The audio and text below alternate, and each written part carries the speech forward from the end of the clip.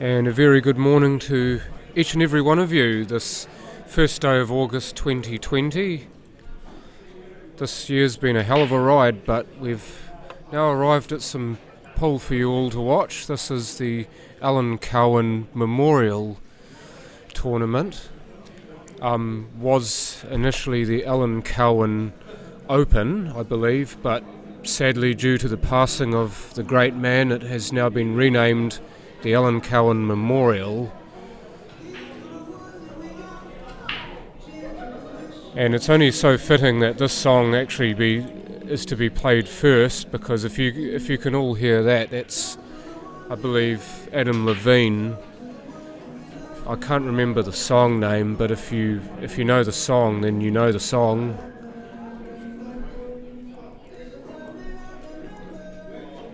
We are slowly putting up the names of the players.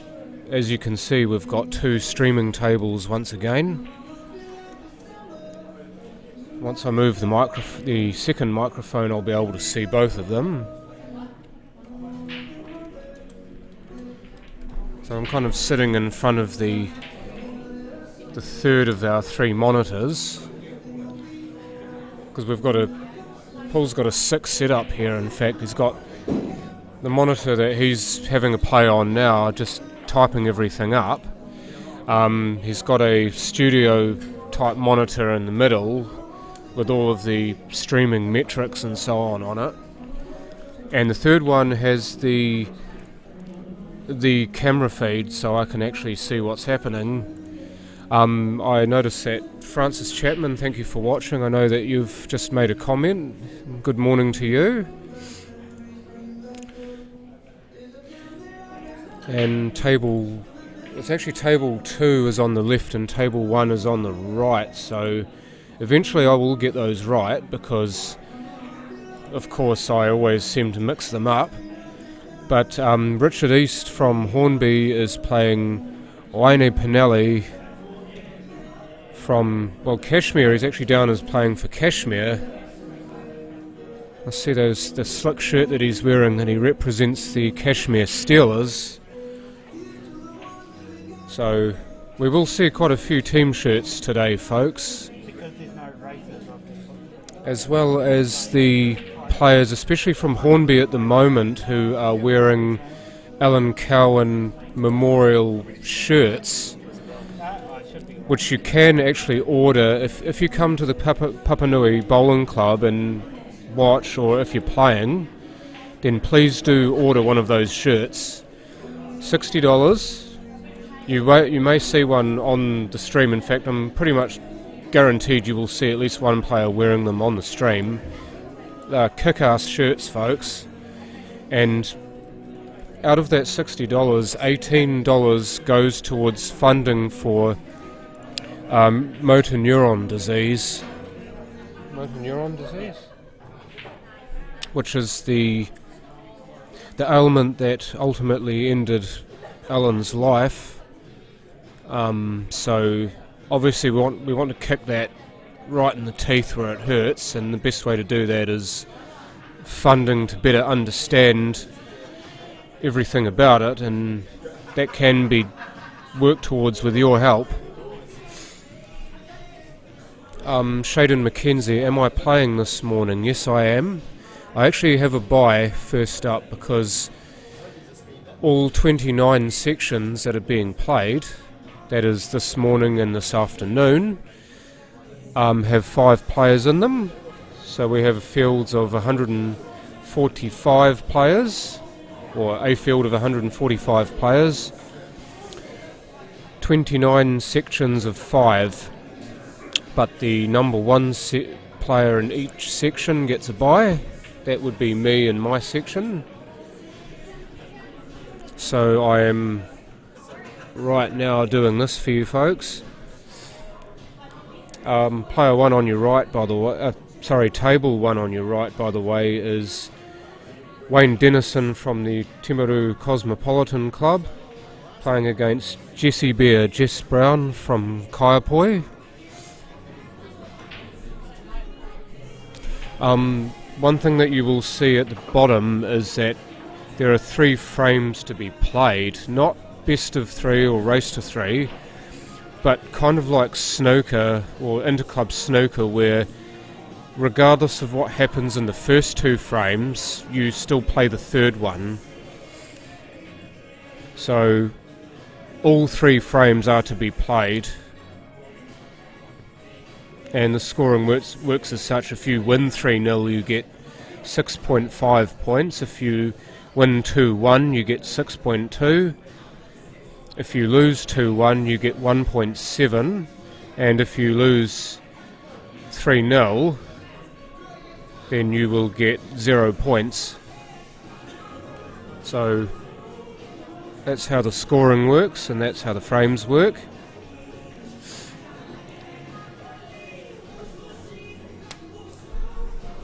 We will from time to time also have a bird's eye view of the entire room when the occasion presents itself, which you will in fact see now. I ask for it and there it goes. So the 2 tables closest to us that you would have seen, those are the 2 streaming tables where the action is happening in front of you, as well as the, I think, 12 other tables. Yep, there are 14 in the room.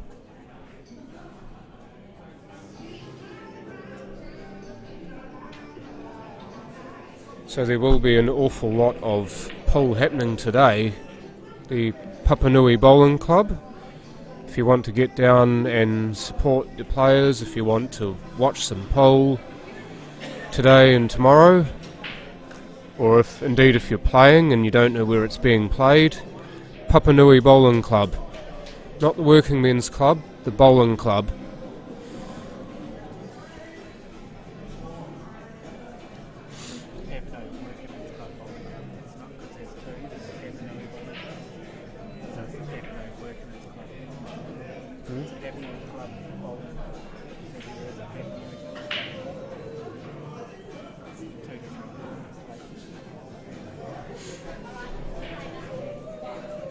So you do different venues pretty much. So I see one frame has been completed in the table on the right. I wasn't exactly sure who won that because I'm too busy gasbagging about the actual tournament itself. Paul's going to have a look for me. I'm sure one of you will probably pipe up and tell me who won that before I find out. Yeah, wasn't you? I can actually hear Jessie, and she was like, no, it wasn't me. So yeah, Wayne Dennison with that first frame, and currently he is at the table.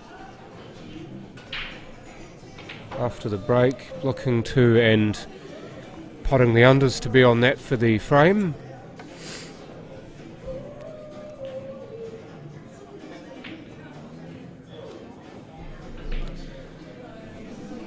It's something that tournament controller Tracy Andrew did, or actually didn't say when she announced the 2 games to go on these tables, is that they would be being played on the streaming tables. So I do wonder if that's to not put the players under any more undue pressure, because I know that some players don't really like playing on the streaming table because of the fact that they've got that extra pressure on them to perform when there will be people watching them. I'm talking about people watching. I can see that there are 11 of you who have tuned in at this point, so thank you to each and every one of you. And look at that from Winey. He doesn't want the 7 to go in either. He's a bit unlucky. I did hear somebody clap for that shot, but I don't think they quite realised that he was snookered on the 3. I suppose they were clapping for the initial pot itself.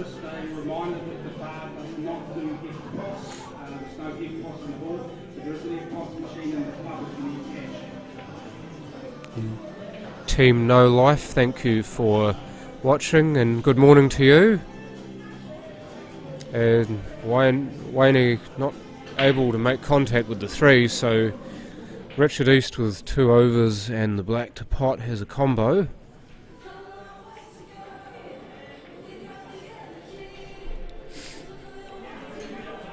I'm just switching tables, watching Jess work her way around. She's got the 11 right over the hole, so she can put the 12 onto it. Sorry, the 15 onto it.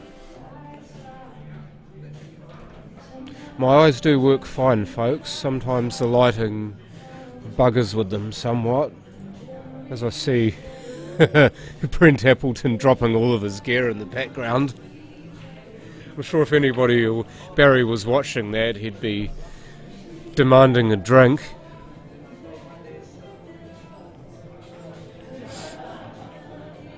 There's Richard East just lining up the black for the first frame and missing it.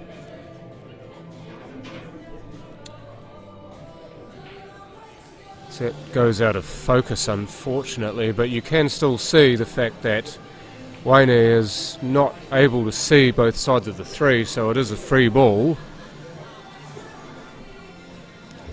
It does appear that the black passes the 3 if he wishes to take the black as a free ball and pot it. Just rams that into the corner pocket, and don't think she can see the 9 from there. If she walks around the table and has a look at it, she'll be able to tell us herself, but she has eyes only for the 14. Attempting to pot that, nearly pots the 3, but thankfully for her the 3 stays up. That's an aggressive attempt at a pot there from Wayne, and it's actually sorted itself, that camera. I was going to go over it. She's leaning against the table.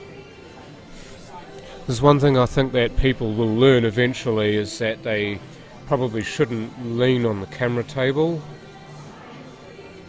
I see that Peter Wilson's actually explaining to somebody that it does mess with the camera quality, but it's an honest mistake and people do it. I saw Wayne doing it before as well. I'm sure that Peter will have a nice and quiet word in his ear. There's a wee bit of give and go in this frame. Neither player able to finish it off. The 3 now more adjacent to the pocket, however, so Richard is going to have to make sure of this, otherwise I'm pretty sure that 3 is going to find a home if Richard cannot find a pocket for this 8. And he can't, and perhaps luckily he's managed to move the 3 away from the hole. Actually missed the black by that much that he moved the 3 away from the pocket, and now it's lying on the rail. It does appear though that the 3 will double, so Wayne, if he wants to, he can play for that double. He could also clip off and run for the safety, except for that happening, leaving a snooker, which in all fairness is probably not too bad a snooker, because I don't think Richard can see any of the 8, and the 3's not an easy pot, and what's more, if he does play the 3, he's going to be back down this end of the table for the black, so he's going to have much the same shot on the black, which I'm pretty sure he won't like too much. In fact, he has put Wayne back in. Ask him to... Oh, hello. He's decided he's going to take it on himself with that shot. I do wonder if he knew that he was going to have this shot on the black, but I suppose he does have... He is in control of his own destiny here. He can decide what he wants to do with it, rather than Richard having that choice. He's just having a bit of a wail at that, and leaving Wayne nice and on the 2. I'll see if Wayne can find a pocket for this. Look at the double, it's not far away. Big points for having a go. That is not a given as a black for Richard either. And that's a lovely cut from Wayne on the other table, but he's gotten unlucky with the jaw. This black will still cut, but that's not as nice a shot as he would have had the jaw not come into play. And no, he can't find the hole. He's undercut it. Left Jess nice and on the 14 here, which she would have earmarked no doubt as being one of the trouble balls in this set. She's got to learn to hit it though. Wayne absolutely drills the 8, and we finally have a first frame completed over there. It's 1-0 to Wayne Pinelli over Richard East. And Wayne again unable to find the hole with that cut, undercutting that one even more than the first one, so Jess again, she gets a second chance. And this is an interesting choice of shot first. Playing the 9 first, and that's a good position. She can play this hard enough off the rail, she can come out for the 14, and the 12 is at just the right end of the table for the 8, and she's underhit it. And she's just showing her disgust right there. Has to be careful that she doesn't truck and trailer this. No, she didn't. She managed to stay up.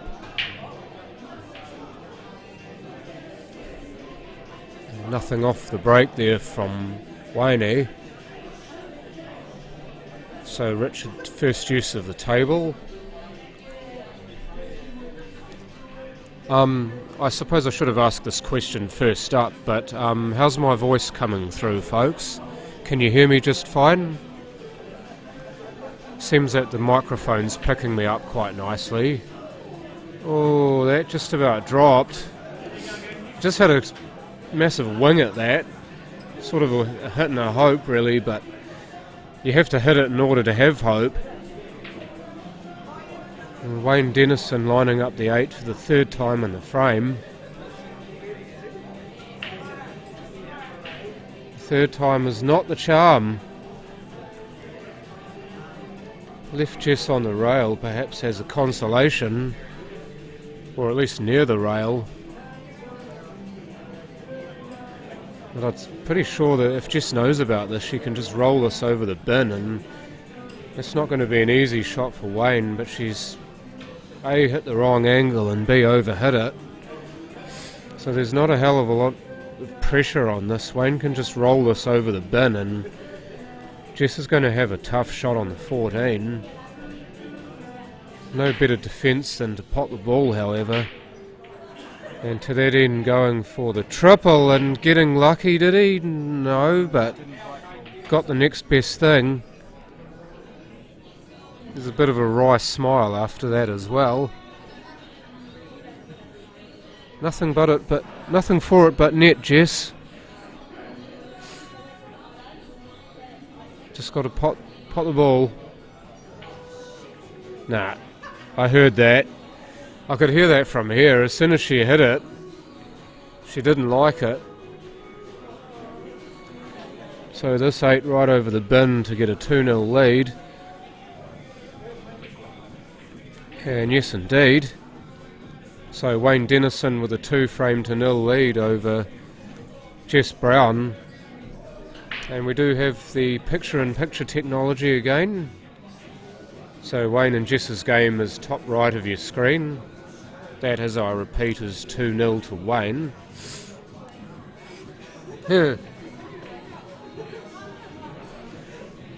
Just remember, Jess, it's all or nothing. Just stuff like that, just all or nothing. Just 100% confidence. Just hit it. Don't bash it, but just hit it.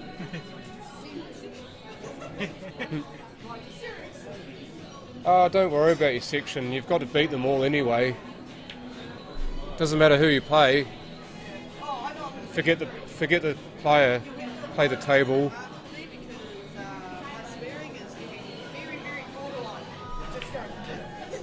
I do it too. I actually have to think to myself before I speak. Usually I swear quite a lot, so...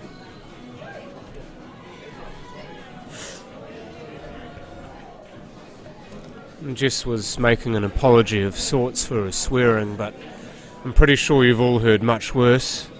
I know you've heard worse from me on this stream.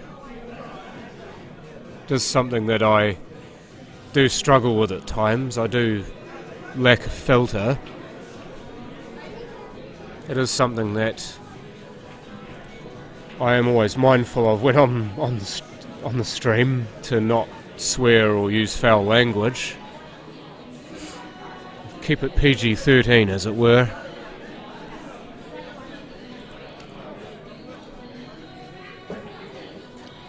Oh, Jess, what are you doing?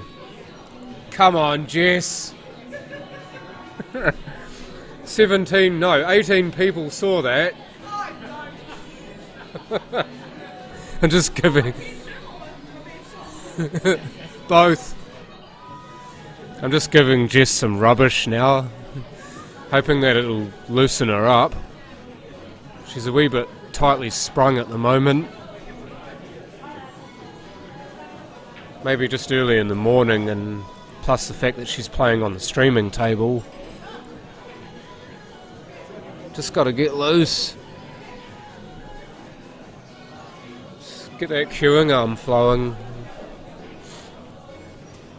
I think hers has got about as much movement as a stone statue.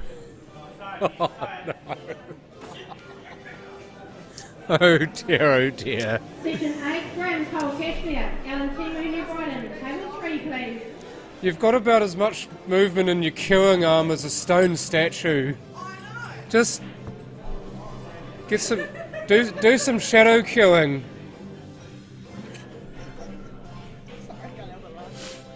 I can turn the other microphone on for you if you want, Larissa.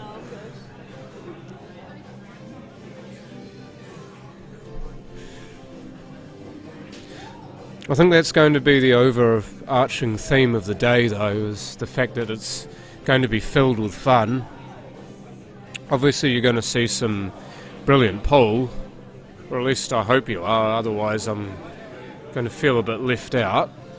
But what you will see and what you will hear is a lot of fun in the room. And I know this is going to sound extremely cliched, but that's exactly what Allan himself would have wanted. Just to see people having a whole bunch of fun, whether they're playing pool, watching it, or whatever it is. Just listening to the games being called out, and in particular listening for my name, and it hasn't happened just yet. Yeah, but I got to buy first up.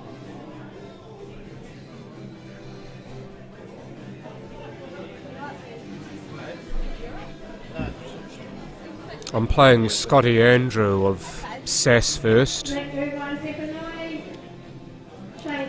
So that'll be my first match. Jackie Joseph, Corey Reid, thank you to both of you for watching, and a good morning to the both. Jackie, I see you're tuning in from Timaru, I believe. There are a few of your Timaruvians playing in this. Beck Scott made the trip. Wayne Dennison, I believe, made the trip. I think he's from... Yeah, he is, from Timaru, right in front of my face. I hope somebody is at the bar smashing back Heinekens. Not at the moment, Stefan, it's not open. But it will be open soon, and Paul Morris has kindly asked the bar staff to stock it with Heinekens. So I'm pretty sure that that will be done. It was a bit of an either-or sort of shot there from Wayne. If that ball had stayed over the bin, I'm sure he would have been quite happy with that. But he'd be equally as happy just potting the lot here. Come off the rail, that's okay. You see Jess there trying to get some cue fluency going. Just the way she hit that, she's just trying to get some power in her cueing to get some arm swing going. How did that not fall? Somebody please call Daryl over to have a look at that table. Well, we would, but he's not here. That's a pea-sized pocket. It's a bloody Chinese 9-ball style pocket, that one. How did that not drop?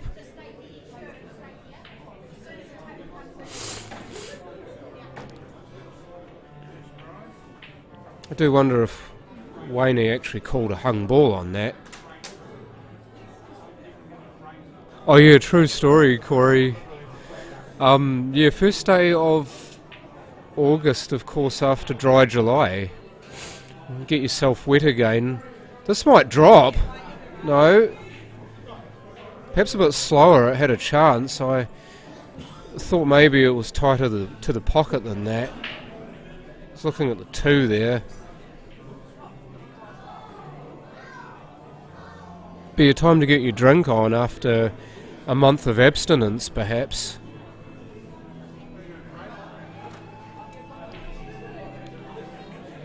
Off the rail, that's a smart shot.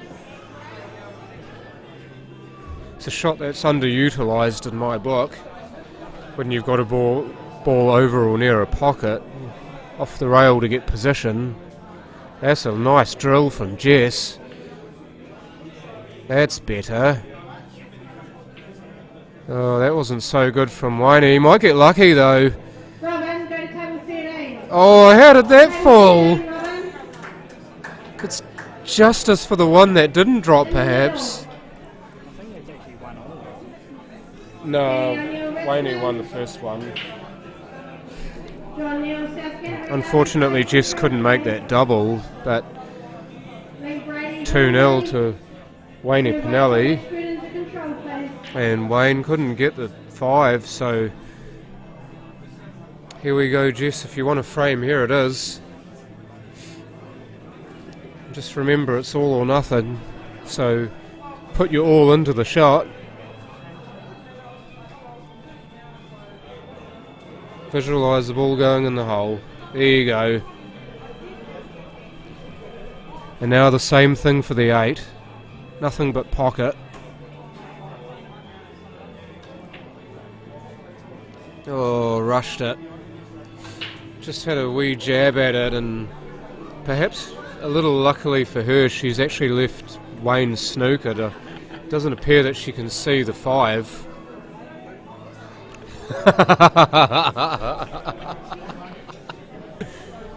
Good on you, Corey. Also ask your lovely wife to drive too. We do promote not driving whilst drunk or having consumed a lot of alcohol. Well, ideally after consuming any alcohol, but yeah. That was a really good shot on that Wayne played too. I did notice that he took the 8 as a free ball and rammed it into the 5 and then the 8 to finish the frame. So 3-0 to Wayne Dennison over Jess Brown there. We now can focus on the 1 match. This is the 3rd frame of Wayne Pinelli and Richard East's game. Wayne having the advantage 2-0.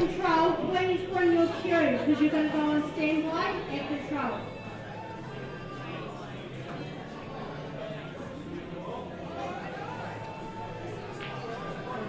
You might hear a fairly loud voice in the background. That'll be quite possibly Tracy Andrew, who is the tournament controller, calling out players and reminding people of the rules and so on and so forth. But she is to be commended for her service in her role in this tournament. Gives up all of her time to, when she could as well be doing other things with her life, to be the tournament controller. So I thank her very much for that. Oh, Richard, how did you miss that?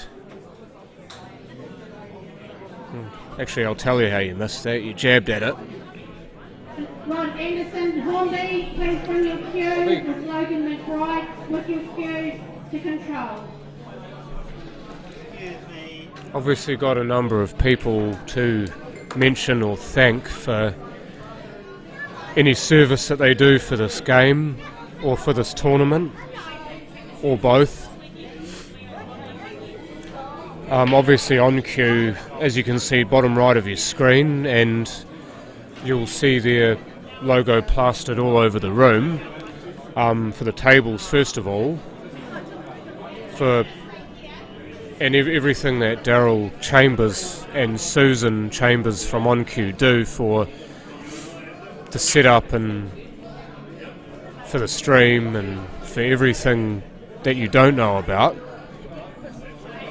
How old is this boy? I tell you, you're talking about Wayne, right?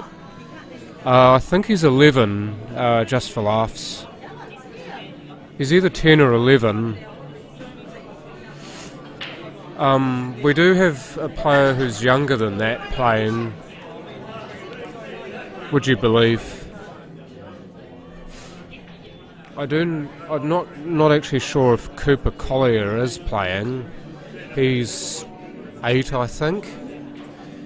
But Heidi Lees, who is, I think, 10, she will be playing, I believe, later. Well, no, she is playing this morning, sorry. She's 10. No, Wayne's 10. So there you go, answer to your question. Good old Alima to the... But yeah, Elima Pinelli's boy, and in fact he has quite a few brothers, sisters and cousins who are playing in this tournament and who have been playing in tournaments and in Interclub. So, fairly big extended family, the Pinellis. You will see a number of them. And in fact, on the other streaming table, you will see another Pinelli playing. This would be Pinelli. And he is playing against another young player, Bryson McKenzie. Shaden, your brother, in fact. But yeah, he is another one of our great young talent that we have in Canterbury. Any good? Yep. It's pretty handy. Did you not see that? Did you not see the cut on the 3 a couple of frames ago, and that when he rifled the black in? Is that Piers? No. I was trying to cotton on to what you were referring to there.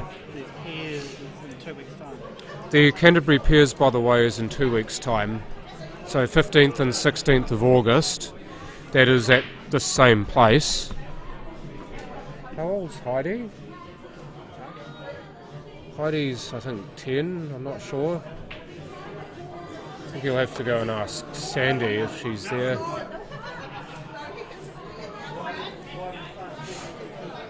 Yes, indeed, Shaden. Good on you. Stick your messages of support in, folks.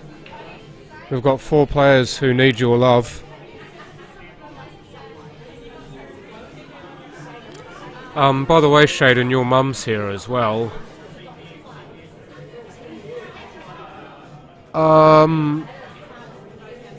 No, I don't think so.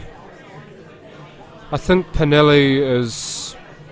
I think Pinelli's his cousin, not his brother. I'm actually trying to think myself, because Elima and Karina and Essay and Rosie, they are the two sets of parents. Elima and Essay are brothers,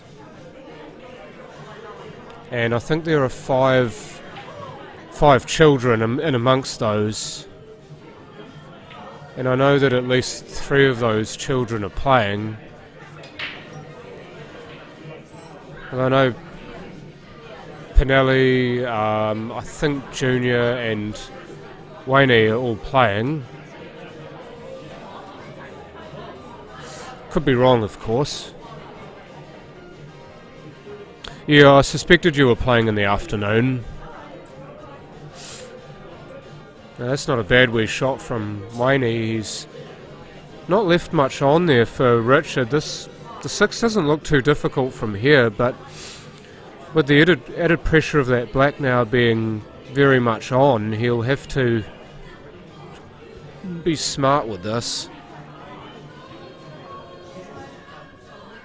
or be sure if he's going to pot it, and he hasn't done so, and this is pretty handy for Wayne. He's just got to make sure of it, just like everything else.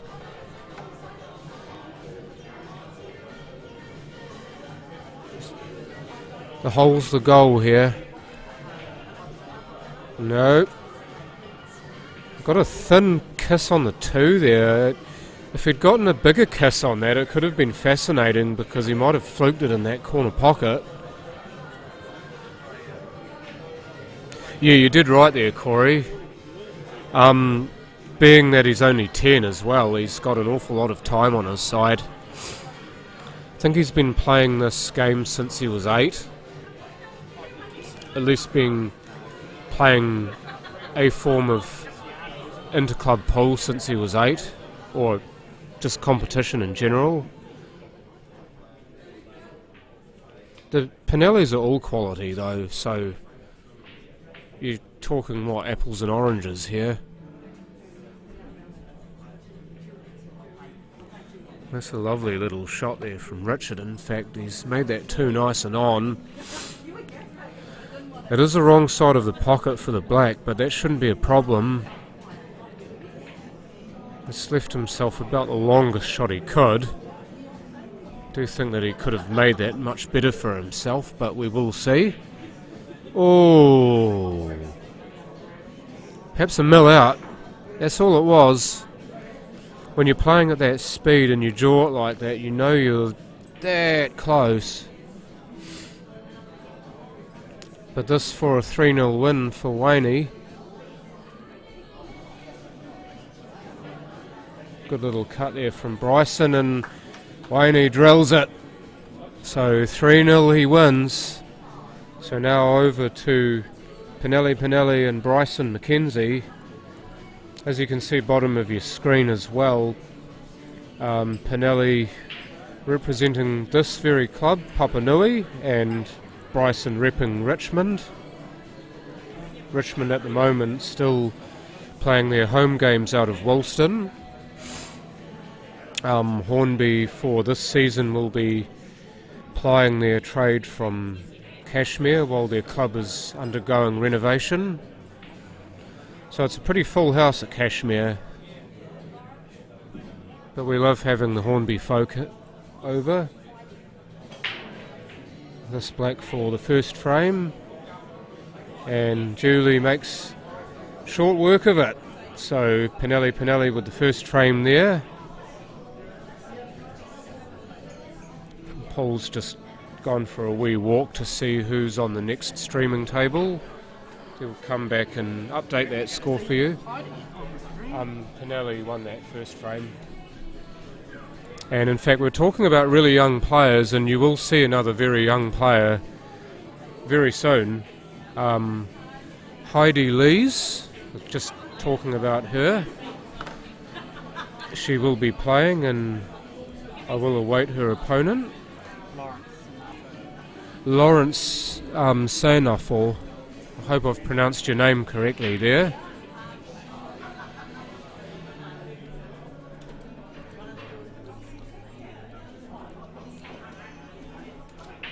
Plays for Richmond. I believe he plays both snooker and pool. Seen him on a snooker table and on a pool table, and he's pretty decent on both. This young lady, though, part of the Collier Lees clan. Watch for her in the future, folks. Obviously watch for her now, but she continues on the path she's going down. She's going to be a mean 8-ball player.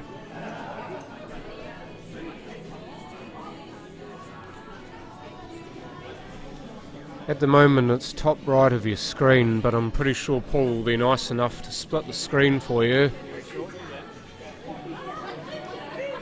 Once Heidi assumes the table, we will see both matches in all of their splendour.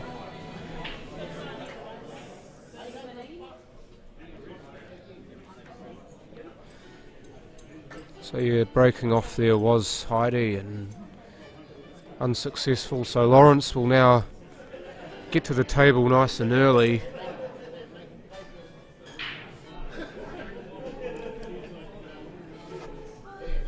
You'll probably hear me waxing lyrical about the young field that we've got, or the young players in the field. Actually, I was wrong on her age. She'll be 12 this month. I actually thought she was younger than Wayne, but I was wrong. So, for the very moment, Wayne is the youngest player in the field at 10 years old, but Heidi at 11 is not far in front.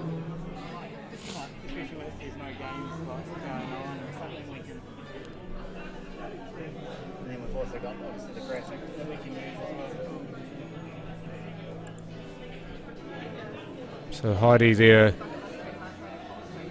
banging the first one down. That's John's call, it's not mine. I can't commentate for shit. Oh, not really. Although what I always notice is that it depends on the quality of the player, because they're not always going to take the shots that you see. Yeah, I know. Oh no, my goal was just to sink one at a time. And not swear. That was what I was struggling with. That's hard though, eh? Oh yeah. You will be joined reasonably soon, or I will be joined anyway, by Alex Stones. He will be co-piloting this, or he'll be the sole pilot in case I play, or actually I'll be passing the flight controls to him. Paul Chivers, yes, if you did hear him, that would have been him. Talking about people I should be thanking or mentioning, Paul of course is one of them. He's done some brilliant work on setting the stream up and just being behind the computer for all the scoring and all your screen changes and entering all the details in and making sure the internet's running smoothly. And I'm sure I've missed half of the stuff that he does, but for all of the stuff that he does, thank you very much, Paul.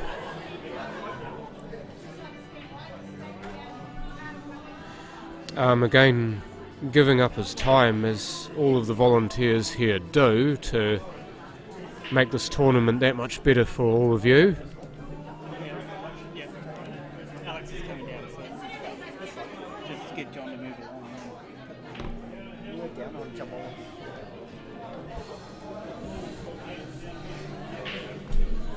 And before Alex jumps in, I do have a co-pilot.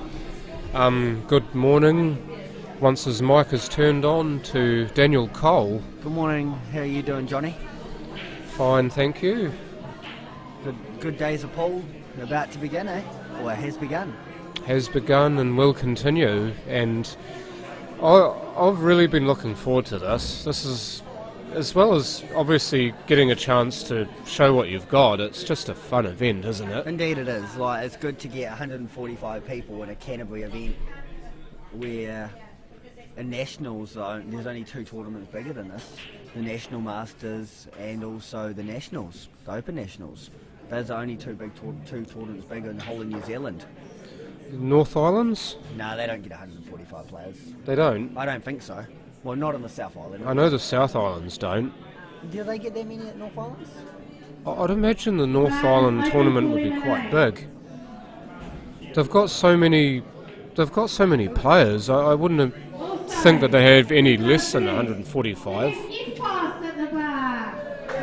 I'm not downplaying this by any stretch. 145 players is a mean field. That's massive. It's a massive field. That's awesome. Yeah. Who's just for laughs, Johnny? I'm not sure, but they're trying to have a laugh. Good for them. Oh, they're here having some fun. It's good. Be good to see a few people come down and watch. Should be nice. Tomorrow will be a big day. Or both days will be big, but obviously knockouts tomorrow. 180 for the North Island. There you go. So what, 30 sections of 6? Wow, massive. Yeesh. Oh, Healy White talking about players from the North Island, or traitors from the North Island.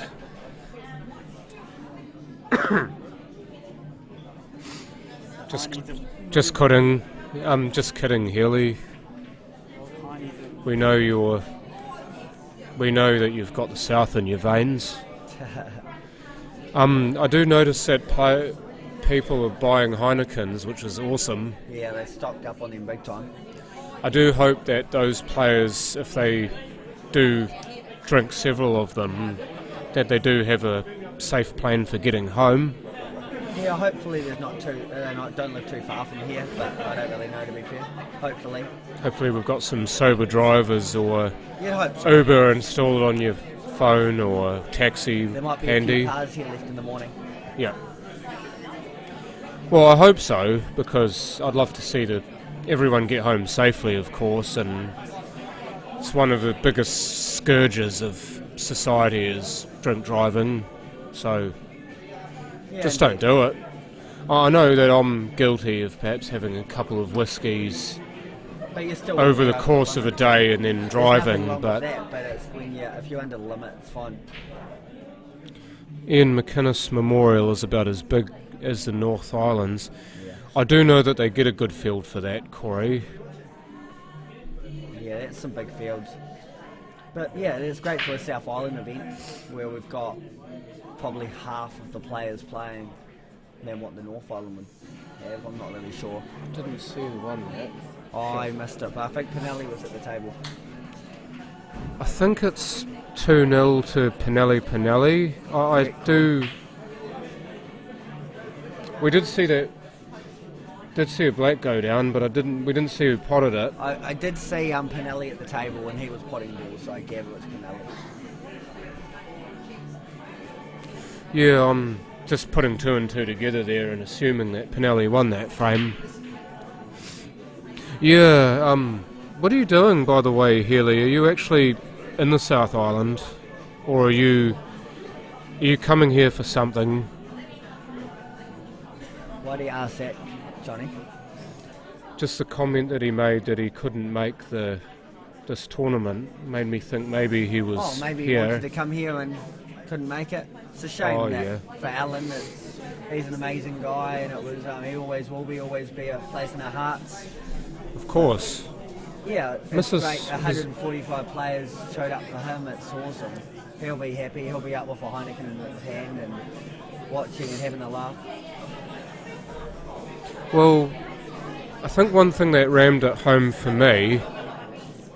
Yeah, I know. I should have seen that myself, Francis. But one thing that did ram it home for me was when I stood very close to Paul Morris when he was doing his. Heidi is a weapon. Yeah, correct. Yeah. When he was doing his pre-tournament speech, Paul, of course, being from Hornby, knew the man very well, but he was actually, his eyes were starting to glaze over, like he was going to cry, Oh, okay. which made me think that had he said a few more words for Allan, that he probably would have started crying. Yeah. And I know that there were quite a few stone faces amongst the Hornby players who were all kind of standing together in a corner of the Well, room. they're all wearing Allan Memorial tops, so they're all quite nice tops actually. They've all got them They're, made. they're lovely. I'm actually getting one for myself. You are? Yeah. Yeah, Myself. as I said before, $60 for a shirt. You will no doubt see at least one player on the stream wearing them, and $18 out of that 60, so 30% of that money goes towards funding for motor neuron disease.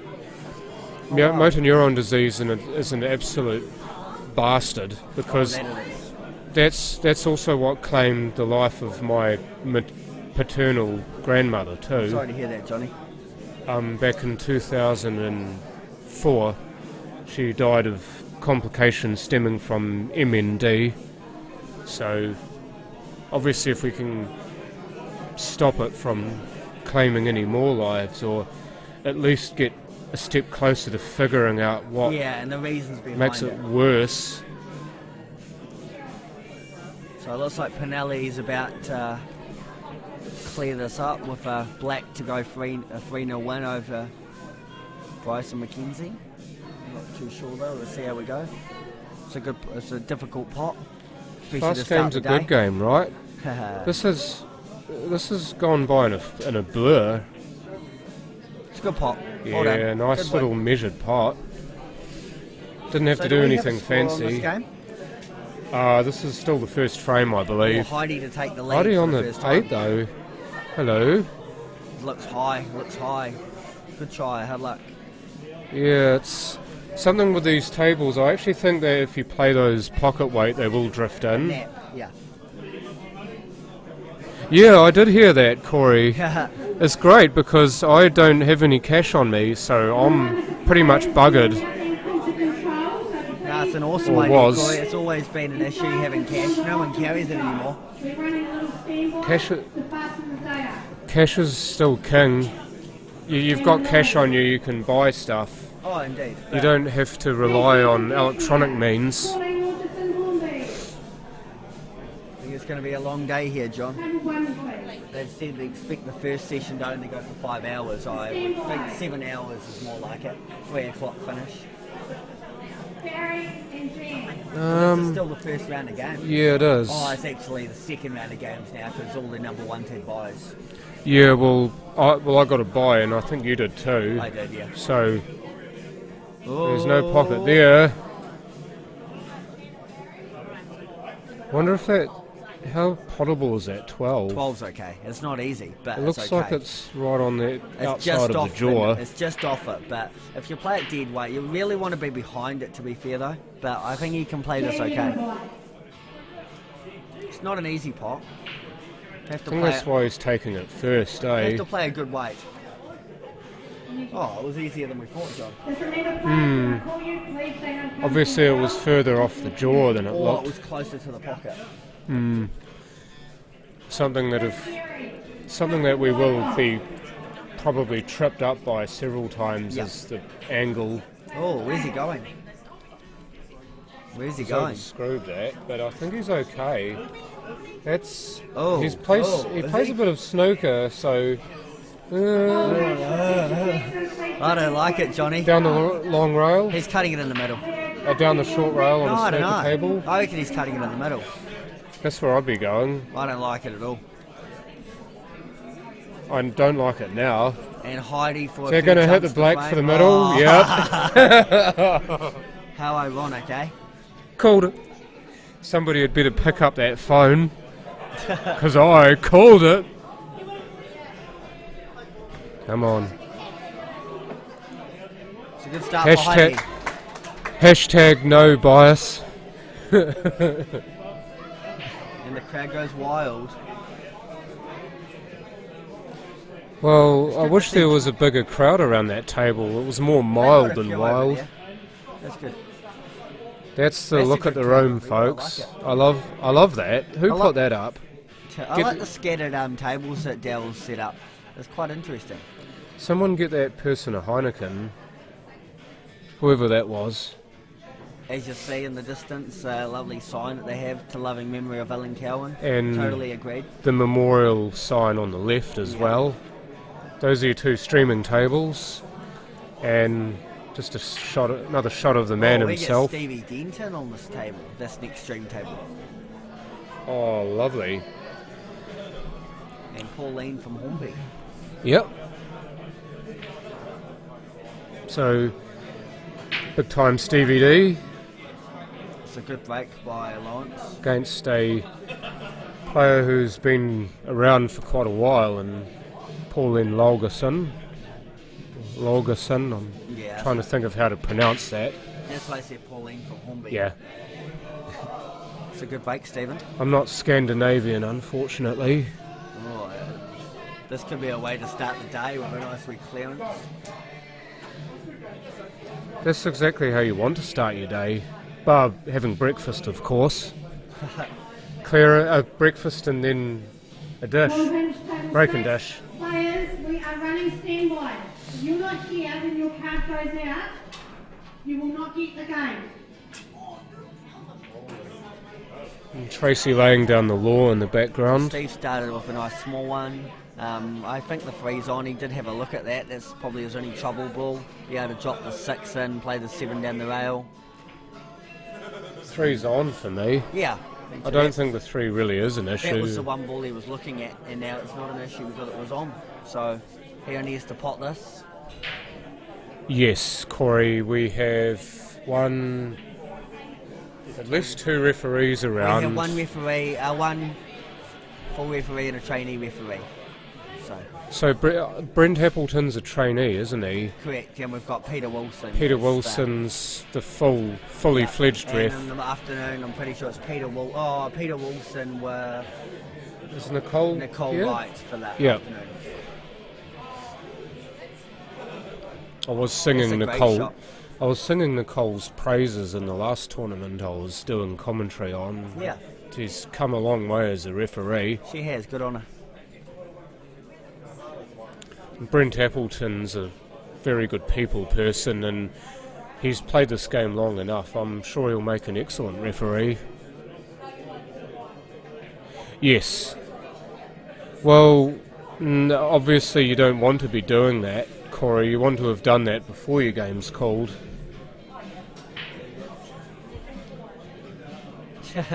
Everyone uses the intermission between games to do all of those things, but unfortunately sometimes they Oh, very much so. does. Referee, 3 screens, that's how you know. So we're watching. You see. So Steve actually didn't play that quite well, so now he has to go across the table. Stand by, please. John Saundercott, Cashmere. Scotty Andrew, St. Albans, to control. Basically, is. Blue movies. My name's just been called, Dan, so I'll be off and I'll leave you to fly this plane on your own. Thank you, Johnny. I don't think I'll be too far away either. What section are you, John? 5. Oh, I'm section 7, so I won't be too far away. Oh, we'll keep it going. Good luck. So it looks like Steve's going to get back to the table now, and he has a free ball on the small ones. So probably the 14 onto the 3. Or he actually might just pot it. I'm not too sure. And we look at the other game over there. That's Lawrence versus Heidi. I think Lawrence just missed, so Heidi will be at the table.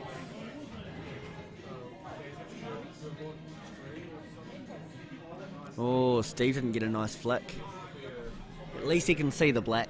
That's the biggest benefit of that. Maybe a double? You might be able to double it to the straight to that corner. I'm not sure. The one as we look now to the left.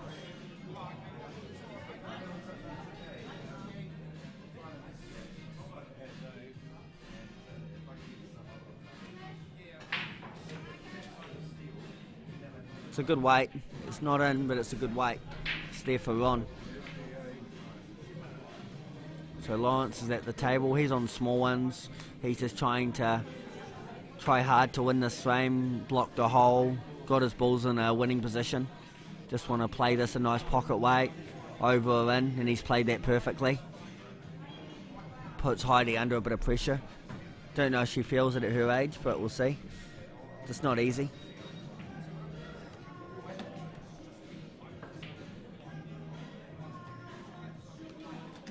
Yeah, I'd call Steve one of the fastest players for sure. He's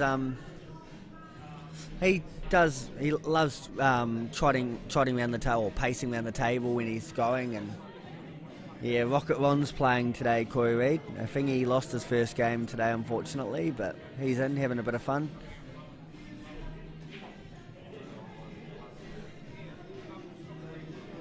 So Heidi has given a combo away to Lawrence. It's good to see 30 viewers at this time of the morning. It's good effort. It's a good start. So Lawrence has got a combo, so he'll be looking at mopping these up and taking it to a decider. They play 3 frames. Yeah, but just taking it to the decider to make it 1-1.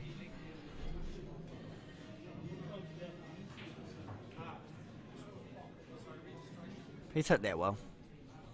Just has to get out just enough, get off the rail to leave himself a nice angle on the 5.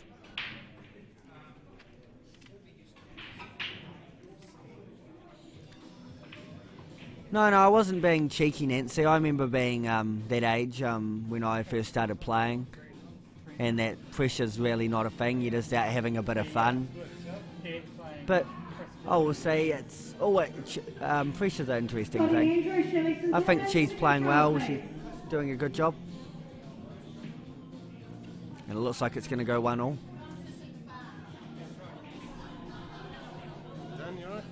G'day. And I have someone taking over from John. We have Alex Stones in here.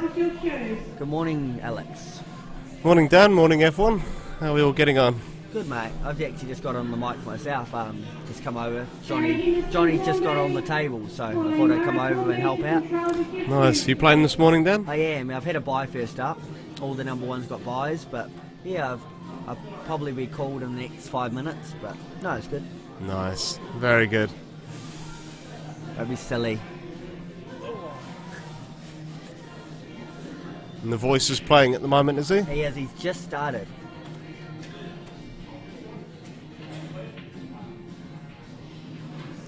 Yeah, I stupidly put entered a half marathon in Ashburton tomorrow a few weeks ago. I didn't realise. Oh, really? Didn't realise the dates clashed. So. Are you still competing in it? Yeah, I'm doing the half marathon. Okay. I'm not playing in the tournament, unfortunately. That's a shame. Yeah, thought it'd be nice to pop down and do a bit of commentary. What time's your half on 8:30 tomorrow morning? Pay respects. It is 10 a.m. at Lakewood tomorrow. Lakewood? Yeah. So just past Ashburton. You much of a runner yourself, Dan? What was that, sorry? Are you much of a runner yourself? I wanted to be, but I've just never tried. I've done a little bit in the past. I've done City to Surf and stuff like that. But Oh, really? yeah. I know John Saundercock's quite a keen runner. I think he did a half marathon last year in like He did, 1 hour 45, That's which a is really good time. which is pretty decent. Yeah. Unlucky for Heidi. No, that's a really good time, especially for a first half marathon. People struggle to get into the 2 hour mark, don't they? Isn't that normally most people's goals? Yeah. 2 hours, an hour and a half? Or Yeah, a whatever. lot of people look to break 2 hours. So what did you do in your first half marathon? I think my first one was 1:35. Wow. Flying, eh? But that was before kids. Now I've got a dad bod, Dan. You're So built for it, Alex. You're built for it. So we have Lawrence at the table here. He'll be looking at taking the win against Heidi, but he's got a bit of work to be done. He's on the big ones. Be rolling this 13 to hold for, I think it's the 15.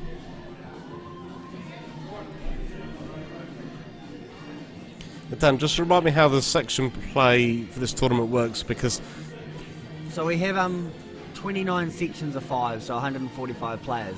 So every section obviously is a bye but we're playing 3 frames, so you have to play 3 frames, so you can win 3-0, lose 3-0, 2-1, 2-1, or whatever. But you have to play 3 frames regardless of the scores. It's a good way to play, so it's not the same as. I got more than a dad bod.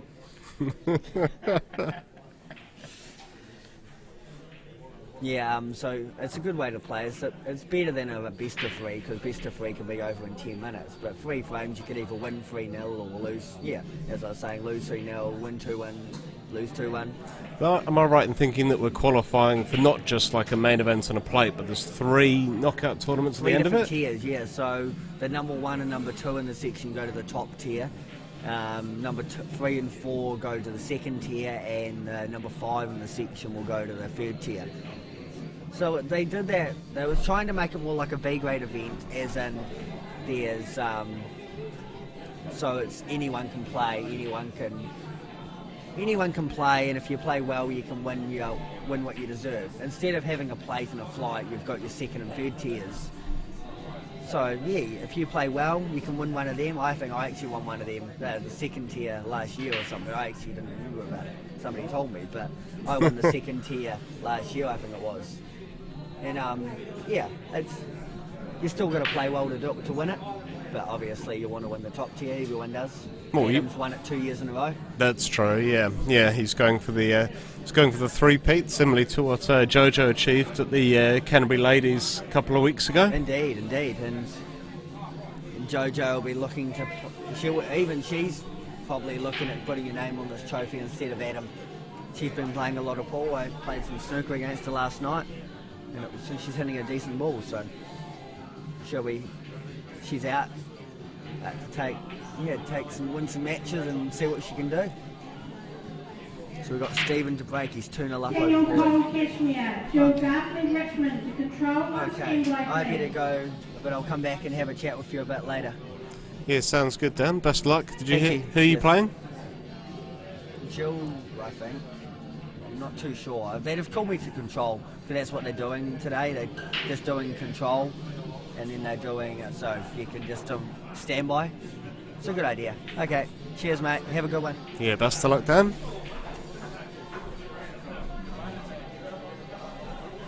Oh, sorry, mate.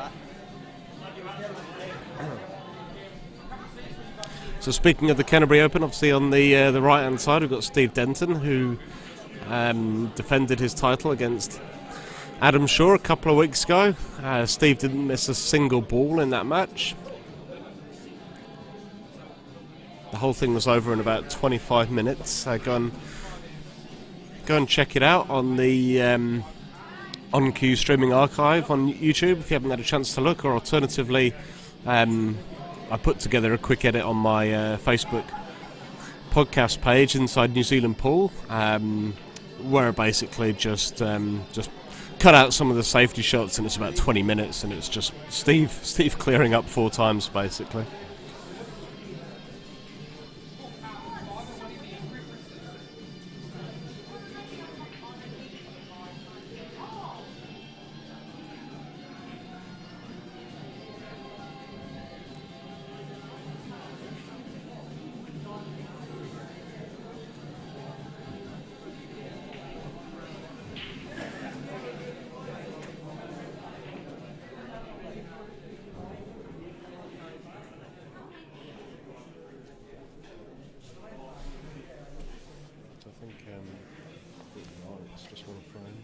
Well, that will be the end of the match.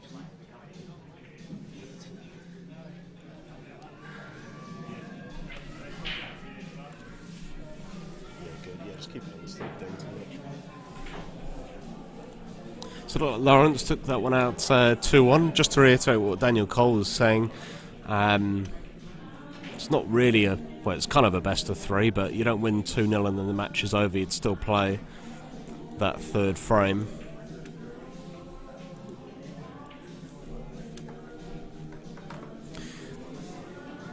Obviously, it was such a huge field today with 140 odd players that they need to shorten the section play ever so slightly.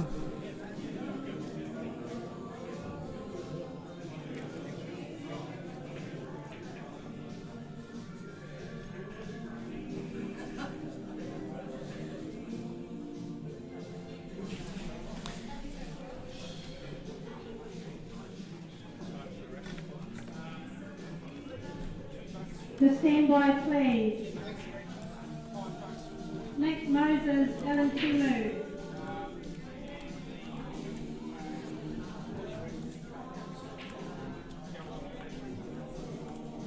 Thanks for that, Corey. Are you referring to the Allan Cowan, I assume?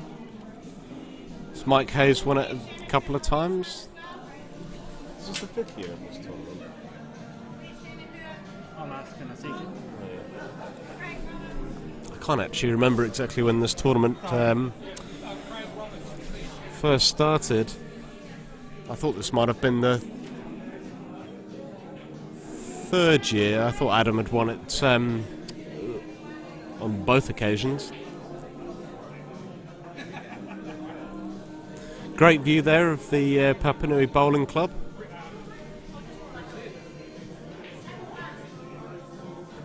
How many tables have we got? 14. As you can see, we've got 14 tables. It's our first match.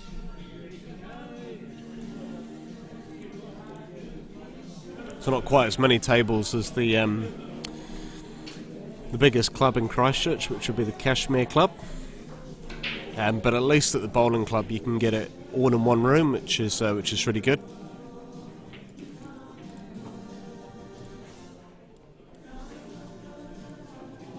That's why I always used to love playing the North Islands and the Nationals at the Upper Hutt Cosy, just having everyone in that one giant hall.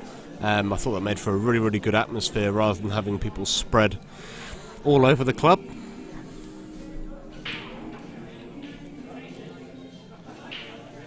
Claire, you'll be able to talk when Claire's playing on the next table about the Allan Cowan tops that John's been talking about.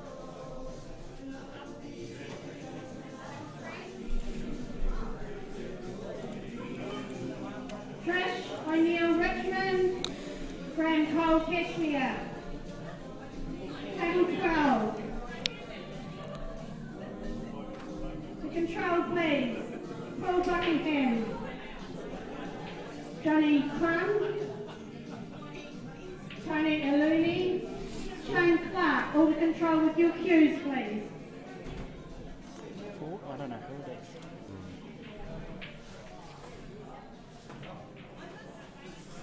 They know who I am,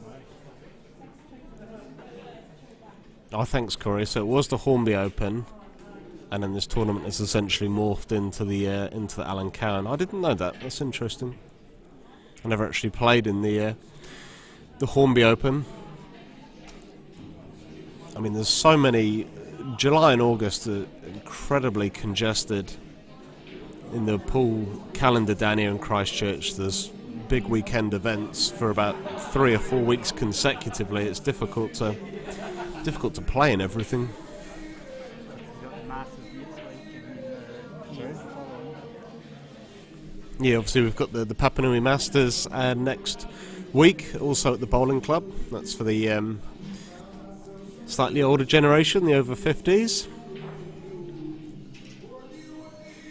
Normally have some handy players from the North Island who tend to pop down for that. Phil Wilkinson's appeared a few times in the past. I think Des Blair's going to be making an appearance, the former 4-time national singles champion. To control, please, with your cue. Dave Amor, Robin Johnson, Ashburton. To control with your cue.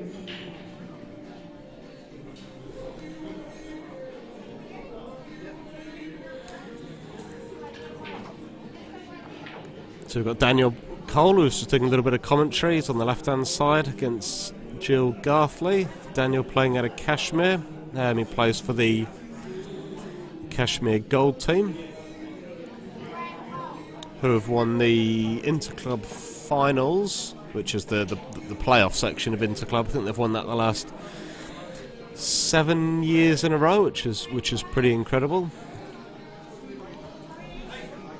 Daniel, the son of Graham Cole, who's won, I think he's won 5 or 6 Clubs New Zealand titles, all in the South Island, if I remember correctly. Jill Garthley, playing out of Richmond.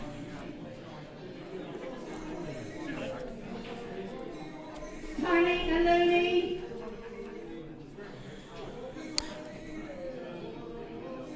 Stefan thinks Des won it 5 times. I'm pretty certain it's 4, Stefan. I've spent a lot of time collating all of the results on an Excel spreadsheet for a podcast I did during lockdown when I had nothing better to do than look at past tournament results. And Des, I mean, he's got some pairs, so maybe it's, I can't remember how many pairs titles he's got. I'll have to whip out the old spreadsheet, but he's equal with Glenn Coots in terms of the number of times they won the national singles. So Des and Glenn are equal on 4 each. Matt McInnes would be joint third on 3. Sue Wakefield Escudin to control please with your cue. And then there's a few other players that have won it a couple of times. Most notably Phil Wilkinson, who did the double-double in 2014 and 2015 when he won both the national singles and the national pairs back-to-back. That was firstly at the Upper Hutt Cossie Club, and then he went and repeated it at the Kashmir Club, I think it was, the following year. Incredible result, and arguably the greatest run of victories we've ever seen in the Clubs New Zealand tournaments. That will be my take on it.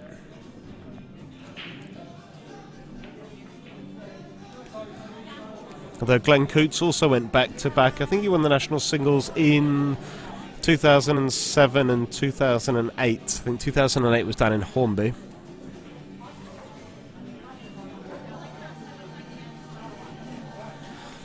Yeah, it's worth checking out the results whenever you get a chance. I'm always fascinated by that kind of thing. It's a sport with a lot of history, a lot of colourful characters and personalities. John Neal, table 5 please.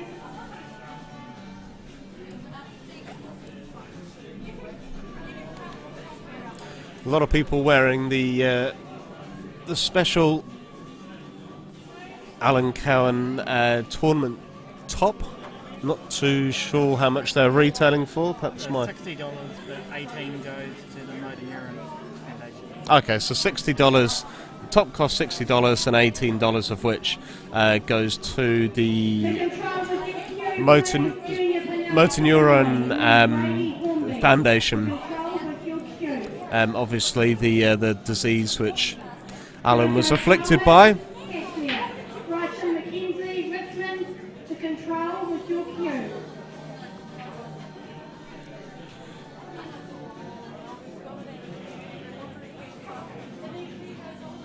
Any winners picked out yet, Alex? Well, if you're referring to today, then I mean, who have we got? Adam Lilly's playing at the moment. We've got New Zealand's number 1 player, Simon Singleton. He's driving up from Queenstown. I assume he's driving at the moment. He's playing the afternoon section play. He was on there before. He was commenting at you before. So. Who else have we got? Daniel Cole's a quality player. He recently got to the semi-finals of the Canterbury Open. Adam Shaw gave him a bit of a lesson in that semi-final. Not too sure if Adam's playing the weekend. Adam Shaw, that is. He's taking a bit of an enforced break from pool at the moment. But Steve Denton, Michael Hayes.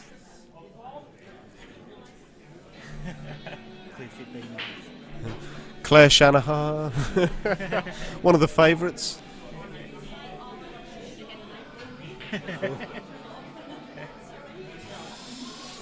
Is Simon New Zealand's number 1? I'd say so. I mean, according to the Clubs New Zealand rankings, it's currently Healy White. It's difficult to say who the number one. My opinion would be that it's Simon. That will be based on a pound for pound basis. If you look at their achievements in the other formats as well. Obviously, Simon's one of the top 9-foot players.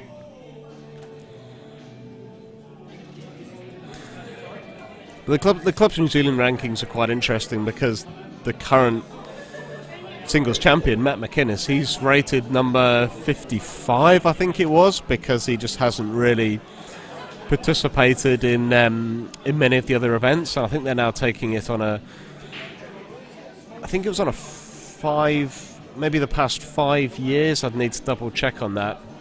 But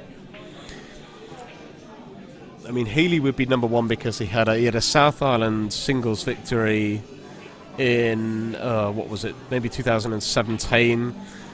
He got to the semi-finals of the singles in 2018, and when he lost to Glenn Coates, who went on to win it.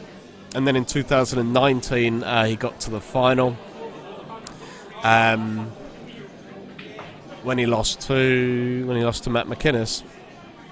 So Healy's just shown incredible consistency.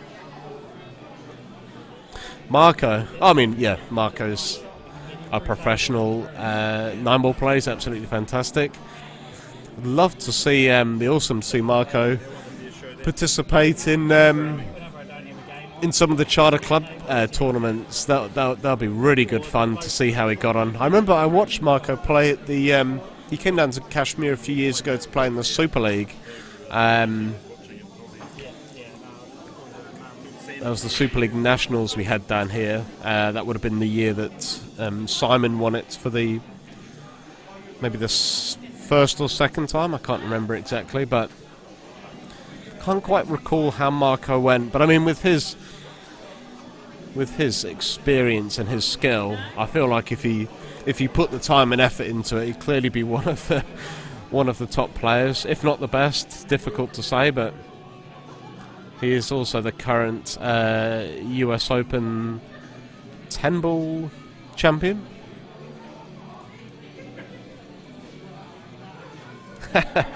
He says it's a kids' game.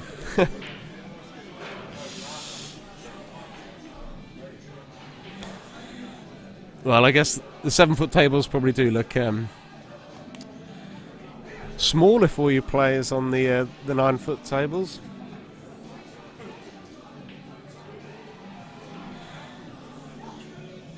But yeah, Marco, if you're listening, if you're watching, do please come and check out some of the 7-foot events. It'd be awesome to see how you go.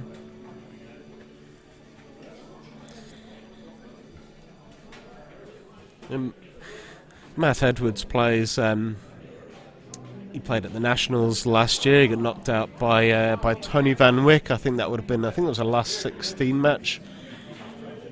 I mean, the 9-foot and the 7-foot, they're very different games. Daniel Cole just missing an opportunity to go 2-0 up over Jill.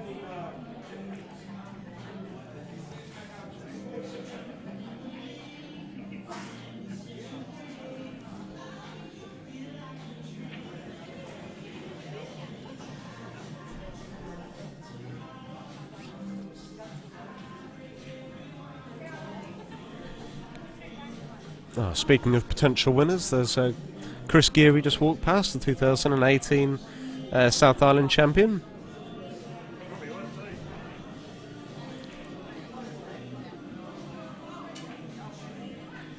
Very handy player.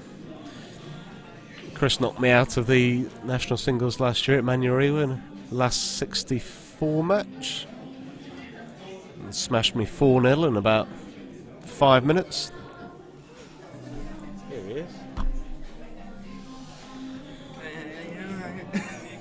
And delighted to be joined in the commentary booth by Mr. Adam Lilly. Adam, how are you? Hey Alex, yeah, really good. Looking forward to this weekend. 100 and what? How many people? 150? Yeah, I said it was about 140 odd. Maybe it is close. 145, an incredible number, and I guess testament to the legacy of Allan Cowan and how popular he is. And you spoke beautifully about him at the Canterbury Open a couple of weeks ago, Adam. He was someone who was very important to you. Yep. No, didn't. I think when I first moved down to Christchurch, he was just been like diagnosed with the disease. So got to know him. Luckily, just before it all kind of like got a bit too much. And great guy, always smiling and laughing even to the very end, which is what it's all about. Really did love the game, and that shows with the amount of support that's turned up this weekend for him. Yeah, couldn't agree more. It's good to see everyone seems to be drinking the Heinekens today, which is Alan's drink of choice. Yeah, number one beer in the world. How did Simon do at Manurewa? He was knocked out in the first round by Greg Ingles, I think. Who's here this weekend? Yep, absolutely.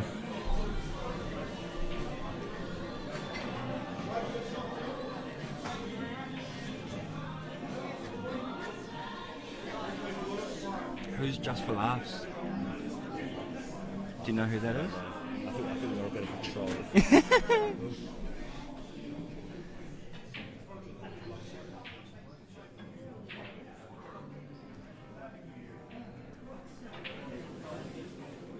Oh, she fluked it. And so you're going for the three-peat this weekend, I believe, Adam. Yeah, always tough to win tournaments down here in Canterbury. Obviously, the amount of talent there is, but I think even from the first one that I won, it felt quite special, just because of Allan's character and just what it meant, and obviously winning last year's one just before he sadly passed makes me even hungrier for this one as well. It's going to be hard though.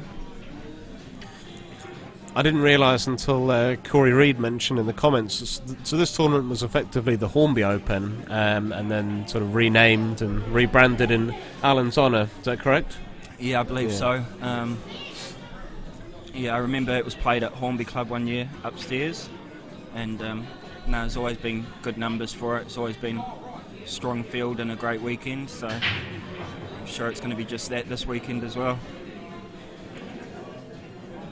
Surely the numbers this weekend. I wonder if this is some sort of record for a Canterbury Open tournament. It's pretty incredible. I mean, the Canterbury Open just a couple of weeks ago was it closer to about 100 entries? Yeah. We'll see how we go for time in this one. It's definitely going to be a busy weekend. Plenty of games to get through. The best of five. The three-frame format helps for qualifying. And how are you getting on so far? Just the one so far, 3-0. Seem to be curing all right. You can always feel from the first match, I think, how you're going to get on. So positive signs early on, which is nice. Tough section? Every section's tough, especially in this format. You just got to stay on the ball and not do anything too rash, I suppose, in 3 frames. You can go 1-0 down, the pressure's all on, doesn't matter who you're playing. Yeah, I mean, sometimes we worry that even a best of 5 in section play is too short a format for the better player to come out on top. But when it's you're just playing 3 frames, then that's really sort of concentrates the pressure, and you can't afford to make any mistakes, can you? No.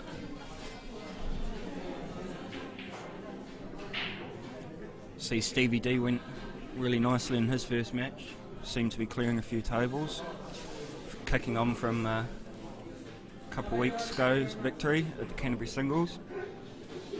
Yeah, I was surprised to see Steve here, because he mentioned in his victory speech at the end of the tournament that he wasn't going to be playing any other tournaments this year due to work. But obviously making the Allan Cowan was very important to him, so good to see him here. Yep. Got to the final last year as well. Steve did. I played him in the final last year, and he was on the ball in that tournament. What was the score in the final?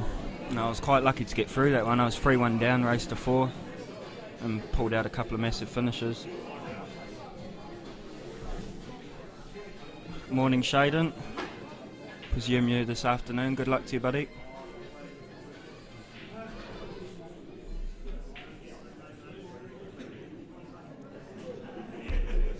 Daniel Cowan, another one to look out for this weekend.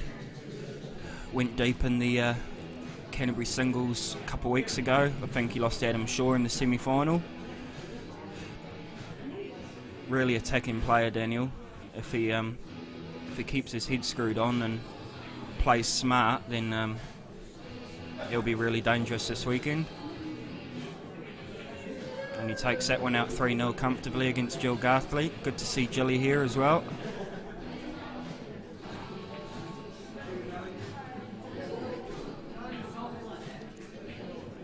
New Zealand's number one, Healy White. Good to see you viewing and taking an interest, Healy. Congratulations on the baby. You and Camellia. There's another superstar in the making, surely. Well, we haven't seen much of Healy in the online tournaments recently. Must be too busy changing those nappies. You played in a couple of the pot the lot comps, Adam, but it wasn't something you were too interested in, or was it difficult for you to play at home on a table? Or? Yeah, it was. I was based out in Waipara in the sticks with Jackie and King Coleman, Jojo's parents. So no, they had a pot black. It wasn't the greatest, but at least I got on the table a little bit during lockdown. I wasn't really taking it too seriously, but. No, it was good fun to kind of still play a little bit of competitive stuff when times were so tough.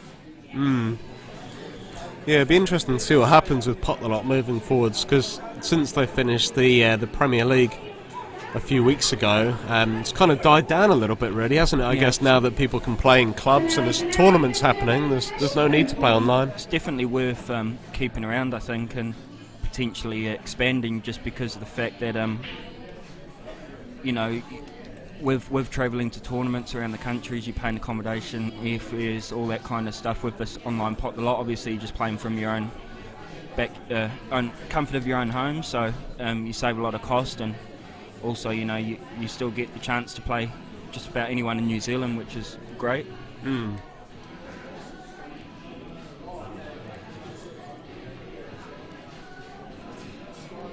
by, please, Naya and Moore. Tom Chase, you have a bye. Simon's number 3 in the Charter Club rankings currently. The rankings that Karen Edwards so selflessly keeps updated for us all, year in, year out. Yeah, I was just talking to myself about that earlier before you arrived, and just talking about Healy's consistency, because he got to the semi-finals in 2018 when he lost to Glenn Coots, and then got to the final last year and lost to Matt McInnes. So technically, Healy should win the national singles. Yeah. If we continue that pattern in Tauranga in October. Oh, here he is. Are you on your way from Queenstown currently, Simon? Is that why you asked for the afternoon section?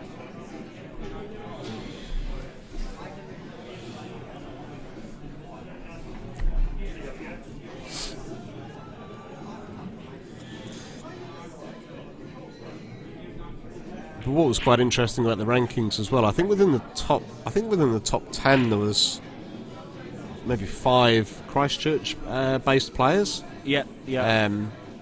So and really 5 North Islanders, I think. So yeah, just shows you the strength that we've got here in Christchurch. Yeah, I mean when you consider I don't know what the exact ratio is of people who live in the North Island compared to the South Island, but I think the South Island punches above its weight. Yeah, you kind of see it in the North versus South at the Nationals every year. It's really tough to get over those North Islanders and the quality that they got. Yeah, I'll be at Tauranga, Healy. I think me and Jojo are both coming up for that one, so it'll be good to catch up. hopefully have some celebratory drinks at the end of it. Are you going to get past your semi this year, Adam? Yeah, I'll take plenty of Viagra with me. It's 3 national semis for you, is that right? 3 and 4 years. 3 and 4 years, that's unbelievable. Yeah, the only positive you can kind of take is just the consistency's there. I know that I can get there. It's just taking that extra gear and not stepping off the boil at the important stages. But I think last year was an exception. The 2 previous to that, I had my chances, and I think Healy was just too good for me last year. I want to change it.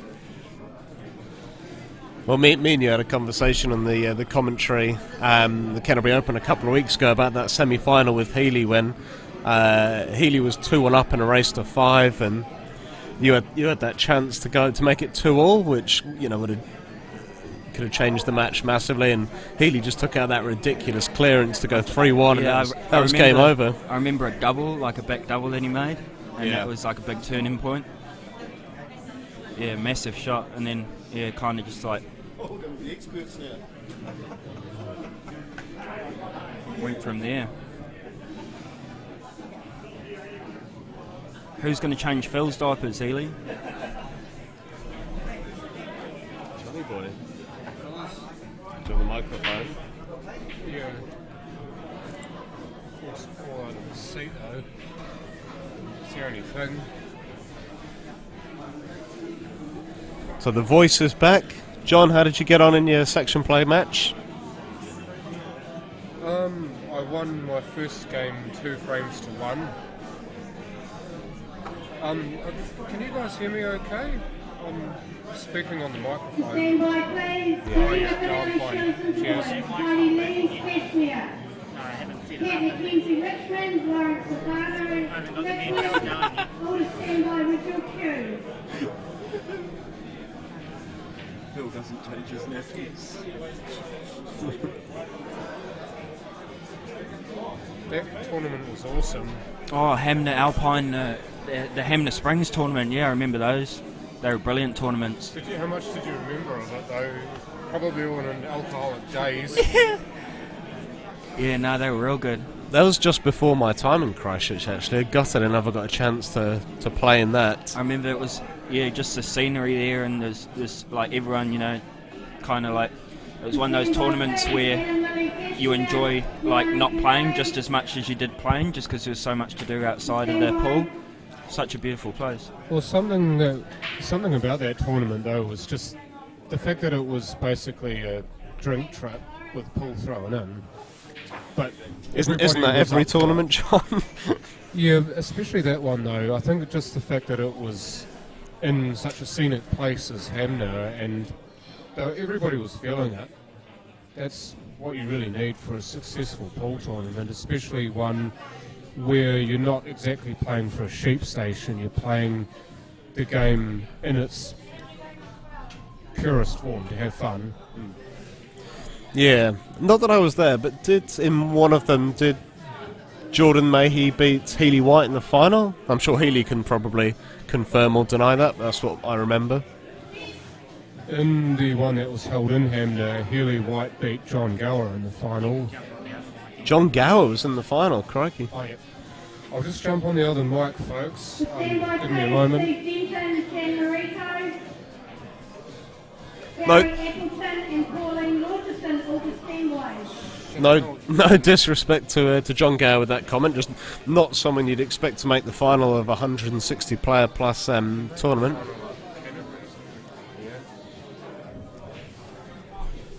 I think he actually made the final of the Canterbury singles one year. I think. So, well, yeah, no, it was too. 5-4. I remember that distinctly. You were a number of frames ahead, Healy, and you just about did the ultimate choke.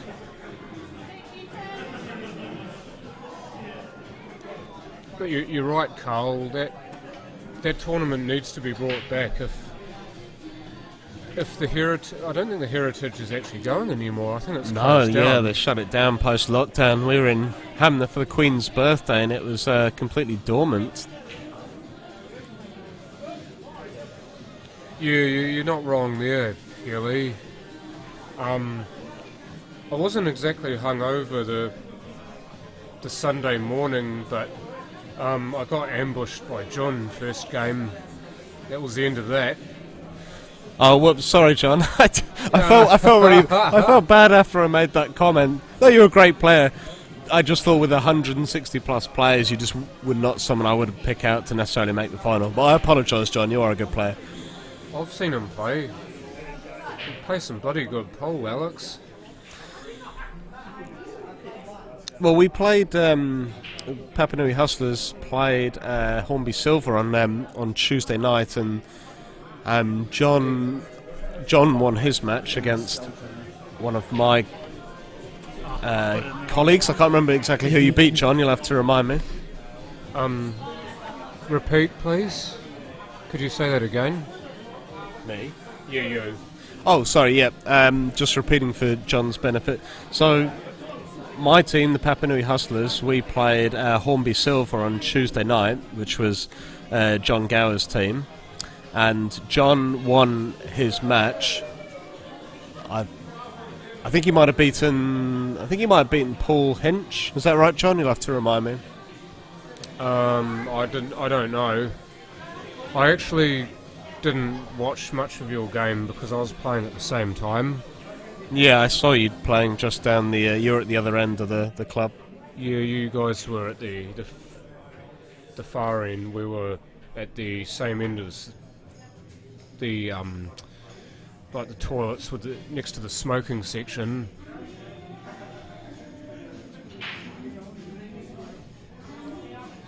Did Dean change his name to? He might as well do.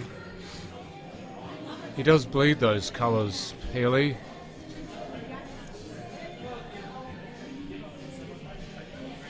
Have you purchased one of these lovely looking Allan Cowan tops, John? They look very, very fetching. I have to put my payment through to Paul though. I have already expressed my interest and he's got my name down. I just have to put my $60 through to him. There's one thing I haven't noticed until now is the lovely motif on the black. Too much pull on the back. The motif on the black is boring. It's just one colour and then a white part and the number 8 in the middle. But the motif on the back of these shirts, lovely Māori pattern, as well as obviously what's on the front. Oh, that's nice. You can see there's a few people, yourself included, John, that have got the Manurewa tops from the Clubs New Zealand Championships last year. Yeah, I was going to actually wear this when I was playing in the second Witty tournament, but I ended up changing my mind. But yeah, these tops are really snazzy as well, and I bought one pretty much straight as soon as I saw it. I was like, yeah, I want one. So I went up to Manurewa, bought one off Rod, and ended up wearing it a couple of times during the tournament. Rod Buck, by the way, for those of you who don't know. And speaking of the Papanui Hustlers, we've got Pinelli, one of our players on the left-hand screen. Tends to be more of an impact sub. Is he not playing as a full-time player? No, I don't believe so. He didn't play in our first match against the Stickmen when we got a bit of a rude awakening to the Prems. That was our first match in the Prems. Did he get shellacked, did he, in his first game? Well, I got shellacked. I got shellacked 4-0 by Jordan Mayhew. Ouch. That was painful. That's no disrespect, though, or No, There's been several players who have been wiped off the table by him. Yeah, no, Jordan played very well. It was one of those matches. I said to the guys afterwards, I wasn't actually upset or disappointed because I didn't play well. No, sorry, I didn't not play well. I wasn't unhappy with how I played. It's just that when you play someone who doesn't miss and takes every chance, you can't really be upset. You just got to sit back and admire the good pool, really. You doff your cap, don't you? Yeah. When that happens, you're just like, yeah, well played. Yeah, absolutely. Too good. Move on.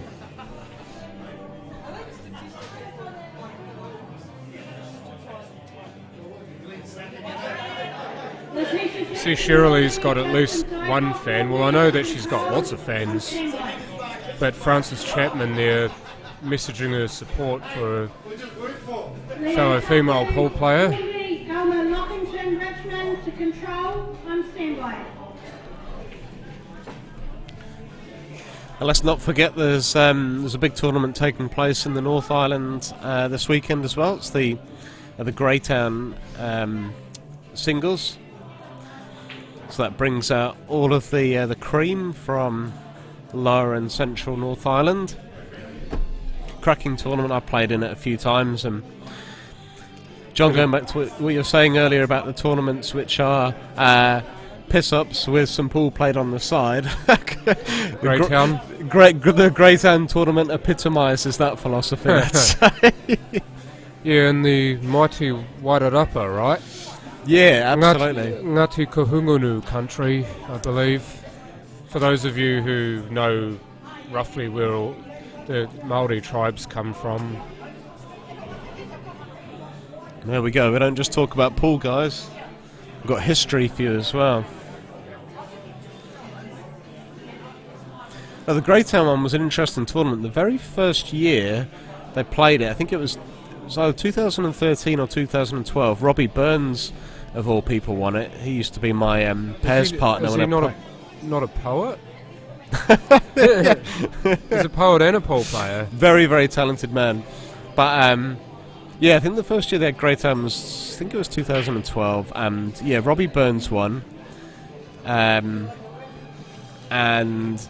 I think they played those. I've never played these rules, but I think they played those pub rules. You know, the ones where you've just got to have an honest attempt, and it's all a little bit ambiguous. Oh yeah. And then I think the following year they switched it to Clubs New Zealand because very few tournaments play those pub rules anymore. It's kind of like bastardised two-shot rules, aren't they? Yeah, I've never played them, so I'm not too sure. I'm not a fan of pub rules, but I do know that they are reasonably similar to two-shot, except for maybe some of the fouls. Thank you for posting that, Scott, and welcome to the stream. The Sassasins, is it? Is that what you call them? Well, they assassinated us in the first match of the Interclub a few weeks ago, so... Hi, Scott. Yeah, you guys have now got the shield as well. You took it off the Silver Bellies last week. How did you go on Tuesday night? This Tuesday night, was that your first defence of the shield? Yeah, I actually had a conversation. Scott will fill us in on who he played in the score, but yeah, I did have a quick conversation with Scott around that, and yeah, I think they've just need another 6 or 7 victories maybe to get their name on that trophy. One each, by the way. Match on the left. Pinelli with the last frame, and the skeleton man with the frame over Rod Anderson table on your right. But I think the advantage the Stickmen have got in terms of getting their name on that trophy, and for those of you that don't know, you have to first of all beat the team that holds the trophy and then defend it 10 times. You have to win 10 interleague matches in a row. But the advantage the Stickmen have got is that they've already played both Kashmir Silver and Kashmir Gold this season, who would typically be the strongest teams in the league. So the two big boys are out of the way.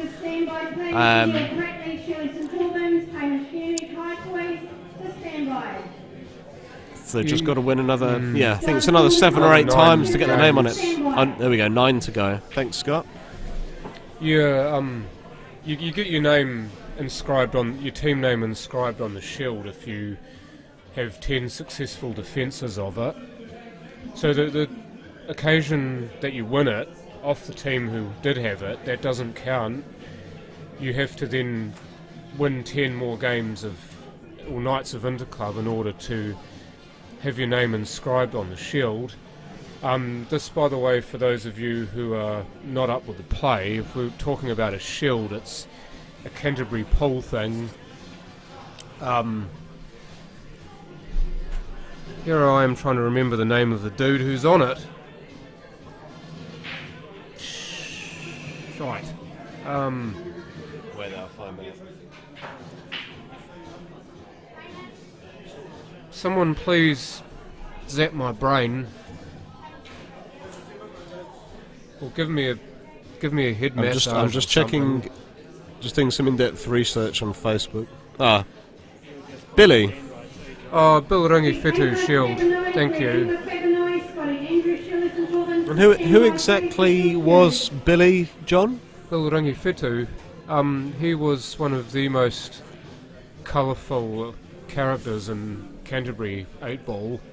Used to play for Hornby, I believe.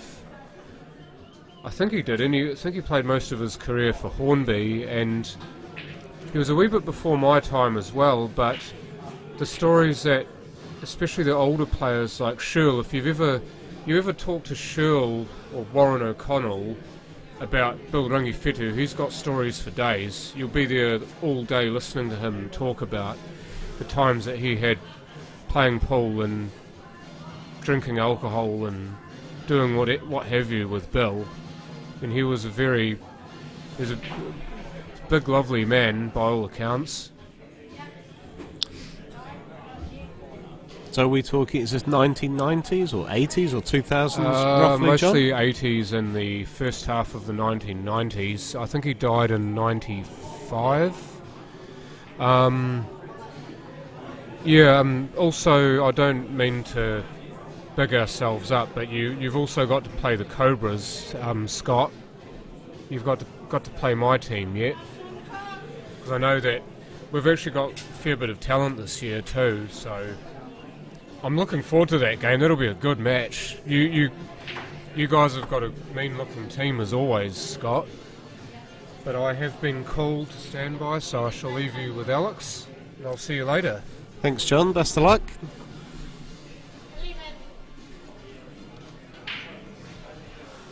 To stand by, please, Barry Henderson Hornby, Brendan Fairley, Shirley St. Albans to stand by.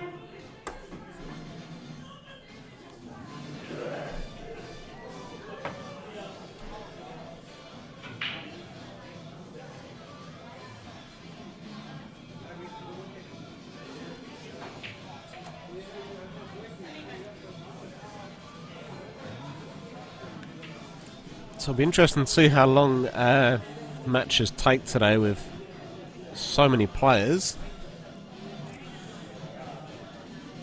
Could be a long Saturday and no doubt probably a long Sunday, so I guess we'd probably be looking at a final tomorrow night of somewhere in the region of 7 PM, I'd a guess.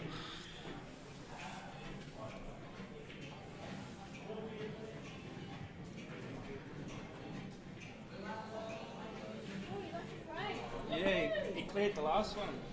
Yep. You got a little bastard. Mr. Lily coming back. Adam Liddy's joining us again. Adam, how'd you get on in your match? Yeah, played young Wayne Pinelli. Real good little player. I think might only be about 10, 11 years old, but brilliant queuist. Won at 2-1. I think he cleared up the last one. Oh, nice. Where does he play out of?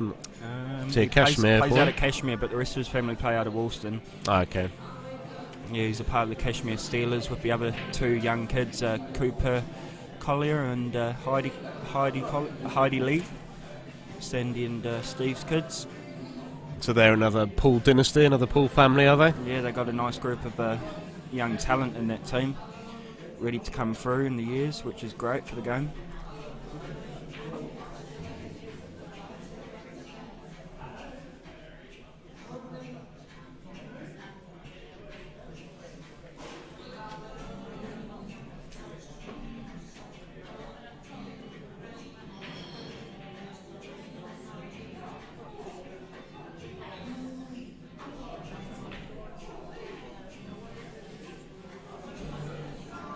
Speaking of the Pinelli boys, we've got Pinelli on one table here, playing Shirley Boyce, the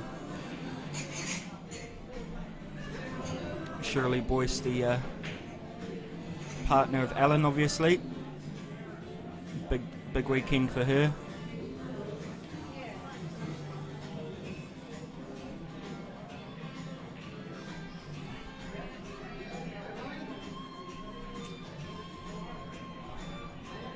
And another really good friend of Allan's on the other table, Dean Skelton, playing Rod Anderson, 1-0 up, which is good for Dean. Rod's no slug. He's been a bit unlucky there though. Just careered into the black ball and it's died behind his 10, so he needs to pull something out here with the 5 being over the hole.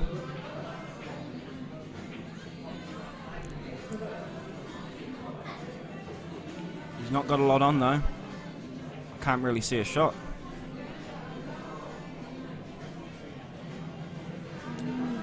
He might be attempting a back double, but I don't think it goes. Oh, it did go. Yeah, a bit unlucky there. He didn't really have a shot, so you'd expect Dean to just drop this 5 in and try and come back to about the D area for the black ball to the middle, just short of the D. Tough little shot though. He's got to kind of just drop this in a little bit thick, so yeah, he's potted it thin. That means that's why the white ball went on the top rail.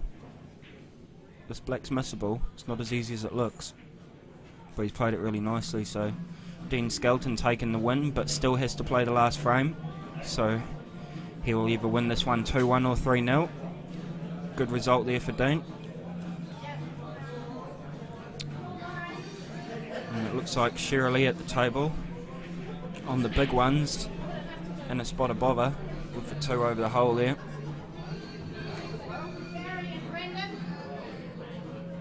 Needs to make something happen here.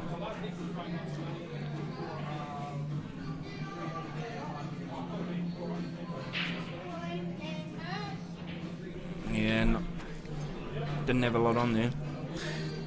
We were talking earlier about on Tuesday, my team, the Papanui Hustlers, who played Hornby Silver, which is Shirley's team, and Shirley had an awesome match with Manaya Amumi, and that was, I think Manaya just got it 4-3 in the end. Oh yeah, nice. I hadn't really seen Shirley play too much, but yeah, quality player. Yeah, holds her own. Yeah, so Pinelli can afford to take this 6 up to the corner here if he drops it in dead weight. I think the positive shot is to play the 2 and try and get back across for the 6. But the safe shot is to play the 6, obviously, so it depends how he's feeling here. I think he'll back himself to just start with the 2 and gain position on the 6. It's a positive way to go. And he's played that nicely, just using the angle there to slide back across for the 6 to the same pocket. Wee bit tough transitional shot here though to get on the black. He might be able to stun off the top rail in behind the 14, in between the 14 and the 8 as we see it. Or is that the 10? It's either the 10 or the 14 just below the 6. Or he can play just down the centre of the table and leave himself a cut on the black, which is probably the safe way to go, rather than being too perfect. So he just wants to bring the white back up the centre of the table here in a straight line off the top rail. Yeah, and he's overhit it. He had the line, but he's just got into that a bit too much.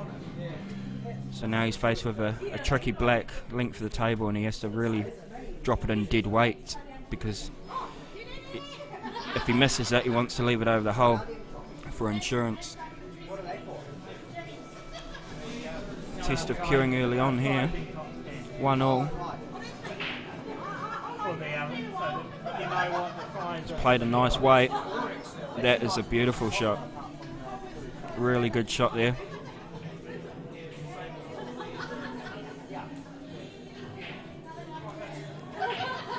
Well played, Pinelli. Yeah, those shots are always a lot harder than they look. I mean, you're trusting the table for one. You need the white ball to keep its line. Maybe if he wins this tournament, he could buy himself some socks. He seems to have forgotten them today. Oh, okay. John Gow there just letting us know the Hornby Silver is now known as the Hornby Tigers in respect to Allan and his favourite NRL team, the West Tigers. You can see him in the corner there wearing his West Tigers jersey. Thanks for that, John. I look forward to it. He'll be looking down proudly at the Tigers at the moment. They're going all right in the NRL, I think. The last few weeks have been good. Speaking of worldwide sport, the World Snooker Champs started this morning, I believe, didn't they? Yeah, they did. Yeah, I think. I won't Trump tell was any playing. results just in case I upset some people who might have it recorded. But no, there's some good matchups. Tom Ford and Judd Trump, Mark Williams and Alan McManus. Who else is there? I think Ding Junhui was playing Mark King.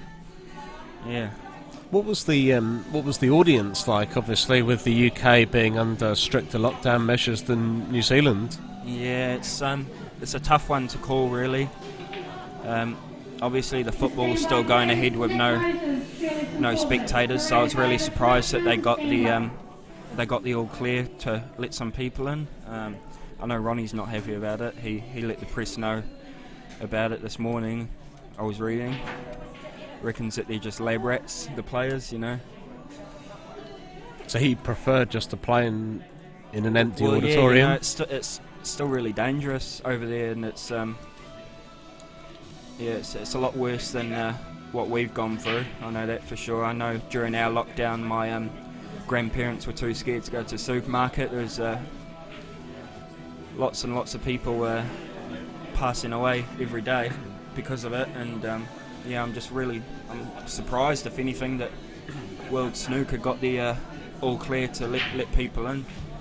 Well, I think I read on the news this morning that Boris Johnson, the British Prime Minister, I think he said today that they're actually going to be slowing down the easing. So I don't know what impact that'll have on sports crowds. Like you said, they've now finished the football, the Premier League, with no one in the stands, but there have been, like you say, there are some people at the Crucible watching the snooker, so that may well disappear depending on what the UK government decides to do. There's no crowds as of tomorrow. Is that right? Our budding researcher Paul Chivers has just told us that as of tomorrow there will not be any crowds at the Crucible. There you go. Nip that one in the bud quickly. Yeah, completely.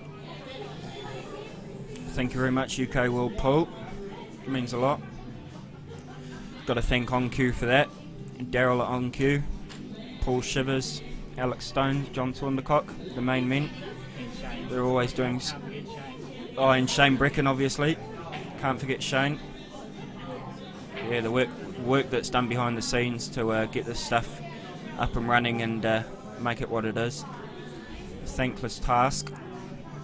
Give yourself a shout out, Adam. You've become one of the top co-commentators during the last few tournaments. Something you obviously really enjoy. Yeah, no, I've always enjoyed commentating. I was always, like anyone, always sitting in front of the TV and calling the shots, and you'd say the exact same thing as the commentator, and you'd be like, oh, why am I not on TV?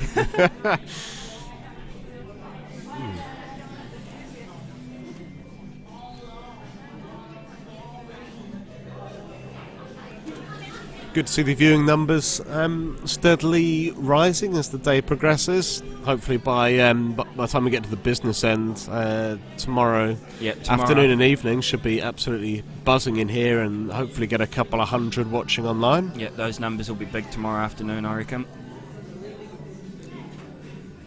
Put it on the big screen. Get your feet up, because it's going to be really good viewing tomorrow. I reckon there's something in the air this weekend. To stand by, please, for Paul Buckingham, Hornby, Nick Uber and Pepinui to stand by.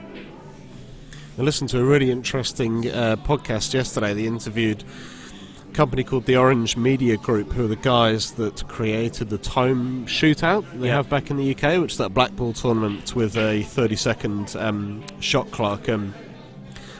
They've managed to get their tournament on Freeview TV in the UK, and they discussed the viewing figures, and their peak audience at one stage was 70,000 people. Wow. Which just shows there is definitely a crowd for watching pool. You know, it's not just snooker. If you create a format similar to the darts, then people will watch pool. There's definitely so much room for losing my words.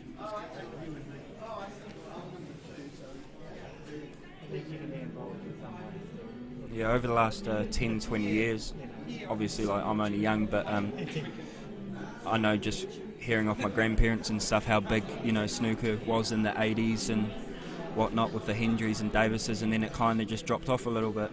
But now under Barry Hearn and World Snooker, obviously he does a lot of the darts and the boxing promoting as well, stuff like that. Matchroom have just taken on the 9-ball, and expecting like it's going to be really, really good for our game in the next few years, I reckon.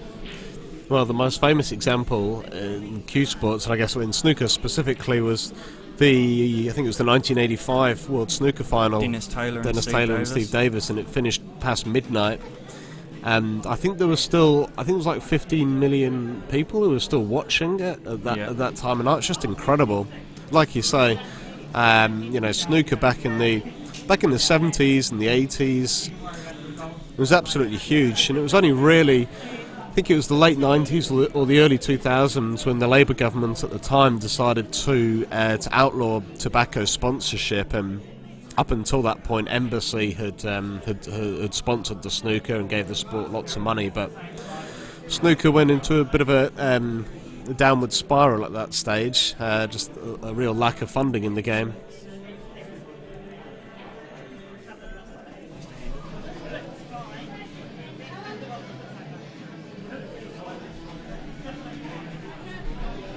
Yeah, it'd just be good to see Paul get on the same level eventually. It's got so much potential, and it's such a fast, free-flowing game. I think it'll agree to a lot of different people, and it's got real potential. Hopefully, something happens down the line with that. It gives us so much more opportunity over here in New Zealand to, push for that world level, and try and get some of our top players who are more than good enough representing the flag and playing on TV one day, hopefully. Yeah, well, the recently cancelled Black Ball World Champs, which were due to be taking place in Geelong, would have been fantastic, obviously, for that to go ahead. And Simon Singleton was going to, he was the New Zealand rep for Black Ball, and I'm sure he would have captained that team as well. Would have been great to have sent over our, I think was it a squad of 8 or 10? Can you remember for that, Adam, that we would have sent over? It was big. I think 12 maybe? I think they were actually looking at like 4 different teams of 10. There was going to be about 40 people go over, I think. Yeah, I meant just in terms of, say, the senior team. We would have been sending our top 10 or 12. 10 per team, or something like that, and about 4 or 5 different brackets. So I think it was like juniors and seniors, women's, men's like 20 to 30 years old or something like that. Yeah. No, it was looking real promising and exciting, but old COVID came around, had other ideas.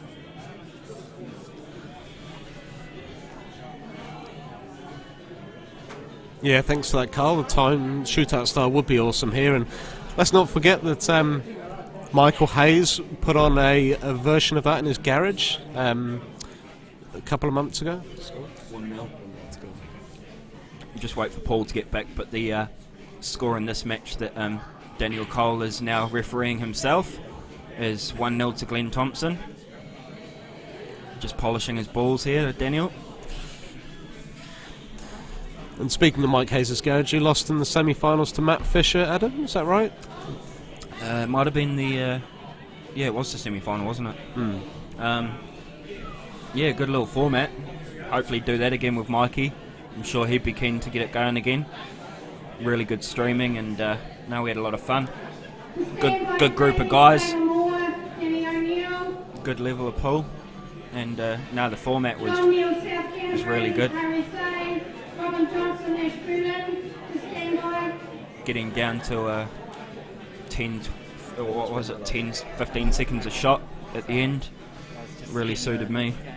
I mean, worst thing is just waiting around, people dawdling and taking time over piss easy clearances. Just get on with it. It was nice to play that format.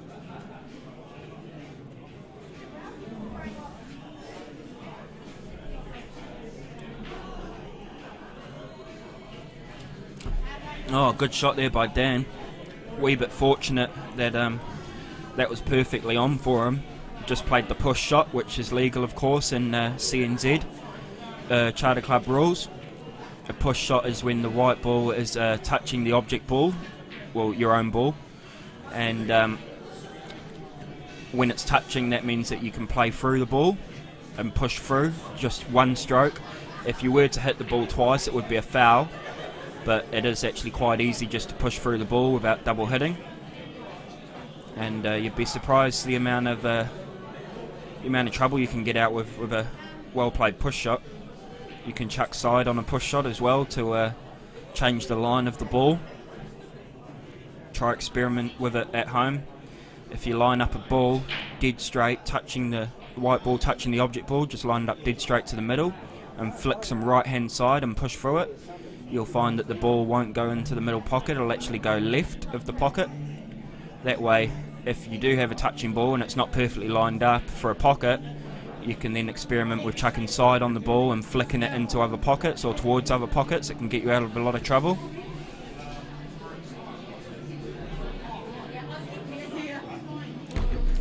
Yeah, I was speaking before, Alex, about Daniel just playing a bit smart, and he's got the game, it's just using it. So he's just pushed the 12 into that gap there just to make it a bit harder for Glenn. And I suspect that 12 won't be going anywhere far too soon. Danny O'Neill to control. Your table is ready. Yes, the right shot by Glenn. He just needs to get Daniel's balls out into the open, so there's no chance of a free ball. Yeah, there you go. Daniel just being a bit impatient there, went for a double, but he didn't really have anything afterwards, so maybe he could have just tried to put that 14 or the 11 into that area as well, you know, just to make it a bit more congested and tougher for Glenn to finish. Saying that, the ball's come away from the pocket there for Glenn. So Daniel got another lifeline in this frame. He's in a wee bit of trouble, 1-0 down here.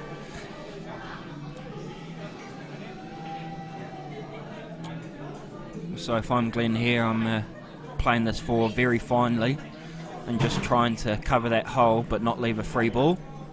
So he wants to play it fine enough that he doesn't really hit the 7, or else that's going to kill the white ball behind the 2 and the 12 there. Stand by, please. John Renwick, Hornby. Mark Harrison, Cashmere. To control, stand by.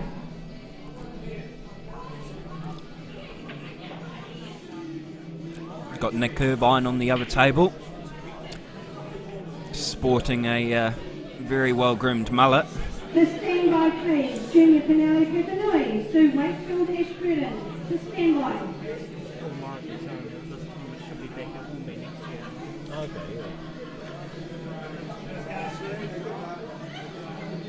Nick, the younger brother of Corey Reid.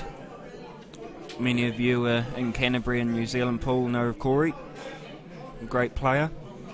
And Nick's showing real signs of improvement over the last couple of years, actually, since starting up. Is that Corey's brother? Yeah. I had no idea that was Corey's brother. Learn something new every day. That is a very impressive mullet he's got, has to be said.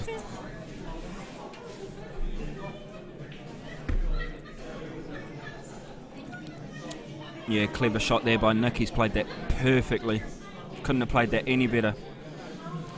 And shot like that, folks, just on the right there. Nick's just pushed the 4 right over the hole.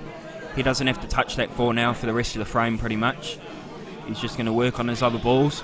And as long as that 4 stays there, he is in control of this frame. Paul Buckingham using his experience there to actually pop the 4 on purpose. Because he played his ball first, it's not a multi-combo. If he was to play the 4 direct and pot it, it'd be a multi-combo, obviously, playing your opponent's ball with intent. Deliberate foul, multi-combo. But with playing off his own ball, even though it was quite obvious what he was doing, in the rules it states that that's no multi-combo. He has played his own ball first, so it's a completely legal shot.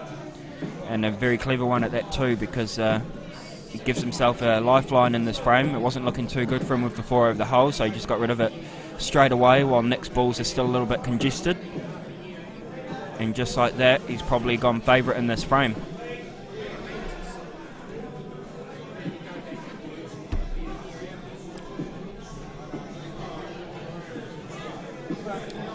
Glenn's been on this shot for a while, Alex. A couple of minutes at that. Well, they had a ref looking at it for a fair old while. Yeah, don't really know what's going on over there. They've stopped play for some reason. I think Glenn might need a comfort break. Well, it looks as though I think an initial ruling was made by one referee, and now they seem to have brought in a second referee. Can't really see what they're looking at. They're looking at a free ball potentially, so Free ball on the smalls, yeah. Pete's taken away the 2 ball here to give himself a clearer view on the extreme right hand side of the 7. So he'll make a mark of where that ball is, and then he's got to fit a staple in there as well. Tough one to tough one to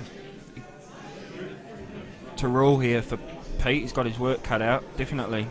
Staples quite spread apart, so he's got to use those glasses.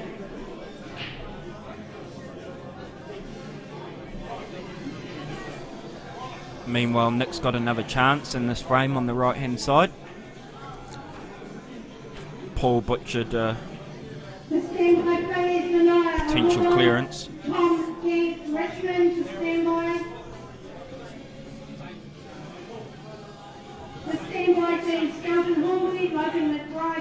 Oh.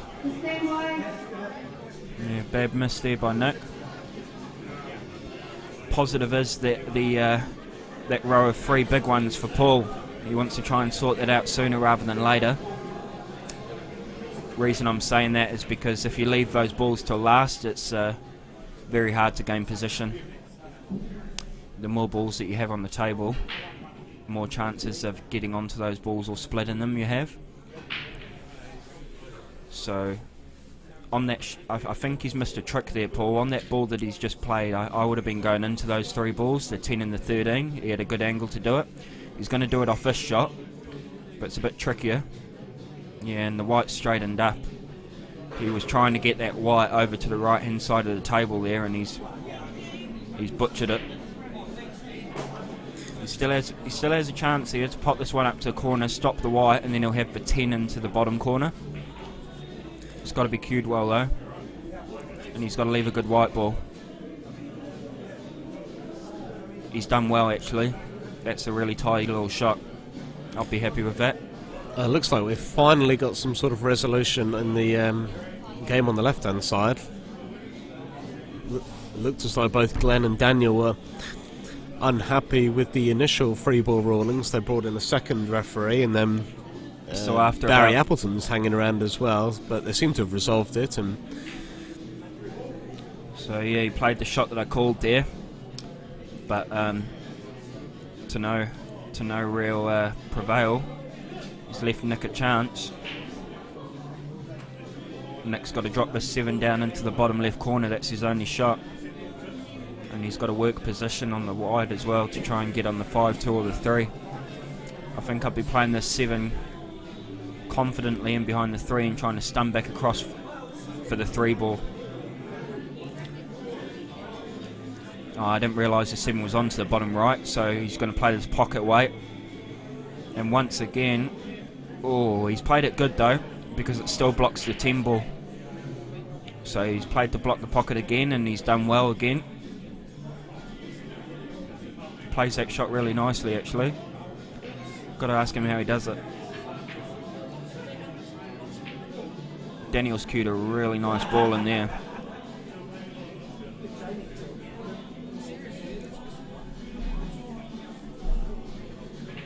yeah, Daniel initially looked quite unhappy with the referee's free ball ruling, but Yeah. Glenn went in off. So Daniel looking favourite to take this frame now. And due to the short nature of these section play matches, we really can't afford to lose too many matches. No, so I think he's got the choice either just playing top off the top rail. Yep, he's played it, and he's played it nicely. Yeah, nice shot by Daniel. Level things up at 1 apiece. Yep.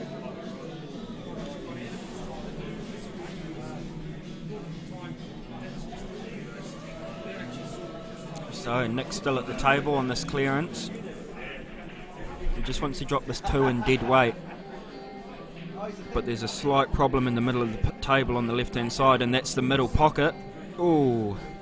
I think if he'd have potted that one, Alex, it might have gone in off. Yeah, it's quite fortunate he missed. Yeah, they call that a good miss. If there is such thing.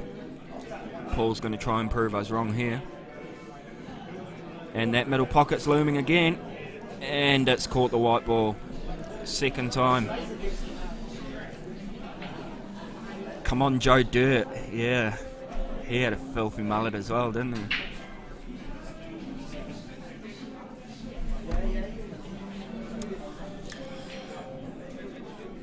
So do you think, are we on schedule time-wise at the moment, do you think, Adam?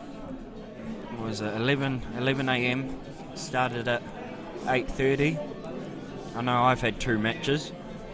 So, did you have a... Someone said that all of the top seeds get a bye, is yeah, that so right? 3 matches technically. Yeah. So yeah, we're looking alright. Yeah. They reckon it would take about 5 hours. Oh, yeah. So we're about halfway through. Yeah. What is it? Sections of 5. Yeah. So 4 matches for each player. Halfway there. Looking pretty good for time, I'd say. Yeah. Always in great hands with Tracy Andrews behind control. Does a great job. Got to mention her as well. Yeah, she's really good. As does everyone that's behind the control table for these tournaments. Janet McGrath and Murray Davies obviously do a great job. The late Molly. Kerry Lowe now actually did very well at the Canterbury's, running her first tournament as the new president of Canterbury Pool, I believe. Taking up a different role in the sport. Apparently retired. We'll see how long that lasts. Until we all annoy the shit out of her when she's convening tournaments. Yeah, we do need to give big shout outs to all of our tournament organisers. I guess at times it's quite a thankless task. Often they might only get mentioned. You only might realise them if there's a problem with the tournament. But an incredible amount of work they do for probably not too much reward. So thanks very much, guys. Yep.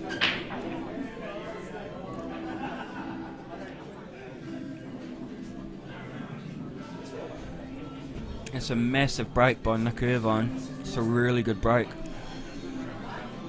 how the balls have lied as well. It's very, very favourable for the small ones. He'll be licking his lips at this. I think I'm starting with the free to the middle just to establish the set here, make sure of it. If he plays the plant, he's not guaranteed to get on his next ball, so yeah, he's played the right shot here, taking the 3 to the middle. Just wants to drop this one in dead weight. Yeah, just a lack of experience there from Nicky.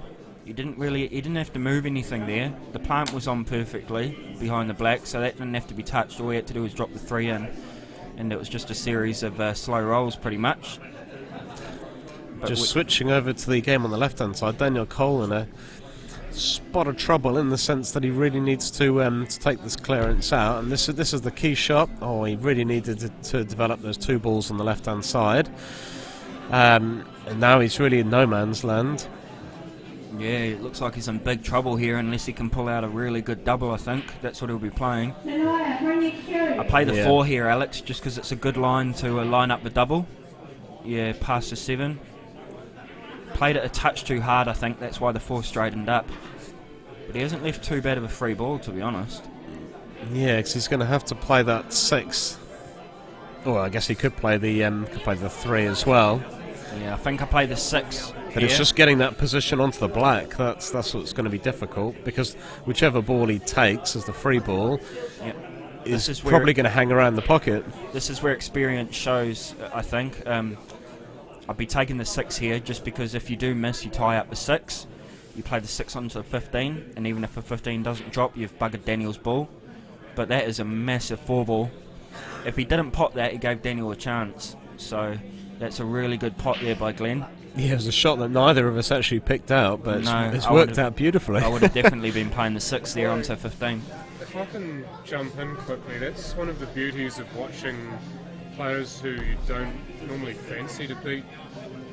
You see Daniel Cole, Glenn Thompson, you'd normally think Dan will win that, but when you see Glenn play, you see him play shots that you wouldn't expect. Yeah, John, you're exactly right. That's the beauty of pool. Everyone's got a different mindset and a different approach to the game, different techniques and different ways of potting balls. Also makes it more difficult to commentate on too. Yeah, it makes it a bloody nightmare. With the rest. That's a great result for Glenn. He'll be absolutely over the moon with that. I wonder what Dan's going to say about that when he comes over here. Well, there was quite a contentious free ball decision that required 2. There was at least 2 refs there, and I'm not sure if Barry Appleton is at this tournament as a referee, but he was there as well. And Daniel looked a little bit unhappy with that decision, so I'm not too sure if that just got to him a little bit, but I'm sure we'll find out when he pops over. Well, he just needs to forget about it, doesn't he? The referee's made his decision. If you're a trainee referee, though, and you're not happy with the decision that they've made, you can, I believe, call a fully trained referee over to have a second opinion, right? And if the fully trained referee agrees with the trainee, then you've got no more recourse. You have to take the decision as it is. Nick Irvine here on the right.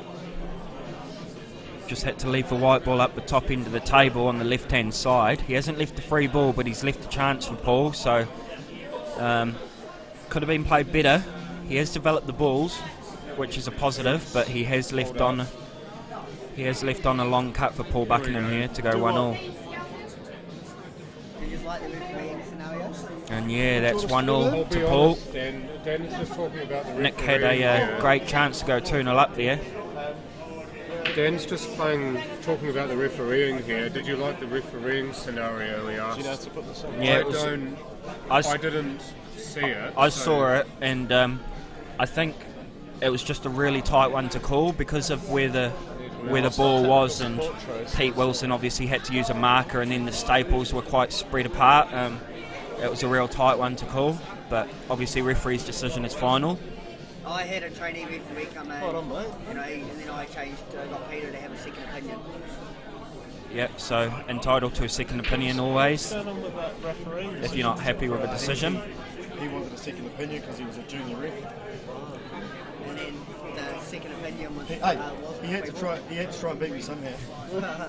No, I was on the Shinnet frame and it was a hit on him. On Kaiapoi, isn't it? It was so the second thing, it wasn't the first. Oh, okay, There's only a mil in it. Yeah. Paul Buckingham, Nick Irvine 1-0.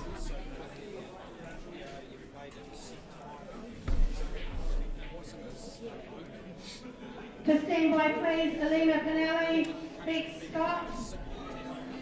By the way, our next streaming match will be Dean Skelton again. We saw him before. He is playing against Logan McBride. Dean for Hornby and Logan for Kaiapoi. So our neighbours up north.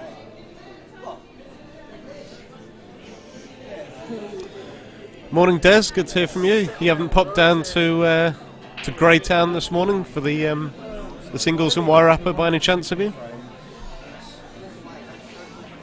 Just about to find out who won that second frame, by the way, between Paul and Nick. How you going? Well, it's 1 each. What is good, mate? Thank you very much, Paul. You lost your first one to Lawrence. Did you win your last one? What was the score? But you know what happens, though, eh? You're too busy commentating on the game or just talking general rubbish that you actually don't notice who pots the black. It's funny, that. Yeah, you're good at that, John. Yeah, I know. I do it more than anyone else, but that's because I'm here more than anyone else. I think, to be fair, I think when we do the commentary on the section play, we probably don't focus on the matches too much, but the closer we get to the business end on the Sunday, that's when we talk more about the actual balls. We just talk a bunch of codswallop for most of the time on the Saturday, don't we? Oh, by the way, just while I've got you here, Adam, that planned match that you were going to play with Des on Friday, Yeah, a little bit in the air at the moment. I think I double booked on it, so. Yeah.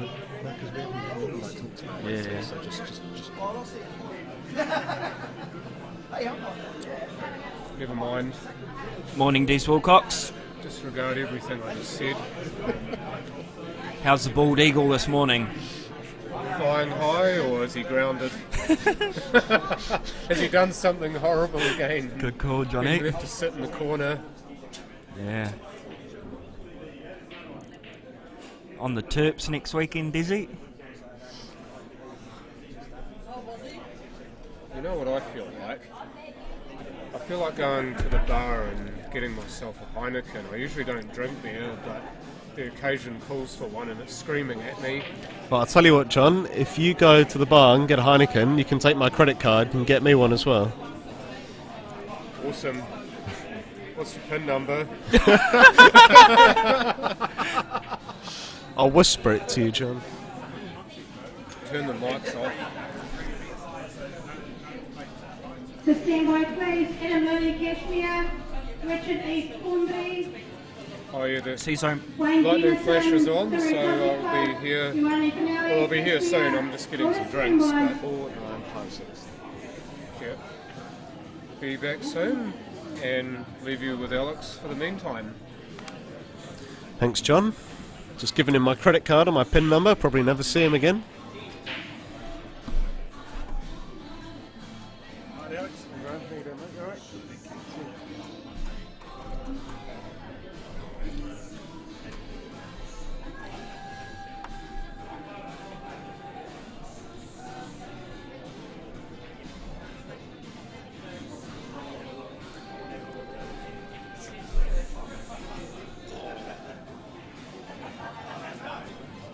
Don't forget, guys, if you're watching on YouTube and you haven't subscribed to OnQ Streaming, click the subscribe button. I think we've got about 500 odd subscribers at the moment. The plan is to try and get that up to 1,000.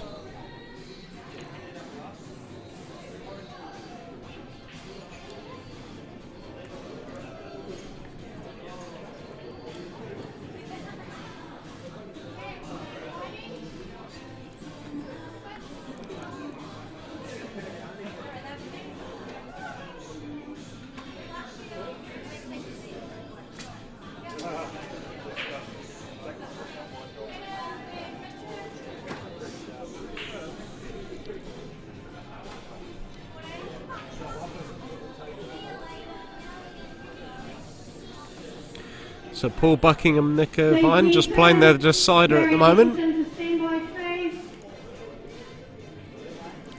Frank Soul, Jan Mariko to stand by, please.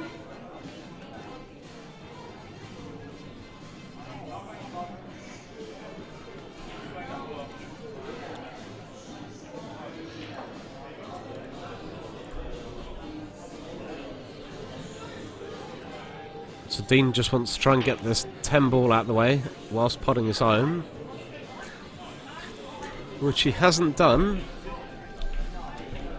So Nick the Mullet Irvine's coming back to the table.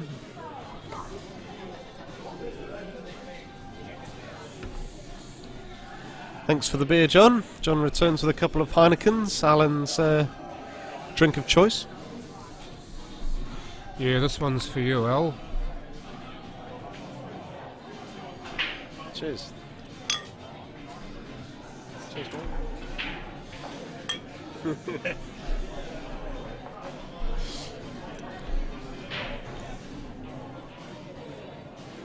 Righto, the skeleton on the 8. And no.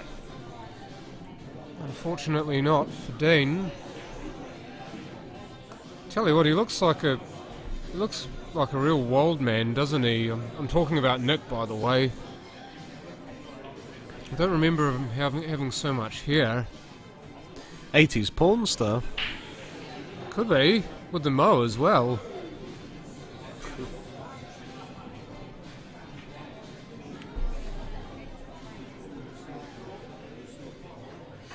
I wonder if his partners, and I know that she often comes with him when he's playing pool anywhere. Supports a lot of his poll. Don't see her anywhere.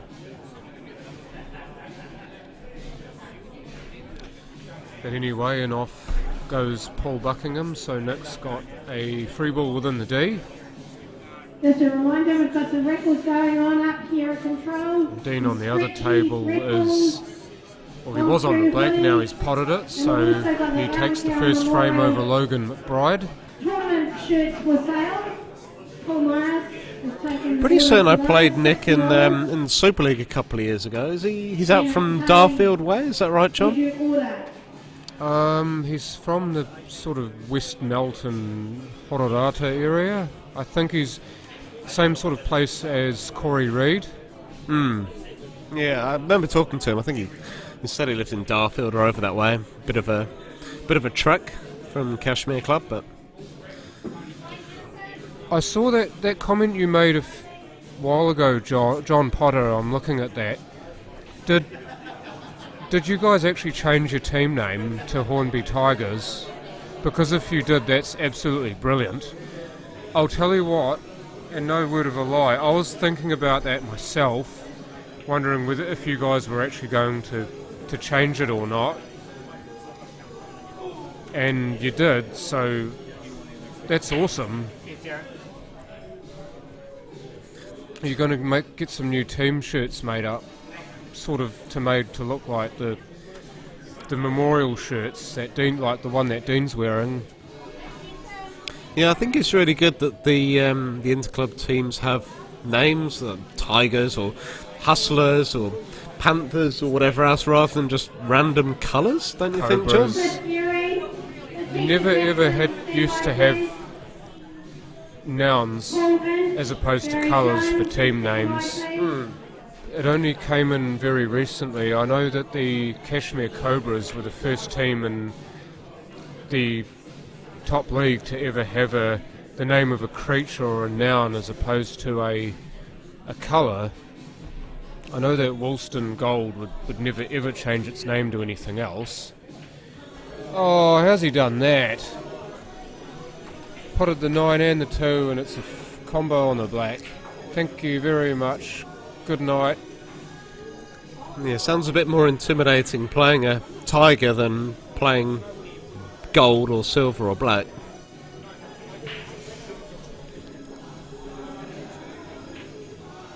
Jams it in.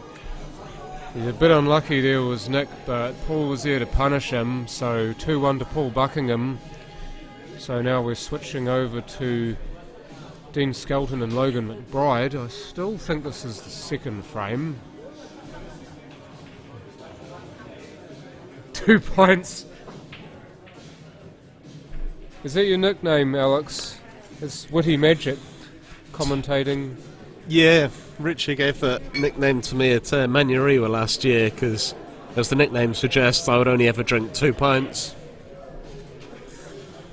But to be fair, me and you were as a designated driver. Yeah, well, to be fair, me and you were doing commentary most of that week, so got to stay professional. Yeah. Well, to be fair though, to be completely fair, during the Great Southern Knockout, I was drinking quite a few whiskies while commentating on that because I didn't have to drive and I wasn't playing. I was just behind the mic all day. It didn't seem to affect me as far as what I was saying goes. Sorry? I'm just here for the content, not playing. I'm running a half marathon tomorrow, so I've got the dates mixed up. I'm running a half marathon in Ashburton tomorrow. I didn't bother to look at the dates of this. Sorry, mate. Oh, by the way, Yeah. if you guys didn't hear that, or you didn't know, or he hasn't told you, Alex Stones is running a half marathon tomorrow in Ashburton, is it? Yeah, around there's 3 laps of Lake Hood, so Lake Hood's basically 7Ks. Oh, very good. But we actually love that stuff, don't you? Yeah. Well, you can't just stay in a working men's club all day, unfortunately. What do you mean? There is one down there.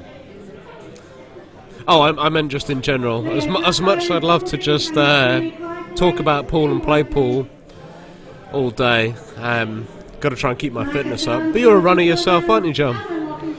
Yeah, I have been doing some. That and hill walking. I did do my first half marathon earlier this year and on the west coast, and that was something that I'll never forget. Yeah, you had a pretty handy time as well. You did 1:45 or 1:50? 1:51. For my first time running a half is not a bad time. Oh, caught the jaw. He can't make the 14 combo. He just caught the tiniest piece of that jaw. You see where the jaw curves on that pocket bottom left. He caught the smallest piece of that, and that redirected the white onto the bottom rail and ended up missing the 14 that way. Oh, that's good because I seen something when I was at the If he follows through on this, he could be on the 4 here, but I think he was trying to concentrate on what was down this end of the table. Because I know I would have played that ball to get onto the 4, because if you look at the 4, it's in a rubbish place. Or alternatively, I would have played the 4 first. Johnson on the top, Cashmere. Greg Inglis, Bethany to stand by, please. Oh, hello, I've just been called, so Brendan Johnson, Ron leave you with Turner, Alex and I'll be back soon. Thanks, John. Best of luck.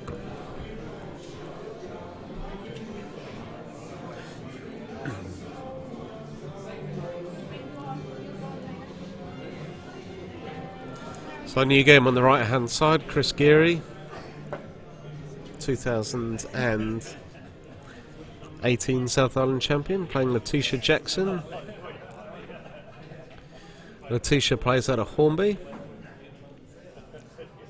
Chris Geary, one of the Cashmere Silver players, got his Cashmere Silver top on.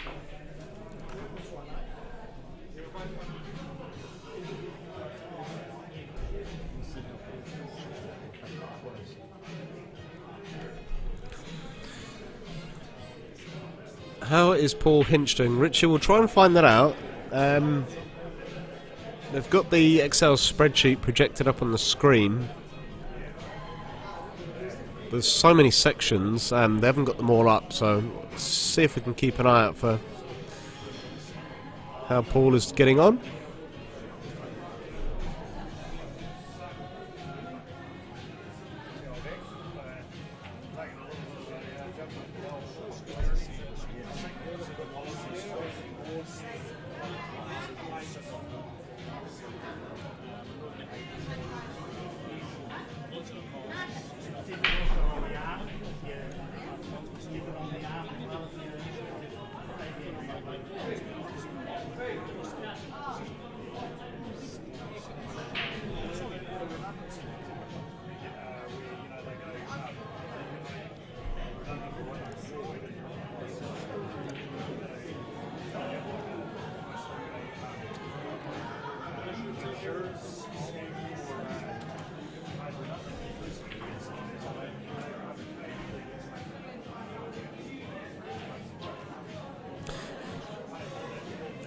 Chris Geary's a part owner of the Smoke and Grill, basically an American barbecue eatery here in Christchurch. So he's a chef. They do some fantastic food. So if you're ever down on Manchester Street in Christchurch, you fancy some American barbecue food, go and have a chat with Chris.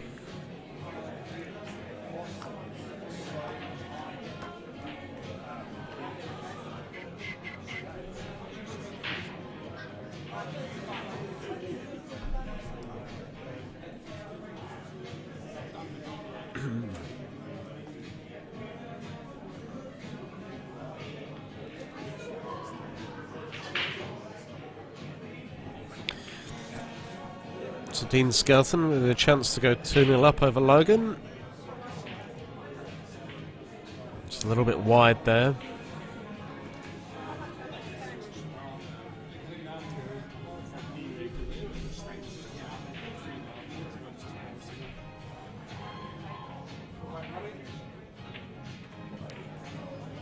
Oh, wait, it's going, you alright? No. Couldn't get the whole weekend off, so.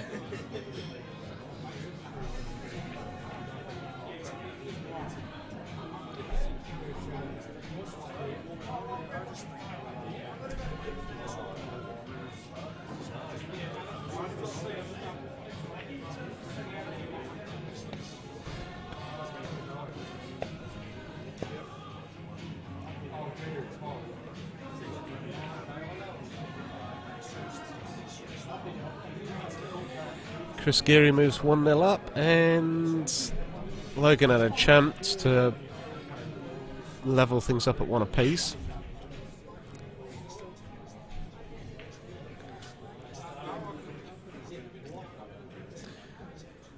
Leaves Dean with a long pot. Oh!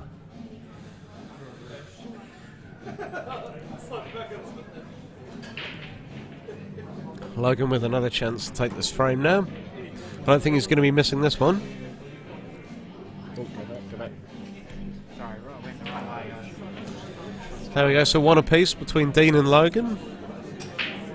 The T-shirt breaks off in the second frame against Chris Geary. Sorry, I was trying to do it that way, the other way the first time. So if we missed the break, at least it was in the top corner. Oh, yeah. You know what it's like. You press the wrong button, and because table 1 is actually table 2 on mine. Oh.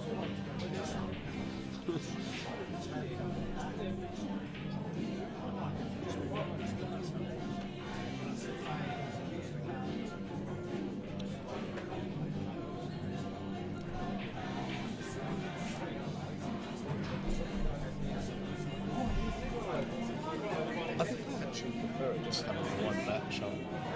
I think you've got 2. You don't really focus on them, but if you've just got one, it's just what you can talk about. Yeah, it's hard in this sort when there's so many matches. They want to see as many as they can. So that's why we give them 2. But it is easier, even for myself. I can do replays and all sorts with one match. So Chris Geary getting quite fortunate with that cue ball hitting the jaw, because otherwise he's going to really lose that cue ball.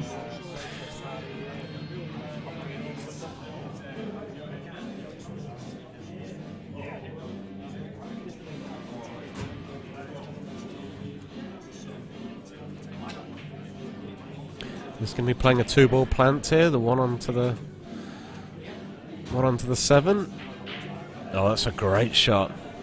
Oh, that's unlucky.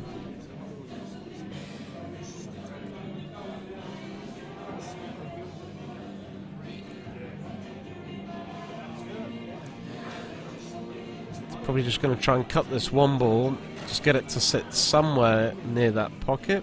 Just try and take control of the pocket if possible.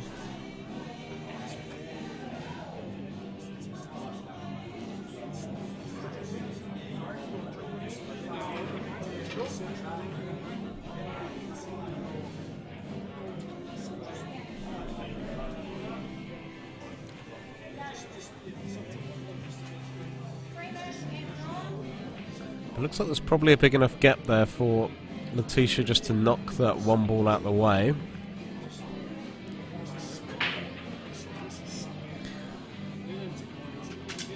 She's going to so she's going for that shot now, down the rail. Well, I think when she was playing it at that speed, I'm not too sure what she was hoping for, because the free ball was always going to be a strong possibility, or just leave the one over the pocket.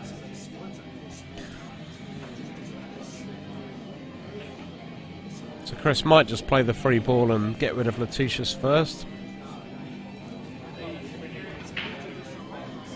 The only real danger for Chris at this stage is that black.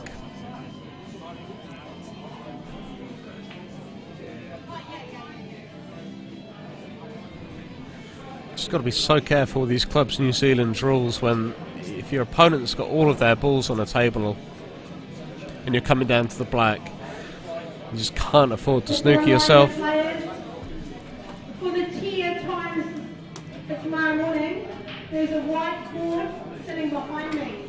Please check these times before you leave.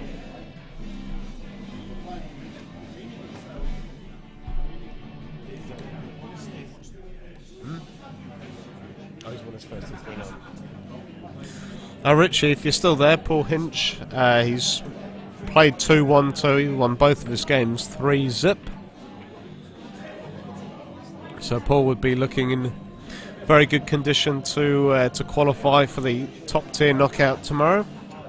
Obviously, he's in the same grade as Chris here, the same section. Paul Hinch is actually in the same section as Chris Geary, so that'll be a good match when those two play. Be great to get on the stream table, but when there's so many matches happening in section play, it's very, very hard to pick and choose which games we actually get to watch, unfortunately. We're pretty much just told. But certainly come tomorrow we'll be able to manipulate that a little bit more and try and get the most sought after games on the TV tables.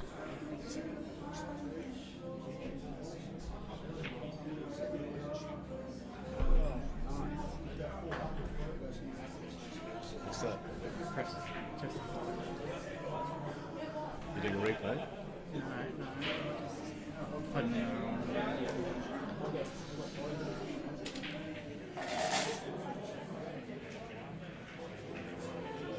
Nice wee double there from Chris. Oh. You'll be able to see it up here. Great shot by Dean Skelton. Takes that one out 2-1. Just going to Chris Geary again. What have I done?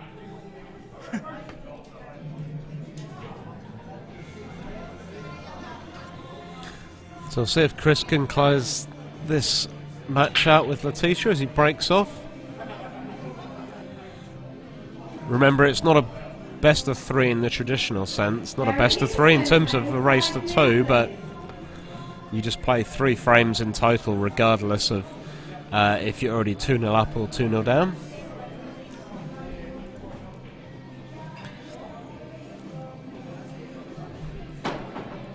To stand by, please. Daniel Cole Cashmere, Claire Shannon Hornby. To stand by. Craig Roberts, Cashmere, Glenn Thompson, Shirley St Albans. To stand by.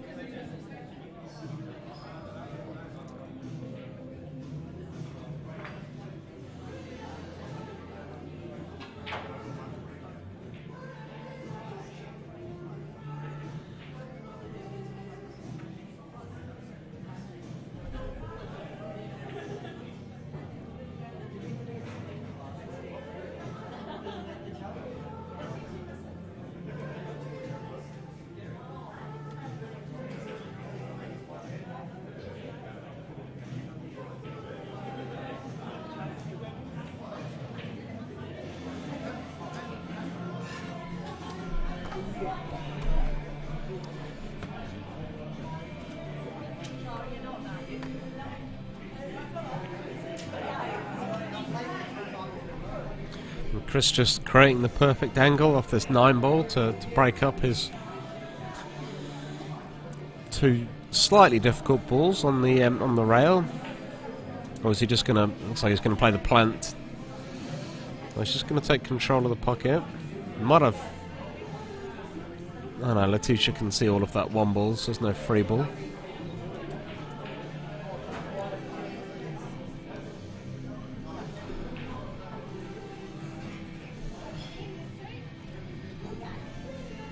I bought paper today, so because we're a week further away. Oh yeah.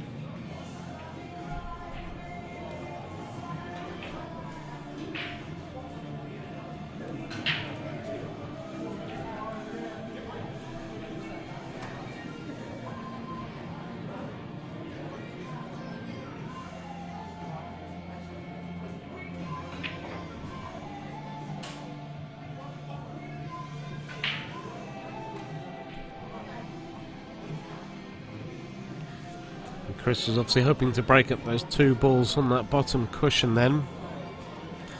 I think he left himself with a bit too much of an angle.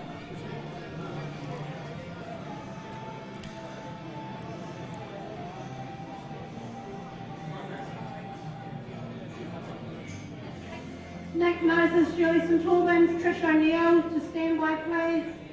How you doing, right? Graham Cole Cashmere, Karina Davis Richmond to stand by. He's still got a please. chance to get in from there. He can pot the top one. And then just cannon into that bottom one, possibly. Oh. Didn't quite work out as he was hoping for.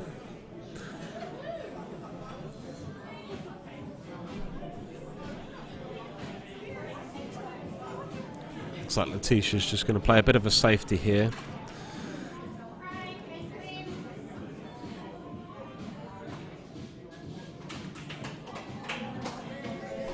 Not sure how wise that is against a player of Chris's calibre. He's going to get one of his balls in behind that blue in the bottom.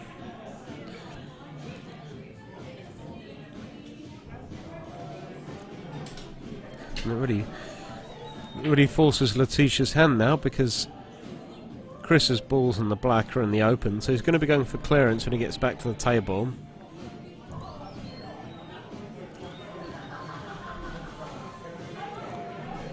You know, stand by Glenn Thompson.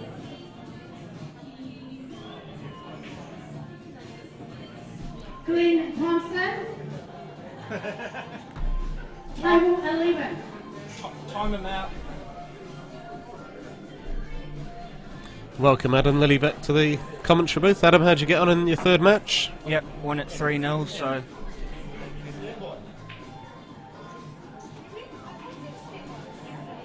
Yeah, Who did you play? I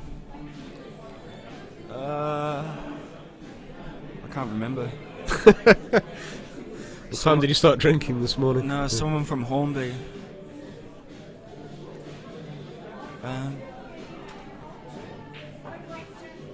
Yeah. There's a nice pot from Letitia, but just put a little bit too much oomph on it. I think Paul's going alright. Richie, I think he's had a few wins. Oh, But that was a great shot from Letitia. And she's got the posse on that as well. oh, it's a nice plant. Brendan Lafayette.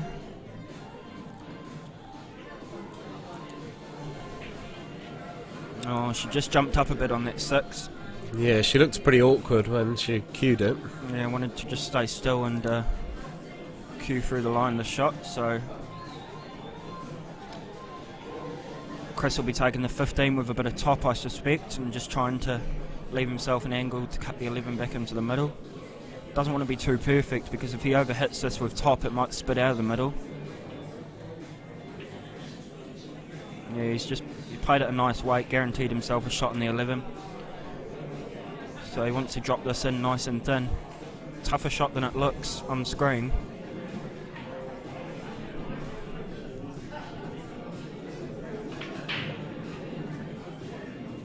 Yeah, he's worked the angles nicely.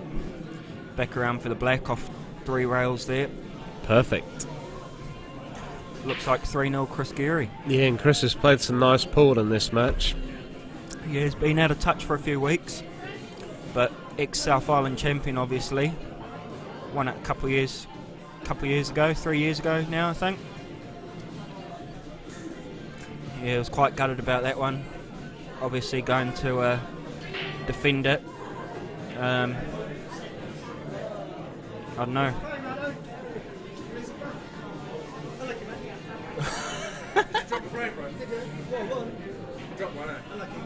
Oh, fuck off. Sorry, excuse my French. Steve Denton and Chris Geary just giving Adam Lilly some grief for dropping the frame. Yeah, who needs enemies when you've got friends like that, huh?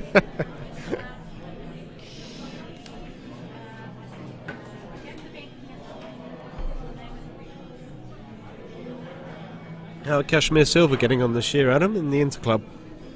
We had a bye this week, we had a bye next week, so 2 byes in a row, which is a bit of a stinker, but oh well.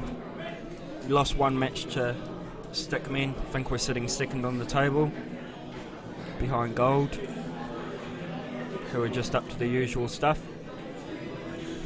Yeah, we just had 2 byes in a row. I was wondering, it's interesting that every team's clearly in that situation. It's quite a weird way of doing it when it's such a short season to then all have 2 byes in a row. Yeah, I think it's just the amount of teams that we've got playing out of Kashmir Club this year. Obviously Hornby's been renovated, so we've got a few teams from Hornby that have come over, and I think just the availability of tables makes it real difficult to get through all the matches. Is what it is, we'll get through it.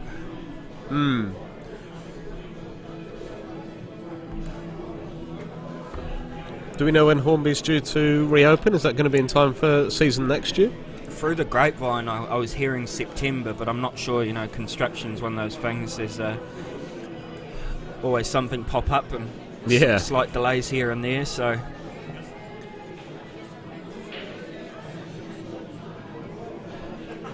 not a bad outcome for George there, covering the pocket. Like I said earlier, if you're going to miss, you want to try and leave it over the pocket and block your opponent's ball. In this scenario, it's a black if Brandon gets down to it.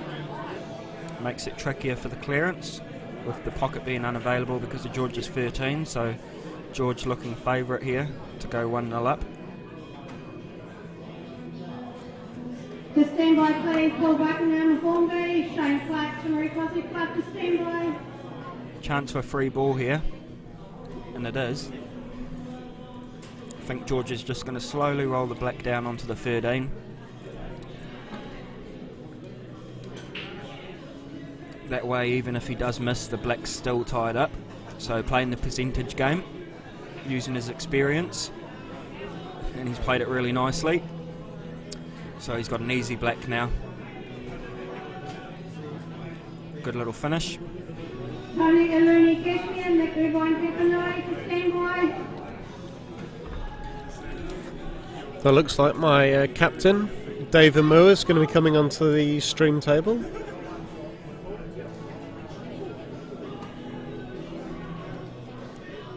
John Neal, South Canterbury side to stand by and go to table 1. Dave and his lovely wife Kirsten, who run the Papanui Hustlers franchise, are up to 4 teams across the 4 divisions in Interclub at the moment. Those guys do some great work to promote Paul out of the Papanui Club.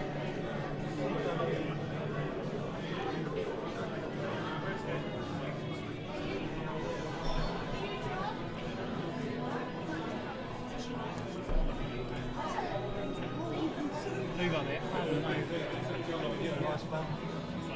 Did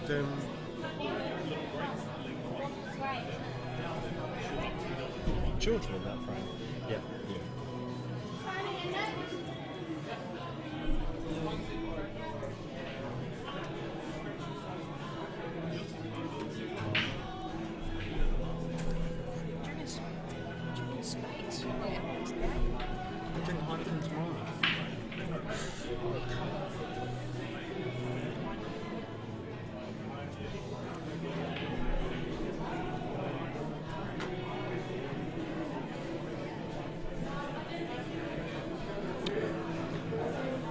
John Neal.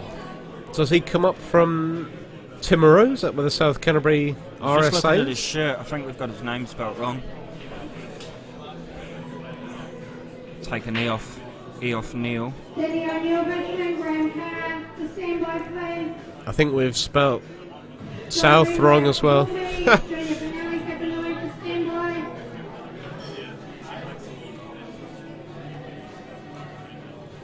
Good to see some of our Timaru players who've made the trip up. Yep, showing their support and love.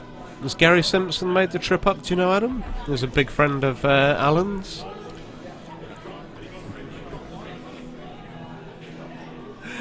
Yeah, I'm not sure. I haven't really looked at the afternoon draw. I'd say so. If he hasn't made the trip, I'm sure there's plenty of reason for it. I believe he was here last year, so possibly in the afternoon draw, who knows. Even if he's not, I'm sure he'll be watching on this weekend.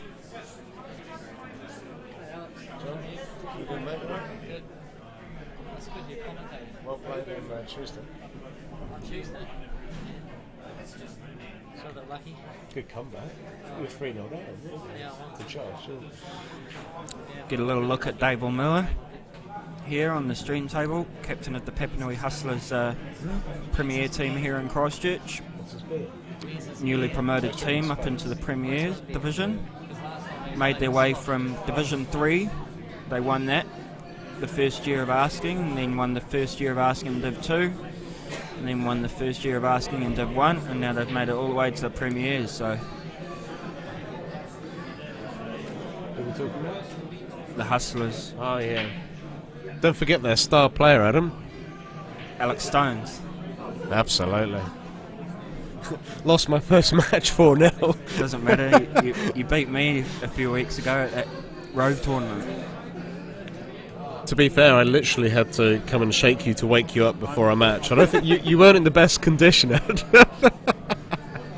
Yeah, should have probably got some sleep before that tournament. Sorry? I've just confirmed today that that is the correct spelling of his last name. Is it? Yeah. To stand by please, Lee Brady Hornby, Mark Harrison, Cashmere, to stand by. Thanks, Richie. We've actually just spoken to Dave, and he has confirmed we've spelt his surname wrong. Sorry, correct. Amua, not Just need to Amuma. take an E off John Neal. Well, that's the name that was on his card. Oh, was it? Oh, I think it's spelt wrong in his shirt then. Jojo Coleman, Shirley Boyce, to stand by please.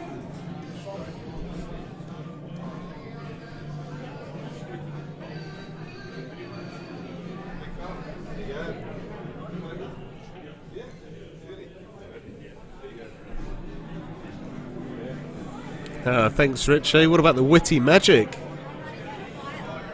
Big win for you on Tuesday.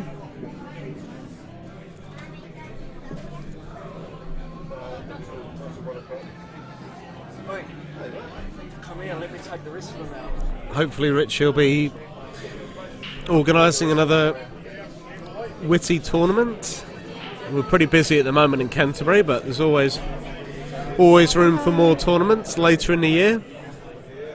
Possibly once we've got the interclub finals and nationals out of the way.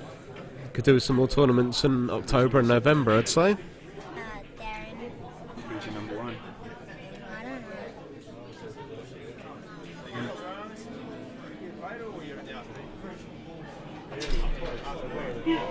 know. Stand by please. Sitting here with young Cooper Collier. future of New Zealand pool. 7 and... Going to be a great player one day. Do you want to say hi, Cooper? Say hello to everyone watching. 7 or 1? Hello. Oh, 1, yeah. Yeah, watch out for this little machine. Yeah. Giving him some coaching until we can reach the table. He's playing today, so hopefully we get him on a stream table if it's possible. I can't read it. What number is that on the table? Is that 1 or 7? Oh, no, it's 1. Yeah, it's 1 and 2. 1 and 2, yeah. Tell him to go away. Say go away. Can I go? Yeah.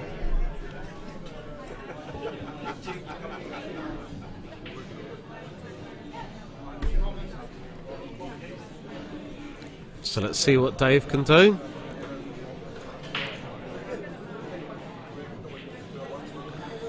Dave's been spending a lot of time playing on his new on-cue table in his garage. I've been there a couple of times. Lucky bugger. Yeah. No, he's got a lovely setup. He's got a dartboard, a fridge full of booze, crisps. Kirsten always makes me a nice cup of tea because I don't tend to drink when I play pool.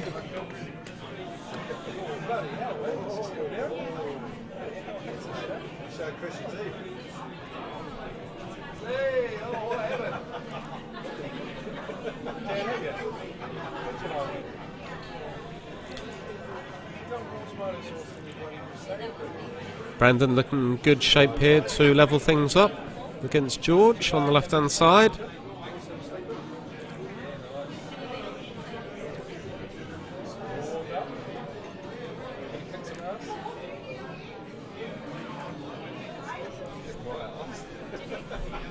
Brandon just won that throw.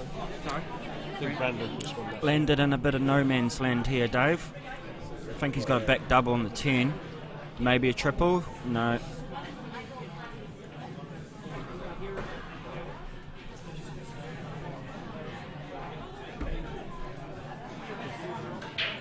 Top qualifiers don't win the tournament. Exactly, that's what I told you last week. Yeah, the that's week why I've before. dropped a frame. Yeah, no shit.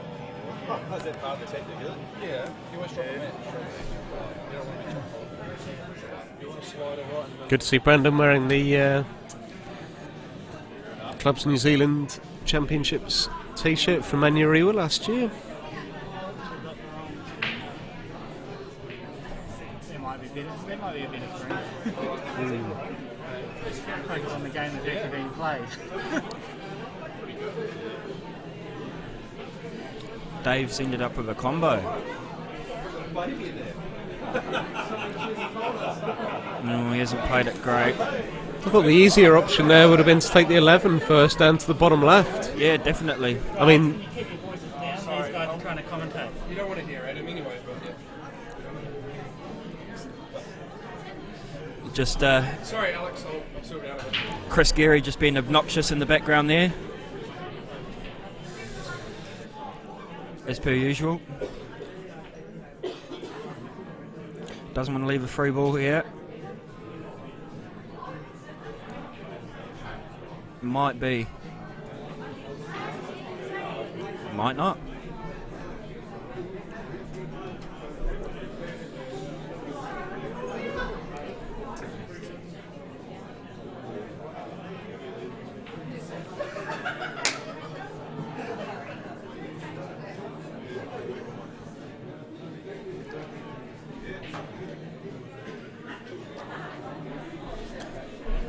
So a big double for Dave. He's missed it, but kind of played it as a shot to nothing.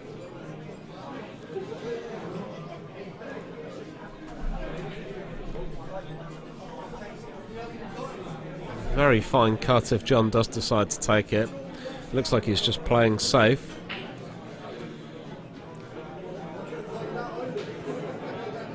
Which hasn't worked out very well for John. Again, Dave can play this as a shot to nothing. He can take the pot on. As long as he brings the cue ball over back to the left-hand side, then John won't have anything. Which is attempted, but... He's played that with a bit too much. Yeah, didn't play it great. So John has that free ball. So I'd imagine he might be tempted to take Dave's ball on and just try and run through down to his green at the bottom.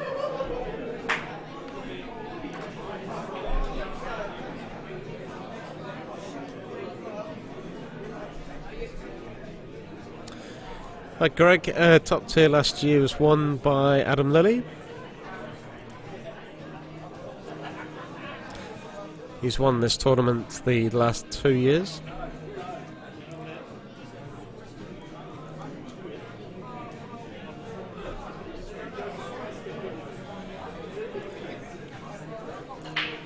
So an interesting shot for Dave here. He's got doubles, he could cut it, and he's gone for an interesting safety option.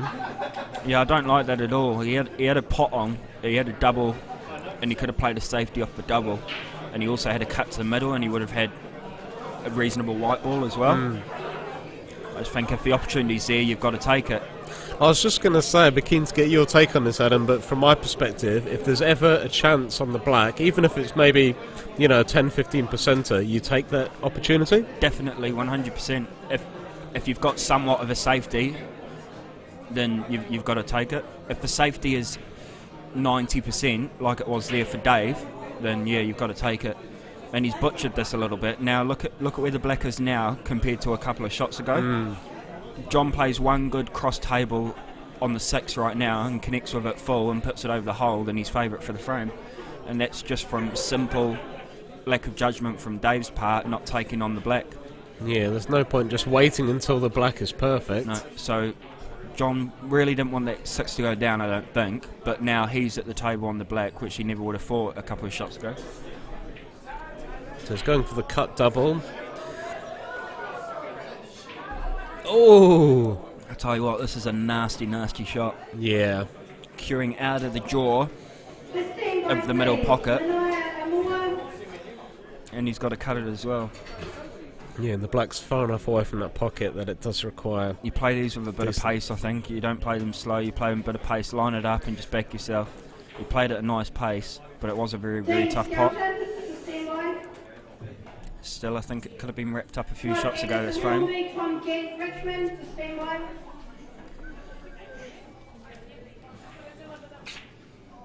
Oh my goodness. That's pull for you. They're going off in the middle. Yeah. Yeah, he played it far too aggressively. Yep. KISS, K-I-S-S, keep it simple, Susan. Last year, I won the top tier last year and the year before, Greg. Going for the three-peat this year. It's going to be really tough, but that's what I'm faced with.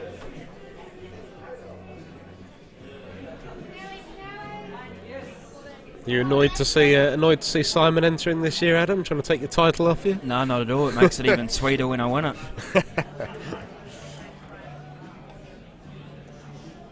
Have you played Simon competitively since your South Island victory last year?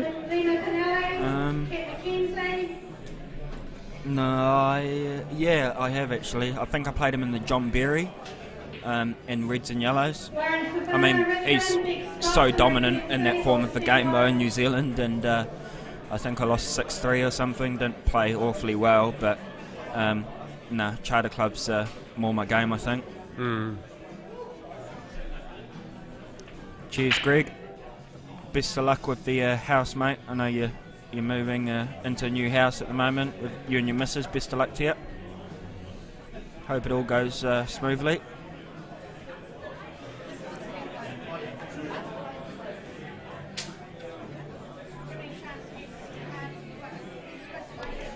Are you hoping that they switch the Super League rules from the 2-shot to black ball, Adam? What are your thoughts on that? Yeah, I'm not too worried either way. For me, just happy to play, and no matter what the rules are, really. I did really enjoy the Great Southern Knockout, and I think the shot clock in that was a real good addition. But yeah, whether or not they make the move on, I think it just depends on what's happening internationally. We have to kind of stay in tune with what's happening elsewhere around the world, so that we can kind of keep pushing for that world international stage for our Kiwi players. So if we do what the likes of Australia and England are doing, and playing the same rules and kind of formats, then I think we'll go well. We've got the players to do it. Well, the interesting development at the moment is they're trying to, the WEPF, who govern the World Rules Tournament in Blackpool, they're trying to shift the rules from two-shot to the Supreme rules, which are far more attacking and in line with Blackpool. I guess the major difference being is that you don't have the skill shots that you do in Blackpool. So that'll be interesting. Yep, just see. All we can do is sit back and watch as it progresses.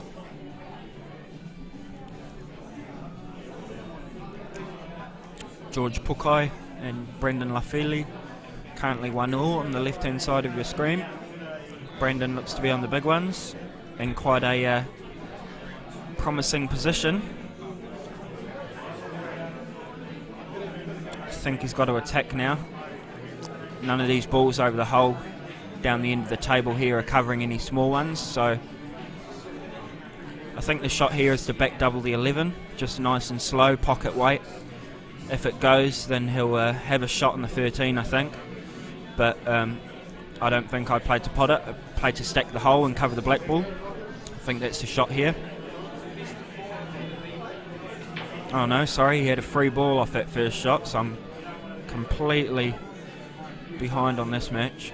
He's actually on the small ones.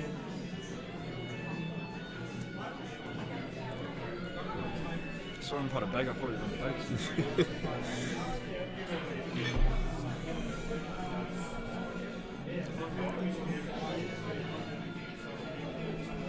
Decent shot by John there, covering the bottom right corner with the one ball.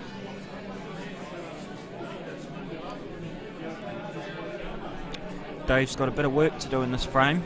The 11's kind of tied up by the 4 ball there, and the 14 only goes to one pocket in the left middle, or the left corner actually, to maybe the top, but it's very tough to get position on it, so he's got to try and develop something off this 9 ball. He's left himself a shot in the 11 to the middle, which he's obviously going to try and pot. But after that, he's got to make something happen on the 14 ball. And it's a tough pot in the 11 to the middle anyway. Well, Brandon has a good opportunity on the left-hand side now to take out this match, with George going in off. Wants to play this with a trace of bottom left-hand side to pop back out for the 5. Just got enough on it. Just got enough on it. Yeah, got a little bit lucky there. Yeah, had a nice rub on the 5. If he'd have got a little bit lower onto the white ball, he would have guaranteed getting on the 5. But he's had a nice rub and he's landed on it anyway. Now he wants to play this with a lot of bottom spin so that the white goes over to the left-hand side of the table and then comes back down. He hasn't played it confidently. He's kind of just played a safety shot, I think. We'll give him the benefit of the doubt. I don't think he was going for it. And he's left a good white ball and a really tough shot for George here. So just being patient and kind of guaranteeing himself the frame as long as George doesn't pull out anything wild here.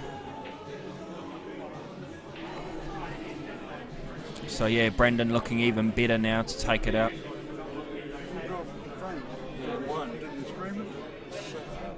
He cleared the last frame, I couldn't do anything. Yeah, rude. I'd already won the match too now. I don't mind. Top qualifiers don't win anyway. I learnt that at the last tournament when I didn't drop a frame and I got my K second round. Let Steve go for unbeaten this time.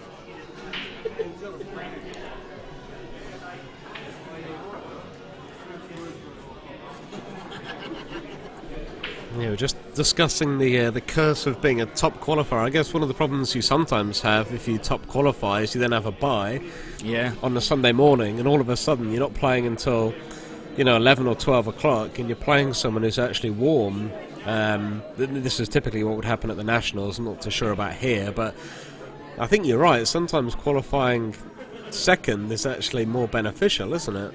Oh, the amount of times that you see people, qualify 5th out of a group, or well, no, not that low actually. They'll qualify like 3rd or 4th out of a group, and they'll just get the most amazing draw. It's just down to luck, I suppose. I think personally, people say, oh, you shouldn't worry about the draw, you've got to beat everyone, but personally I find if I look at a draw and on paper I know that I can win the first 3 matches, that gives me a good little boost, because I know I can get my rhythm going and get into the groove of things by the quarterfinals, last 16 stage, which is when you want to be playing the top players by then. If I look at a draw and I can pick myself for the first 2 or 3 matches and I'm happy. But looking at a couple of weeks ago at the Canterbury singles, getting Mike Hayes second round, I knew that was just going to be a 50-50 match. Whereas I think if it had come down to like a quarter-final stage, then I'd probably feel a bit better about things, But it was really rough match to get, ranked number 6 player in New Zealand second round, and then potentially Steve straight afterwards, So yeah. I guess that there's only so much adrenaline the body can produce, and if you're constantly having to play high-pressure situations against top players, it's going to catch up with you. You do need. I think that's honestly what happened at the Nationals last year as well. I think first round I had Rod Buck, who won Rotorua, the Nationals in Rotorua about 10 years ago. And then second round I think I had Lincoln Walu from Auckland, who's a very, very good player. And then I had Jimmy Henry, Glenn Coots, and then I have Healy in the semi, So it's like it was just having to be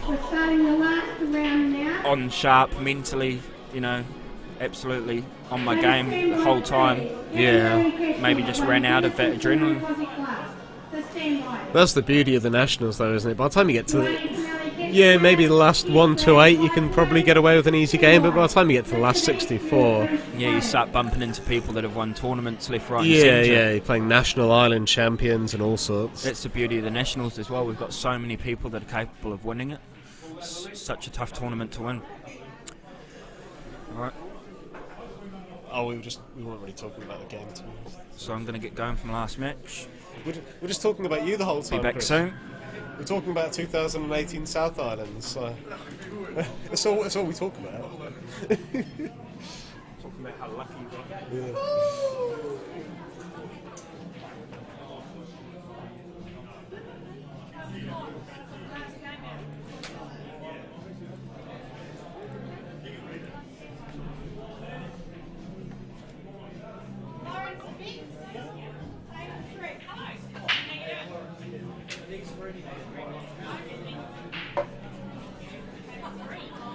I'll just leave you for a second. I need to give my wife a call.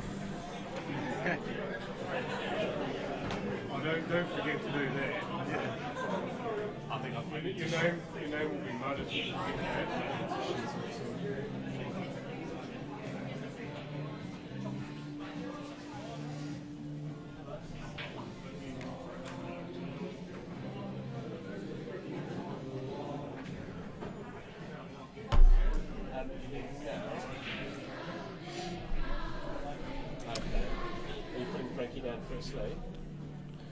And back with you folks.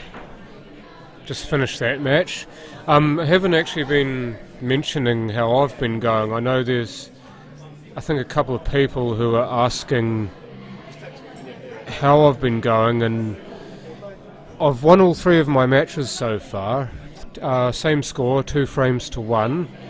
All 3 games I've lost the first frame, so it's a wee bit spotty, but that's alright. Take the win when you get it.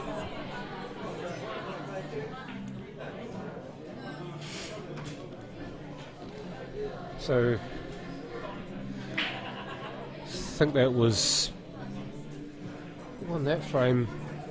I didn't actually see it very well.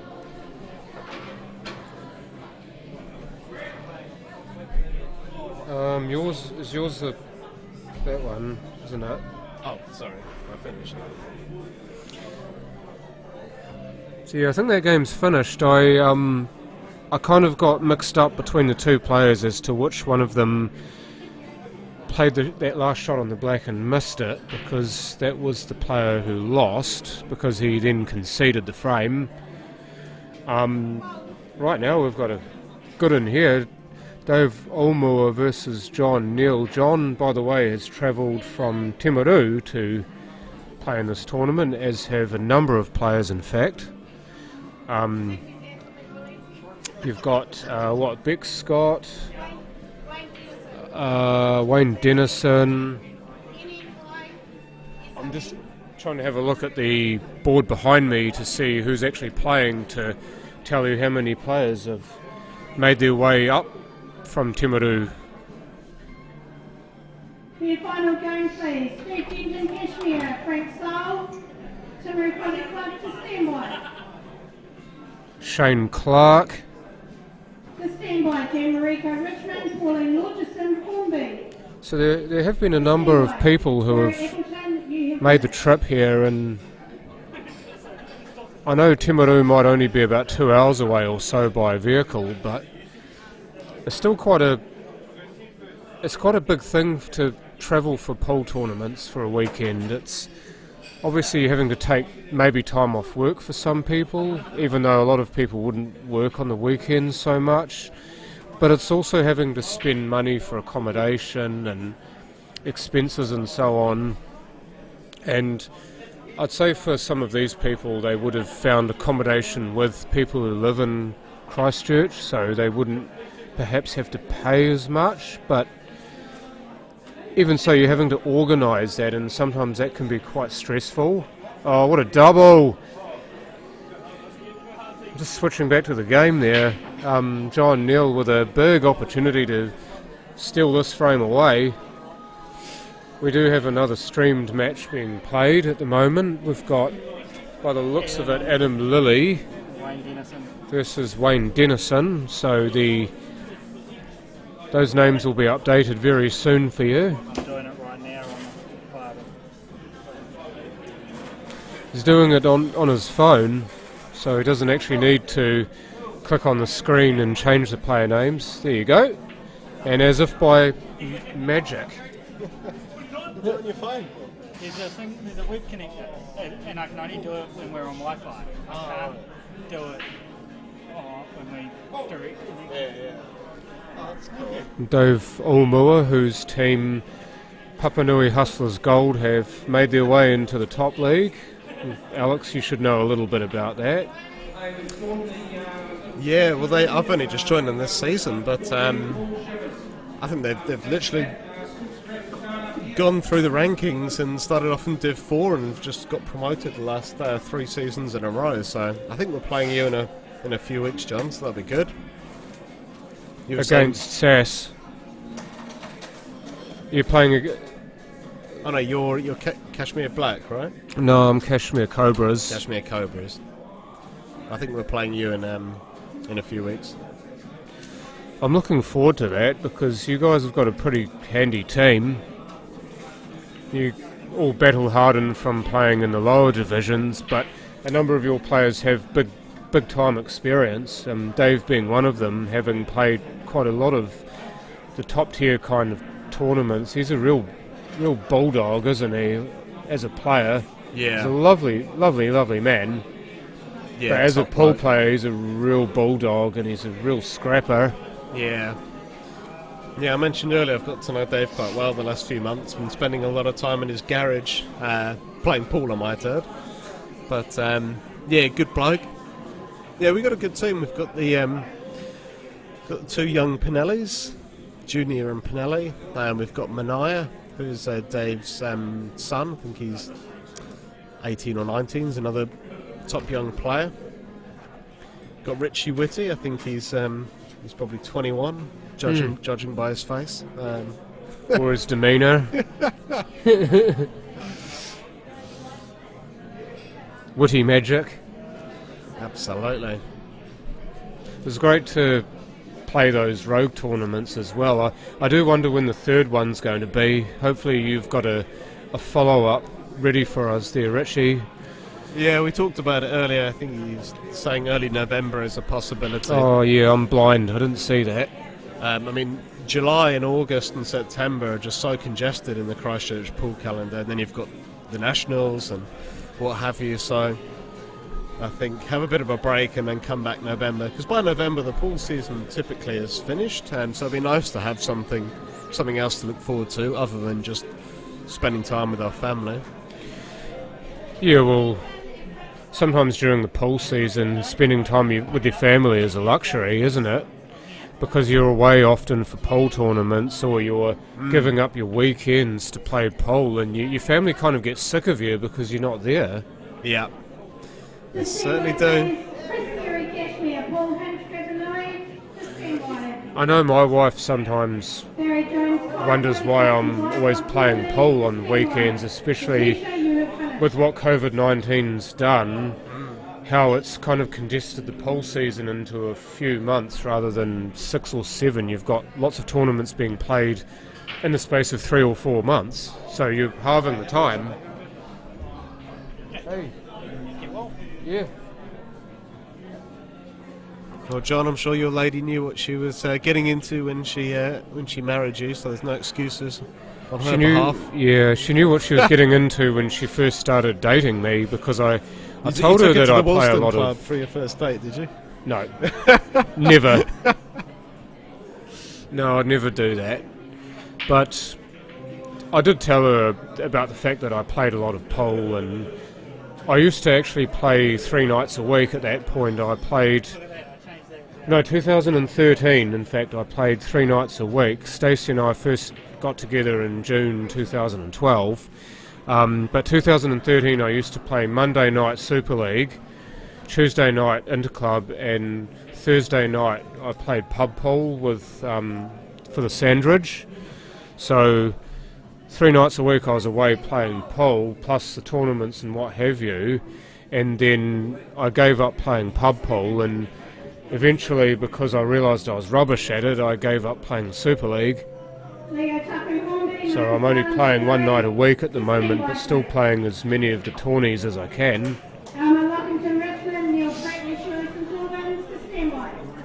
Yeah, I remember back in the day when I played in London, it was I think it was 3 nights a week, 2 different pub leagues and then Interclub, whatever it was called, and the things you can do when you're not married and you don't have kids and you've just got 0 responsibilities. Most of the days, John. Exactly, and it's something that isn't actually mentioned about how when you do get into a relationship or you have kids or you get married, you do assume quite a lot away from pool. If you used to play a lot of pool and now you're perhaps having to spend more time with the people that you love, then it puts life into perspective. It's not just playing pool or going out for a laugh every weekend. It's actually... Oh, shot from Wayne, but it is about actually weighing up what's the most important thing and then being able to tailor your life to that. Absolutely. And you've still got kids to come, John. You've still got that joy of life. No, I don't have any children. Well, that's exactly what I mean. You've still got that to come. Possibly. A couple of little voices wandering around. Yeah, I'll be training them. They won't set foot outside the house until they can commentate on a full pool tournament. I'd probably be more of a free-range parent, to be honest. I don't like having to impose a shitload of rules or boundaries, so obviously you have to a certain extent, because otherwise it'd just be complete anarchy. Yeah. But you do realise that you have to allow your kids to experience the world as freely as you can without you being there holding them on a leash or what have you. Absolutely, John. You have to let them actually be kids and make their own mistakes, learn from them, and know that it's okay to come to mum and dad if you have made an honest mistake and own up to it, and know that your family have your back and can give you a bit of tough love when they need to, and be able to steer you back onto a good path. That to me is what it's about. Stevie D, lovely. Stevie D carrying on the form that saw him defend his Canterbury Open title a couple of weeks ago. Well, he made that look so easy, didn't he? It's amazing what a bit of confidence and continuity, let me try that again, can do to your game. There we go, Scott. If you want to try out your parenting theory, John, looks like Scott will drop his 3 kids off with you. Are they for hire? I didn't realise you could hire you children. You can have mine as well, John. Make it 5. Your 2 boys. Yeah, they're bloody nightmares. How old are they now? 2 and 3. Oh, that's your problem. Look at the age of them. This is when they really start to become troublesome. Yeah, they don't really listen to us, and they just run around like maniacs most of the day. Well, sometimes I can be like that too. I refuse to listen to people, and not so much running around like a maniac, but if I get in the wrong mood, I just refuse to listen to people. And I'm just like, F the lot of you.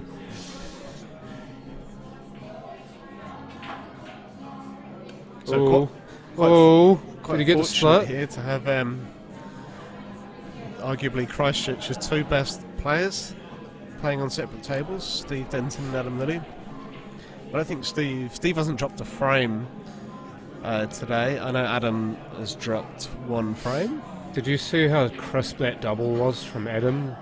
And how good control was on that shot? Not just to pot the ball, but to hold the white ball for the 8. Yeah. Assuming that 8's on in the other middle, by the way. Otherwise, we're kind of talking out of our bums. Well, it must be the way it's played it. Yeah, it has to be. It'll nap in. Oh! No! What on earth was that? I don't know what he was doing there. Uncharacteristic from Adam. Maybe it was one of those where I'm just trying to work out how this works, but it's only on if you hit it hard, because otherwise you will contact the ball. He got a very thin contact on the 5, so if you bang it and just miss the 5, you get the pot, is what I'm thinking. Otherwise you just rub the 5 and you miss the pot. Yeah. Yeah, Adam's far too experienced just to smash out at it for the sake of it. There must have been a reason for what he was doing. Well, Wayne had an opportunity. It's a free ball to Adam, so I'd imagine he's going to take this 3 as the free ball into the bottom right, and that bring him natural position onto the black. Just needs to be careful he doesn't run into the 1 or the 2. Oh, yeah, just like that. Similarly to that last shot, he put a lot of oomph into it, didn't he? Unnecessarily. He knew he was going to run into them, though, is what I was thinking. Or he accepted it early on, and look at this sleeve. That's a great shot. Look at that. What a way to make a positive out of a negative. But he knew he was going to run into them, so he did hit it with oomph to hopefully spread them away so that he had a shot on the black, but it didn't work. Oh, I thought he could have held it. I thought the natural angle would have just taken him nicely onto that black, but maybe not. Was on. Okay. Oh, okay. That I did not know that. I'm learning. Thank you, Des. Is that a new Plymouth type shot that only you guys know about until now? What is he doing? If you hit it. Well, Alex was asking me what he means. When you contact the ball with pace, the ball jumps a very small distance. It's like what happens when you break. You see the white ball jumps off the table slightly, or off the bed of the table. Happens when you hit a single ball too, and if it just jumps that little bit, just over the edge of a ball, you can actually clear it. Oh, what a shot that is. It's a shame he ended up on the rail, but other than that, shouldn't be an issue anyway. And it's not. Oh, no, thanks for the info, Des. It's interesting to know how you guys think about these shots, and I guess the little extra strategies you have in place. It's not something I would have thought of. Well, I knew about it, but I wouldn't have used it that way. Oh, Alex Pugalion shows the shot off. Okay. Thank you, Sam. Yeah, it is, well, there's Steve trying to promote the 8 off the rail and didn't quite get it. Still got a ball to work to, or to the 8. Cheers, Sam. We're going to have a look at that later. 6. Yeah, I suppose he's got all sorts of cameras as well to show the ball actually leaving the bed of the table, to show the full shot. Yeah, it's interesting when they put it in super slow-mo and it's like 50, 60 frames a second, and you can really see how the cue ball and the object ball reacts and the spin that's placed on it. The science behind pool is quite fascinating. I've been called again, folks. This will be my last match, and then I will spend a bit of time after that doing this. Well, actually, I kind of lie. I'll probably have something to eat, and then I'll come back to the commentary booth, so I'll see you all soon. John, I'll have left by the time you get back, so I'll try and pop in tomorrow. Oh, yeah, cheers. Hey, go hard for your marathon. Yeah. Half marathon.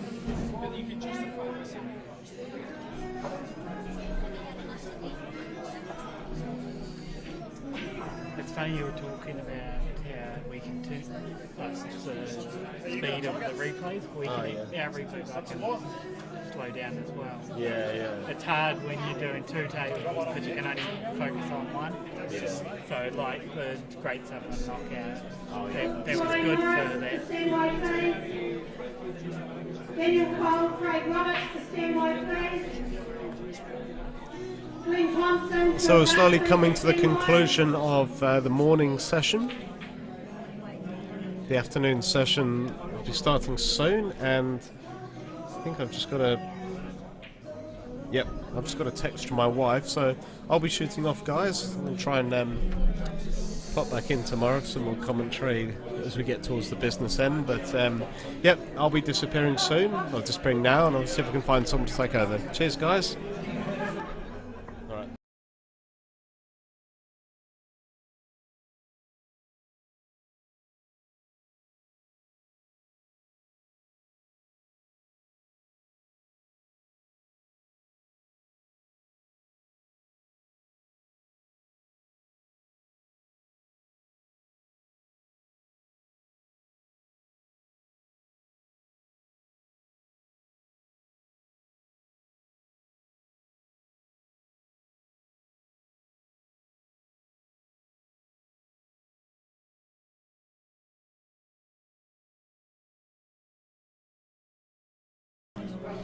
So with John and Adam both playing, I believe, and Alex having to leave us, just for everyone's information, there'll be about a 1 hour gap between the sessions.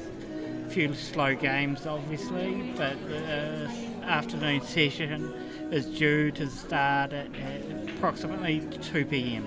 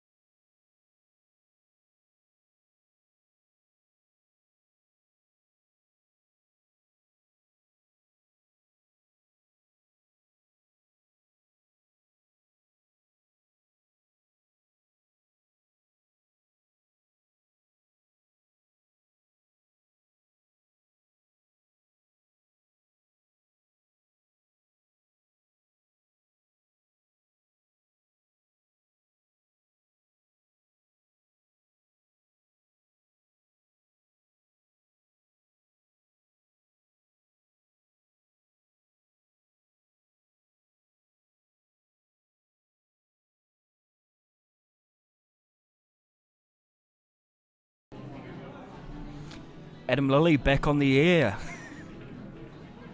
To all you thousands of people watching out there. Steve Denton, winner of the Canterbury singles this year, on the live stream table against Frank Soule.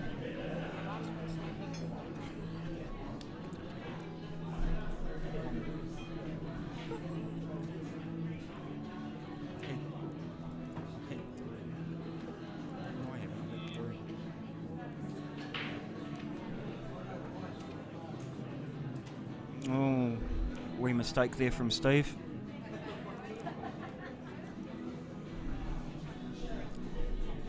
Frank in a bit of a pickle though with the 12 and the 4 together. He wants to try and develop that straight away, I think, somehow. Maybe take the 12 as a free ball to the left middle if it's on and move the 4. Oh no, sorry, he's playing the better shot. He's playing the 5 to the corner and then split the 4 and the 12.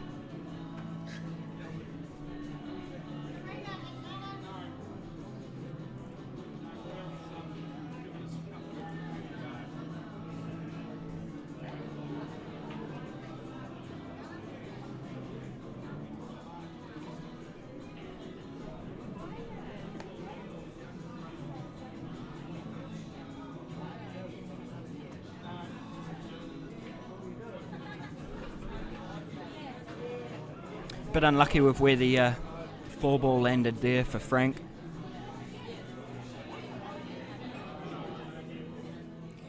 I don't think he can see enough of the 4 to double it back across. He might be able to see enough of it to triple it back across though if he goes in between the 12 and the 9, but very tough shot. Yeah, couldn't see enough of the 4, so Steve's got a good chance here to take this one out 2-1. Saying that, he's a little bit straight on the 10. He might be able to play off 2 rails. He plays this shot very well. He plays a stun shot with a little bit of top, and it just squares the wide up around 2 rails. So you'll see him punch this 10 into the corner, come off the side rail, and then off the top rail.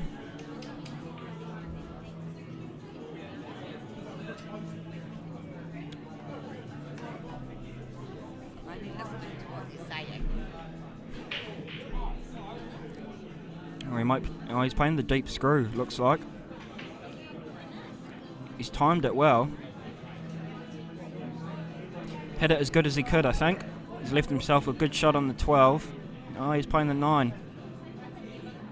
Thought he might take the 12 and then drop the 9 into middle, but he's played the 9, and he played that because he knew that he wouldn't be leaving Frank the 4 ball to the corner, so the 4 is still relatively safe. So good thinking from Steve there.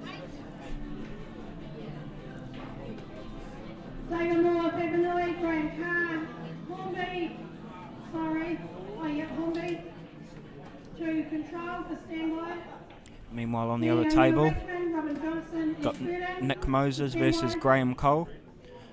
Graham Cole, father of Daniel Cole.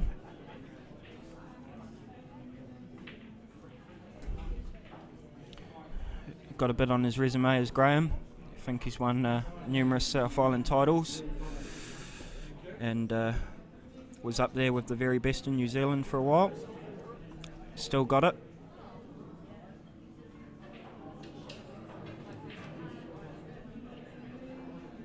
I don't think that's...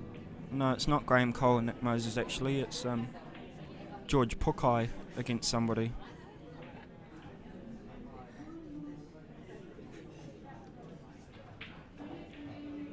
No, a bit unlucky there from George, trying to split the 7 and the 8. He just missed it. And Steve Denton takes that match against Frank Soule 2-1.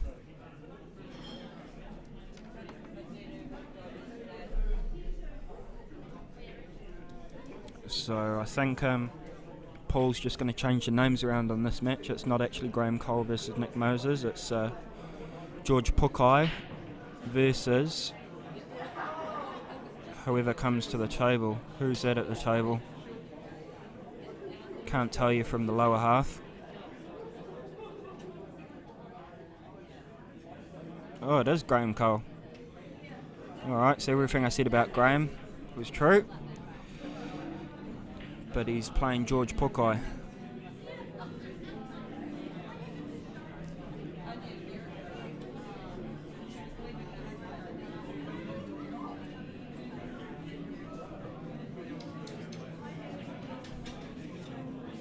Good effort there from George. Maybe wanted to cover a bit more of the pocket though.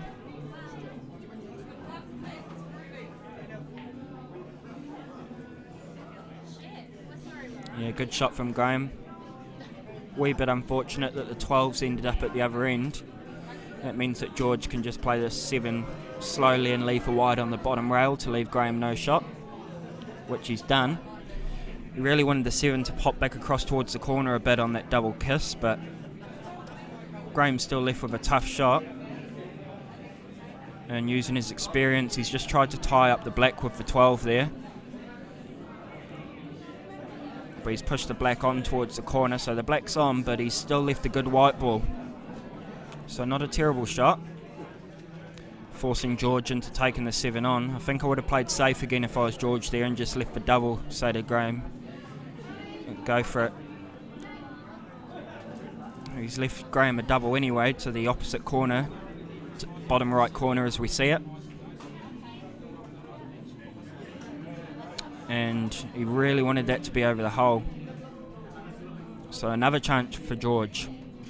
Nobody wants this frame at the moment. Might play the cut to the middle, come round off 2 rails. No, he's kissed into the 12. A little bit unlucky, but I think it was always on, so he's got a back double on the black. Similar shot to what Graham just had. See if he can show Graham how it's done. No. Always been fortunate? No. See you later. He's left the 12 onto the corner, so this one has to be cued. Not an easy shot.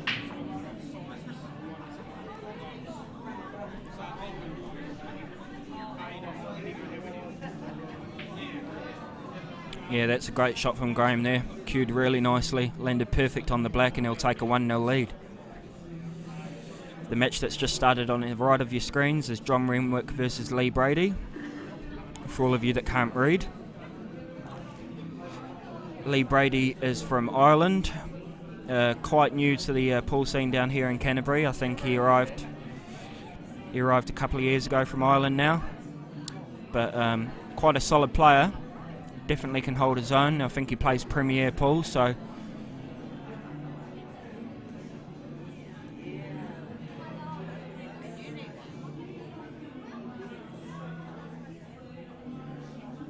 oh no, I've just been informed that is Nick Moses, not George Pukai. Thank you, Janet.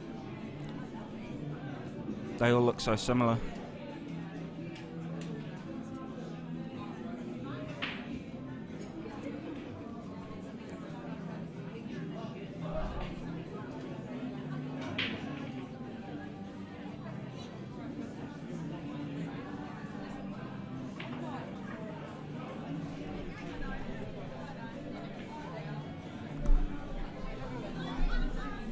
And John Renwick, of course, playing Lee Brady, best friend of Allan Cowan.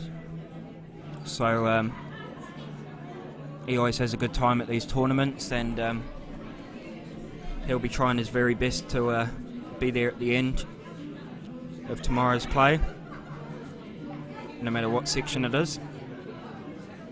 Lovely guy, John. Plays with his heart on his sleeve as well, which is what it's all about. So he's on the big ones.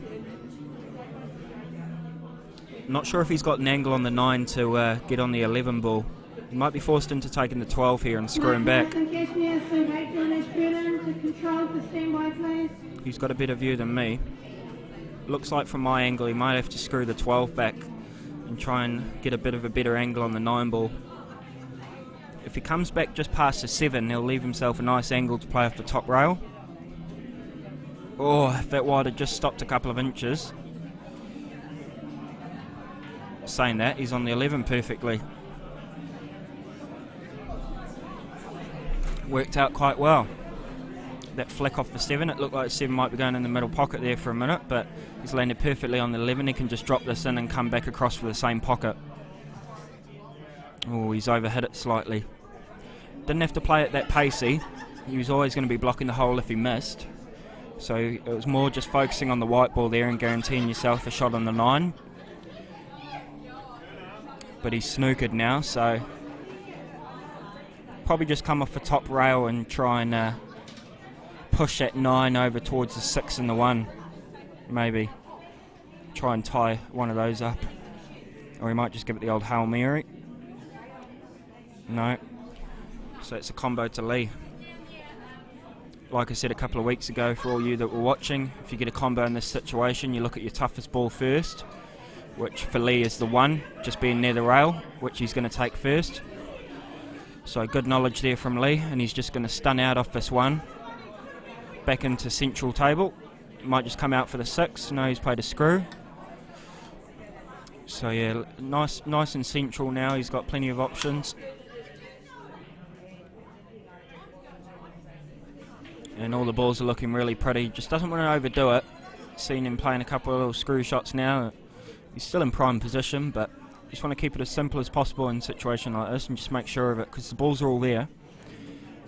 It's just ABC. He does look to be queuing quite nice though. Can just drop this 6 in for the 2 to the opposite middle, or he can play for the 5. I think if I'm Lee here, I'm just playing a little bit of top on this 6, coming off the side rail and leaving myself a 2 to the opposite middle. There you go. You know, it's really simple, and just a little lapse in concentration, and it can be so much harder sometimes. So he's faced with a tough 2 to top right. Yeah, and there you have it. It was all there for him, and he's butchered that one a little bit. On the other table, Graham Cole leading 1 frame to 0. He's played a nice safety shot there against Nick Moses. Just pushing the 5 into a potable position and leaving no shot for Nick. White ball underneath the 13 and the 9. I think if I'm Nicky, I'm just pushing the 9 ball onto the black ball to tie the black up. He's played to the other side of the table, but it's a good white ball, so even if Graham does pot this, he's not guaranteed a shot on the black. So he's taken a different approach to it than I would have, and it's worked out well. So there you go, Graham slotted it, but like I said, he wasn't guaranteed position on the black, so a bit of a tough lie here.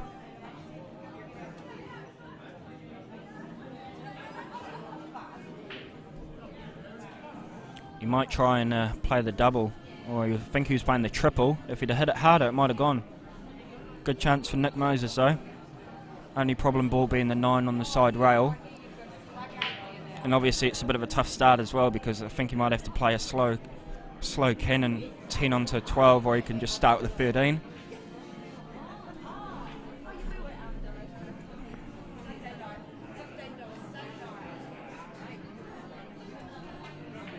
He's taken the 13, and geez, you cannot hit a ball better than that, I tell you. You can't time a ball much better than that. Down the rail, screwed back, played a little screw, and he's just timed it perfectly, and the white's come back to the middle of the table. That's a beautiful shot. And he's tried to develop the 9 there. Don't think he really had to be honest. Can just leave that 9 ball for last. We've got a good shot on the black into the opposite corner. John Renwick goes 1-0 up over on the other table. Lee Brady will be kicking himself because he was in perfect position there to win that frame. And that's a good shot from Nick Moses there. It's a really good shot. Just flicked the 9 out, he left himself a nice pot. Oh, he's just rushed into it a bit. Could see the finish line.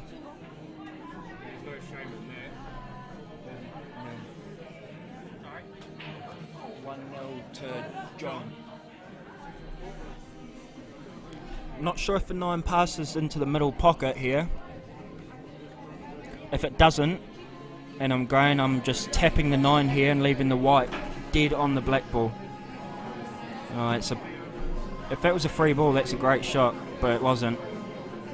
No, it wasn't a free ball, so yeah, a bit of a poor shot there from Graham. I think he could have just tapped the 9 on the side and left the white dead touching the black ball. It wouldn't have left Nick a shot.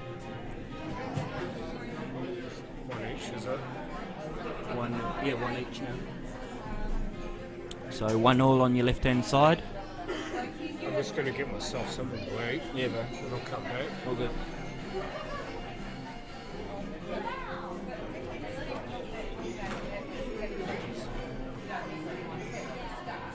Four. All 2-1. John's got a really nice table here on the right. Only problem ball might be the 5. It might pass behind the 11. If it does, then this is definitely on for 2-0.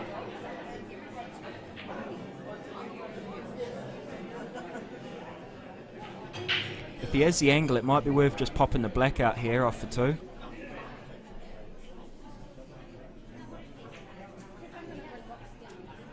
No, he was on the 9, Greg. I think he tried to play the 9 off the black or something. He was definitely on the 9. You just stick to renovating your house, mate.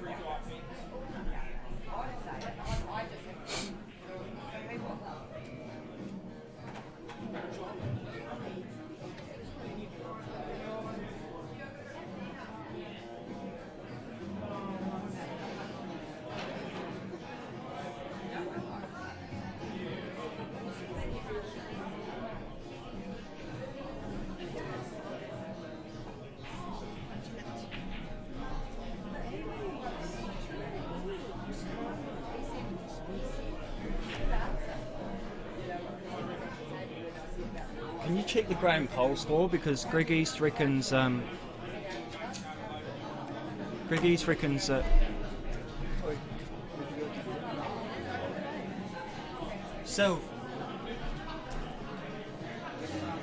should be able to get me a handless space. What is that? Savings 2552. Is your dad up 2-0? Or is it 1? That's 1-0 it says, yeah. Handle a space. Yeah, I'll go check. No, they reckon that I got it wrong on here. I'll be gobsmacked if I got it wrong. Never get anything wrong.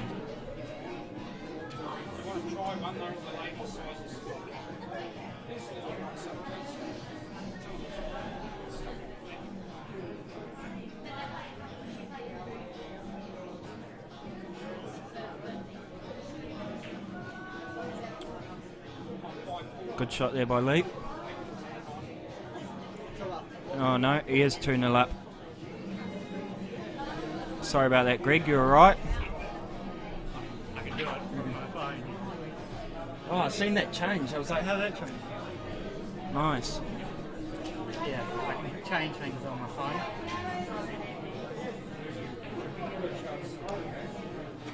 So it's actually 2-0 on the left-hand side, not 1-1. My mistake. Just not good enough, really. Disrespectful.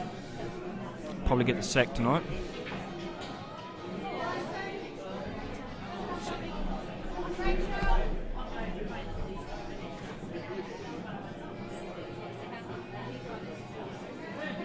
Penalty, tackle 14, please. Can I have the stand by, please? Manoia Moore, Rod Anderson, Logan McBride, Tom Kent, to stand by. Good chance here for Graham to close out the match. He's just got to play one good shot. Skelton, you finish. I think you'll find him playing the 12 ball to the middle with a trace of right-hand side to just come down the right-hand side of the table. He wants to play too much right-hand side rather than too little. And this looks... That right there is the shot of the day so far. That's a great shot. Yep, you won't see many better shots than that. That was judged perfectly. Now for your next one, mate. If the black squeezes in behind the 1, you might just find him potting this 13 lightly, kissing into the 2. Screw up past the 2. I'm not sure if he's overcutting this 13 or not. No, he undercut it actually. I think the 8 might have passed him behind the 1 there, so he could have just played a little pot and held off the 2. Yeah, his son Daniel Cole here just saying Daddy missed a trick. I think Dad will have a different opinion of it.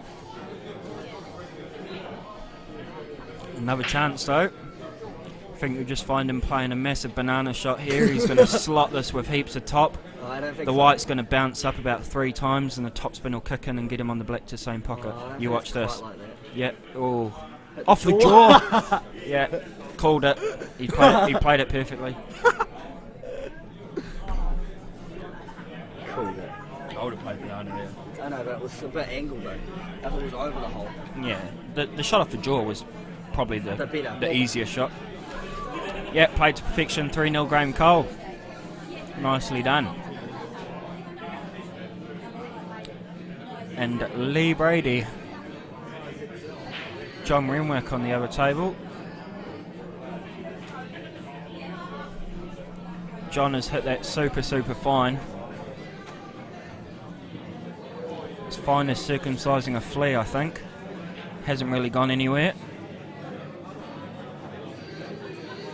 So Lee it's a clever shot there from Lee. Really clever shot. He's brought both balls into play, and they've actually both landed over the holes as well, so he's in prime position here. Next visit, if he gets back, which I think he might, he can just attack. So John's just going to put the 4 onto the black here. It's pretty good effort. He's a bit unlucky though, because the black's still on into the middle pocket. But it was the shot, it was his only shot. If you can't pot, then try and play safe, obviously. And good chance here for Lee. I think he's just going to take the 9, make sure he leaves himself low on the 12. So by low, I mean the right angle to pot the 12 and go back down table towards the black spot, so that he's guaranteed a shot on the black ball. So off this 9, he's just want to screw back across a little bit, which he's done. He's played it very nicely. Always key to just be right side of the ball on clearances like this. May look simple, but you can easily mess it up. Lawrence Stefano, Richmond, table 2 please, now.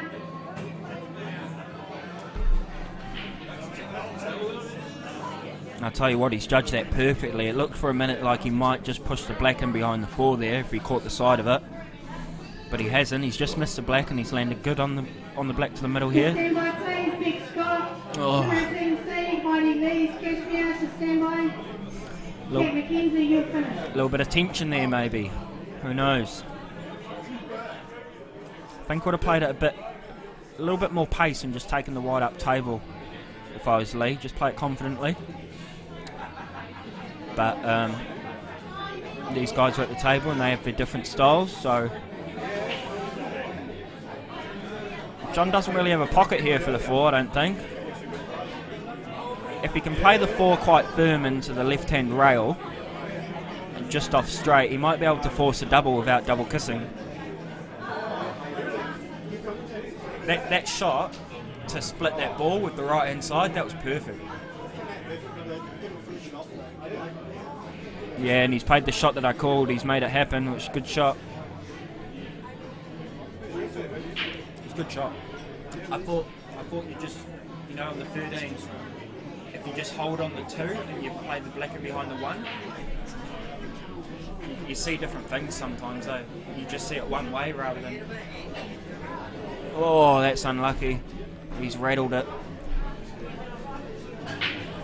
So Lee with a chance that he really has to take here. It's not the easiest black, but he'll back himself to get this maybe 8 out of 10. So it is quite fine. Wants to catch it nicely. The white's not going to go anywhere near in and off. Oh my goodness, it went in off. Commentator's curse. Yeah, so he actually overcut that, meaning that he didn't actually hit the black until it came off the top rail. So he missed the black completely on the first attempt, and then it came back off the back rail, hit the side of the black and went off in the middle. So it just shows you how much I know. Who got that? John.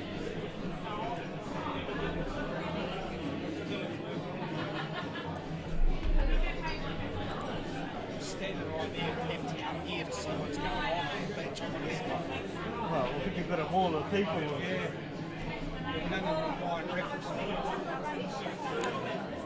Oh, good match up on the left here.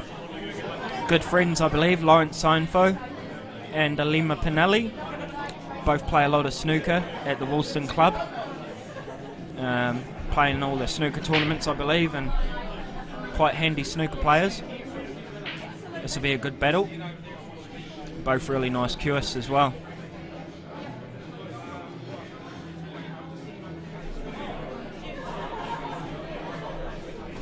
Might just keep my attention on the game on the right just until the conclusion of it, and then maybe switch up to the left just so I'm not going backwards and forwards. Quite difficult to stay focused on one match, or two matches should I say. Yeah, you sometimes miss the crucial shots and whatnot, so if I just keep my attention on one match, should be easy. John's on the big ones. I think I'll be playing into that 8 and 12. It's kind of he didn't really commit to that 100%, I don't think. He could have maybe played that a bit pacier and he would have busted out the 8 and 12 maybe. But the 12 still goes down into this corner, or the other corner.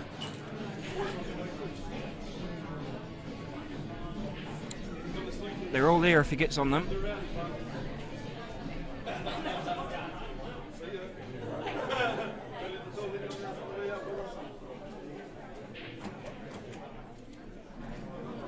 Big shot here. He's got the win. 2-0, that's the main thing. He's played that really nicely. So he does have the win because we're only playing 3 frames here at the Allan Cowan, unconditionally. If you go 2-0 up, still play your last frame. If it's 1-1, it's winner takes all in the last one. And if you're 2-0 down, you still play the last one as well. 3 frames. Not best of 3, just 3. Quite cutthroat if you go 1-0 down, but that's how it is. You've got to be on the ball from the word go. Be nice if that black passes into the lower left-hand corner here, past the 7. Looks tight though from our camera view. I'm not sure if it's touching the 7 or not. By the way he's played that, it might be on. He didn't go for any kind of split or safety. If the black's not on, then you would have just seen him stack in the hole there on that ball. Looks like it might be on though, so one good shot in the black and it's 3-0. He's just getting the referee to watch it, which is good sportsmanship of John there. Just to make sure he doesn't foul because these balls are quite close together. Yeah, he's played that beautifully. 3-0, very good performance by John Renwick. It's a good win over Lee Brady. So now I can solely focus on this match here, which should be a cracker. Looks like Lima Pinelli is about to take the first frame 1-0. You never know in this game though.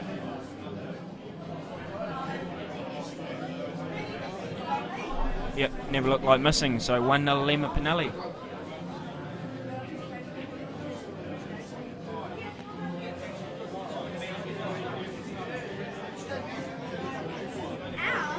Lima. See you tomorrow. The last of the morning games are on there. No more on that stream. Just this stream. Just this. Just an update for all you watching at home that are interested. The last of the morning session games are all out at the moment. So we just have the one stream table until the afternoon session starts, which will be very shortly. And there might be a little bit of a break between. Maybe 1:30 2 p.m. Might be a 2 p.m. start. Maybe give half an hour break to the conveners, let them stretch their legs. Doing a great job here, getting through the games nice and fast. It's been run very, very well. Around 145 people at this tournament. 148. So a lot of games to get through, but they're doing a great job so far. Personally, I thought we'd be lucky to get out by 2 p.m. and I was all done at 1 p.m, so that's great. 5 hours is what they said, and 5 hours is what it took. So great convening.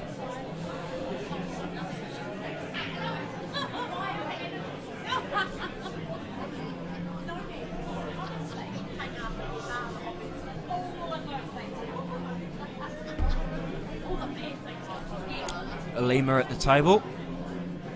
Probably the stronger of the two, to be honest. plays a lot more pool than Lawrence.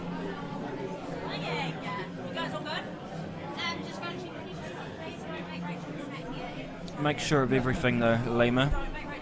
A very, very steady player. A very good player as well. Expect to see him deep in the tournament tomorrow. Seems to me he's going to get the best response that way. Yeah, he'll be there or thereabouts.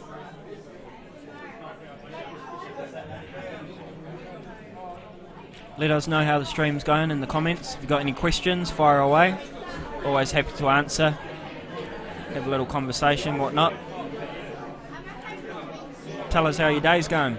What are you up to? Where are you watching from? Don't forget to like. Don't forget to like, subscribe. Yeah, like and subscribe as well, so that we can advance our tech side of things here on the stream. Hopefully, I was saying a couple of weeks ago, it'd be massive for us if we can get that drawing the line, like on Sky Sports, when you see the commentators drawing the paths of like the snooker escapes and or the shot, like where the white's going to go. We can start putting lines up and whatnot, but you need to like and subscribe. Just one click of a button. You can make an account for free. Only takes 5 minutes on YouTube. And then whenever we jump on the air and you've liked and subscribed, you'll get a notification, so you'll always know where we are and when we're popping up, which is great. One of the advantages of liking and subscribing. All about the game at the end of the day, and you guys at home can help massively in the advancement of it.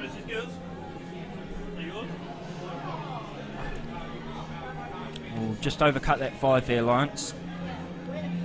So Lima looking in control of this frame with the bottom right hand corner covered as well.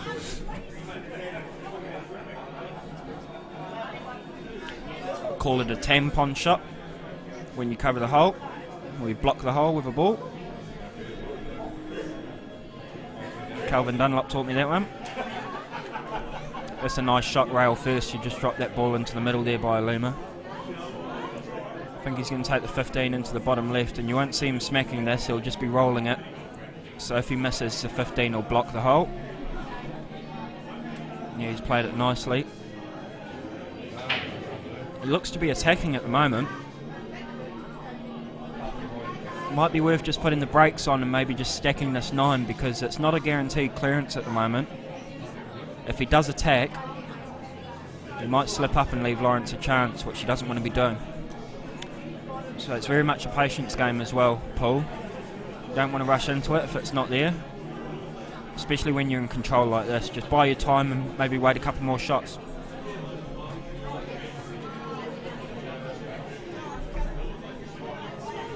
So yeah, I think he was trying to stack that. That was the right shot to stack it. Then he can develop the 13, get it into a better position. Possibly the black if he gets a free ball, who knows.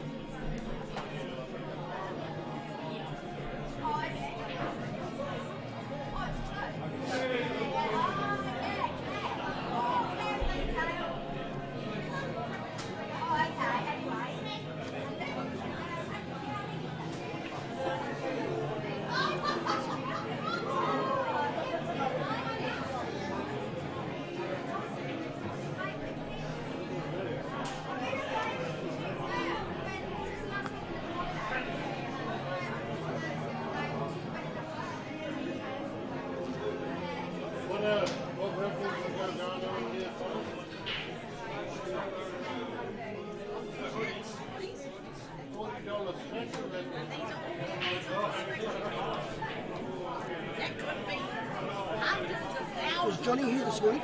Sulika? Yeah, he's still here. Went to get something to eat. Oh, is he? Yeah. He'll be sitting down eating something. Okay.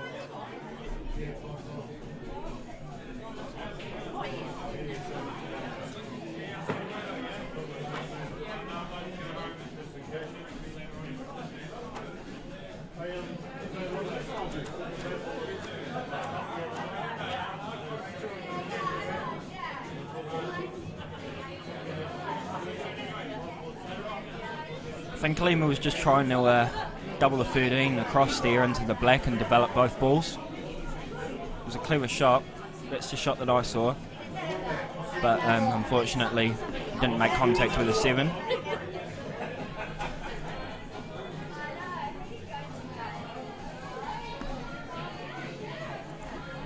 Lawrence with a short odd chance of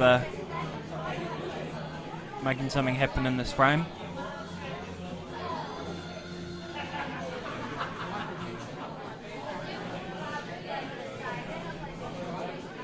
Can't really stack the hole here either because, well, he could actually, because it might block off the black later on. Could be worth just stacking the hole, possibly. Forcing the Lima to go for the finish. Might work in his favour. Yeah, he's gone for a split there that wasn't really there. So, just a little lack of knowledge of Charter Club pool, I think. Predominantly being a snooker player, that is. So, be worth just stacking this 2 now. Yeah, that works out. If I'm Lawrence now, the only ticket that I've got to win in this frame is letting a Lima do all the work from here on. Let him make the move, because he's got to get that black out eventually. And yeah, it looks like the only chance he's got.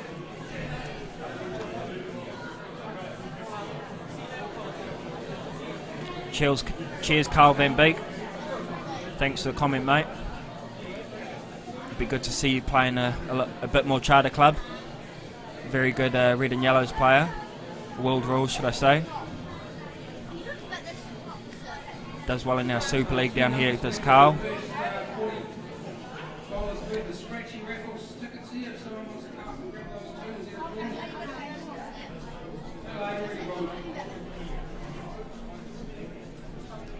Cooper Collier on this afternoon. Young Cooper, mentioned him earlier on this stream. Very, very good young talent. Only about 9 years old, I think. 8 or 9. I coach him at the Kashmir Club. And yeah, he's got a bright future if he sticks with it. Hopefully get him on a stream table possibly today. So yeah, I called it before. Make a Lima do the work and force him to go for it. This might just work out in Lawrence's favour. A lot of players would have tried, to pot all the balls and then make an outrageous split and get on a ball, but Lawrence has just been patient and played the game, and he might just get rewarded for it.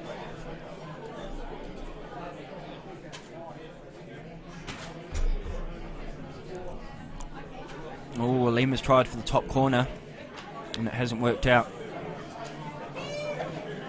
So yeah, Lawrence has got a chance, but he's got to pot this 2 and leave himself a shot in the 7, I think.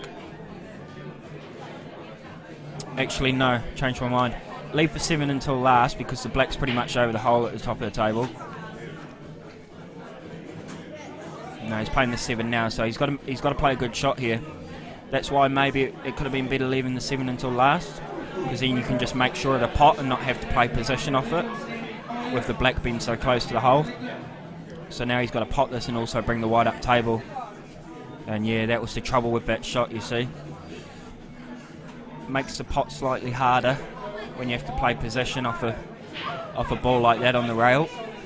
So just missed a trick there, I think. He could have played the ball over the hole, got rid of the 3 and the 4, and then left the 7 until last. So that's the difference between 1-0 and now 2-0 to Lima Pinelli it is.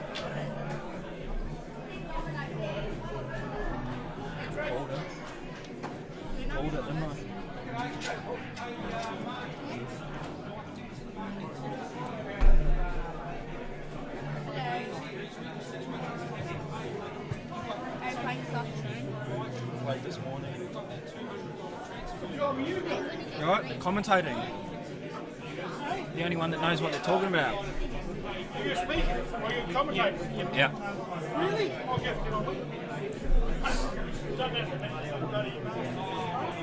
We'll lose viewers. Yeah, good.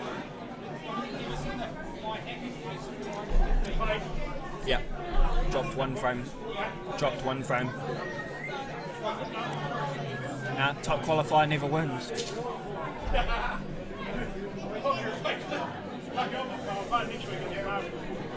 Good luck. Oh, that's a beautiful break. Nice break. He's hit that one nicely. The top just carried through the pack. And when you see the whiteboard just go straight through the pack like that with top, you generally get a ball. Most of the time anyway. Unless I'm breaking, I'll never get a ball. I'm rubbish at breaking.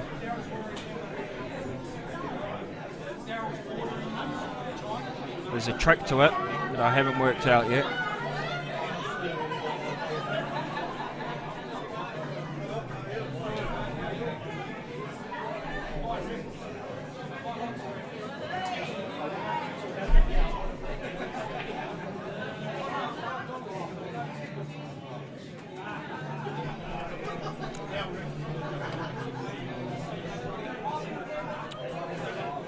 So Lima on the small ones, the only problem ball being the one. He wants to, if he's going to attack, he wants to try and develop that sooner rather than later. Oh, seen a bit of a roll in the table there. White ball was tracking towards that 15 and just decided to veer off left, and it's worked out for Lima actually, because it means he's not hampered by the 15 at all.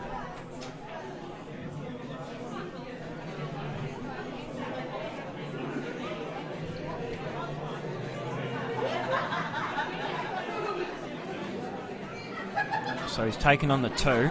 No, he's not. Taking on the 7. Just wants to play a trace of a side here to either land on the 4 or go behind the 12 and leave yourself on the 2, which he's done.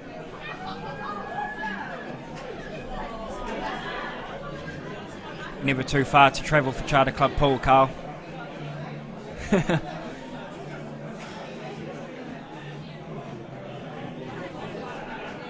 Nationals this year in Tauranga, going ahead, been given the all clear, which is great. Hopefully see a lot of you guys down there, or up there for me, or up there for most people actually.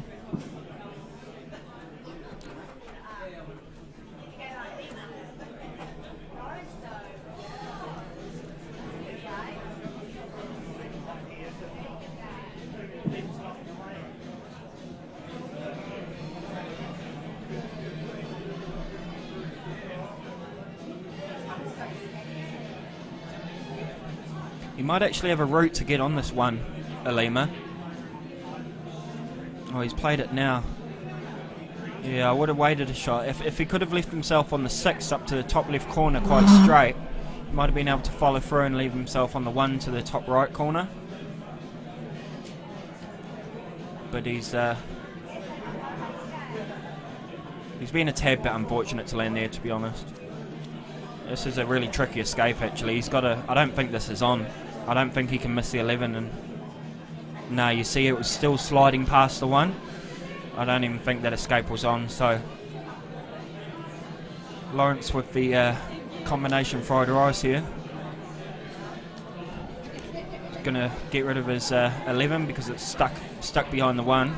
He's just going to play it into the right hand corner pocket and leave himself for 9. Simple little shot, make it as easy as possible. Don't have to do anything fancy, just roll it in.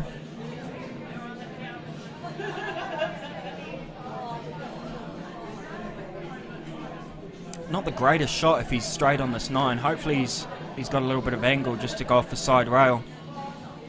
Should just be able to stun off the side rail here and go back down the middle of the table. Yeah, which he's done. But he hasn't hit it hard enough. So he's only got the 13 now. Really wanted to be just above the black spot there off that shot. He's got to play this one nicely. Little screw back. No, he's played it beautifully. Can't play that any better than that. Time that really nicely just to pull it back 3 or 4 inches for the 15. And you'll find him just stunning up diagonally towards the left corner pocket, just slowly for the 10. Oh, he's bit straighter than what I could see, so he stopped nicely for the 10, and he just wants to drop this in dead weight to land on the 12. If he runs it in, he's got a chance of hitting into the 1 ball at the top of the table, or potentially snooker himself and landing in trouble. Oh, he's just cheated it enough. So when you cheat the pocket, that means that you're potting into the side of the pocket to try and gain position on your next ball. It can be a dangerous game sometimes because you might miss the pot completely. But for Lawrence, it just worked out for him there. Another nice screw back. Was quite straight on that ball as well. So he's got a little bit of a tester, and he'll be happy to come away with 1 frame because Allan has been quite dominant in this match, to be honest. Where's the black going? Where's it going? Oh!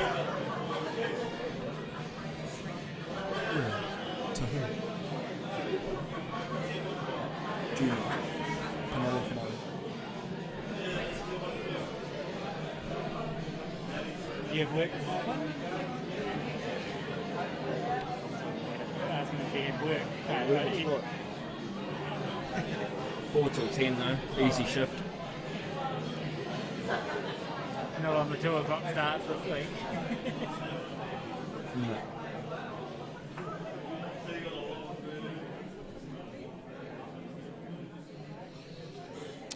Alima's actually got a half chance here if he cuts the 6 in. He might come off the top rail and kiss the 1 back out. Well, he's missed the pot completely, so 1 is a free ball. Hit it onto the black slowly. No, don't even need it. I always take them anyway, just to be super, super safe. Good to have that mentality engraved. You never know what will happen.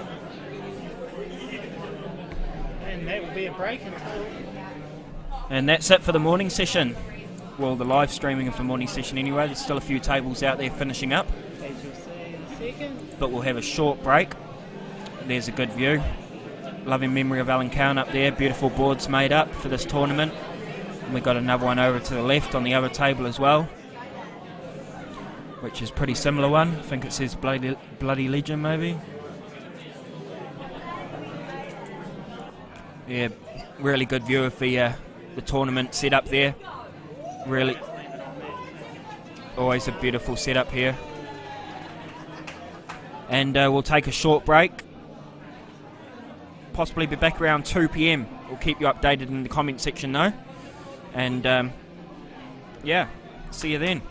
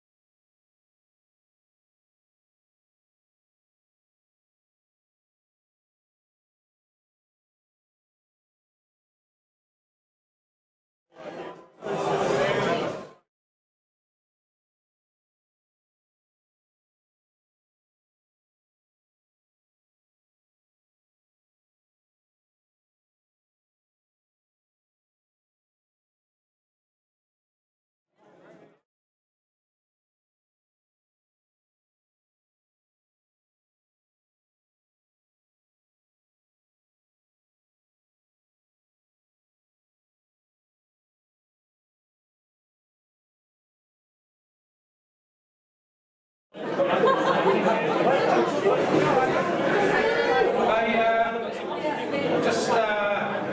have make a start for the afternoon. Before we do anything, can we please have a moment's silence for all players that have passed in the last year?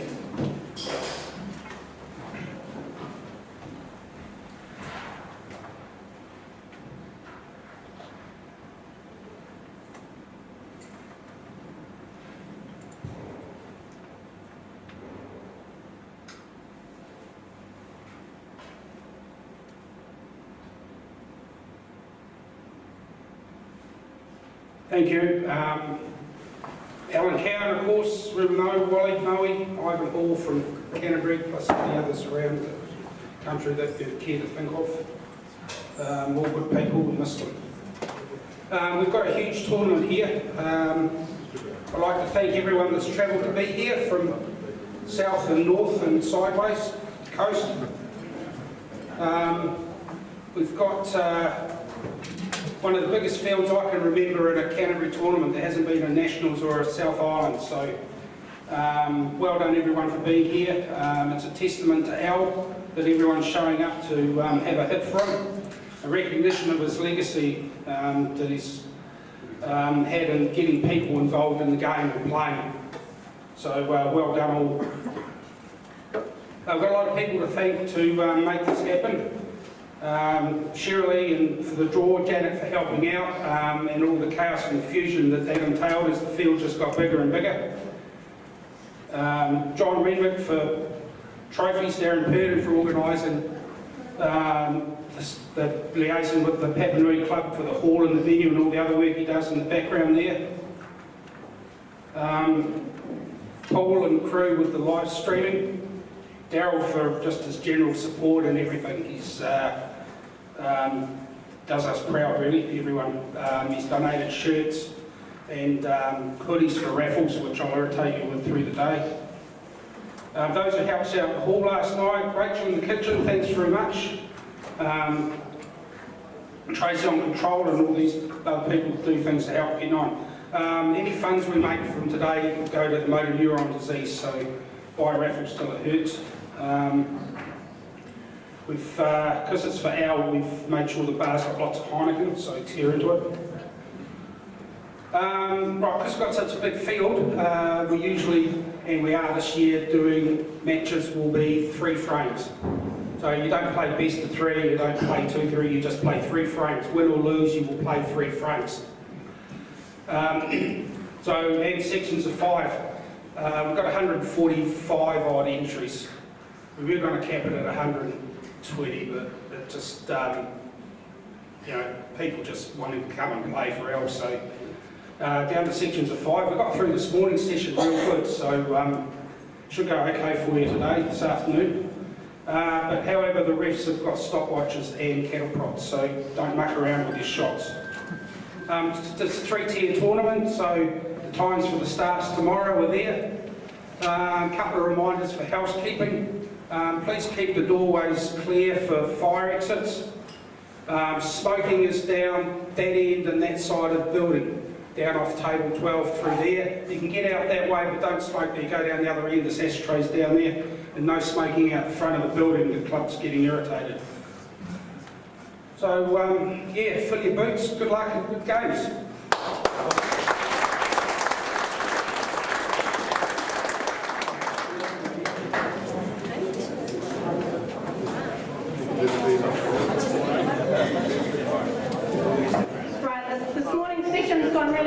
Which has been really good. So hopefully this afternoon session goes just as fast and just as good. So just remember, you are playing 3 frames. And also, please watch your language if you're on table 1. We don't want any women's tops or anything up either. Yeah.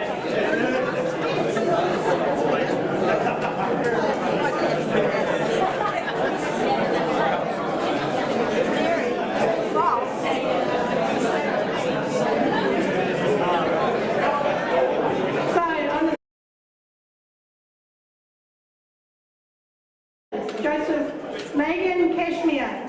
Live streaming table 1.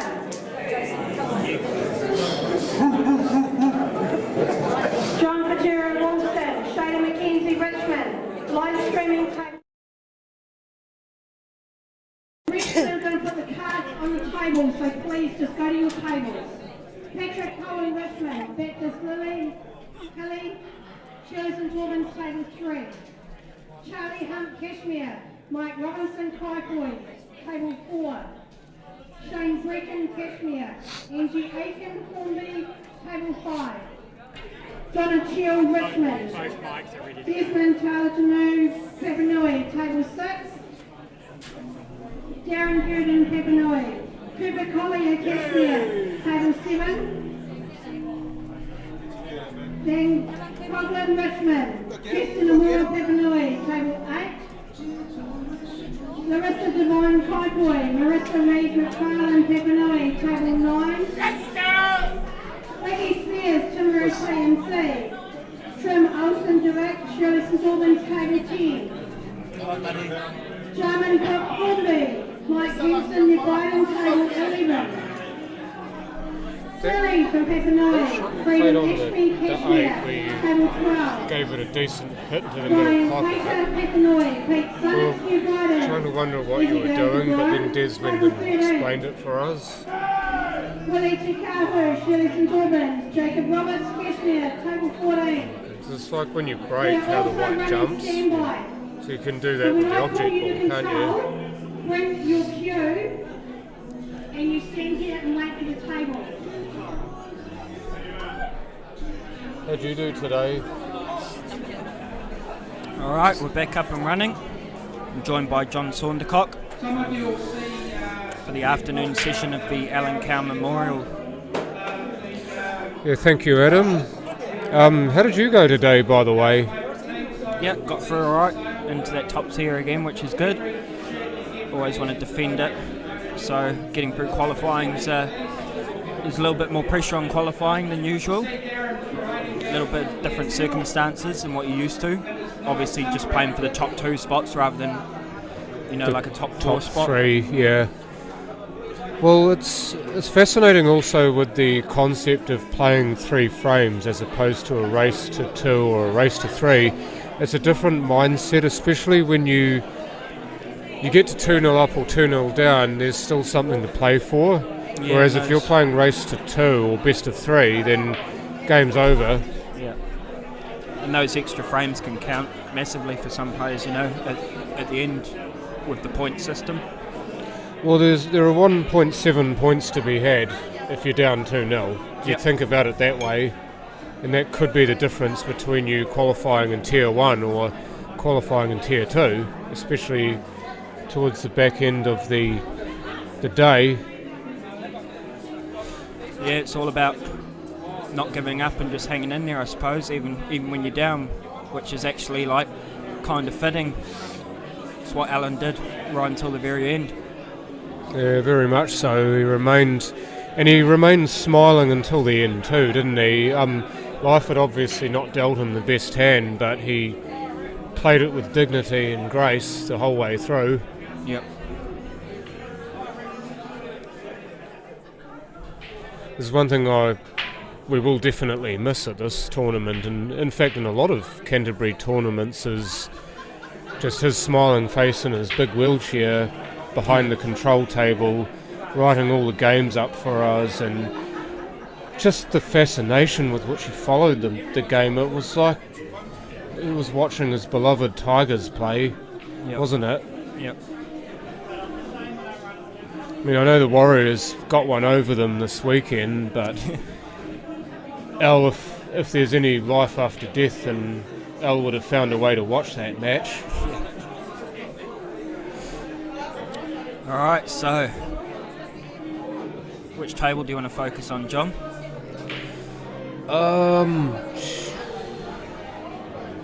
Probably the one on the left at the moment. I don't want to disrespect Mustafa or Joseph because then they deserve our attention too. Be nice to see how Shaden gets on. Yeah, that's what I was kind of looking at, is always interested to see how well Shaden does, because I've got a little bit of history with him. Yep. all good, mind. Kirsten, come 8. Against player from Woolston who I got to know a little bit more about recently, in John Fatuera. Plays for the Sharks, who I believe are, playing second grade this year. Was that COVID? What was that? Oh, you wouldn't take it. No, you wouldn't take it.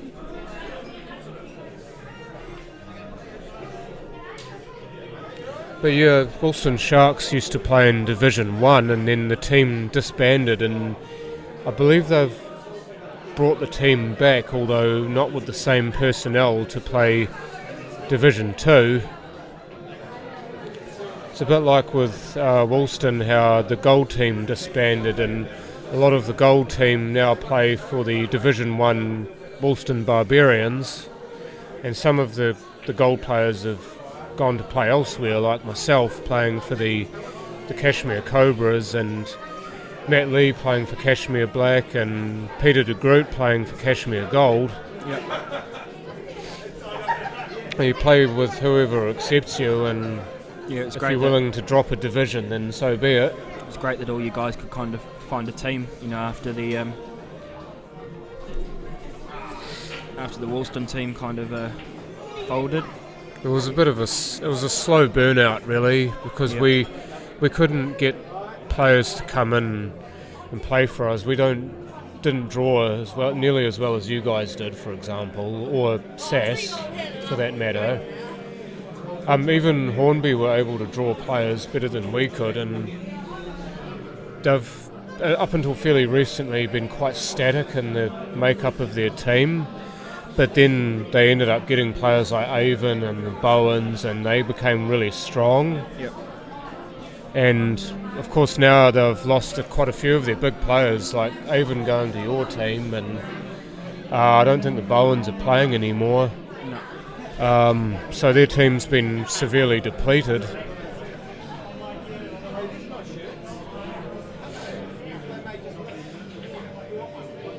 They couldn't find a gap there for the 8, for Joseph on the right table.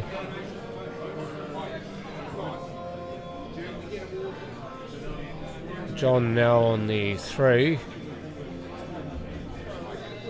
It would have been nice for him if he'd managed to pop that and then get right on the rail, because then he would have had a shot at the 5, and the 5 and 2 both sitting there are absolute pigs of balls.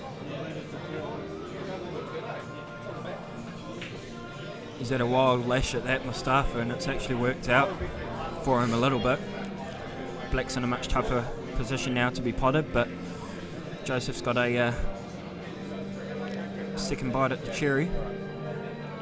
It's kind of like a half ball cut, this, isn't it? Well, no, it's a little less than a half ball cut. Looks good. Oh, lovely shot. All of this on a streaming table too, because it would be fairly new for a lot of these players to be able to play a streamed game, as many of them wouldn't even know what it would look like. Good shot there by John, covering the corner hole, gaining some dominance in this frame.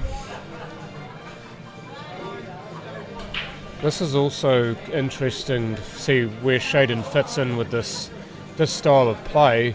Yeah, it's the only thing he's lacking for me. He's got the potting game, and like all young players, we all want to get down and pot everything. But, Stevie D's just giving you a rock up at him to speak up. But if he can learn that safety side, which eventually he will, we get sick of losing. Be a very, very good player. Well, what John did there is he's forced Shaden to play the 15, which might open up something for him. I don't quite think Shaden really wanted to do that, because now he's opened the 5 up, and John, if he really wants to, can play the 5 down the rail, make it available for himself, and hide the white ball behind the 9. Yeah, I think that's the shot you called it, John. Just I to push this wouldn't 5. go for this at No, all. you just push it and leave the white stuck, which he's done. That'll do. 3's on. I don't think the 5's on, but the 3 is. Just using his experience, which is all you got to do, really. Could just get a touch on the 9 and push it onto the 2 like that. I think John just might play rail first on the 6 dead weight and just push it even closer to that hole. I'm not sure whether he'd know that shot though, Adam. I know you and I would look at that and lick our lips, but if he plays the 3 as a pot, I don't see much coming from it. There's no real advantage. You know what could happen though? So if he moves the 5 while the pot's a 3, then the white could grind off it, and that could send it into the 2 perhaps. I know I'm kind of clutching at straws here, but you could almost play this to undercut it, but to kind of wick it in off the 5. Hopefully he plays the shot that we just called. Oh, hello. Did he get on the 2? If he has, it's brilliant. Yeah, it's not a bad option actually. Split nicely. He deserves to be on it because that was quite a good shot. One shot too early for me personally, but if it's worked out, then he'll be licking his lips. If he can't see the 2, then or would you go off the rail and catch the 2 on the way past and see if you can pop the 4? Yeah, like this. Oh wow, great shot. Maybe he's got an earbud in and he's listening to us. Yeah. I do wonder if that would be classified as cheating, to be honest. Oh, you get it all the time from the sidelines. People try to coach you to play shots, and it's something that I'll have to have a word to some of my teammates about, actually. That's an even better shot. Look at the pause. Yeah, he deserves the luck there. That was a great cut across into the middle pocket. It was all the right kind of grind on the 5 too. Yeah, very lucky double kiss, but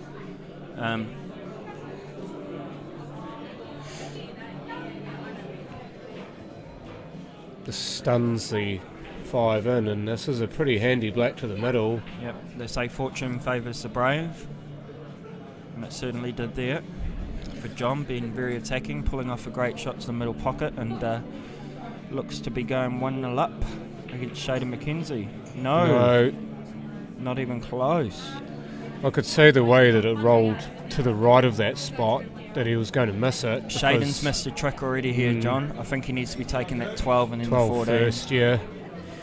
Well, to be fair to him though, the 12 and the 14, the correct side of the table for the black. So if he gets good pos on the 14 now, which he hasn't done, in fact he might end up right behind it. Ugh. If he's lucky, he might just be able to play a push shot here with a tracer side and push this in. Lots of players don't look at them, John, but it's one of my favourite shots.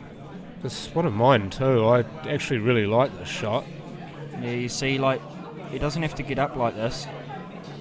That was going, I reckon, if he'd hit it harder. I know it looked like it sort of swerved off to the left. Yeah, there was no need to really get up on the table like that. He could have just pushed it flat, and straight. Would have made it so much easier. Easy black for John, and he leads 1-0. But when you hit down on the white ball like that, it's hard to get the pace into the white because it's not actually tracking forward, it's just coming back immediately. So you have to give it that little extra pace. Yeah, you're not really. It's not a full-blooded hit either. It's more of it's a push, but with an almost vertical cue, catching the back of the white, and you're only trying to get a little bit of the white in order to get the white ball to not come back and hit your cue. Yeah, the momentum's like not going forward; it's just coming straight back, heading down. Because when you play a shot like that, you are ultimately aiming to not foul by double cueing it. So you have to make the white ball go away not the white ball, the cue go away very quickly. Oh, that was questionable. I think I would have been getting a ref to watch that shot. I think he definitely hit the 4 first. Just the way the 4 moved. The 4 shouldn't have moved anywhere near that far. No, so I think he's been honest and lined up to it straight away, which is good. Good to see. Yeah, Mustafa put his head down very quickly. That's what you want to see. Yeah, I've been guilty of that when I was younger, when I'd foul and I knew I'd fouled and I wouldn't own up to it, and then I felt guilty as sin afterwards. Yeah. Thankfully I did learn.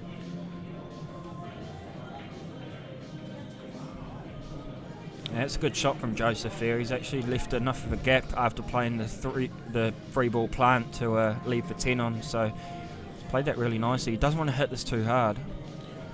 Well, no, because it's a cut, isn't it? It's more of a cut than what it would be if the pocket were completely on. Yeah.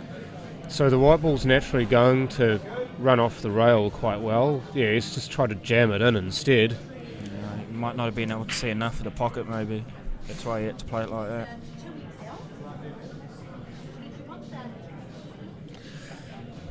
No, that could be lack of experience as well. I know you've mentioned it quite a few times. Oh, that's a beautiful shot from Shaden. Just as I say that.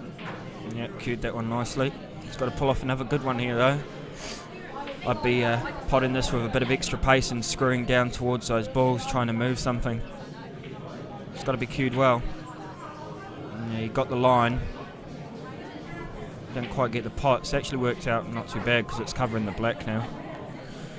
Yeah, I mean, I've said it so often in Tuesday night, and you have a go at something so often it will work for you, even if you don't get the number one thing you were going for. Yep.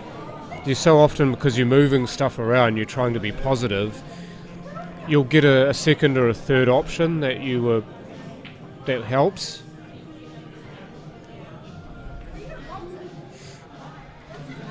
Doesn't want to split these. It's not hit it hard enough to do so, but some players would have tried to play that a bit harder to get the split, which would have been a bit silly at this stage. Yep, just buy your time. Sure, just use his experience here, John, and let Shaden make the first move. Yeah, it's giving the other player enough rope to hang himself with, isn't it? Yeah, perfectly put. And if you give him even more rope, then his head falls off. Oh, thought it might just flick off the 5 there and go in the middle. It nearly did. So the long rope, as it's called. Hi, John. Simon. A little bit of a shame that John can't get to the right hand side of the cue ball here, otherwise he'd be able to pop the ball over the hole and potentially get the 3 ball out. I reckon he still can, he's just got to watch his cueing. If this drops short, yeah, he's going to have a tough 3 ball when he gets to it. Yeah, run through this, eh? It's probably for the 7, but that's okay. 2 to the 7 and maybe use the 7 depending on what angle he gets on it. Yeah, so this has got to be potted here, obviously. Does he do anything with the white ball in terms of splitting? Oh, yeah, split, but not those two. It's not a great shot at all. He had to make that a priority for me to stay away from those. Yeah, even if you miss the pot, because you're trying to if stay away from them. If he played the cut with bottom, I think I would have come back down the left-hand side of the table and potentially moved the 3. You at least want to be that side of the table, because if you don't, then maybe you can cut it down the rail or double it somewhere. Yeah. Good hit. That's okay.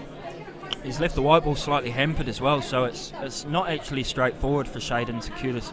It's got to be cued very nicely with top, this 13 ball, to get on the 15. Yeah, Shaden actually tapped the table to acknowledge the good shot that John played there, not just to get out of the snooker, but to move the ball. Beautifully. That's sensual, isn't it? Yeah, he's played it with a tracer side as well. That's really nice cueing. Would you just play this one rail, or...? There you go. No, screw back. Okay. A little bit.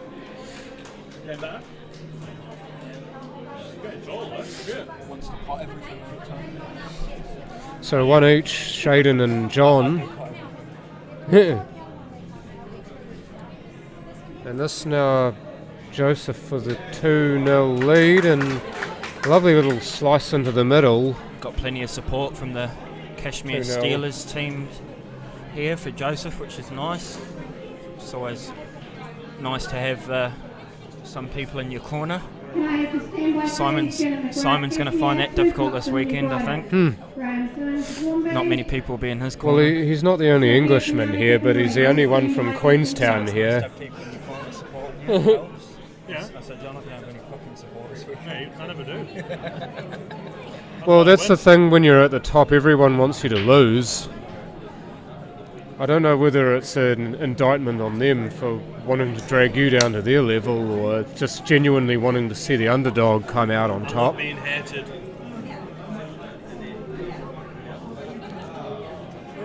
The hater's blood runs through you. The blood is not your own.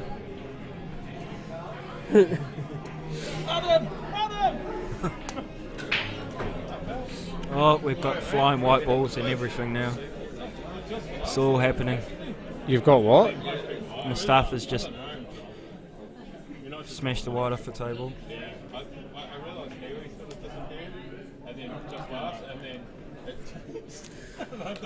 I used to do that heaps, and that really irritated the crap out of me. Yeah, just coming up on the break too fast seems to cause it. And a little bit too much power, obviously. When you do that and you don't get a square hit on the front ball either.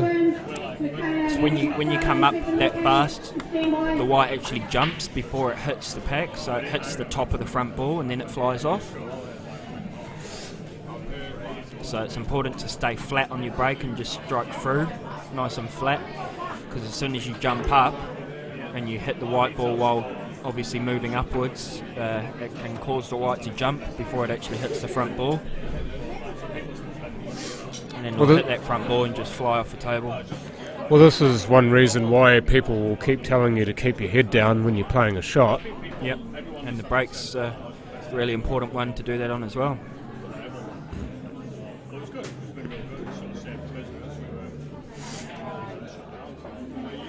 I see Roberto's had a go at trying to make a comment, as is his wont. Struggling to understand the language we're speaking. English, not Filipino, Roberto. But I do mean, and I've said this a couple of times, but I do mean to try to learn some Filipino or some Tagalog, so I can actually speak to half of my teammates in their own language. Yeah. Oh, yes. Maybe they don't want you to learn it, John, so they can keep bullying you behind your back. So they can have a laugh behind my back. Yeah. Or what you could do is, if I'm doing the commentary on the Tuesday night, then I could have one of those boys come in and do the Filipino or Tagalog commentary with me. We might get thousands of viewers from the Philippines. Yeah, true.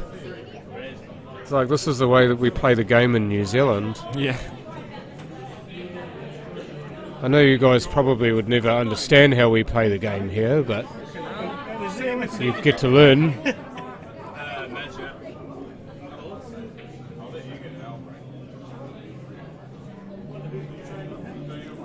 Yeah, just little shots like that I find John just trying to make every shot look good, Shaden does. And yeah, you see just out of position straight away on the two. So it's just keeping it simple is really important in this game. It's a simple game made hard by people, pretty much.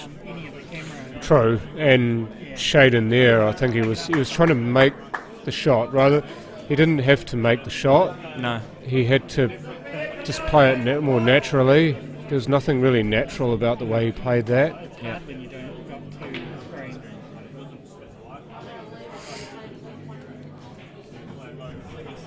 You see what Shaden's doing here. He's I think I'd be covering that 14 up the top here. Yeah. But you see, just Sometimes they'll change. is he lining it up? Surely he's lining it up. All the other, Top right corner. analytics as we're going, just I reckon he's aiming top left. Yeah, it's Yeah, just top left. yeah. this is what he needs to learn, For Shaden. what, though? He's not. You see, pause it's- on it's- something. It's just giving away his visit, you know. If he plays that up to the top right corner, pocket weight, and even if he misses it, he buys himself a lifeline in the frame. Yeah, it's you're buying shots, aren't you? Yeah. It's one thing you're trying to do, especially with a tight frame or a frame that you could easily lose if you play the wrong shot. If you can buy yourself another shot, Well, you never want to leave the table knowing that they can clear, really. It's easier said than done, but if you've got the chance to tie something up, then definitely take it. You don't want to be leaving the table like this for John, because any player is capable of running these out. yeah, if you can be a pain in the arse, then be a pain in the arse. Yeah, yeah. Nobody thinks any less of you for it, because that's just the way you need to play in order to win a frame. Mustafa's played a That's great a lovely shot there. shot. I think John was always playing to leave that there. I don't believe that he ever thought that ball was on past the one. Yeah, I think I would have played the other big one though, and stack the other hole if he wanted to buy some time. Shaden's got a safety here. If he plays through this, he can leave the white ball on the right-hand rail. Yeah, see? Yeah, so I think he does see them. He just opts to be a bit too attacking sometimes, Shaden. He does see the safety shots. He played a good one there. Yeah, sometimes he gets those blinkers on, doesn't he, when he just wants to pot everything and he forgets the fact that there's a second facet to the game.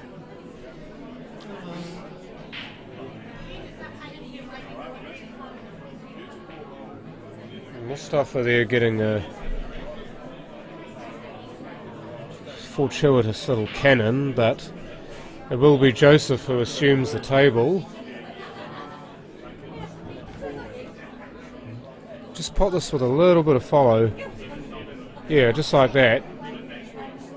I actually suspect watching him in this game, and I know this is a very small sample size, that we're going to be seeing a bit more of this guy. Joseph Magon I'm talking about. I know I just said that and I just put the mockers on him, but Yeah, he looks like a really handy player. Just lashed at one again there. I know Mustafa's pretty handy when he keeps his head down.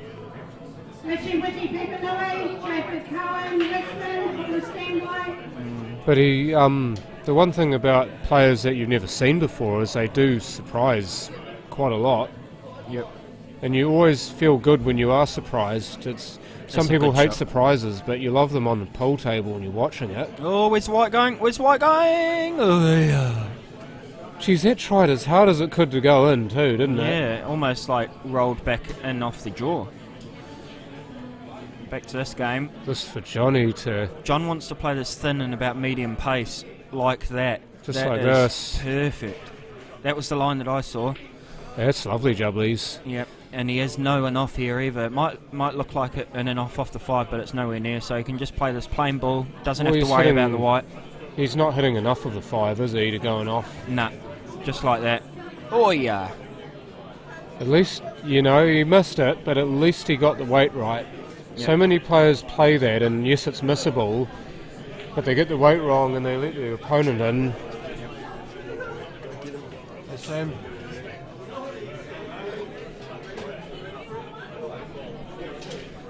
So Shaden's got his work cut out for him now. Needs to pull something special out.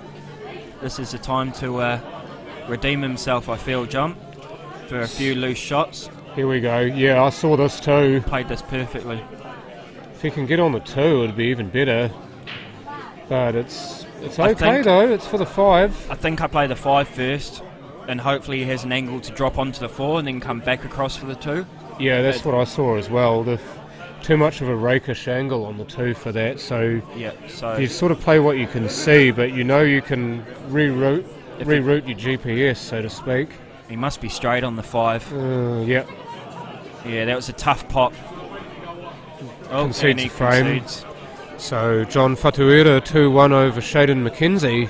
never concede. You never know what will happen. They might Yeah, walk to I'm the not table a- and drop their cue on the ball, or they might be lining it up and touch the white. They might even truck and trailer if they're not concentrating. So maybe. Well, the just- other thing too, when you do that, when you don't give the other player their dues, because they've earned the right to pot the black. Yep. So if you deny them that, it can be seen as disrespectful. Yep. Yeah, I mean, like, you're playing a real good match and you're like 3-0 up and they give you a combo on the black or something and they just like concede the frame. It's a little bit annoying sometimes. You want to pot that last black just to make it 4-0, you know? It's also that feeling you get from actually potting the black. You know, you kind of lift a little bit. Yep. Even at you're 3-0 down and a race to 4, let's say, that can be just a little lift in itself that you need to really start to get something going, because one frame so often brings several, and it's even more so if you actually pot that black physically rather than being given the frame like that. Yep, definitely.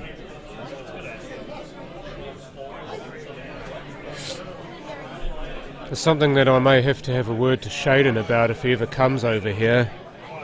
It's just to say to him, look, don't concede the frame like that.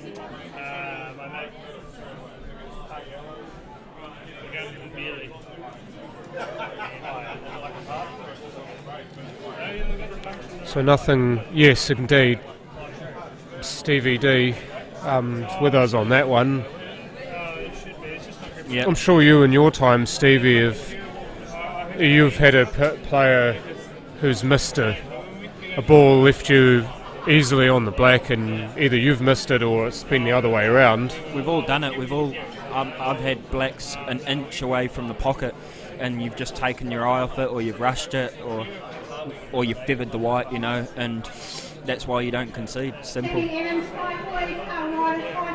Pressure can be an amazing thing as well. I remember my black ball to beat Simon Singleton in the South Island final. My black was right over the hole, dead over the hole. All I had to do was hit it, and I potted it.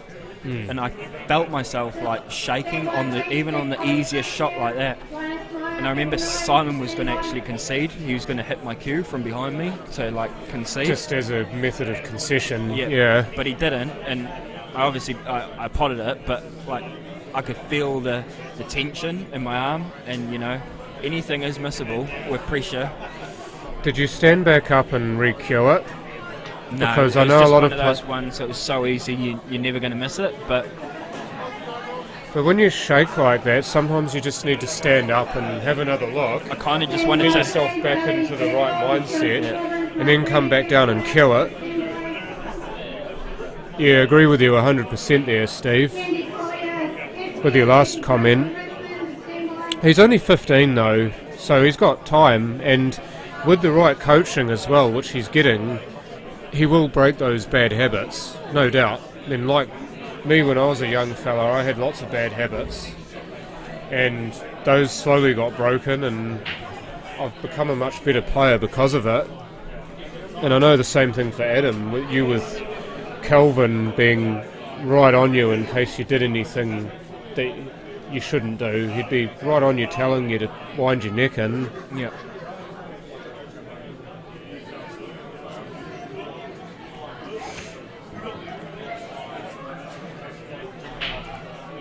Yeah, I think it's important to have someone like that that just tells you how it is from a young age. Obviously, Shaden wants to do things in the game.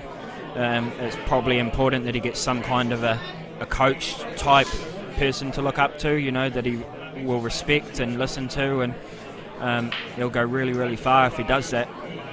I know at the moment, you know, obviously, like, he's got his mum's support, plenty full of it, but I don't want to say this in a bad way. I went through the exact same thing. My mum was kind of like my first ever sort of like support, and I didn't really have Calvin until probably until I was like 11, 12 years old. But before then, I only ever had my mum, and she kind of just like blew wind up my ass all the time. You what? She what? Sorry. You know, like blowing smoke up your ass.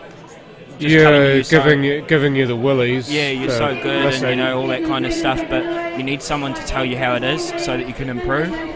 because like if you just dolly them all the time and like tell them how good they are and stuff, they're not actually going to improve, you know. Shaden's got so much ability, like so many other youngsters around the country, but they tend to like fake it before they've made it almost, and it's important to get someone to tell you how it is and to actually go out there and learn, you know. To give you a shake to tell you, look, Be this is willing not to this, learn. these are not the glasses you should be looking through. Yeah. I did notice too, Thomas Young, the table on the left, has come here all the way from Bulla to play in this tournament. So well done to you, Thomas, for making that trek across the South Island to play in this. Yeah, wow, that's great. Awesome. Right, I'll be back very soon. I hear nature calling. Let's do this as well. I want one of those shirts.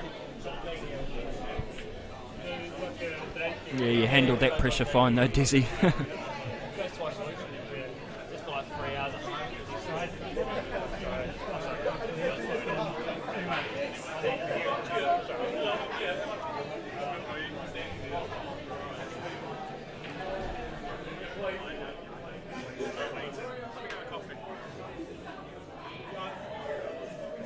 I'd like to go. You definitely going? I booked my flight. Oh, you two? Are you going national? Oh, I'm tired. Where are you going?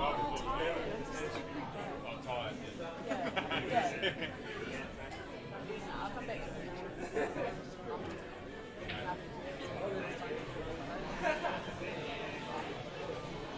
Oh, you will today? I've probably got that today.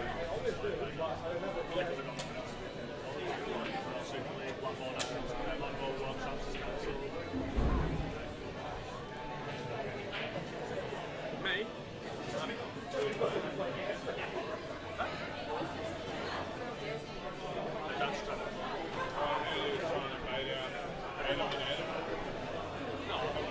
Alex asked me. I said I'm playing crash. I don't want to take all Will's money. I'll leave that for you. Just take all his money. Tammy Adams on the right hand side of your screen from Dunedin has made the trip up here to support the Allan Cowan Memorial, which is great. A few people from Dunedin as well. Absolutely amazing.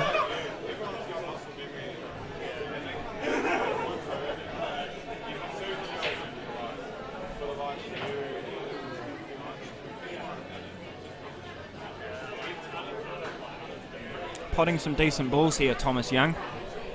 Haven't really seen him play before. Steady he goes.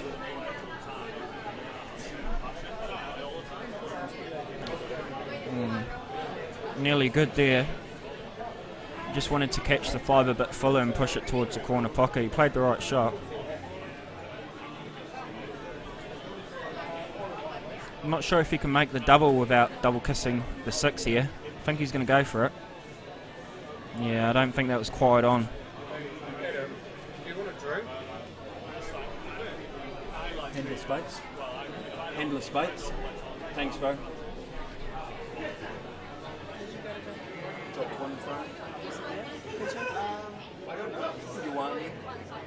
I was 2-0 up and then I dry broke and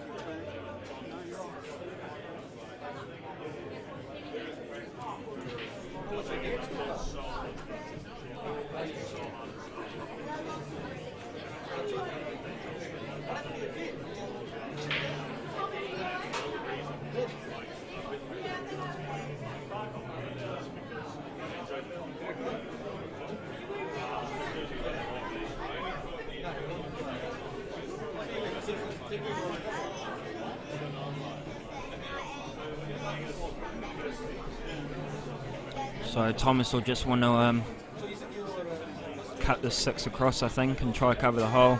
If it goes in, it's not all that bad. He's played that perfectly. Just caught the right amount of the 6 to bring it back off the far draw and right over the hole. Didn't leave a gap for Ricky to wedge the ball in. So, but Ricky's used his experience and just doubled the ball across onto a 5 ball there. Simone Ziano, Cashmere. Lizzie Moses, Bevanoi, the stand wide. That's good.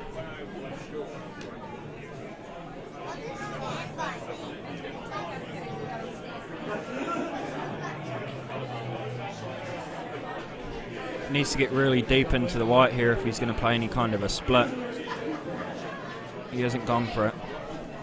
So he's got a safety shot on. It's the white's not in a perfect position to play the safety shot, but if he can double kiss this 5 at pace, the white ball should come back up table and stay relatively safe. He has double kissed it.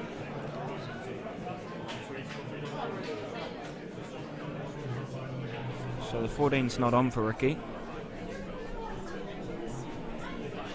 but he can just bring it into play. I suspect he's just going to double it across in front of the black. He's tried to do it, but he's overhit it a little bit.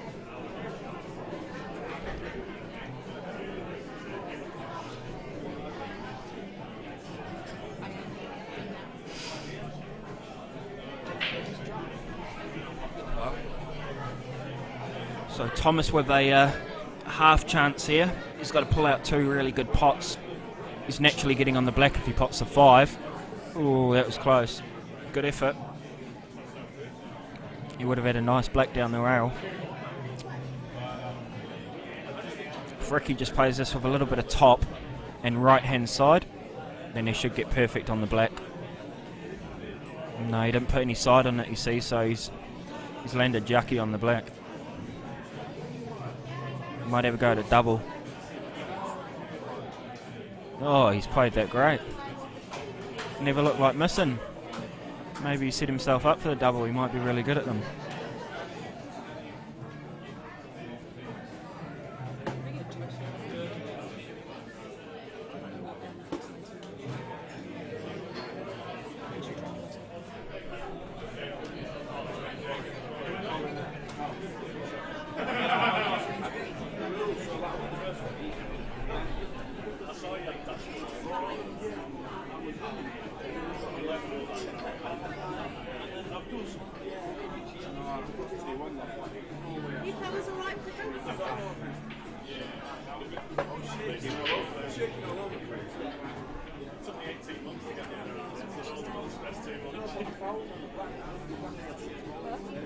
So he's made a ball.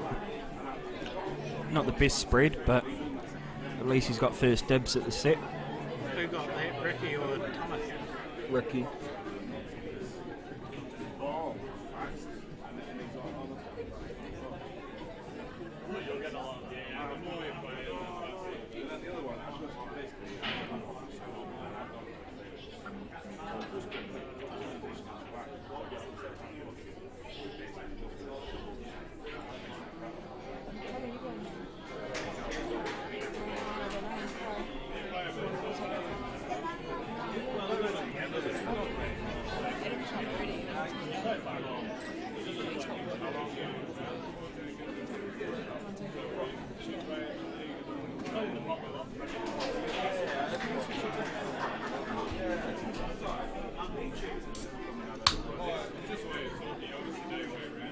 He won't leave there till the last minute before he has to get to there, knowing him.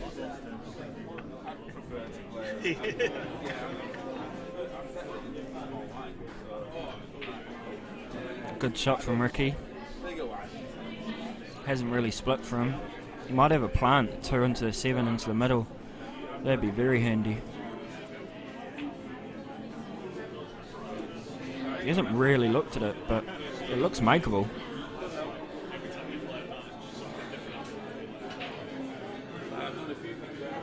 Yeah, he didn't really look at the 2 and the 7 plant. I'm surprised, because it definitely looked on. Good hit. Meanwhile, on the other table, Tammy Adams is in great position to take out this frame. 3 balls all essentially over the pockets.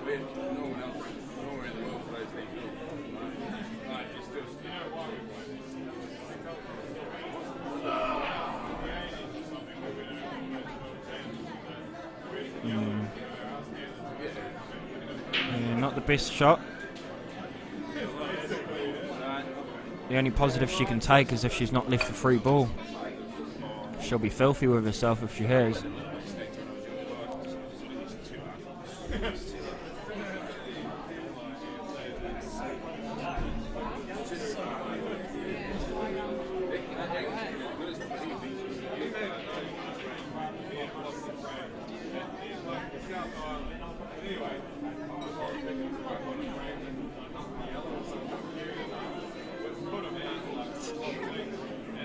Oh, it was a free ball, so... Oh, he's just missed the black. That should be curtains this time. Looks like Tammy's about to go 1-0 up. Don't want to jinx it, but...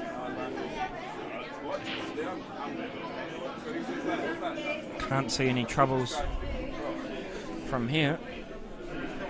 Weirder things have happened though.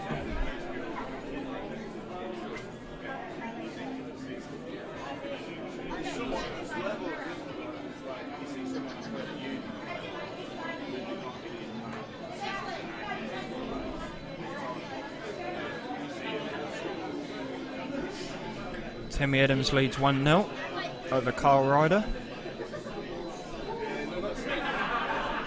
Tammy?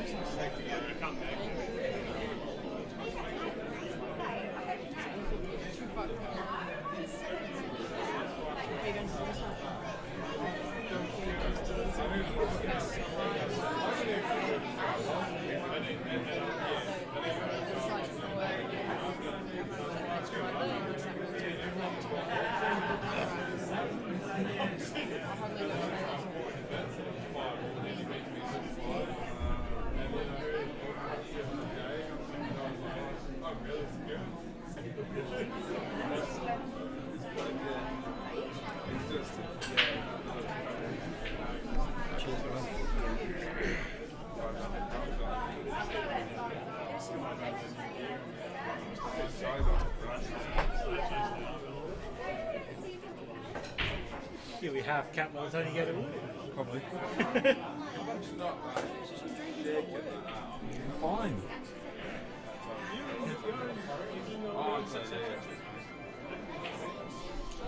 Only had 10.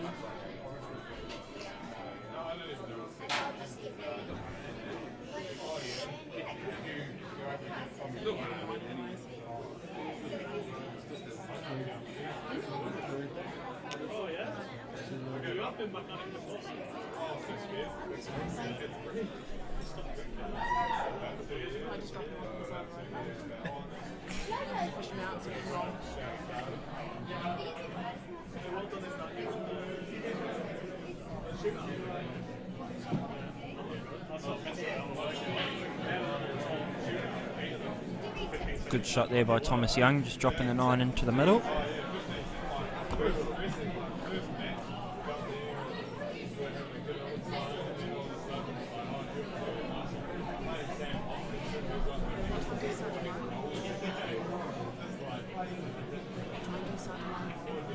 Time 11.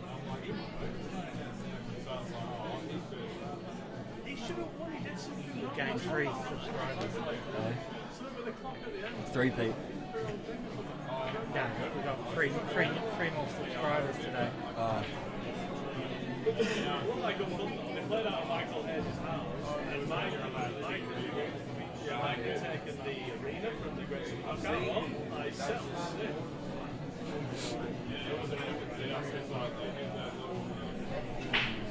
A little bit out of position there by Thomas, but he's got a relatively fine cut on the 14. He'll just want to get the centre over. You know, he's hit it thick, so looks like a free ball. Not a great one at that.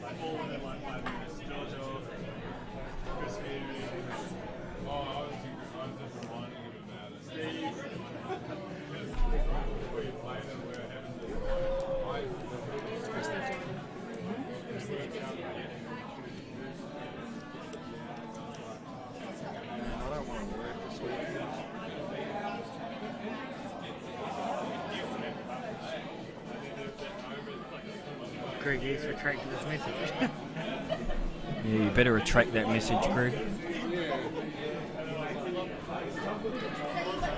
Probably being disrespectful. John, you've missed so much. Not really. Like 2 frames, maybe. Has it been a little bit slow? Yeah, not action-packed, that's for sure, but...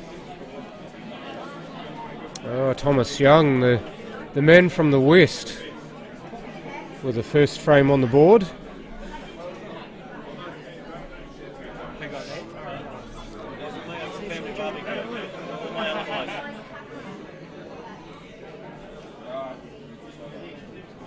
I was just talking to Donna about how she doesn't really know anybody from her section, and I was expressing surprise that she didn't know who Graham Walker or Shane Brecken were.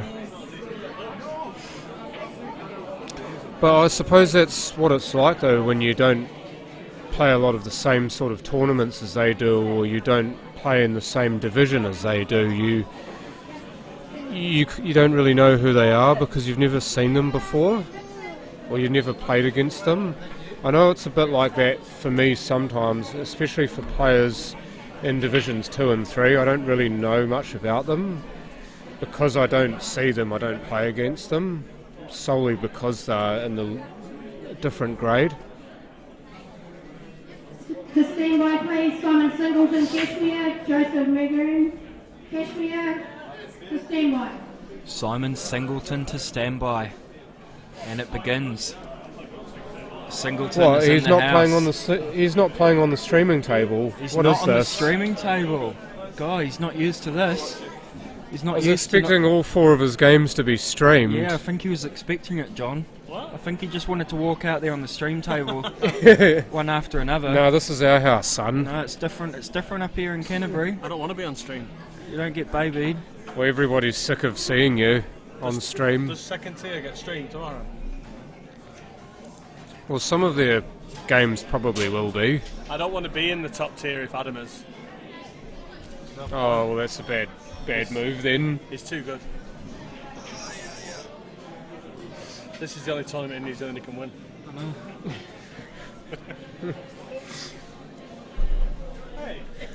It's still every time you say something like that, it always reminds me of that joke about you in semi-finals, which thankfully you've actually managed to banish when you won the South Islands last year. You kind of put that one to bed. It's still a funny joke, but not entirely accurate anymore.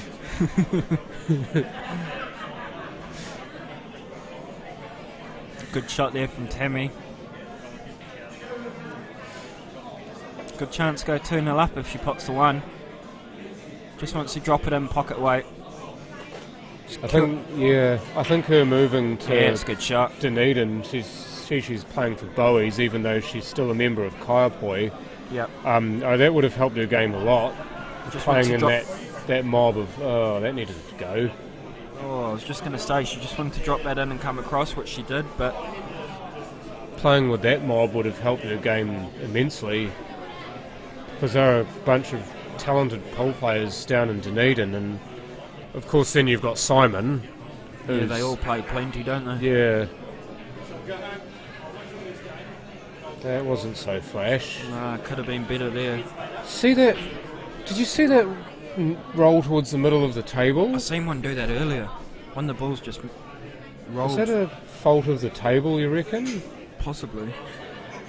Look at that roll. I mean, not laterally, but it just kept going. Is this table, maybe because it's streamed or where it is in the room, maybe it's playing faster? Yeah. Is it what it is? Possibly. Because I played on a couple that were further down in the room and they were slower.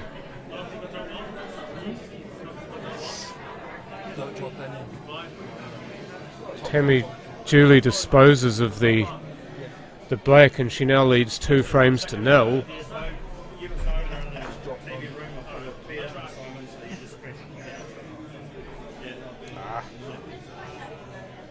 Sorry, I'm doing your job. I was just changing the score. No, you're good, though. Sometimes you see it, I don't always, aren't always looking at that stuff and looking at what else is going Can't always be like, Paul, Yeah. the score's changed. It's like you would have seen that Ricky and Thomas's score changed in the middle of that. Just before when I walked over there, I changed it while I was there. 'Cause I was on the... You saw it. I said to Stefan,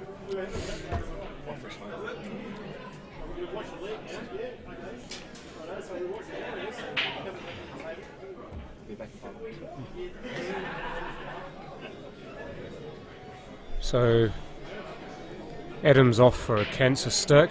We'll be back soon. Probably his last stint before he goes to work. I believe he's going to work soon as well, so whether or not he actually comes back, today at least, remains to be seen. But if it is the last time he graces this commentary booth today, then I'll take the opportunity to say thank you very much for your service, Adam.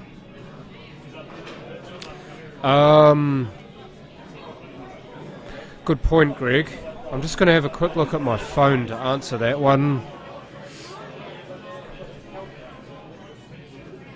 That was a good effort by Ricky there, trying to play that long plant.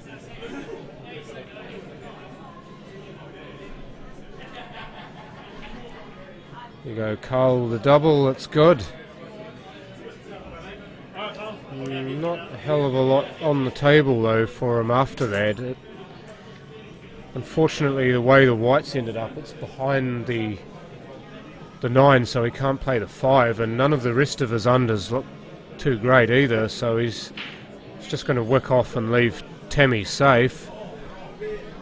A good area of the table to leave the white ball in because of the fact that he's got his 3 blocking the easier long balls to the top left pocket. There's no quick release. Tammy's having to play a different and perhaps more difficult shot.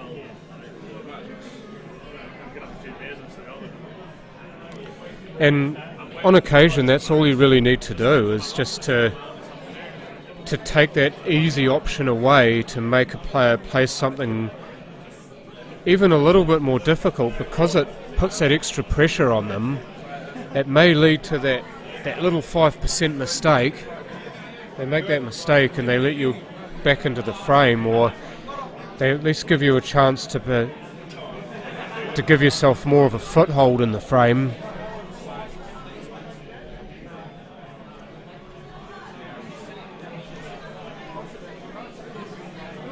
I'm just looking now at my phone to see what the draw is. I must admit that I don't know either, Greg, so I'm educating myself too.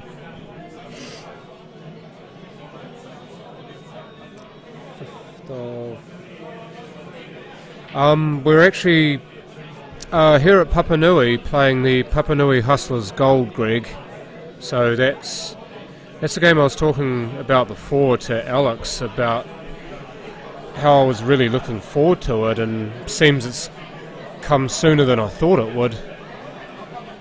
So yeah, Papanui Hustlers gold at Papanui.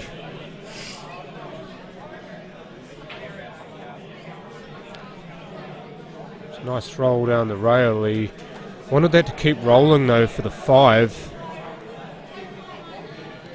I suspect he would have wanted to go 5 and then the 1 to clear them away from the 9 and the 8. Maybe he could use the 1 or the 5 to break the 9 and the 8 away from each other, because the way that looks, I don't think the black actually goes in anywhere. And Ricky's got the same problem with the 9. When it's his ball, yes, and if he doesn't move it, then he's going to have to move it, use a shot up. So if he could get an angle on this 15, which I don't think he has, unless he puts quite a lot of right hand side on it to try to pot this and get the white ball running down the middle of the table to get the split. Yeah, there, he's just tried it there. And he was not a million miles away from either the pot or the split. Yeah, that was your old stomping ground, wasn't it, Greg? So I know you used to play out of there. You used to play for the Bruisers, I believe, in Div 1 before you made the switch to Kashmir. Hello, my Filipino brother. And thank you very much. Yeah, there's a lot of cool stuff going on here at the moment. Into the second session, and Paul Morris again getting to open the session off with a few lovely words about Allan Cowan.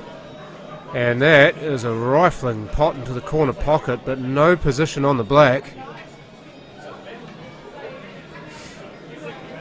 If you can't see any of this, then I'd suggest going the longer way, the top rail, because that gives you a better opportunity to pot the ball. But as it is, Thomas Young's managed to make contact with the black, so he's okay in that respect. Ricky now with the table, but Thomas giving himself another shot if Ricky does miss, otherwise he'd just lose the frame there and then. And that was loose, but he's managed to find a hole for it. That was more than a little bit lucky there. Jams that in. I really don't like the way he cues those, though.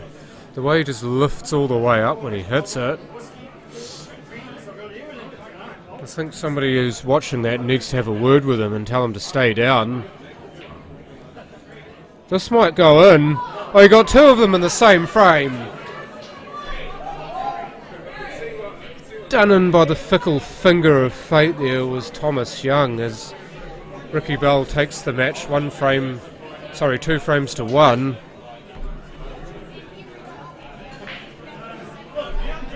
Don't buy a lotto ticket, Thomas. Here's my tip. Just waiting for TV table, guys. Right. Yeah, it looks like he's got the TV table. Did he have a word in? Did he have a word in someone's ear? First match of the day, and he gets the TV table. What? He's the number 1 player in New Zealand, and he thinks he's got that right. No, he's not. He's not. He's number 3. He's not the number 1 player. He's number 3. Healy's number 1. He'd be the number 1 player on the Reds and Yellows, wouldn't he? For sure. Yep, by a mile. Yeah, that's what I was going to say, Dylan. Except the fact that I'm actually on commentary, I tried not to say stuff like that.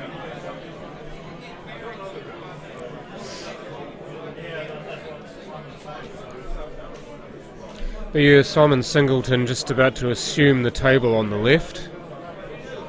I don't actually know who he's playing, the poor person. Oh, he's playing Joseph. Oh, Joseph Magon. Oh, okay. So Joseph will get his second turn on the TV table. This is your table on the left.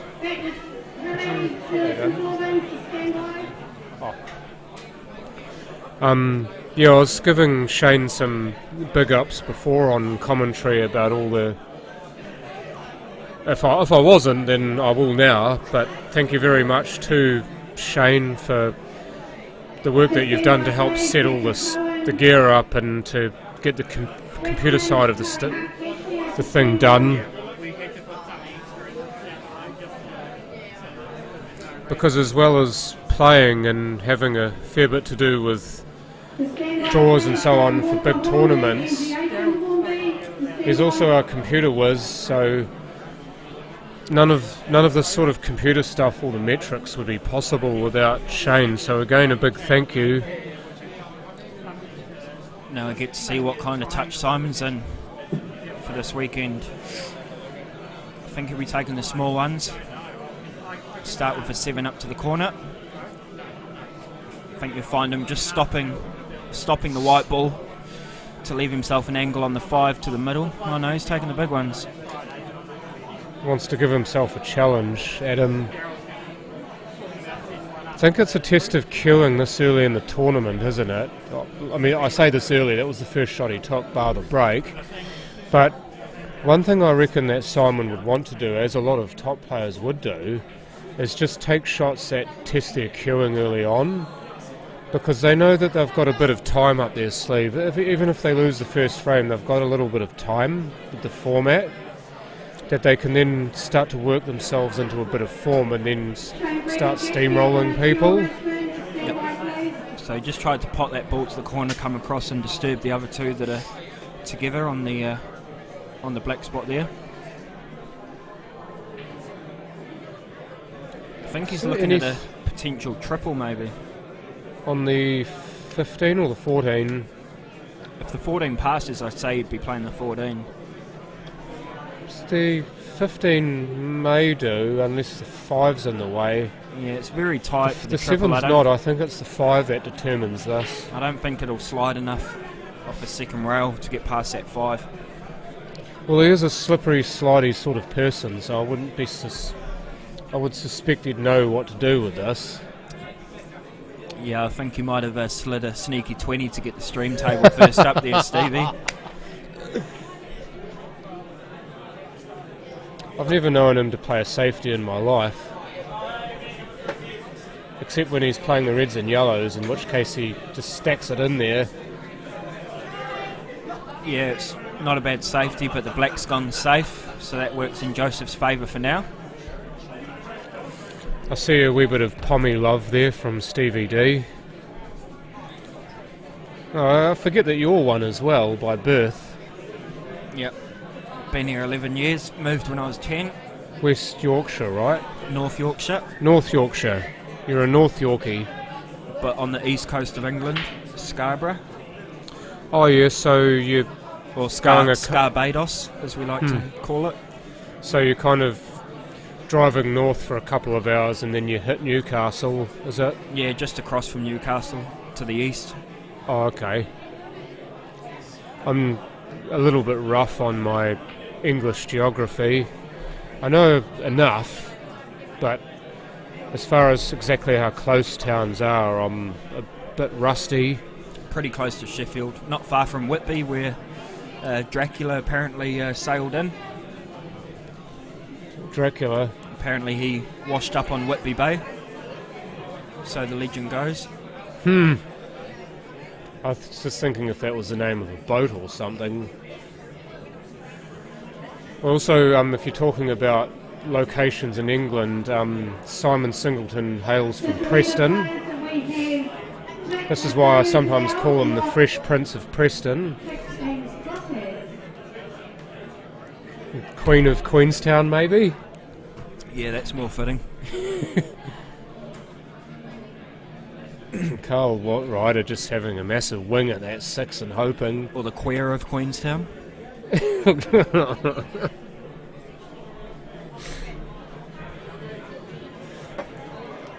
Makes me actually wonder if his better half is here. So I know Mel Gold, by the way, if you are listening, she may actually be listening to the stream if she's not here, but love the work that you do with Queenstown Cats as well. Volunteers her time to help rehome cats in Queenstown. Yeah, nice place, Whitby, Stevie. Whitby Collier, is it? Something like that? Yeah, something along those. I don't know. I was real young, but I was told of like little tales and stuff about Whitby. Were you told if you were a naughty boy you'd get shipped down there? Yeah, I'd get stuck in a coffin and it'd be in the Navy.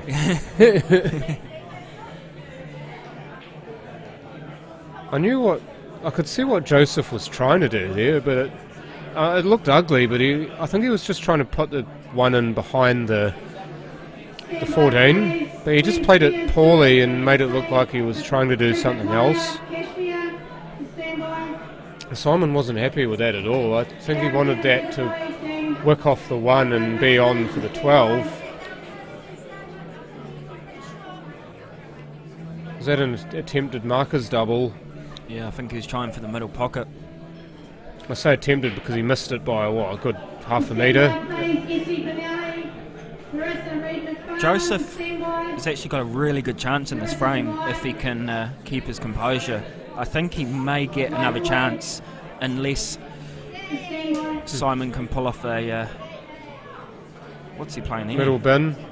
No, triple. We Weird tried shot. to anyway. Weird shot there from Simon, I think.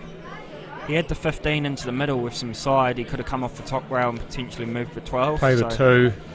Um, Donna gets to have a go on the streaming table. This will be good. Donna Chill versus Shane Brecken is your second streaming match. Well, sorry, on the other streaming table. So, Donna, you didn't know who Shane Brecken was before. You will know now.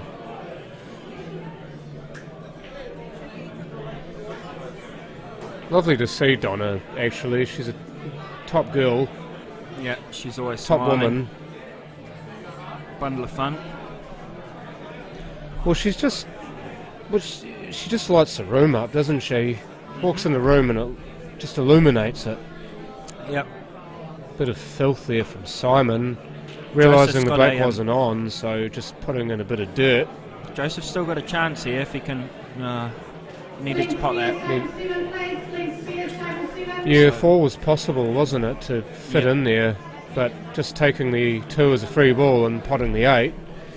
So Simon with the 1-0 lead. When have you got work, Adam? You've got work a little later on, do you? 4 o'clock. Oh, so you'll be leaving in about, half an hour? Maybe? Yeah, probably quarter of an hour. Oh, yeah. Get yourself down there and get yourself set up. Yep. Yeah, I'm the same. I don't like being at work bang on time. I'd rather be early so I can just sort of warm into it. Ready yourself for war rather than just jumping straight in. Well, exactly. I mean, you can't fight without a gun, can you? No. You need to arm yourself first. It's a massive break from Joseph. Gives himself first dibs at the table. And the small ones look really handy, actually. If he can pot this 4 and maybe disturb that 6 and 2, he's got a...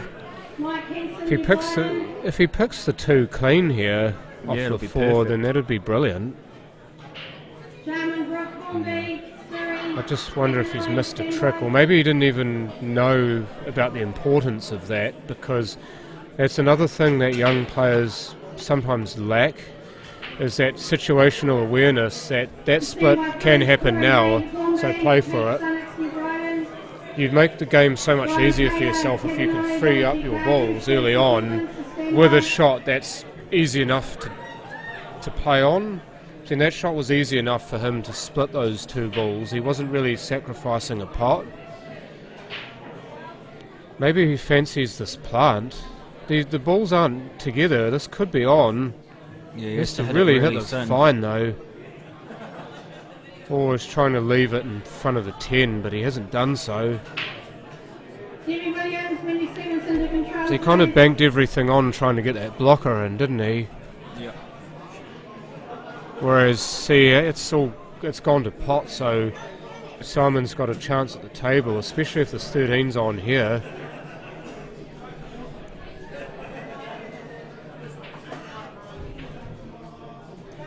Oh, he's played that well. Yeah, he's played that really well. Well, the 11 could have easily gone behind the 12 there, and we'd say he was unlucky, but it's still the right shot.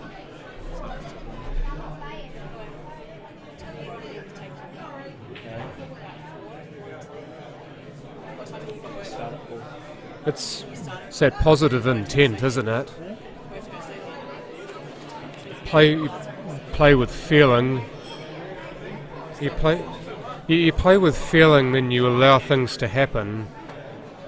There's a better chance of making things happen if you play that way. That's an uncharacteristic miss from Simon, and That 2 will pass the 6, so be dibs on that first. Yeah, good chance for Joseph to pinch a frame here. You see how nicely that ball runs into that corner pocket. I was just watching Shane put that 7 down the rail there. Good sign when the table does that you've got value for your rolly shots. That was a bit thick. I think he needs to take the 6 first then. Yeah, he was going to... What was he going to do though? He would take the 6, but he might have gotten out of position on the 3. But even so, he was a better chance of being on the 3 than playing the 3 to get on the 6, so...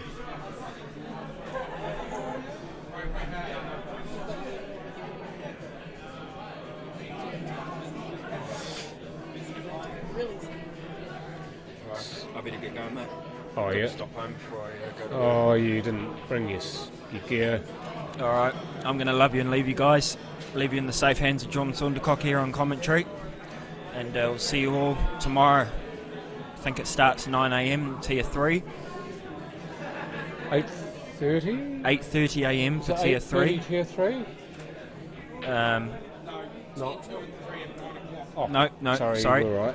Tier 2 and 3 at 9 a.m. And then the main event, the Tier 1 will be starting at about 11 a.m. So I'll see you all tomorrow.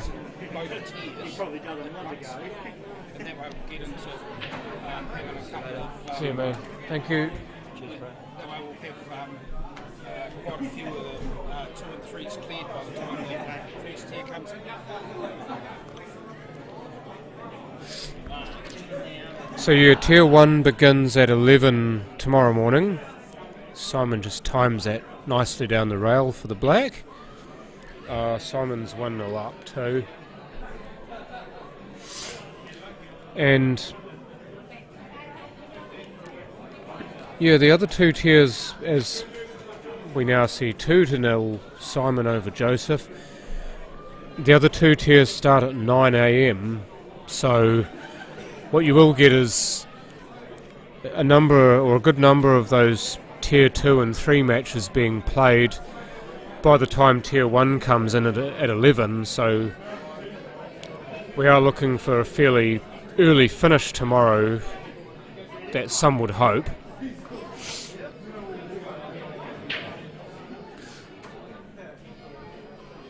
So there we go, Simon with the break, and just quickly counting the number of balls on the table. It doesn't look like he's got one. So Joseph will get the first use of the table. To stand by, please. Al Collins, Hornby. Sue Thompson, New Brighton, to stand by. Richie, who won that first frame over there? Was it?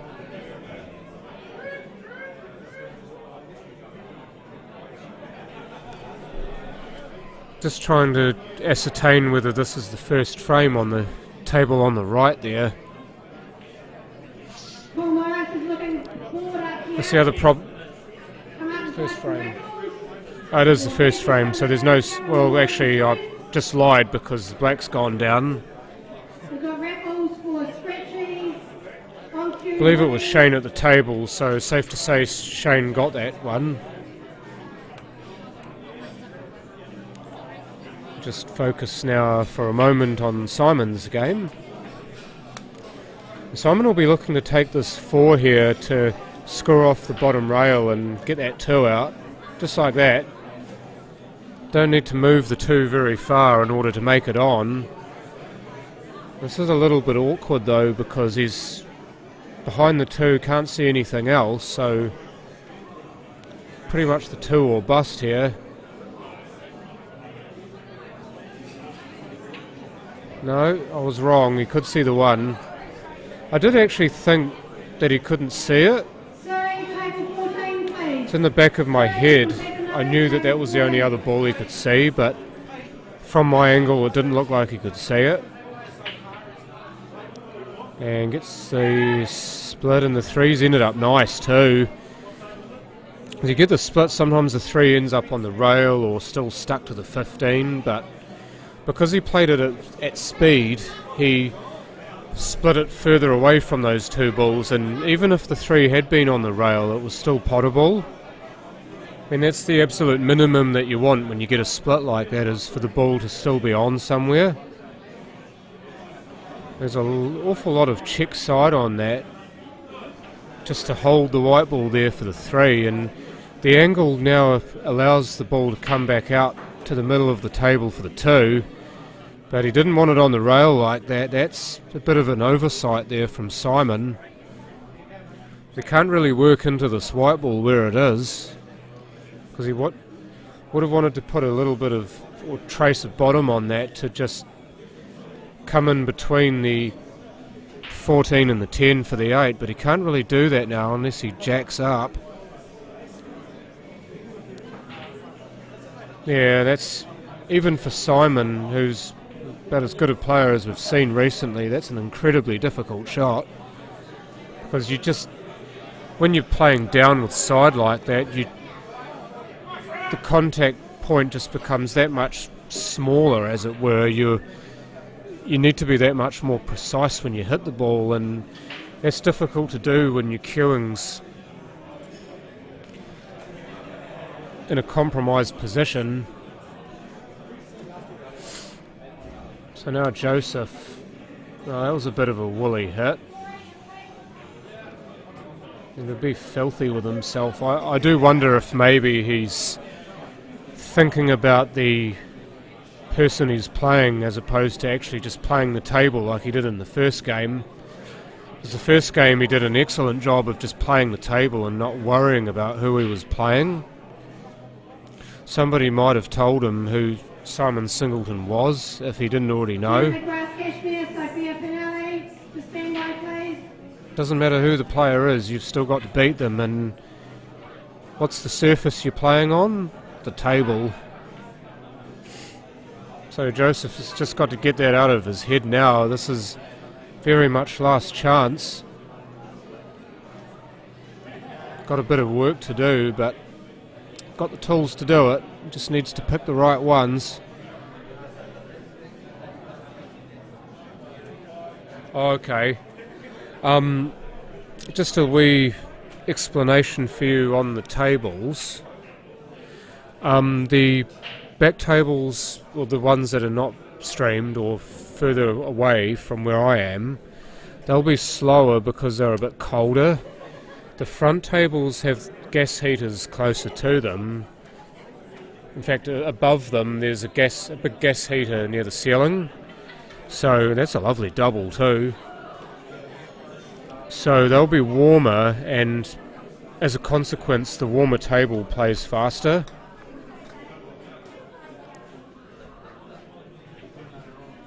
So that's your explanation there. Oh, that never looked likely. He's absolutely fuming as well. I imagine he would have been better served trying to put that into the corner pocket, but Simon, he's ended up a bit short on this. Maybe he wants another test of cueing. No, he's fine. No issues there with that. Wins the game 3-0 over Joseph Magon. And now we have Donna Cheel at the table playing against Shane Breck, and Donna 1-0 down at this point. Look at this. How about that for a little pot? Bit of work to be done at the other end of the table though, with the 2, the 6 and the 4 all scrunched up like that. It's more tightly scrunched than her hair at the moment, so she's got to do something special with this, and this is an opportunity to play off the rail.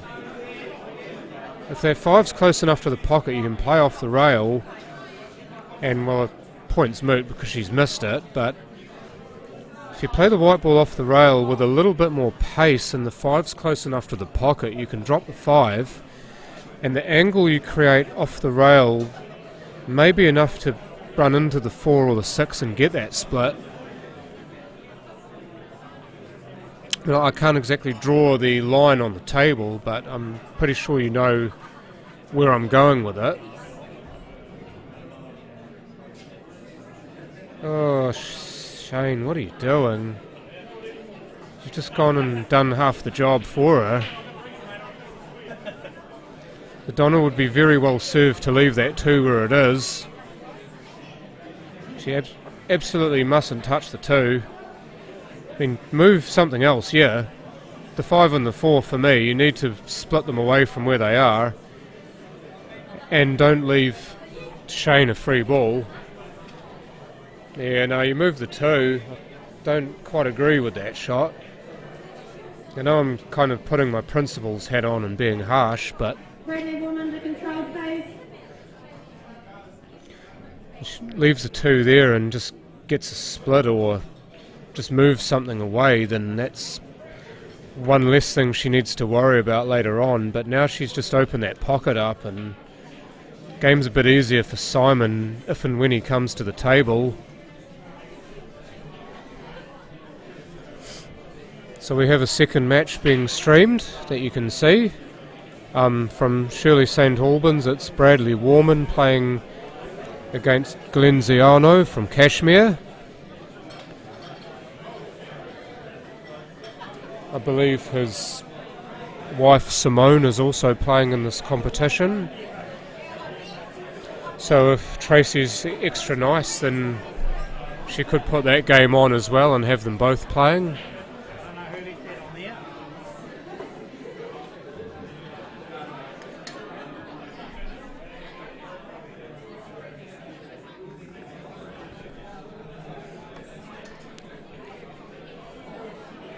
So Shane now is just looking to tie Donna up.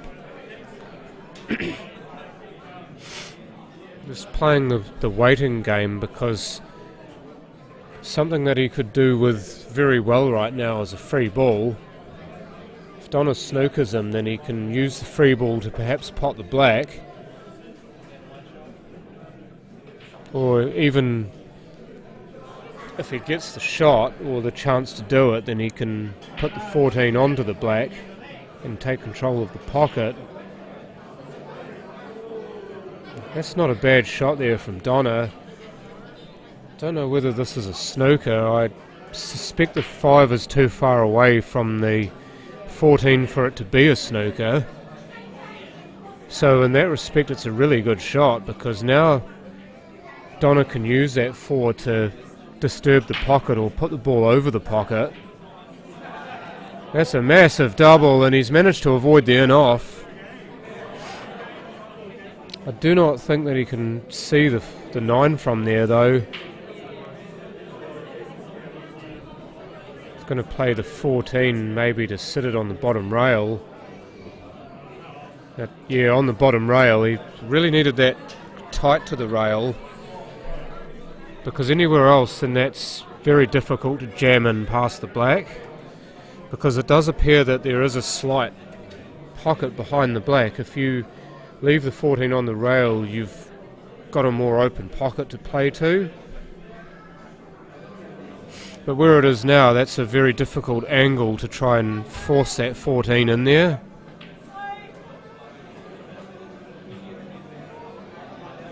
Trying to sit the white behind the 14. That could be a bit dangerous though, because there is a bit of room behind the 4. Now what Shane can do is just play behind the 4 and block that pocket off with the 14, and that would pretty much be frame over, I would say. If he pots the 14, it's obviously not great, but I mean, maybe now looking to put the 14 on the rail and or nearer the rail, just with that little nick.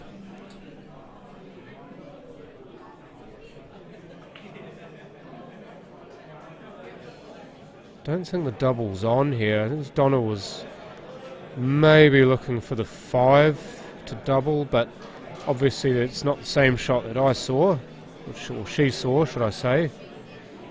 Shane now gets another opportunity to just flick the 14 closer to the rail. This is where I would be looking for a double. play the 3, double it towards the 4, and you might be able to disturb the 4 and make it so it's not on, or make the pocket not on anymore. I'm just going to ask Brent to watch this. Brent's trainee referee today. Does appear to be a fair shot. So yeah, that was the trick that she missed, is the fact that she needed to tie that pocket off, because now Shane's got a modicum of control over that, and because he's left on a lot here, apart from maybe a double on the 3, then she's got to make a shot here in order to get another real look at that pocket, as it were, or just anything else she wants to do. She's got to get through this 3 first, and that's not an easy shot.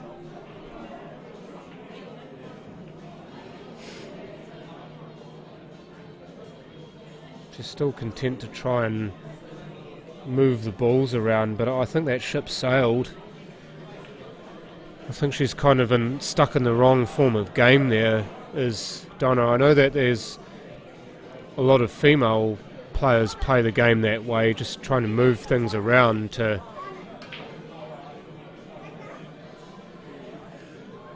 try to mess around with their opponent, but it doesn't really work as well when you're playing against Division 1 or top grade male players, because of their ability to wait longer and manipulate the balls more. They can get on top of you just because of the bigger shot selection that they've got. So Bradley Warman with that first frame on the other table.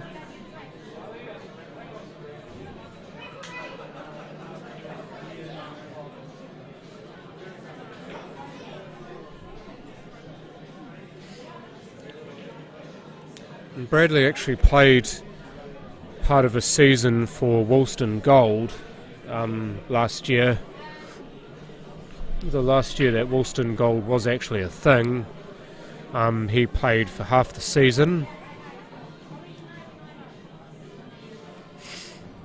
Now has, of course, moved since Woolston Gold disbanded to Shirley St Albans.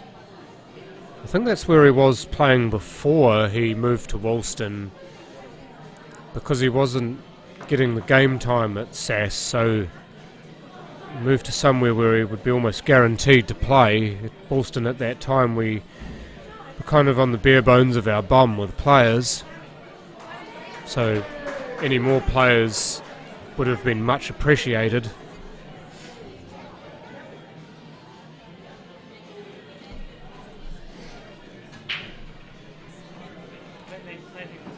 Donna now really needs to stung into action.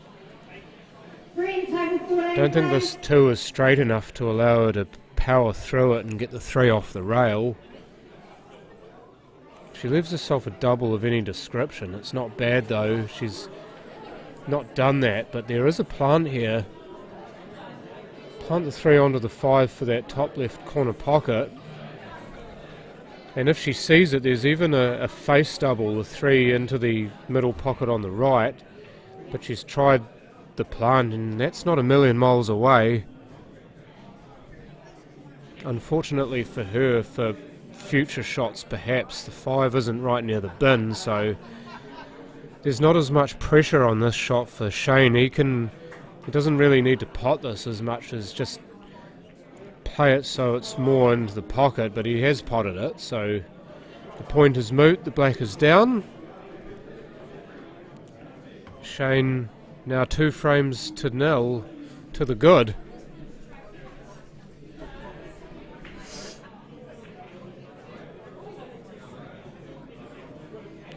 Now back to Bradley and Glenn's match.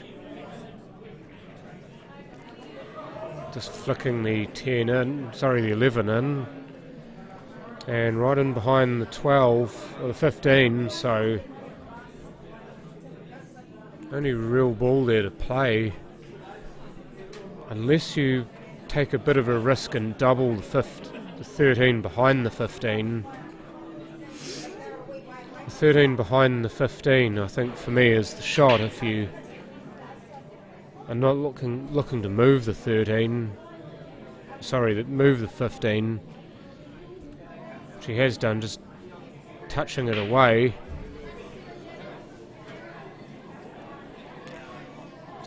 One's not on, but the 2 is.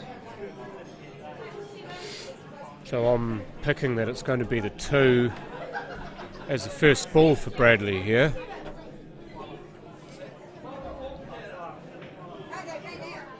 Simon Williams, Timaru TNC. Thomas Young, Fuller. And that is not successful. Ricky Bell, Hornby. So long 15, very much the same shot Glenn's got here. 15 into the corner bag. The issue here, of course, is going to be the 10, and 13 where it is actually on if he gets into the right place, but the 10 partially blocked by the 1. School of thought here says to double the 10 first, in fact.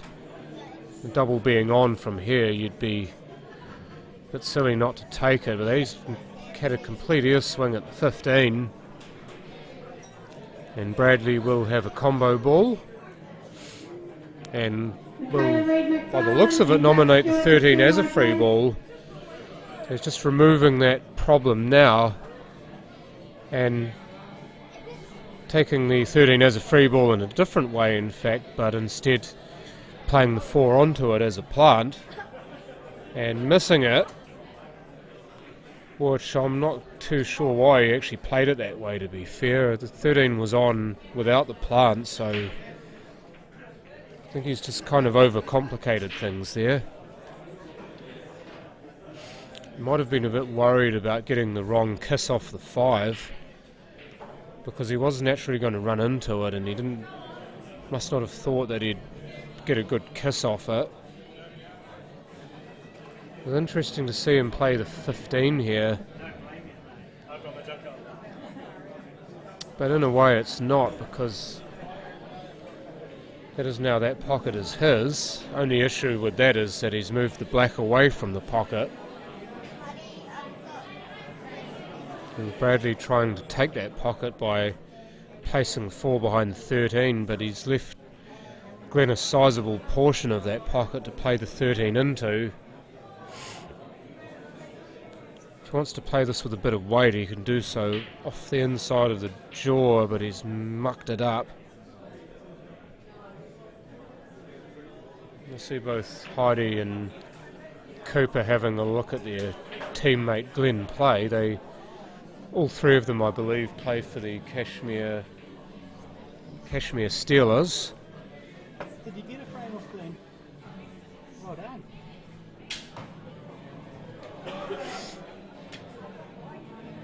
Yeah, as I was mentioning earlier in the morning, Cooper's actually the youngest player here.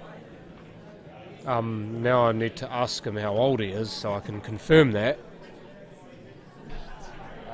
8 and you're 11, aren't you? Yeah, Cooper's only 8 years old, folks.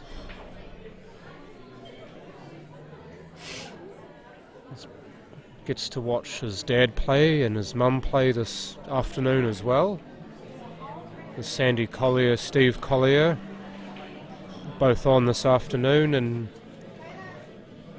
his big sister Heidi played earlier this morning.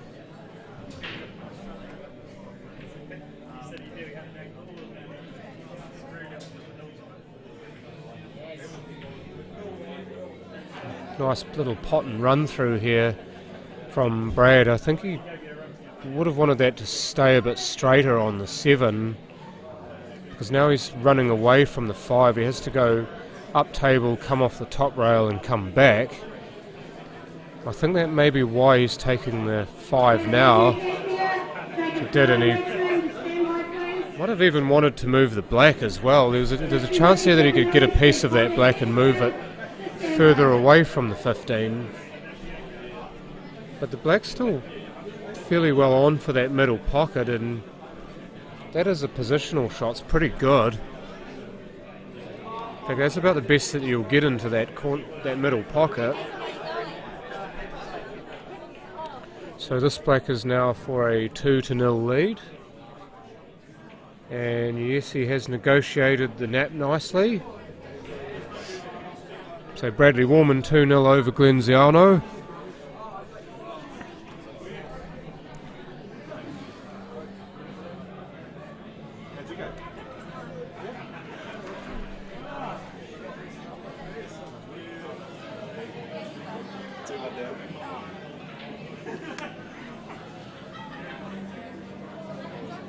Good number of Kashmir Steelers, in fact, playing in this tournament.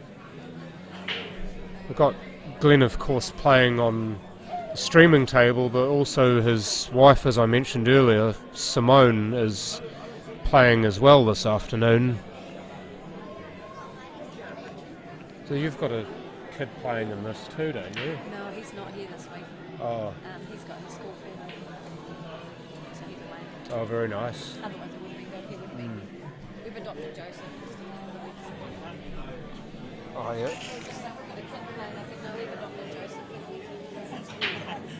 But no, Glenn and Simone's son is actually not available to play this weekend because he's got his school formal. I still remember when I used to be that young. Yeah. Oh, pretty good, eh? How'd you go today? 4 from 4. Just one thing, when you with that black over the hole, when you missed the ball before and then conceded the frame, don't do that. On the street. Don't do it ever, because yes, there's a 99.9% chance he'll pot it, but there's that small chance that he may miss it. Because you also want to give them their dues, as it were, because they've earned the chance to pot that black. So if you take it away from them, some people may find that disrespectful. So just to leave it as is and let them pot it. Yes, yes. Yeah, I was just a bit frustrated, you know. Yeah, and that's fair enough, but you have to, you have to respect the game. And another thing too is to always watch for your safety, especially with messy frames, to look for some tying up options or just playing safety or positional safety or stuff like that. I need to do that against Simon. Yeah, I mean, if the frame's open, then go for it, by all means. But if it's a messy frame, then you're going to have to bat time. So you always want to be giving yourself the best chance to win the frame, and if that means dropping in a safety, then that's what you do. Mark Reedy Kashmir, Cindy Collier Kashmir to stand by, please. I'll come and see you later.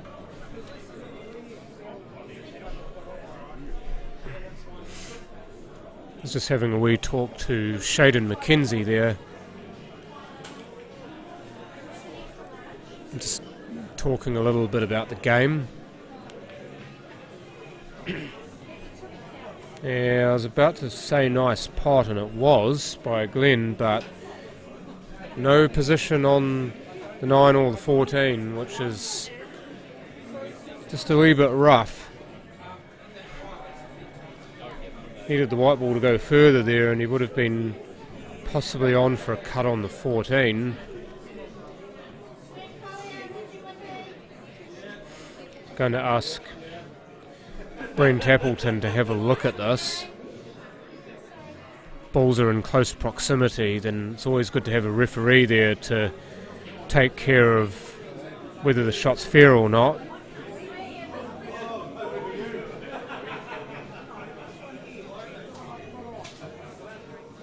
It is something that's actually underutilised in interclub, is when you've got a shot that's a bit hairy like that, or a shot when there's any real risk that you could foul, is just call someone else over to watch it, someone neutral over to watch the shot, act as a referee.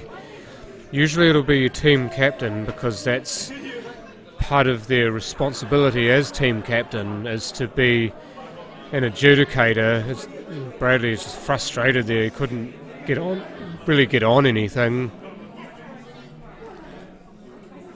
But if they have to be a referee and you have to ask them to watch a shot, then that's what you do.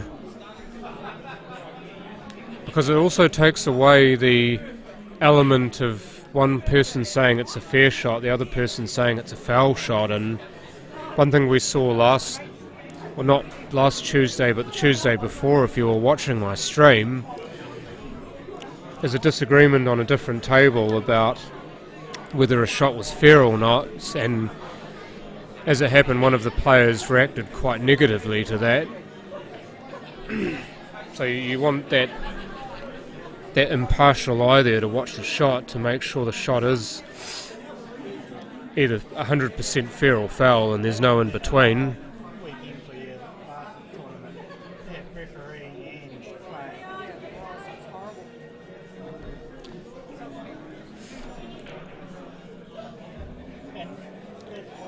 Just a wee bit wide there on the double is Bradley. I think he'd be a little bit unhappy with the fact that he's left Glenn a cut here. If he left the white ball on the rail, then that cut on the nine's not on, but the cut on the nine's on, and where the white ball's going could disturb something and make the 14 on. As he's done, I don't think he's on the 14 though. I think that black covers it, or at least enough of it.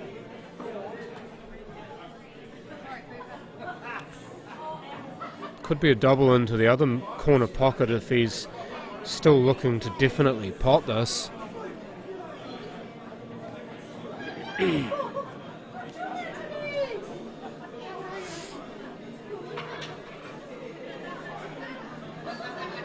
So Shane there potting his last ball, running down the table for the 8. This will be for a 3-0 win. And he's overcut it. The main thing is for him though is that he hasn't left on her much. Game is often about what you leave, and for Donna in fact here, if she's thinking about, if she sees the shot, then she could play a triple the 15 in behind the black. There's a bigger pocket there for her. That could be what she's looking for, but she couldn't quite get it to sit there. There's enough of a pocket here for Shane to pot this 8 in, which is a bit unfortunate really. It was definitely the right shot, but it's just a little way off, and Shane takes a 3-0 win. Could you please switch over to this game? That one's just finished. Yep. So Brad looking to finish this one off, just as Shane pots the last black on the other table.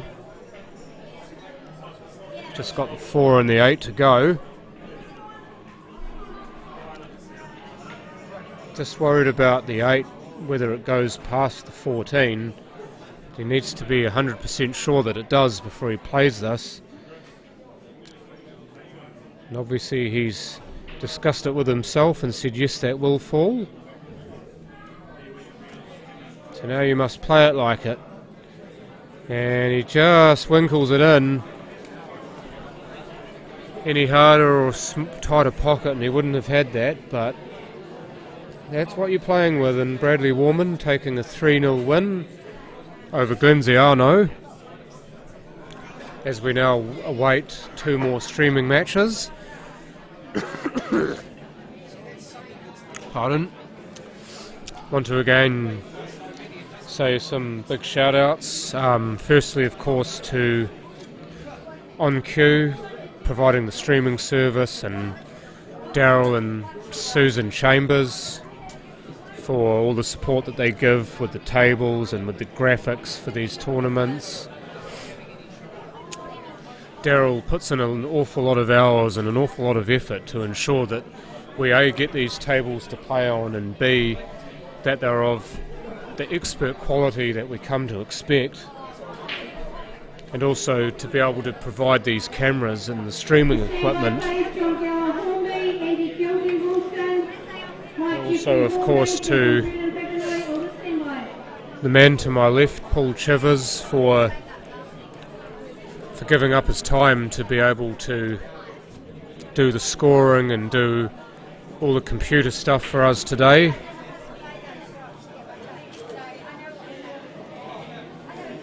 So big thank you to Paul.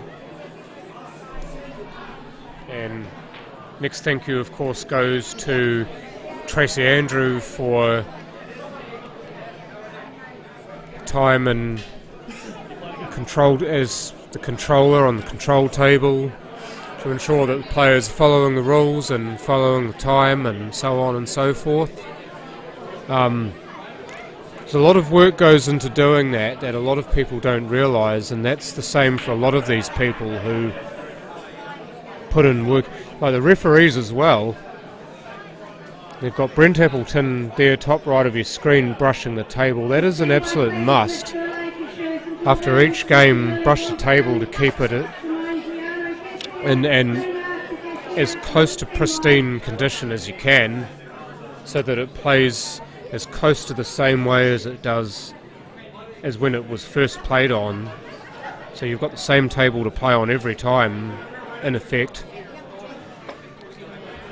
And also, of course, for the refereeing that they provide. Doing this all voluntarily as well. Also Paul Morris as another of the tournament controllers and the MC. Big thank you to him. Very close, of course, to Allan Cowan himself, so this tournament means quite a lot to him, or more to him than it does to for a lot of people, and we do know how much Al means to us and the memory that he still holds in our hearts. Pardon.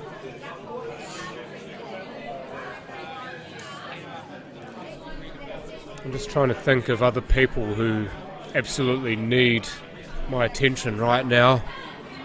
Besides the 4 people playing on the streaming tables at the moment, Jasmine Purdon Papanui versus Mike Jeffrey of Hornby and John Gower of Hornby playing against Andy Kylety of Woolston. Andy I don't really know much about, but he represents my old club, so he must be a pretty decent sort of dude.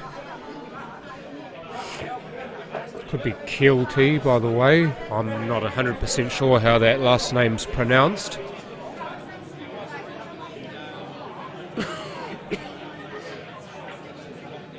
Also we have Marissa and Michaela Reid McFarlane sitting to my left, both of them playing this afternoon.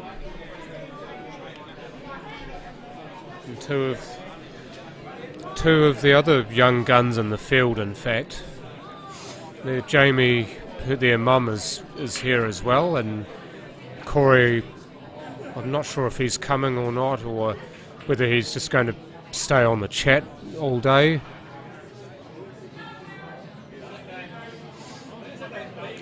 I suppose also a big thanks, while I'm thinking of other people who deserve it, to the parents and the mentors of especially the younger players here and the players who have just started getting into pool. Without those to help set those players on a good path, then we don't see that quality of pool and we don't see that enthusiasm come out in the young or new players. So they deserve a big thanks for the time they put in to make sure those players get the best experience that they can out of the game and the best tutoring and coaching.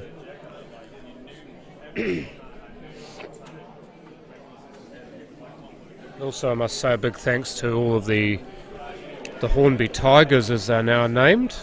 Were Hornby Silver, now they're the Hornby Tigers in Allan's memory. As you can see, the photo of Al bottom left of your screen on both streaming tables, his beloved West's Tigers. So it's very much an orange, black and white sort of day, and it's great to actually see that the team are willing to change their name to honour him.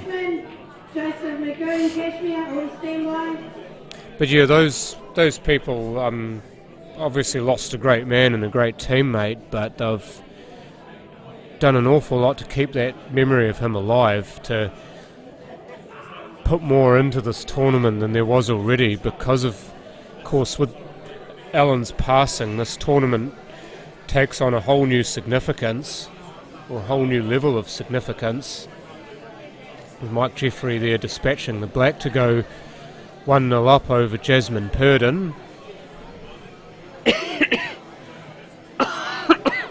Yeah, sorry about that. Just got a wee itch in my throat for some reason. Maybe I've been talking too much.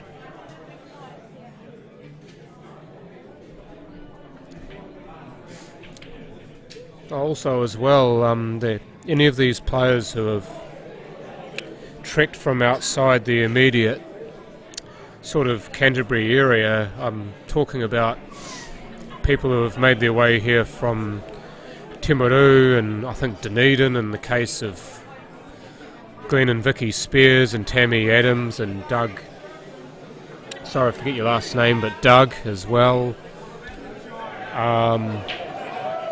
But yeah, you've got a fairly big Timaru contingent, as well as Simon Singleton coming here all the way from Queenstown, and Thomas Young all the way here from Bulla. So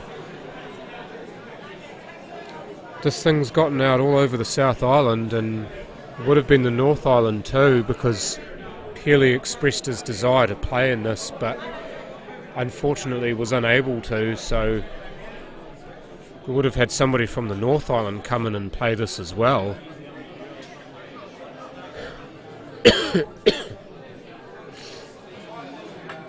Not with the pot, try to pot the 13 there, and he couldn't do it.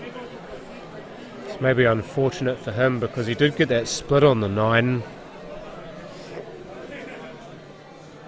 But yeah, Rachel and Darren Purdon as well, I need to thank for helping to keep this venue running, and for the work that they do in the kitchen, helping to keep the punters fed, because it is so very important that you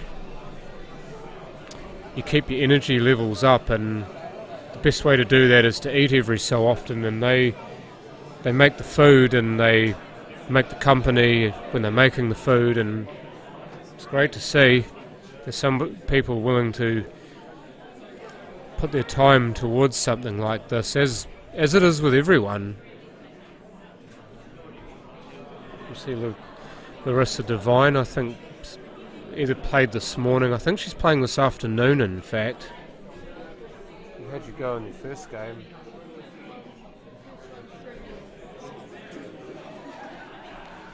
Oh yeah, so Larissa's 2 from 2 so far. 3-0 win and then a 2-1 win.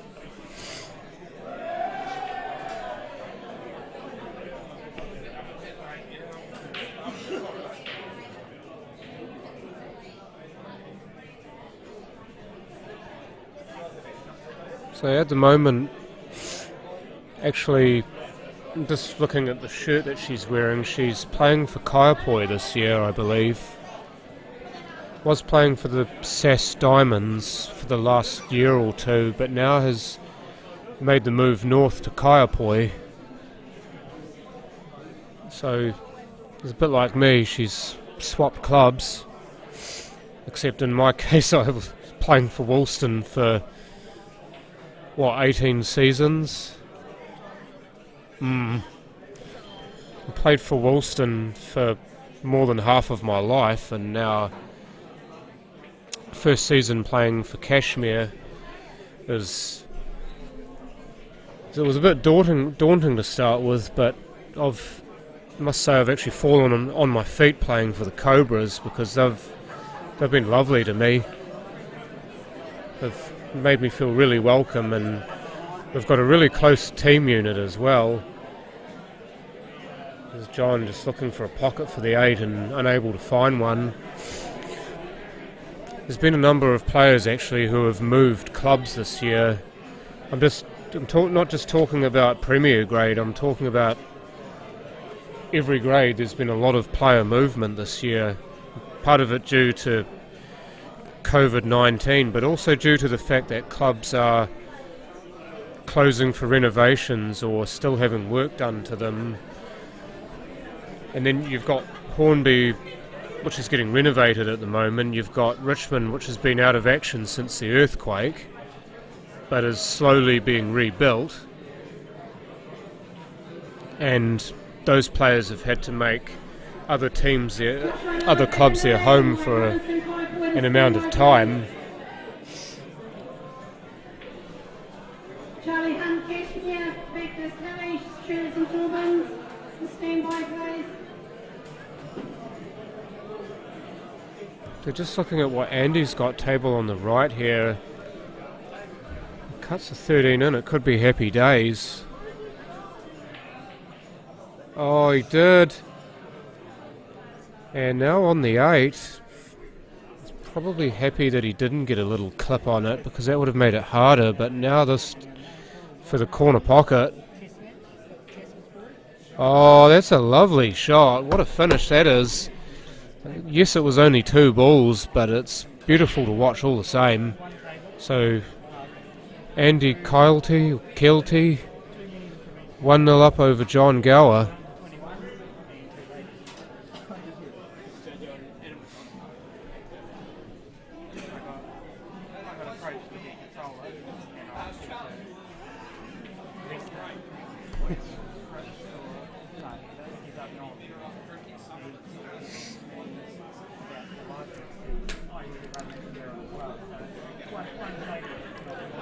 Just having a look at young Jazzy Purdon here on your left.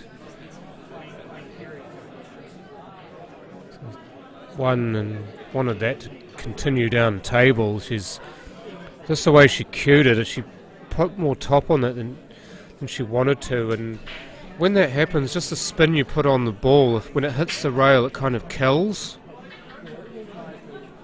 Hey, Dave. Hey, how'd you go this morning? Oh. Yeah. That last game between myself and Freeman was for who was 1 and who was 2.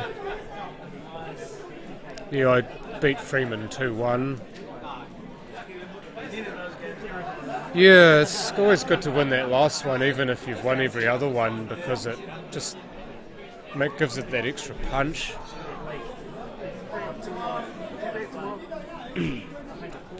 Yeah, I'm looking forward to that, eh? Be great. And I see that the Heineken's flowing like water at the moment. And some of the players from this morning have stuck around to have a few drinkies, and even the players playing now are having a few Heineken's while they're playing. Significant, of course, because that was Allan Cowan's tipple of choice. Hardly ever see him without a Heineken in his hand. So they did ask the bar to be stocked specifically with Heineken for this very tournament, due to the fact that it is played in Allan's memory.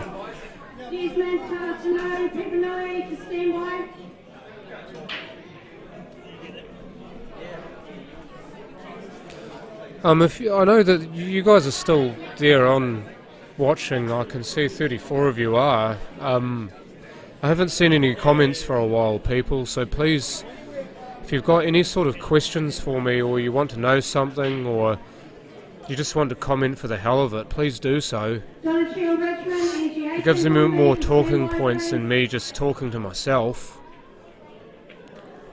or talking just about a game by myself. It'd be awesome to actually have some comments to feed from. Then Mike here, I think he's got just a wee pocket here on the black. If he just misses 7, maybe he's decided that it wasn't that way, so he's played a safety shot. Leave it so the 7's no longer available. And Jasmine, if she wants to, can drop a wee safety in here. It's playing the 3 towards the left-hand side of the table allows that, but in fact she's gone for the pot the other way, and that's a lovely shot. Because she would have known that she'd leave that black cuttable if she didn't pot it, so playing that shot with a bit of confidence, and that's ended up very, very good for the black. John Fatuera's already played, Desmond. You played earlier on, you missed him. Can't remember who he played. But he may very well get another go on one of these tables. So stay tuned. Jasmine Purdon's now squared us up at 1. It's a very good finish under pressure because Mike deliberately left her there as a safety option, knowing that it was a big risk to try and pot that first ball, and Jasmine took that risk on and made it her own. Excellent little 3-ball finish to square the ledger.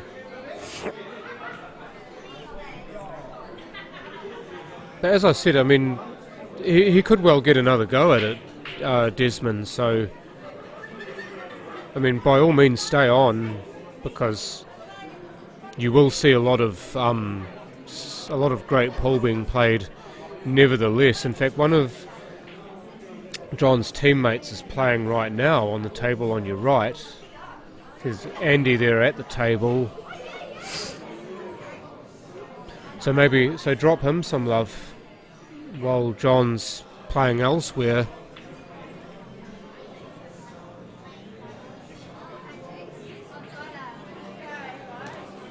It's not worked out very well for Andy. That's should be meat and drink for John, you would think. The only problem that he may have is that if he runs too far off the rail on the 4, he'll snooker himself behind the 8, but if he plays his pocket weight and drops it, he should be fine. And, well, he's tried to cheat the pocket there to make sure that he did have the position, and he ended up missing the pot. It shouldn't be too much of an issue, though. No, that's all good, Desmond. And you can see the nap on the table there. That had the table nap not been there, he would have missed that ball, would have hit the far jaw. But because these tables do nap a little bit, as they should really, if they're brushed correctly, then that will naturally take that ball in towards the pocket. Oh, that was close. Have a go, son. Couldn't quite make it fit into the bucket at the other end.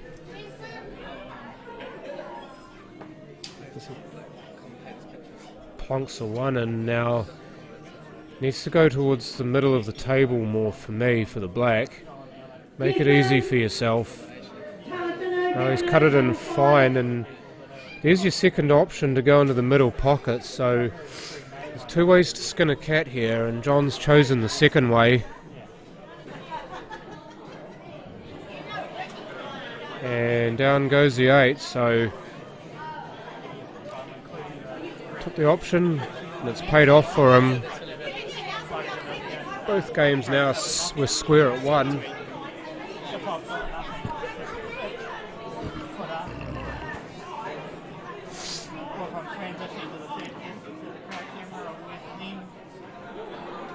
So I will now focus a little bit on Jasmine Purdon's game up against Mike Jeffrey. That game, as you can see, is into a deciding frame. That's a little bit sloppy there from Jasmine. There's fairly big corner pocket, middle pockets these, so you generally have to be doing something quite wrong to miss them, and Jasmine obviously not cueing that as nicely as she would have liked.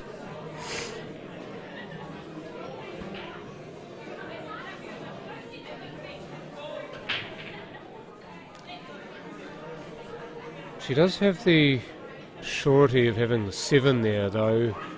Sorry, no, I say Mike here. The surety of having the 7 there, so he does just play balls to break them out there. And he has left the 6 and the 4 in a place where it doesn't look like they plant, but you can see the definite idea there, just to break those up, make them available for himself, because he's got a little bit of perhaps breathing room with the 7 being there. He can sort of use a shot, as it were, to create more for himself later. This is why I've always said it's so important to try and get something tied up or get a ball over a pocket so the opponent can't finish, and then that gives you a shot maybe to move your hard balls away from places, or just to play that shot with a bit of risk that you couldn't play earlier on. You've now got the bit more of a license to do it. That was incredibly fine. I did think it was on, but geez, you had to hit that with some power, and Jasmine obviously not with enough power to make the pocket.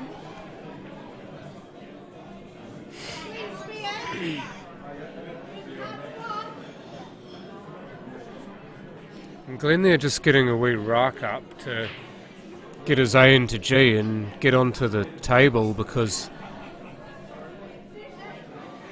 Tracy has made a point of telling players, look, once you're called up to standby, be there next to her so that she can then put you out immediately onto a table so we can keep this thing running smoothly. Otherwise you end up fart-arsing around and tables end up being empty, and it's not a good look. Especially when you've got such a big field. You've got 145 in a field. You want there to be consistent action in the room. You don't want tables to be left there for several minutes being not played on.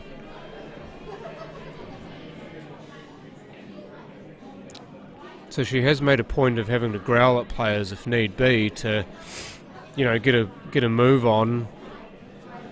And that plant was in fact on, so again I'm talking out of my bum. And 7 will go out of these two here. Well, definitely the 7 goes. I wouldn't be surprised if he does take the 7 now.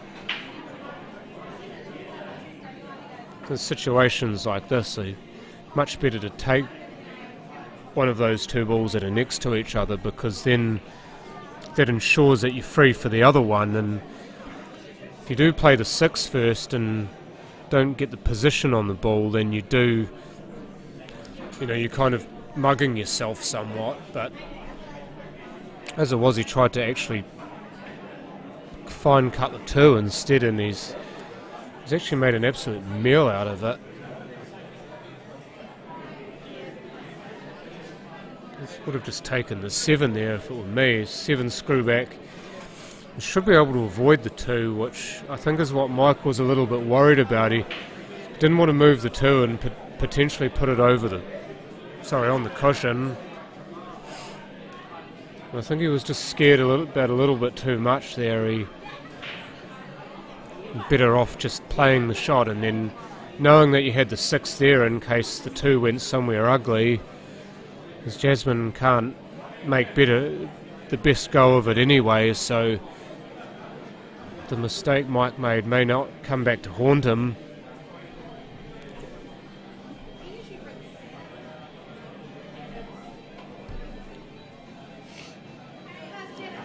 Got the choice of the 7 or the 6 here. I'd probably take the 6. The reason why I'd take the 6 is because you've got another ball next to it. Once again, he's managed to get away from the rail enough for the 6 to be on. But so you need to be careful that you don't hit the 15, which he's done a good job of. But yeah, if you end up straighter on that ball, as Mike takes that frame to win 2 frames to 1. But yeah, if you ended up straight on that ball, you involve the 15 in the shot, possibly. That's a little extra risk that you didn't need. Whereas if you take the ball next to the 15 first, then you're not potentially involving that ball in the shot, the next shot. Hello. Long plant. 1-1 now. The long plant, that's a great effort. No ding, unfortunately, for Andy.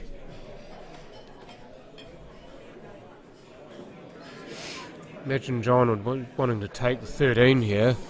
Take the 13 draw back. 9 in either the middle or the corner. Yep. In fact, he's drawn back far enough that he's got the option. Let's play the 9 in the same corner or the 12 in the opposite corner and then the 9 for the black. I think he's done the right thing here by taking the 12 for the same reason. I say that as he's missed it, but for the same reason as Mike's shot earlier with the 2 balls next to each other and the other ball being free. I still believe that was the right shot that John played, because then he's not having to avoid another ball. So Andy not getting the position that he would have liked on the 1 here, he kind of ran full bore into those balls. Maybe it would have been better playing more angle so that the white ball came off the rail and came back away for the 1. Don't believe that they were far enough away so that if you do hit too wide on the ball that you miss the plant. But now he's with that pot on the 1, he's got natural angle on this 5 here. He just needs to make sure he pots this.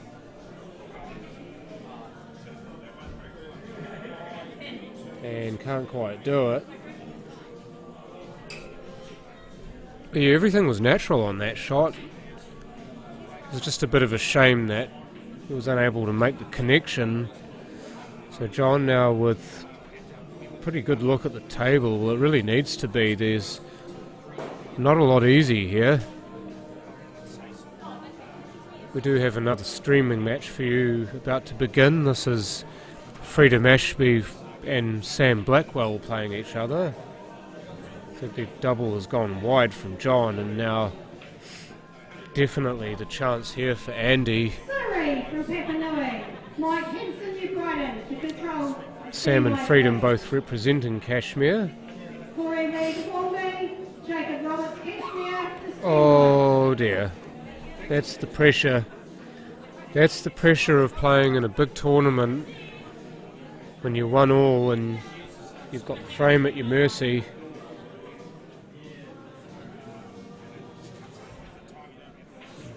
Part of me is saying to John to play the 12 here, and that's exactly what he's decided on. It's one of those in or over type shots. And it's not in, but it's definitely over. Do you know what he's done though? There's an angle here for Andy. If he's good enough, he can spin it off that rail and perhaps get under the black. If he hasn't done it, maybe he didn't know the shot. This black does look like it will sneak past the 12. If he misses the 12 here and plays the weight right, which he hasn't done. But if he got the weight right and he just missed the 12, he would have come off that outside part of the jaw and set the black in front of the 12.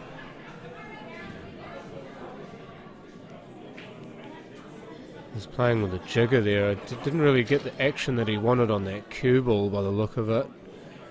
Of course, having to move the jigger and the cue out of the way so you don't double cue.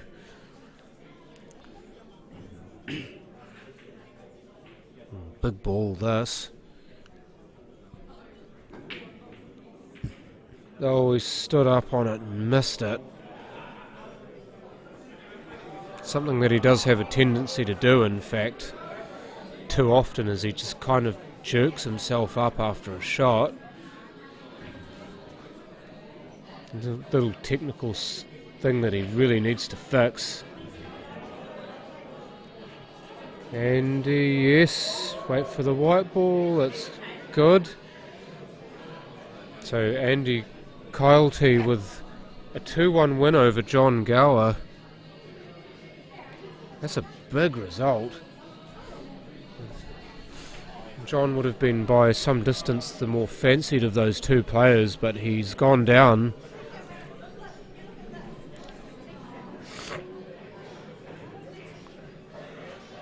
We'll now go quickly to... no. Camera 2 is the panoramic camera over the room, but this is Freedom Ashley versus Sam Blackwell. Still in the first frame. Sam currently at the table. Hey, good. How's your games been going? Oh, shocking. I've only had one. Shocking to get Yeah. Yeah, it's what it is. I learned these rules about half an hour ago. You play a lot of two-shot, do you? Yeah, that's reds and yellows, that's all I play. There's a fair amount of two-shot to be played in this area, so definitely get yourself into the game if you want to. Is there going to be a black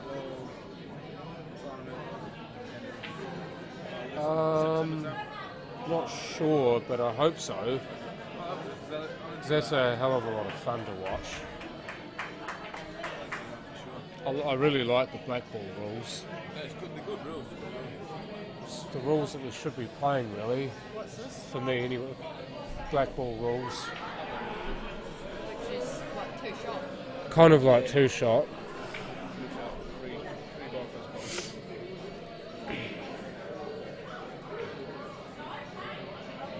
Attempted a double as wide there from Freedom.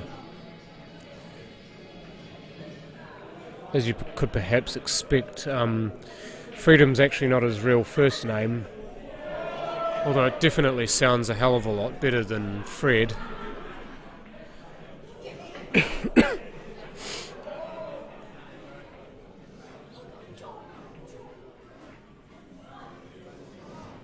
That's not a very good game to go on, but we'll put it on anyway. Oh, why not? Yeah. You get a lot of ladies would love to watch that, Yeah, and yeah, also yeah. people from Well, Dunedin who are watching yeah, will want and to watch also for a Vicky junior. play, and for a junior. Yeah, So yeah. yes, it is a good Yeah. game to go on. Can you type it in? Yeah. Just about to type up another match for the other live streaming table, so just bear with me.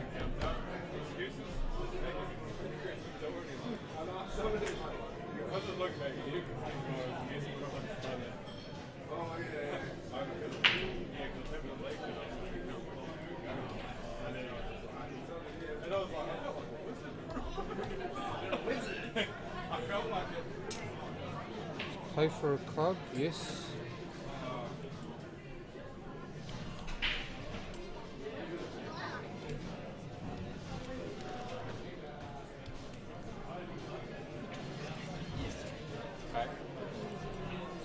Which one?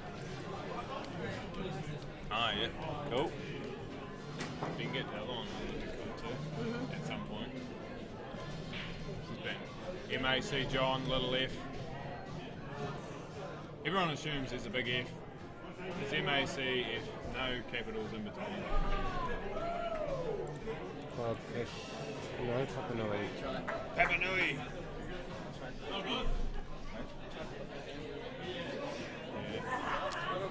So here we go. Vicky Spears representing the Timaru Town and Country Club up against Marissa Reid McFarlane from Papa Nui. So there's got a lot going on in that game. You've got somebody who's travelled here from Dunedin to play. You've got two female players playing each other. you've got a junior playing.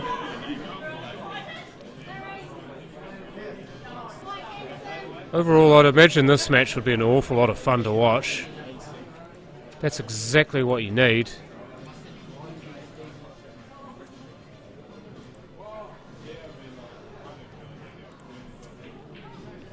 So, just having the spelling corrected there.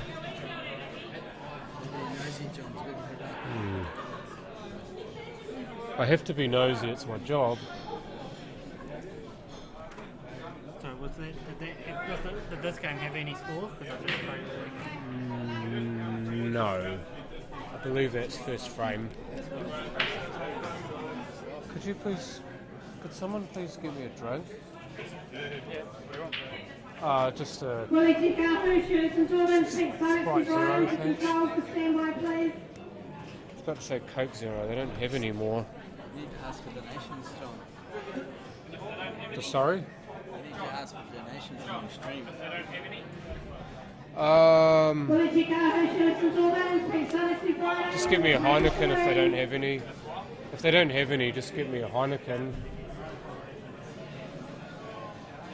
I shouldn't really be drinking, to be honest.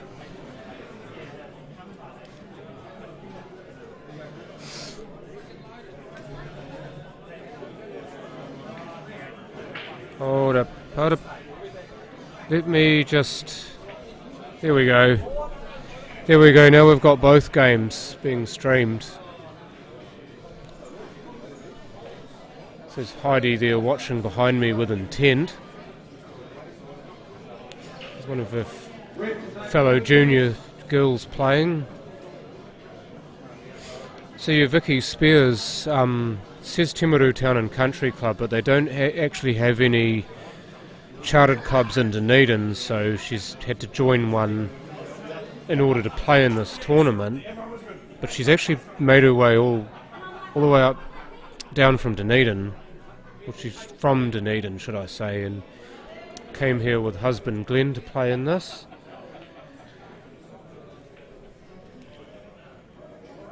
Vicky and Glenn both stalwarts of the Dunedin and Bowie's pool scene. Sam there on the black to put it down to make it 1-0.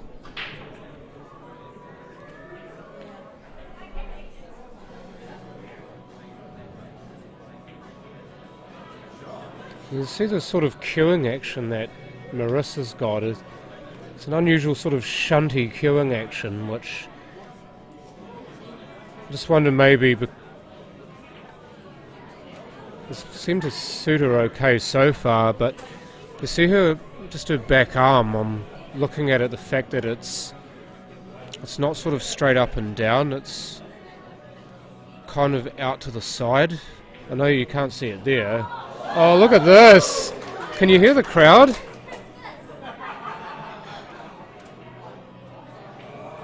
I reckon what people will just tell her is just go out and pot balls. Just bugger the rest, just pot them. Just pot that long one. A lot of people would have struggled to pot that long one. That just whack that in with no effort.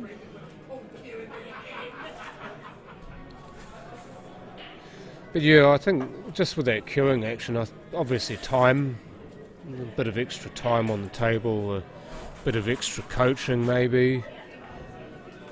It's definitely got the aggressive intent.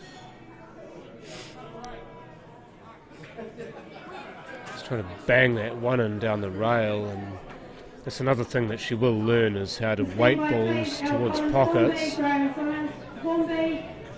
I tell you what, it does bring the excitement level up when you do see a junior playing, especially one as young as Marissa.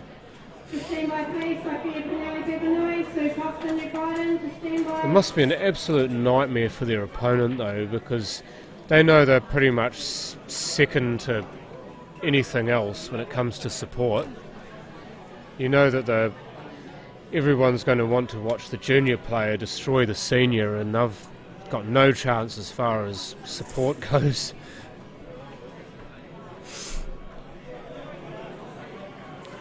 Dunedin contingent, if you're there watching, please shout out.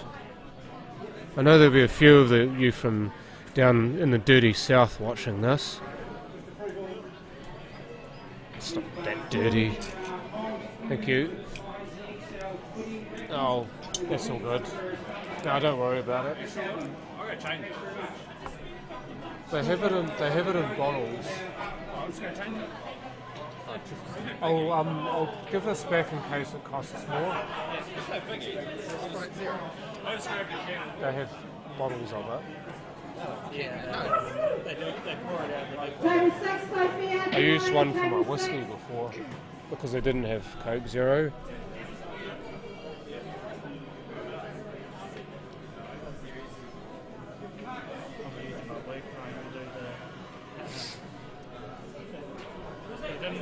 Ooh, just wide with that. You see the pursed lips. I think she knows she's on camera too. Already knows how to work a stream. What was that? I think Vicky kind of just stabbed at that one a little bit. Yeah, you best... No, that's not on. Go for the 7. Well, let's see what happens here. Managed to split those up okay, but unfortunately that's just given Vicky a chance at the frame. This would have been better off, I think, just playing 7, but not exactly going to say a hell of a lot. I'm going to be constructive. It's a nice roll into the corner pocket. Here we go for a cut. Off the 1 to make the black on, maybe. Can she see the black past the 1? She's moved it just enough to at least be interested. No, it doesn't look like it. Oh, I'll give it a hit. It's not going to get there. I don't think it was going in anyway, but you don't give it a chance if it's short. Just trying to remember who said that. It's a golfing term. 90% of putts that are short don't go in. I can tell you the percentage is closer to 100. Can't see the 8, so it's a free ball. Could play the 1 here. Just play the long ball for the 1. That's the way I'd do it, because there's less chance you're going to run into trouble. That's a lovely pot. Beautiful cueing to play long like that, and slightly awkward to cue over the 4, but she has managed to make that pull up in time. So 1-0 to Vicky Spears over Marissa Reid McFarlane.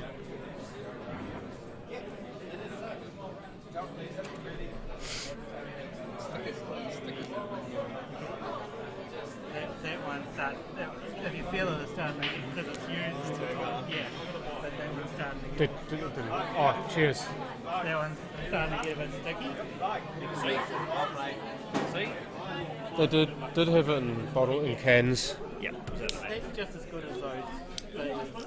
Because of the shortcut, it's just as good as those. Yeah. Control. Yeah. And as I say, I can do everything they can do on here. That was a very eventful first frame. Over there, table on your right, folks, I'm talking about. We actually saw some really good potting from both ladies there. I say that as if it's a surprise, and I shouldn't. But both players certainly showing the aggression. It's not a bad break either from Marissa. That's another thing that she'll gain with age, is a bit of power in the break.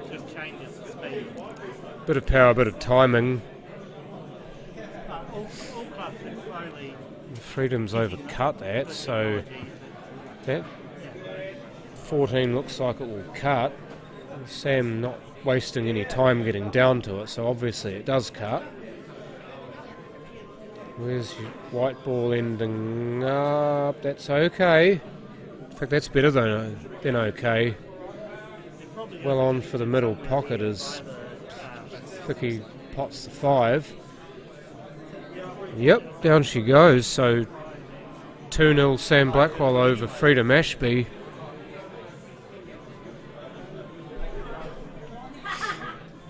And Vicky just moseying her way around the table. 7 looks like it goes past the 11, and so it does. Now just needs to find out if anything's possible here, because you see a lot of Marissa's big balls are covering her smalls, so the 4's the only ball that she's really got much of a shot at, and that's not lying adjacent to anything, so it's just sort of bump it out and make it on for yourself. I think that's a fairly ugly leave as well. You know how you feel like the unluckiest person when you've got 7 balls on the table and none of them are on.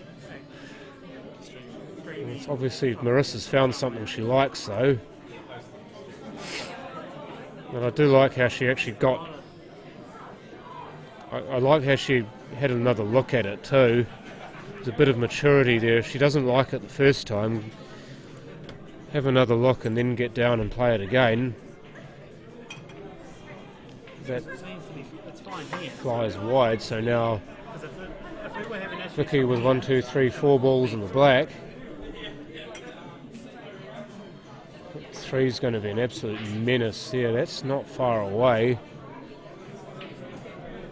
Just one thing I've noticed that a lot of young players don't like is long shots.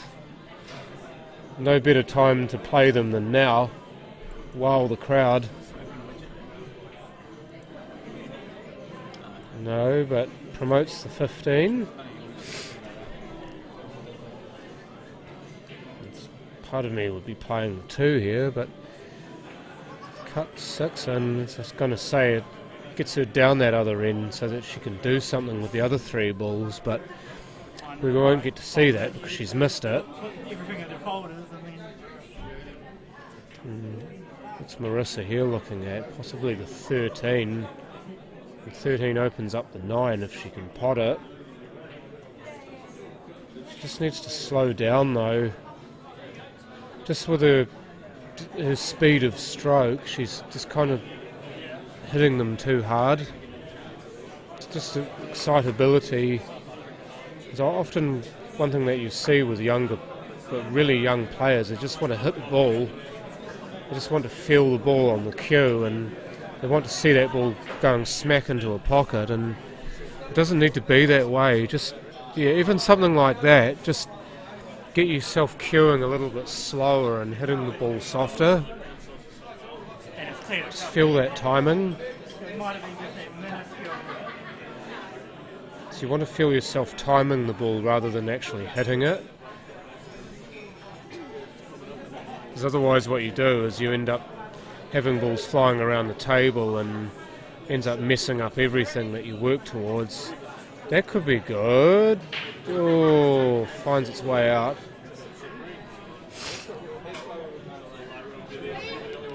Just looking at what Sammy's got here on the left. Looks like either the 10 or the 11 here for a cut. So Michaela Reid McFarlane is the one player who's just been called up. It's Marissa's sister. I think Glenn got called up as well, and I know Heidi's really hoping that he doesn't miss his game, because you'd never ever hear the end of it if you did. Your teammates would give you absolute crap for days.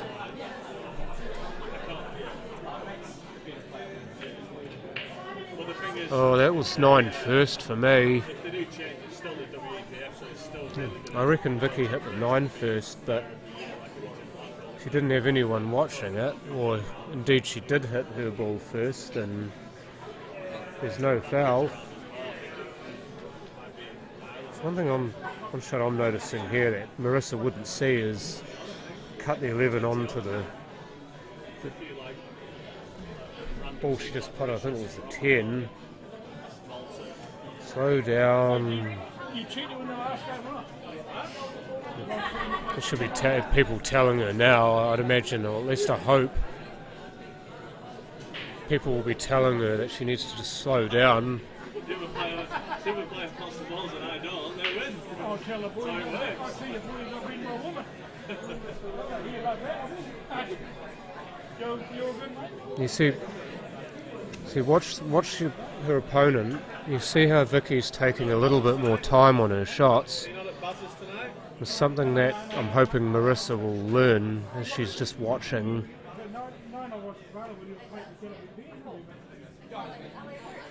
Looks like she's playing for a double here. She's ended up getting the split, and that 8 over the pocket's not really good at all because there's no real challenge there for Vicky. She's just got to make sure she doesn't snooker herself. Whole bunch of landmines on the table that she could blow herself up on. She's not careful. But she's okay, is she? Did she glue herself to the 11? Doesn't look like it. No, she didn't. But now look out for the combo. She's okay.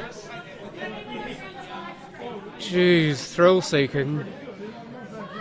And now there's black for a 2-0 lead and drops it, so Vicky Spears 2-0 over Marissa Reid McFarlane. McFarlane, is it?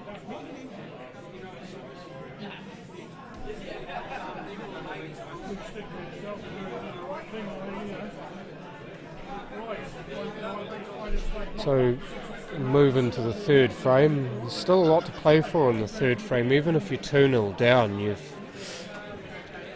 got points to be had as Freedom completely air swings on the 4. So it will be another combo to Sam. I think he had one late in the last frame, which enabled him to better clear the table. This time he's only got 10 in the black to go. That is just about bang on for position, so barring any mental lapse, that will be 3-0 to Sam. And he jams it in, so big win there for Sammy. He gets all 3 against Freedom. Now cross exclusively to Vicky Spears versus Marissa Reid McFarlane. Just can't quite make the connection on the cut. It's just starting to get a little bit agitated. Seeing balls aren't going down for her, sometimes you do get a little bit frustrated. So easy to do, especially when you expect things to just happen. You want things to happen and you think you're doing all the right things, but it's not. You just have to remain patient. This is where pool is a little bit like life in a way. You have to be patient in what you're doing, because if you keep at it, then you keep putting that work in, eventually things will happen for you. That 9, by the way, goes, so she can get a split here. Hey.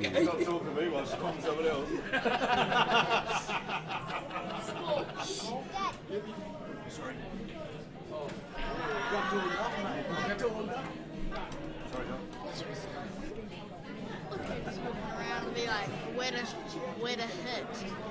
If I'm lucky, I'll talk about you, not crap about you.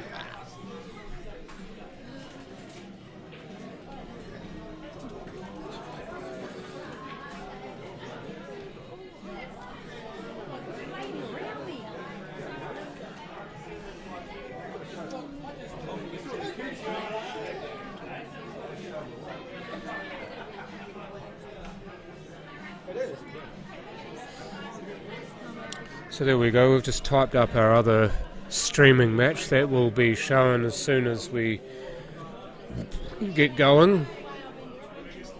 Sam, that was a good W for you there.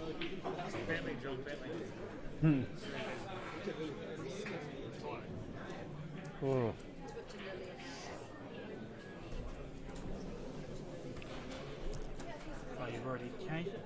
Yeah. Cheers, Peter. Just missed a little bit here. Vicky will be looking here to... I was about to say a bit of screw on this to get down the other end of the table. That's where the dance floor is. It's down the other end of the table. She's no good up here. I say that, she nearly potted that. Wanted to just clip the edge of the 10 and that would have redirected the 14 into the pocket.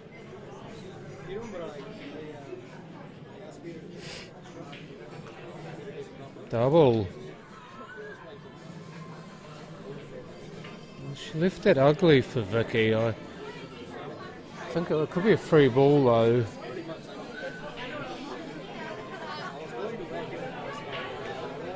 Can't. Yeah, I think she had a free ball there. I don't think she was really looking at that though. Obviously, either she didn't want to take it or she thought it was on, so she just played it as it was. I think the 3 might be on here. She tried to double it. That wasn't far away. See Heidi just trying to give her some support from behind the commentary table. Trip. Oh, couldn't find it with the first try. Did with the second. Now double this ball the other way, but she got a double kiss on it instead. 7's nice and adjacent to the pocket here. It's a pretty easy choice of ball here. Right over the bin, that's what you pot. And gets that and now has the choice of the 3 or the 1. I imagine she'd take the 3 if she can reach it. But I think either way she's looking at needing the rest. I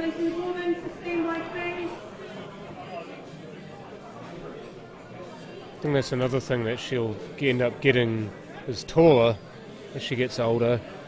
That's a nice pot with the rest. I've seen players have absolute nightmares about the rest, and Marissa's just picked it up and potted a ball like it was no thing.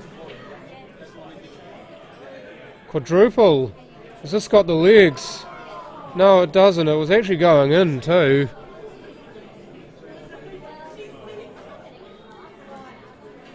You can see how excited she was for the possibility that that still might drop. See, Vicky, I think there was trying to cut the 11. It looked like the 11 might actually go past the 10, but she's hit the 10 and split all the balls up. If she can see just the edge of the 2, then she can cut this in.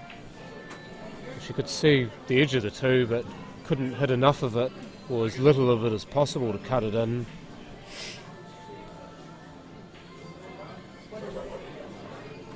Now the 14 for Vicky. The other 2 balls don't look on. That's not a million miles away. That's going to be a bit difficult to reach, I think, for Marissa. I believe she's going to have to use the rest here if she wants the 2. Otherwise she'll be playing short for the 3. And that's where you really needed the rest, and she's just comboed. Well, she wasn't afraid of the rest before. I said Vicky's not taking it as a combo, she's just playing it as is.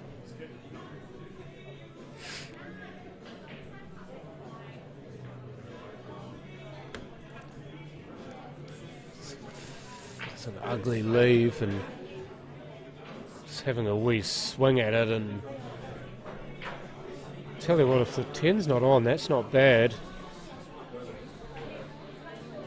And puts it in. I think that 10 might be on, in fact. If not, then she can at least put it in front of the 4, which she tried to do and couldn't do.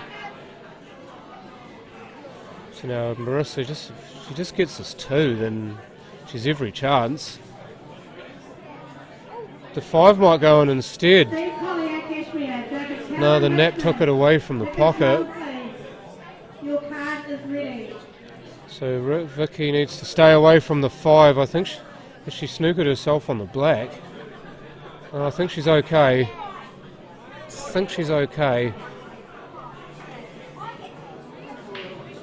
Misses it, so now Marissa, very much last chance here, you would think. 2, actually there's a big pocket for the 2 there, but she doesn't need the 4 to help her. Well, that was an interesting way to play that, but it worked. Part of me is screaming at her to take the 3 down the rail, but I know she won't. If we go, would have been nice if she gotten a wee jaw there, but now this double, to get this and get on the black. But no, she left Vicky though, not much. She's not left Vicky a lot here, so she might get another shot. Vicky now a double, 3 across. She'll feel a little bit dirty about that, but she'll take the win. 3 frames to 0, but that was very much entertainment plus.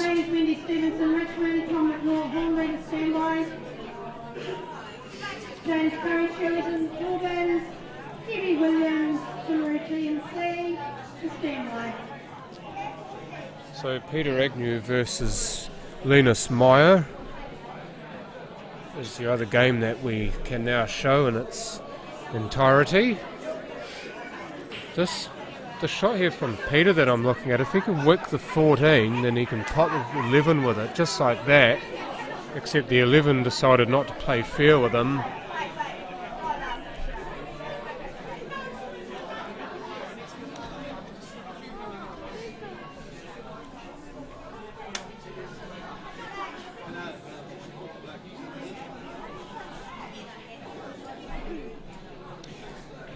Need to go to the toilet.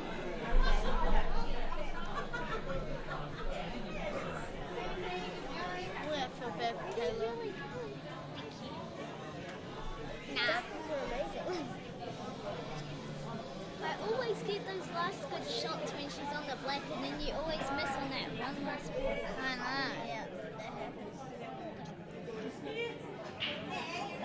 You went amazing. I've got to buy now. That just say that takes me. I had it in the morning. So for ages. It takes for ages to like even get a turn on the pool tables anyway. I know. I'll be here tomorrow. Yes. I'll be in the playground. Yeah, so am I. I'm scared. I'm probably knocked out straight. I'm probably gonna get knocked out like. So you have your host. Are you commentating? I wish. I've been saying. James Curry, 21 plays. I don't know. That's. Sorry, you guys in the commentary. Are you in the commentary? Yes. I'm gonna steal John's shot. A beautiful shot. John Carroll, Hornby, Lindsay Linton, Cashmere, stand by. Mike Jeffrey, Hornby, Eddie Guilty, Wilson, stand by please. I'm just gonna say a beautiful shot is a beautiful shot.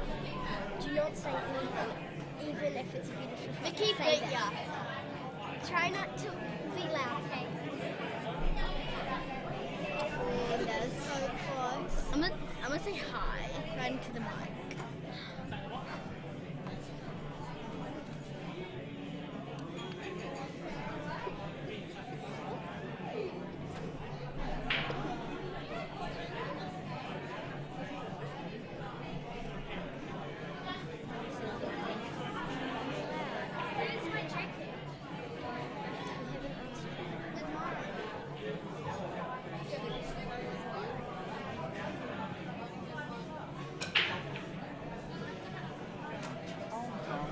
Get some.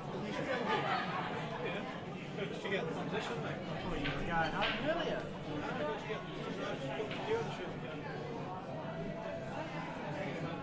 Oh, you gone? No, no.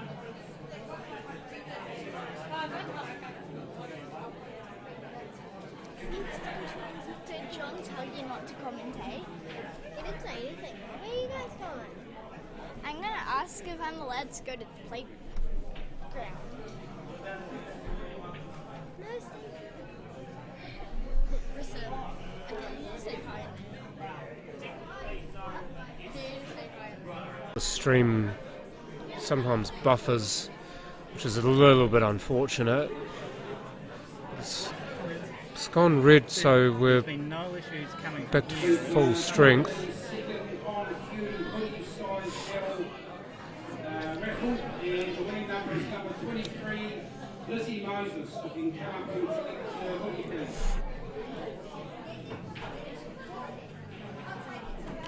So yeah, we have Debbie Williams versus James Curry on the other streaming table. To be completely fair, I don't actually know who. I've not really seen either of these players play before, so this is going to be a learning experience for me. Oh, Peter, what was that? Completely missed the 15, so it's a combo to Linus.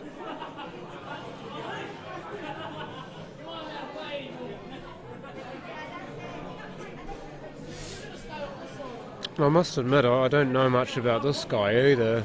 Peter Agnew, I think everyone knows who he is, but Linus Meyer is very much a new name for me.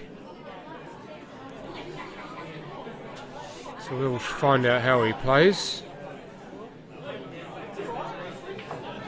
As with players whom I've never seen before as well, I'd like to find out how much about the rules they know. He needs to be careful if he's going to do this, that he doesn't run behind the 15. But no, he's okay.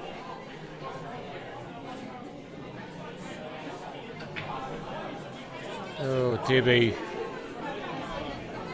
He's hoping to sort of rattle around the pocket and come out rather than go straight in after it.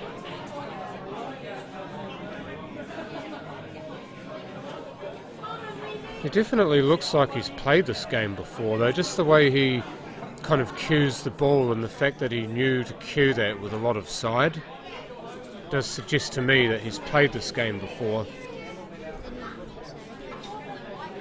Be well advised to play safe here, I'd say. And in fact, the way he's played that is quite brilliant.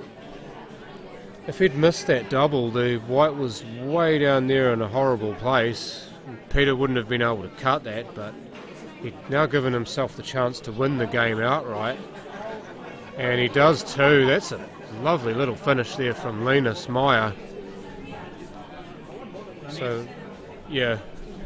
So 1-0 it is to Linus, and we are now back very quickly with the other match. Still the first frame between Debbie Williams, who has, like so many other people, trekked up from Timaru to play in this.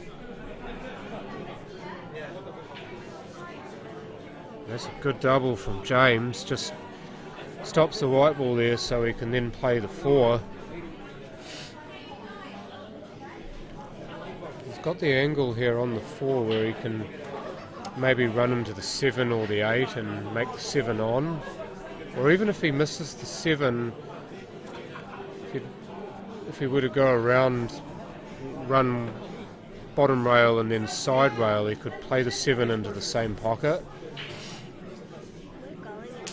But he didn't really like the look of it, so he's played the cut on the 5 instead. What, sorry?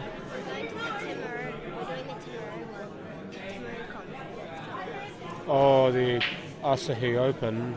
Yeah. Oh, yeah. Yeah, so am I.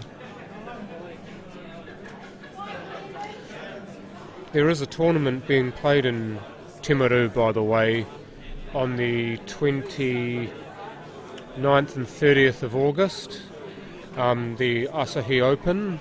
So it's Heineken's here all around. It'll be Asahi's all round in 4 weeks' time in Timaru. So if you want to get yourself in there, then please get your name in, get your payment in as soon as you can, because that will be filling up always a good time playing in Timaru. And Richard Lilly, stand by. I think it's the Timaru South Cosmopolitan Club hosting that as well, so not the Town and Country Club or the RSA, it's the Timaru South Cosmopolitan Club. Stand by, Mustafa Gold, Shirley St Albans, John Fatera Woolston. Stand by.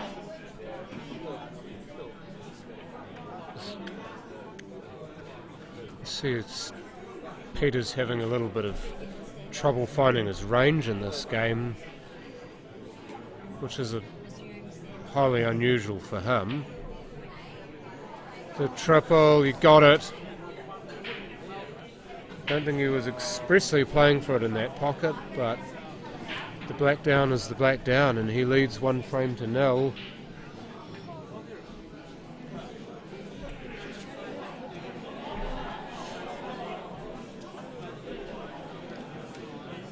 So Linus here on the unders could play the 6 or the 1 here. If the 1's on, then I'd be definitely playing that. If you can leave yourself just off straight on the 6, then you can travel down the other end of the table. He's instead running around, either trying to be straight on the 6 or trying to get himself further down the other end of the table. I'm not entirely sure whether the 6 is actually on or not from here. If it's not, then he's got a few issues, and then he's got to make a shot, as it were. But I think the 6 is on here, and Linus definitely thinks it's on. And whether it was on or not, he couldn't pot it.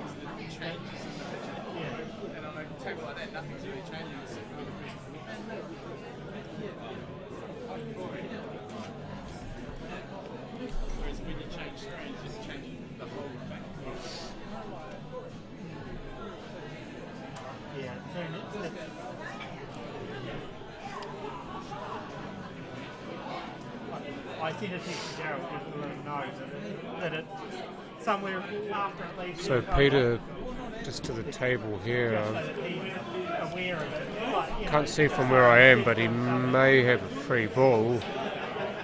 It's YouTube, I think. Because the speed test is fine. But whether or not he's got a free ball, that's a The YouTube or good little long pot, in fact, on the 15. fine, our encoder is fine. So now I've got the option with it. The 12 or the 10, I'll be going 10 here just to try to hold up there somewhere so that you've got a nice angle on the 12. You want to be running on the 12 so that you're naturally running down the other end of the table. So he's over-cued that slightly, so the white ball's on the wrong side of the 12. Wanted the white to be, I think, closer to that top rail, or that bottom rail. But he should still be able to pot this with a little bit of top right, and if you cue this nicely with top right, then it comes off the rail and the side takes it towards the 11, but deciding not to take that shot, he's just taking his medicine, as it were. I think, depending on the location. 11's still on from there, so don't make things more complicated if you don't have to. Yeah. What's more, he's now moved the 9 off the rail. The only problem is that the 10 doesn't pass the 2 and the 5, and the 9's a really difficult cut either way. Well, we're learning as we go, you know. But Steve, one thing that Peter's excellent at is playing weight. So I imagine that if he claps eyes on the 9 and he sees that it goes past the 2 and the 5, he might just play to weight it in front of the 2 of them, just to sit there and be a massive pain.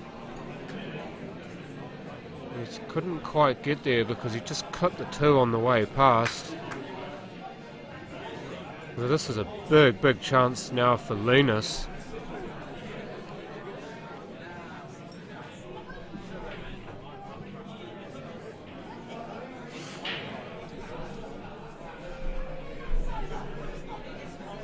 pretty sure that Now it's us. pretty sure that both Heidi and Cooper will be really hoping that either their dad or mum get to play on one of the streaming tables. Well, it would be funny to have you commentating on their match. You could give them all sorts of rubbish and they'd do nothing about it. Yeah, but it's slowly coming back, see? Started blowing up.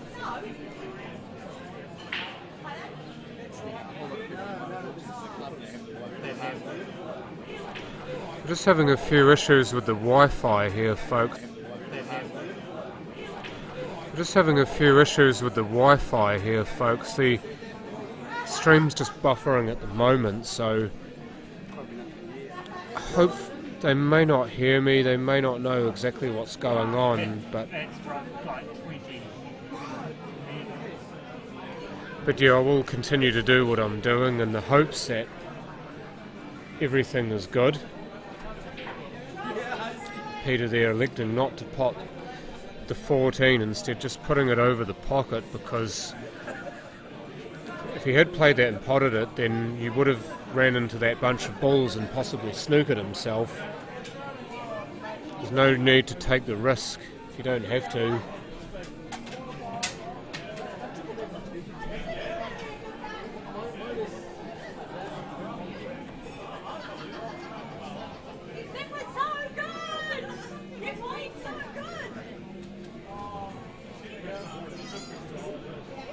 Sounds like Michaela might have at least won a frame behind me.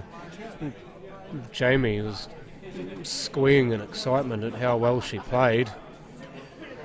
I don't know about you, but that 7 looked like it kind of rolled away from the rail, which is a wee bit concerning. Anyway, We should be fine again now. looks like our upload speed is getting a lot better now. Paul Hinch, I did see your comment. It would be an excellent game to stream though. I don't think Shaden's afraid of anyone, so, and I believe that Simon's already had a loss today. I think somebody might have beaten him earlier on. Yeah, he did. John Fatuera beat him 2-1 before. So yeah, he's already tasted defeat once this weekend. So Linus Meyer here, looks like he's got a free ball possibly in the D. Now, the question is, can he put the ball within the D so that he can plant the 6 onto the 14? My answer to that is yes, that he can. So the 14 is the one that he needs to nominate, so if he does hit any of his other smalls before he hits the 6, then he's fine. But he's just got to play this. There's no two ways about it, really. The shot's there to be played, play it. But unfortunately, he's not even able to get a ball on the 14. It was a wee bit bashy, in fact, so Peter will be happy for that little gift there.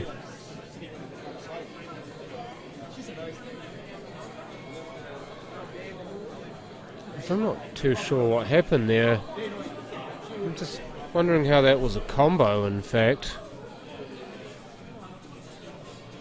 I didn't actually see what happened before for the shot that Linus to be played. But anyway, Peter Agnew won each.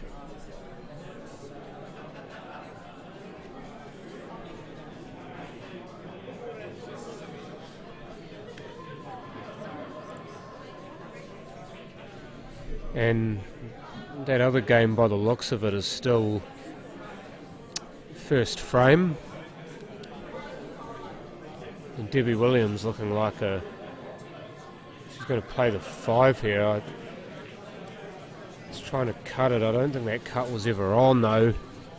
Would have been better off trying to double it into one of those 2 middle pockets. So now James has 2 balls in the black to take a 2-0 lead. Doesn't need to worry so much about his position on the 13, it's right over the hole. The only thing is though is that it's not always easy to get position on balls when they're over pockets or from a ball that's over a pocket, and there James has ended up slightly ugly on the black here. Is he looking, could even be looking for a double here. Section 16, Peter Cowan Richmond, Mike Robinson, Kaipoi. Yeah, he did. That's what he was trying to do. He's trying to just double and squeeze it past the 5. This is actually this is a great opportunity for Debbie here to take a frame back. Take it to a decider. That's a beautiful pot too. So this now to knot it up at 1. And it goes, so 1 each, Debbie Williams versus James Curry. In fact, both games we have the score of 1-1.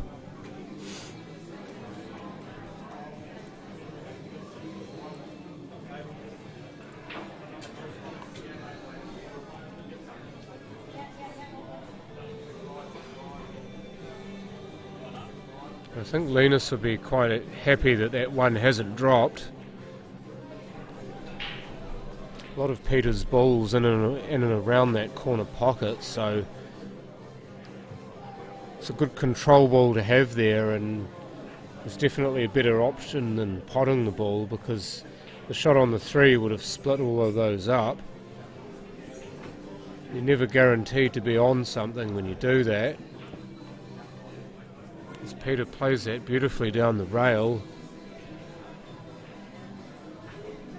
The issue for him is obviously going to be these 3 balls that the 1's now blocking.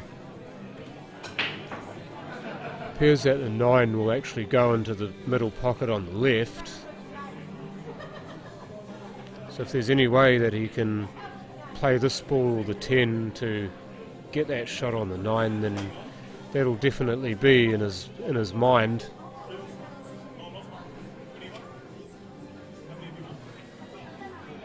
He's trying to just leak this 11 past the 4, but it's jawed, and the 6 is on, and squeeze the 6 in here. If the 7's on, that's even better. Just needs to not hit the 11. If he hits the 11, it spoils everything. He's dropped this in, and it could even be a 4-ball plant on here. 6 onto the 15, onto the 3, onto the 1. It's the expensive game that he's played. I wouldn't be surprised if he takes this on. You've also got the simpler 2-ball plant, 2 into the 1. Or you could cut the 5 into the middle and then see what happens with the white ball.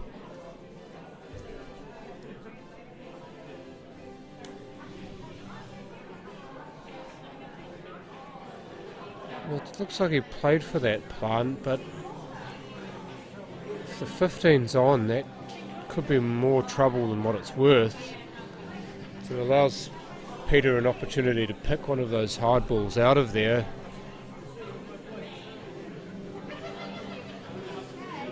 And the 9 and the 12 are obviously still very much knotted up there, but you don't really want to let players get easy shots at balls that should be difficult.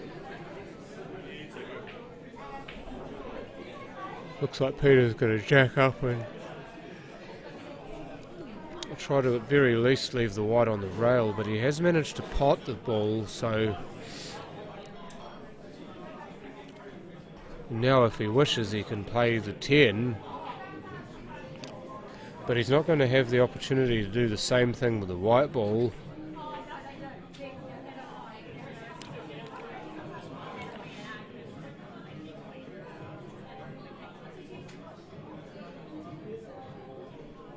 So it looks like he's going to do much the same thing minus the screw back here.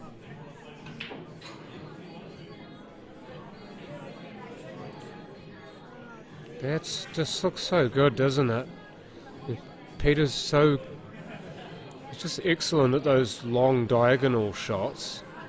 In fact, he's one of the best players I've ever seen at that shot. That and anything like slow down the rail or drag shots, brilliant. He's absolutely brilliant at them. And they're just putting the 12 next to the 1 to be a complete nuisance. He's trying to prey on the fact that Linus just wants to get on with it. So, just using the inexperience of his opponent against him, at least that's what he'll be thinking of here.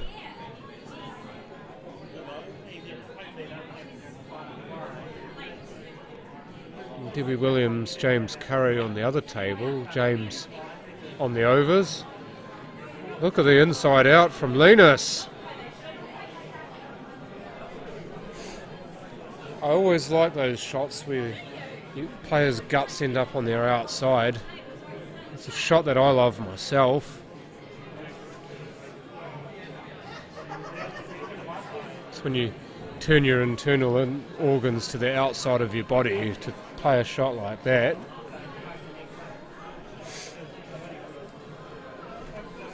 He has to be careful if he's going to play the plant. 6 to the 2 to the 12 to the 1, that he doesn't leave the 12 over the pocket. 12 absolutely must spread away from the pocket.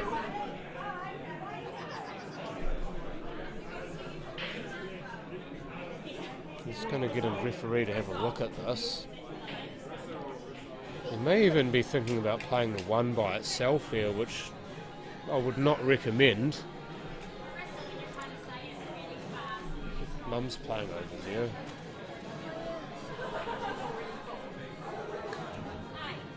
Table 4. Johnny. Hey.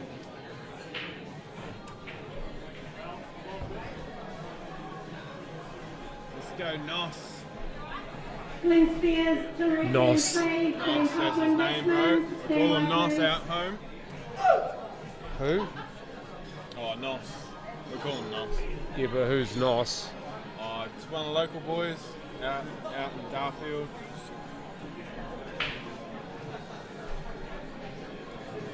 I need to go to bed already. Oh, Lunos. That's the one. Lunos, oh yeah. So there you go, I've just learned something else about him. Swiss. Lunos Meyer, nicknamed Nos. Apparently he comes from Darfield way and he's Swiss. So I've learned a whole bunch of stuff about him.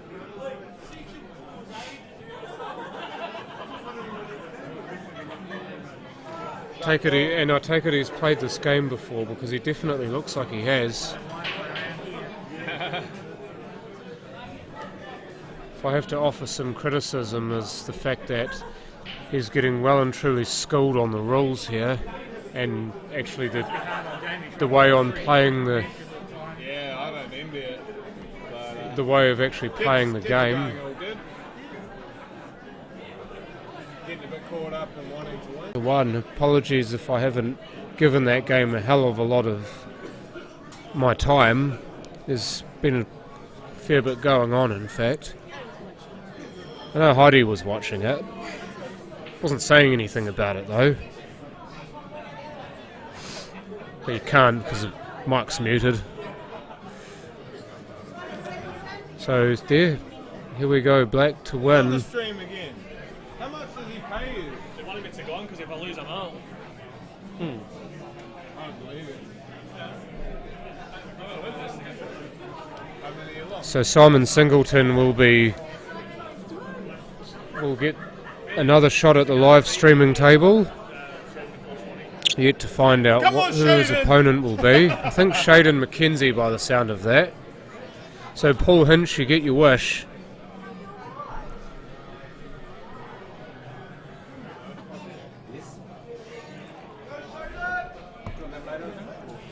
Yeah, and just listening to it now, Simon's going to hear it from everyone. Absolutely everyone. It should have just updated. John? Chair. So there you go. But you do. You have to do this. But I don't have to touch.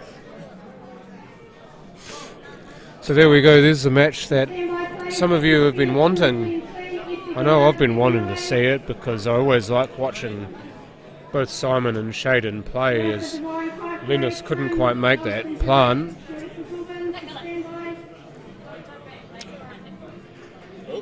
Question is whether That's a free ball. whether it's a free ball or not. No questions, John. Stand by, please. Stand back. Blackwell, Cashmere, Surrey from Pepinelli, stand by. Peter's just going to have a good look at it to say whether it is or it isn't. Drummond, Brook, Hornby, Freedom, Ashby, Cashmere, stand by. It doesn't look like it is a free ball. I think he's going to have to play this as is.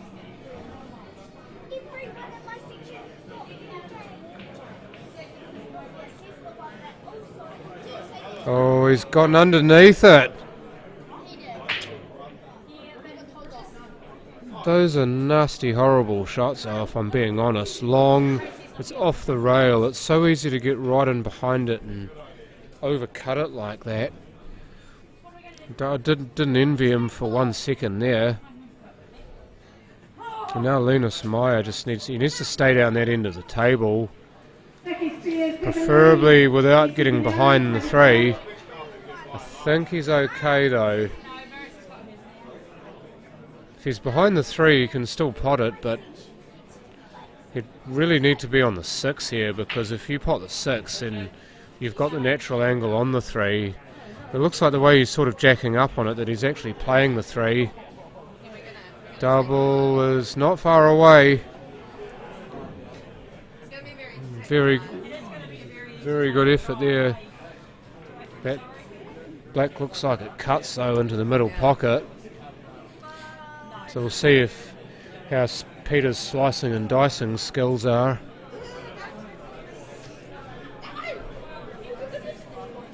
Put some pressure on the control table to get one of your parents playing. Oh, he's gone and off. Black in the middle, white in the corner, and Linus Meyer gets the match 2 frames to 1. And I don't have to touch anything because Paul will update it all for me. And he can also change the table over. So we can now see, without needing to do the split screen, Simon Singleton up against Shaden McKenzie. Simon's already had a loss today, as has Shaden, I believe, so 15. So either of these players lose, they will drop at least into tier 2.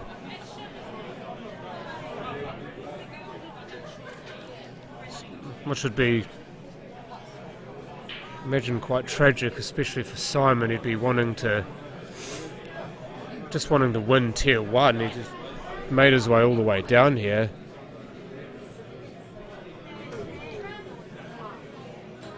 Also appears to be playing with a 9-ball cue, which is, I have seen him play with a 9-ball cue on an 8-ball table before, but it's still something that I'm not used to. So I'm always used to seeing him play with an 8-ball or a snooker cue. Shaden's just pacing around the table there, having a look at what's good. Cut the 7 here. The angle looks like it's fine enough to stay there on the 1, and he's managed to stay there to cut the 1.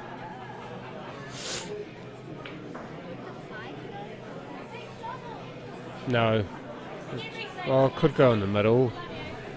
It's just discussing whether the 5 goes in the middle, and it does, but it's a much harder shot than this one. I reckon this shot's a fair bit easier. That's a lovely cut. How's his position? I'd say no good. You can still play off the rail here and pot the 3. Or even off the rail and play the 2.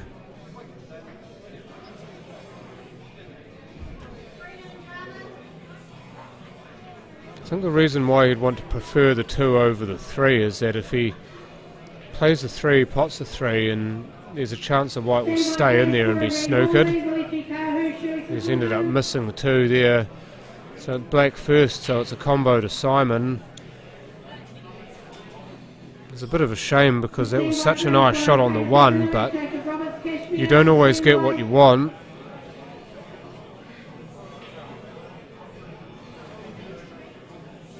I just wonder here if Simon's going to play the 13 and maybe move the 8 off the rail.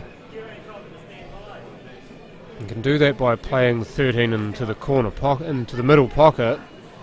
If he gets the angle, then you get it naturally off the 13 and run into the black. But in fact, he's going to nominate the black here and just play the black as it is.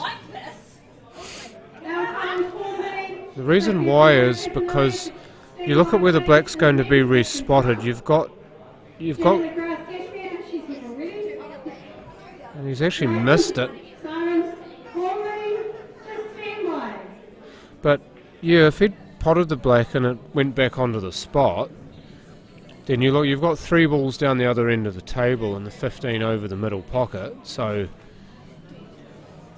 you've got a lot of balls to work back towards the black from, as opposed to here where you've only got, what, 2 or 1 if you pot the 13. You then have to track back up the table for the black.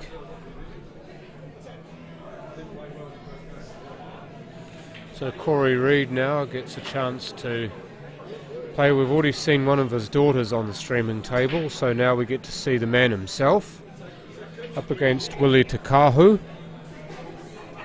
So Corey represents Hornby and Willie from St Albans Shirley.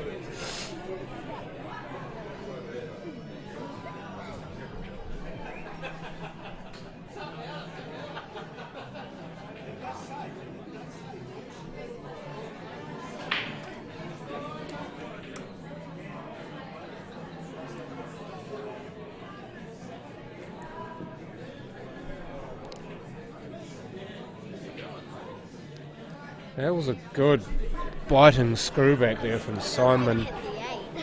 Because if that bottom doesn't kick in, then it just slides into the 8, pots it, and it's a combo to Shaden. But you see all the work that he put on the white ball to get it to snap into the rail.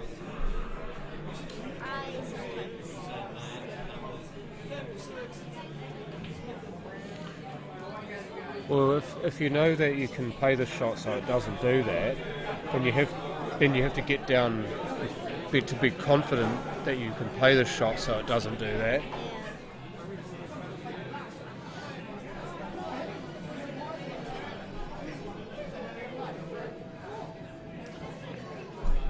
Looks like he's going to play the 11 down the rail here. Could go into the middle pocket, but down the rail offers an opportunity to maybe block the pocket if he doesn't get the pot.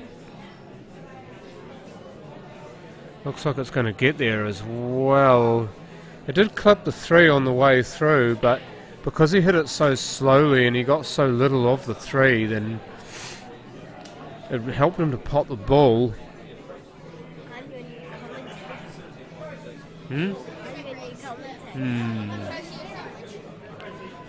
Just go to that match while Corey and Willie are getting themselves ready for battle. Willie Takahu, table 2 again. Doesn't answer his phone, he doesn't listen. And Willie's now hearing the wrath of Tracy for not assuming his table.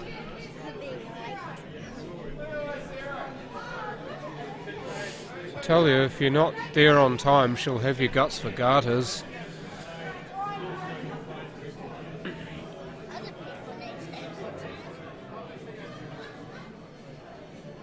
And Simon here is just agonising about the 12 because it stops him from being able to clear the frame.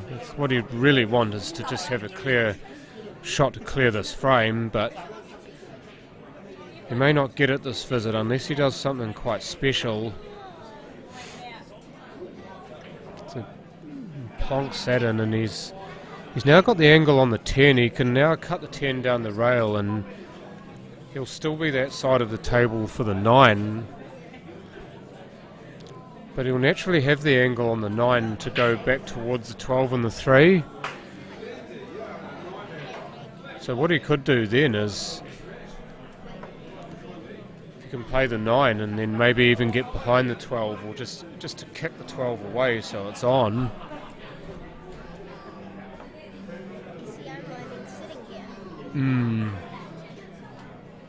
That's why you watch a lot of pool, and you learn the game by watching it. But could be a space to double this into. If he's decided to try to play a safety, but I think he's mucked it up. He wanted that right on the rail, but it's not on the rail. It's just out enough, I think, for Shaden to make something of the 5. But it does look like he's going to play the 2 instead. If he can't see enough of the 5, he must play the 2.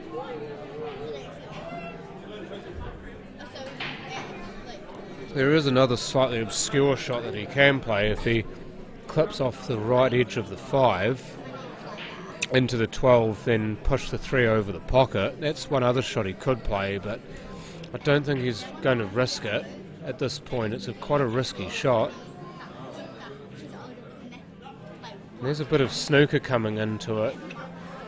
It's to play that double to leave the white down the other end of the table. It's a really good match awareness, in fact, from Shaden, because every fibre of him would have been telling him to go have a go at that, but we play the waiting game here, and Simon now pretty much on the back foot. He's got to make a shot himself. The 9 does go off the rail to just flick off the 3 and go in the pocket. Yeah, flick. And then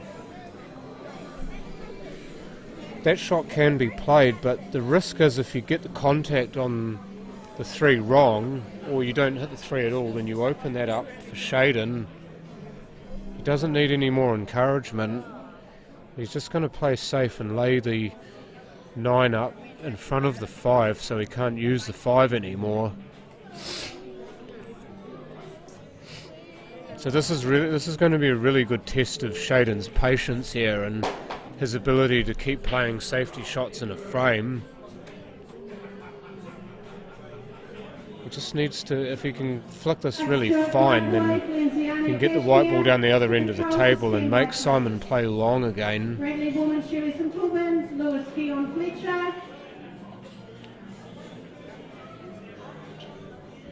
That's what he can do if he's thinking about safety. If he's thinking about the pot, then it's the double. But instead what he's done there is he's tried to lay the 2 up near the pocket, and the ideal scenario would have been that the 9 wasn't on.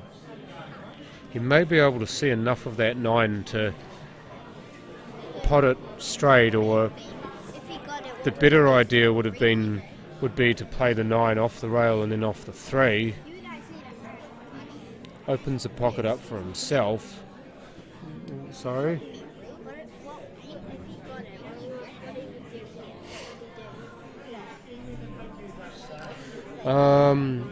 Probably just clip that side of the 5 and try to leave the white ball stuck on the 9. It's so that ball you can't see it because the 5's in the way.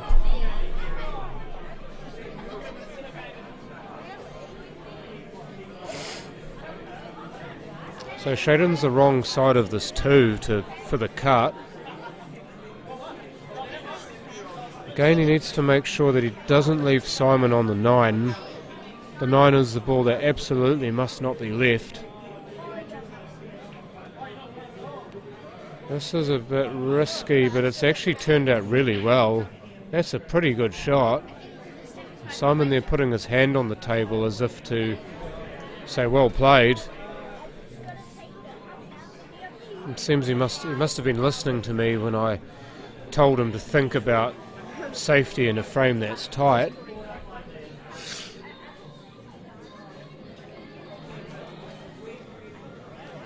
It's actually a good feeling watching one of the best players in the country walking around the table thinking about the shot that he needs to play, because that's when you know that you've really got them thinking about their game. If they're having to think about what they're doing rather than just doing it. Oh, hello, is he going to get something out of this? Is there room behind the 3 here for this 9?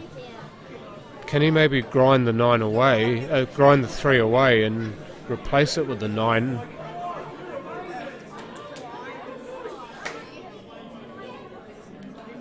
I think Simone Ziano must have won one of those games, because I see her taking the card up. She seemed pretty excited about it too.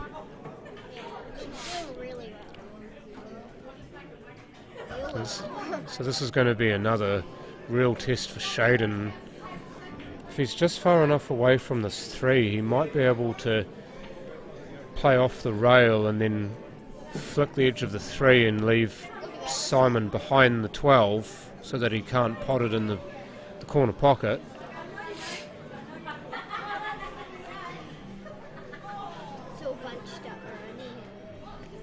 Yeah, there's an awful lot of traffic around that pocket.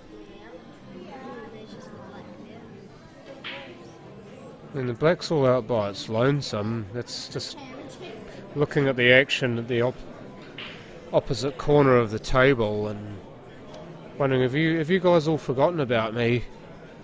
You need to pop me to win the game. Like, what are you doing messing around with the rest of them? There he just lays the 12 over the pocket. One thing this puts into play as well, if Shaden isn't careful, is the possibility of a snooker.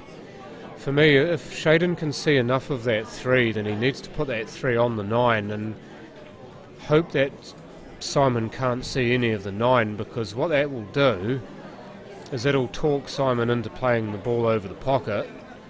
If he must play the ball over the pocket, then gives him a new chance, and he's managed to play the 3 onto the 9 in that way. So Simon, if he wants to, can play the 9 still, but now he has to think about what he's doing with it.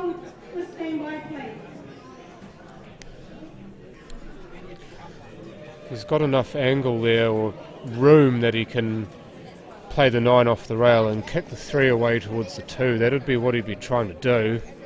I don't think he does so, and in fact he's just asking for a free ball. I didn't think there was any chance of a free ball here.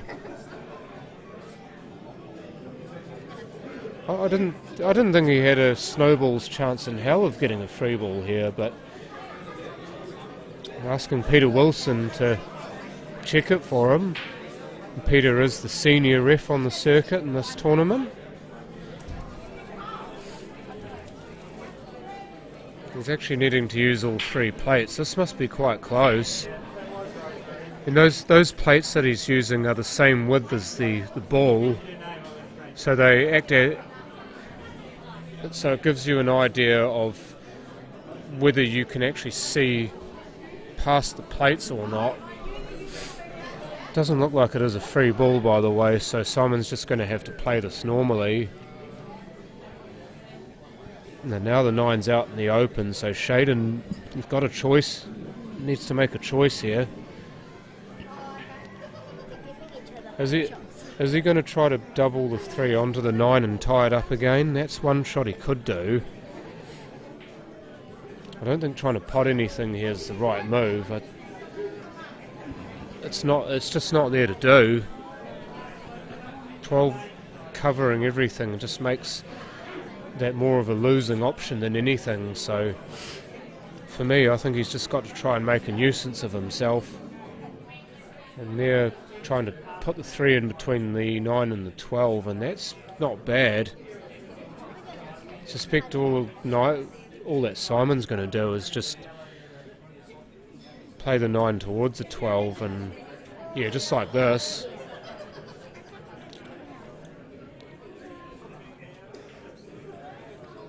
Don't think he wanted it that close to the 3 though, because that being that close to the 3, I don't think he can actually plant the 9 onto the 3, onto the 12.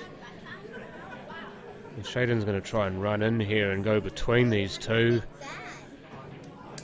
It just didn't have enough on it.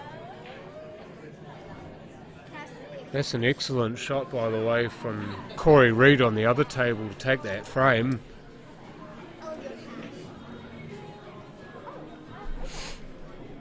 And Simon is still, even though he's got the ascendancy in the frame, he's still having to think about what he's doing. Hey Rosemary. How you doing?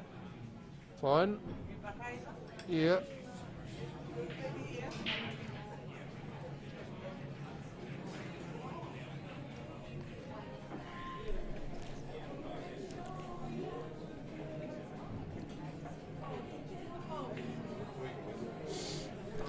Shaden can't really block anything off here, because if he does it'll be a free ball.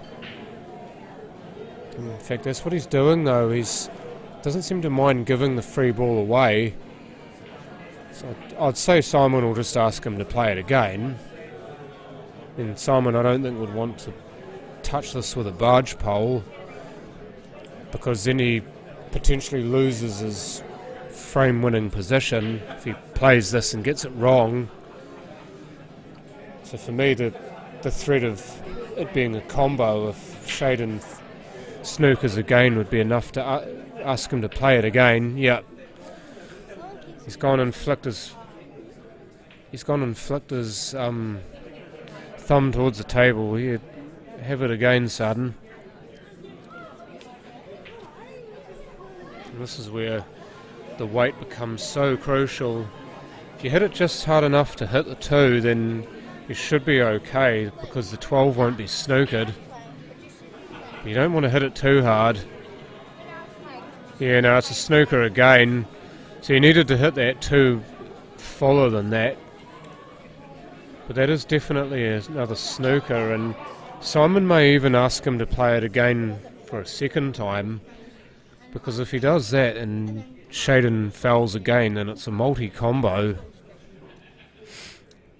He may still think that this is too ugly to play, and even if Shaden doesn't snooker or foul, then he at least moves the 2 away, so Simon's got something else to play. He said to Shaden, you can have it again, because I think Shaden knows that if he does foul again, that it's a multi-combo, and it looks like he's okay there. It's actually a pretty good shot too under that pressure. Don't believe that plant goes, so Simon's still going to have to play around and manipulate the 9. Flicks it and runs down the other end of the table. I don't think that 2 fits in that gap, and in fact I think the referee's going to say to the players that this frame is in danger of being stalemated. There's been a lot of safety shots being played and a lot of little dinky manoeuvrable shots. I would say the stalemate would suit Shaden a lot more than it would Simon at this point. Because if it is a stalemate, you've got the black in the middle of that top rail there, or the rail closest to, short rail closest to us, and then one of each player's sets of balls equidistant between that black and one of those 2 corner pockets. So that's what happens in a stalemate if the referee decides that the frame is to be stalemated. She's just tried to pluck that 12 out of there, but it doesn't want to move, so now is the chance for Simon to finally finish this frame off. And clips that in and comes back. He's got the angle on the 9, so he can carry the white down the other end of the table if he wants to. If he wants to stay away from the 2, then that's what he'd be doing. He also needs to be careful that he doesn't touch the 8 with anything. So that's alright, he's managed to avoid doing that and just sat right over the bin for the first frame. So first frame to Simon, but he really had to work for that.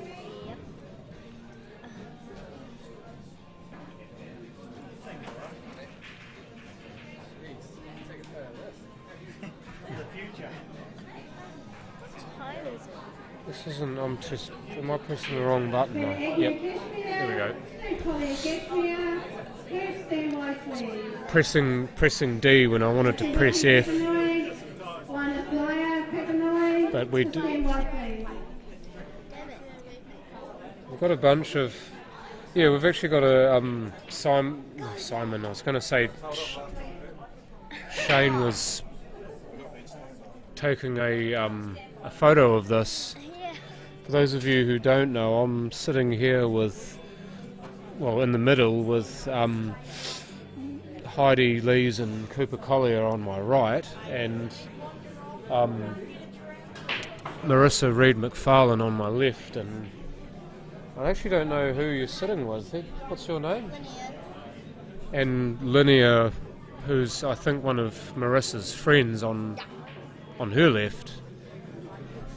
So I've got two kids either side of me, all four of whom are really interested in seeing how this goes in terms of the action happening on these two streaming tables right in front of us.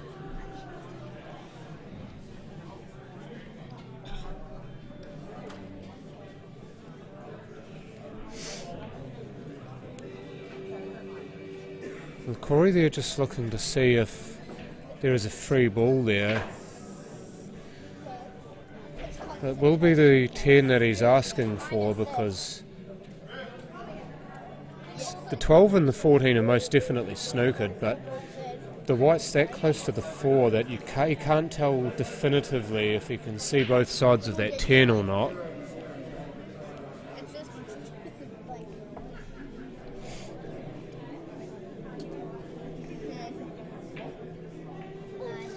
Nice little pot there from Simon, and I think he wanted to move the one away a little bit further so that he could get a straight shot at the 3, but the plant won't go now, and I don't think the 3's actually on,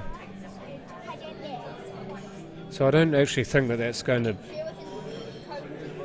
work for him. He's going to have to do something else here, and maybe even looking at 1, 2, 3, 4 rails perhaps. This would be sort of desperation if you're going for a quadruple.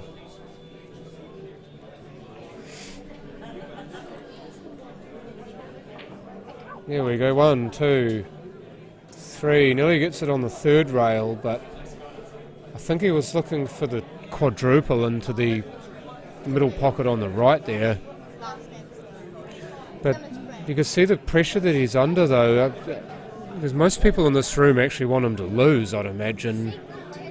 Just A, because it's Shaden he's playing, but B, because people know that he got away with that. He's trying to hit the 10, but nearly ended up with a face full of pocket instead. But I mean, you're playing Shaden, and if Simon actually loses, he won't make the top tier. But I mean, a lot of people love to barrack for the underdog. Oh yeah, you got a few frames, did you? Oh, very good. You just need to win tier 3 tomorrow then. Nothing else for it. Now that's a bit loose there from Shaden, and it was unfortunate from his point of view, because he had Simon under quite a lot of pressure there, with Simon having to play 3-4 rails to make a pot because the balls are open on the table. It shows that he actually respects his opponent, and that he is actually quite serious about the game, and that he does feel that pressure like we all do.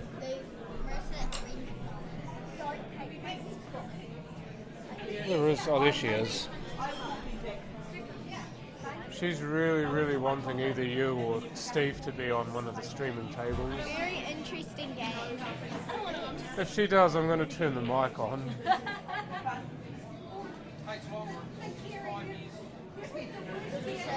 that Michael? It's the mic's off. I think it's off anyway. Is that second one off or on? Is that second mic off or on? Oh, they're actually both on. So anything that Heidi says, you'll probably be able to hear it.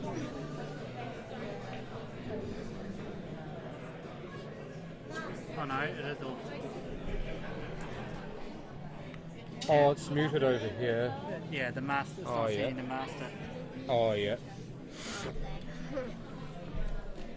And same with the handheld. It's only your microphone, John. Oh, yeah. This is a pretty hairy cut here for Simon, just getting back to it, and he's missed it.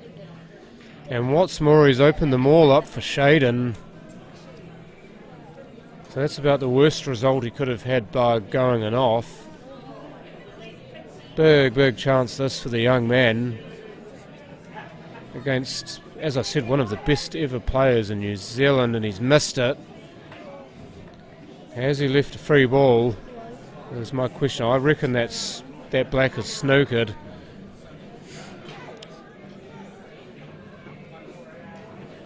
Yeah, it was. Taking the 12 as a free ball. So this black would be to ensure he at least gets the win in this match. Down it goes, so 2-0 to Simon Singleton over Shaden McKenzie.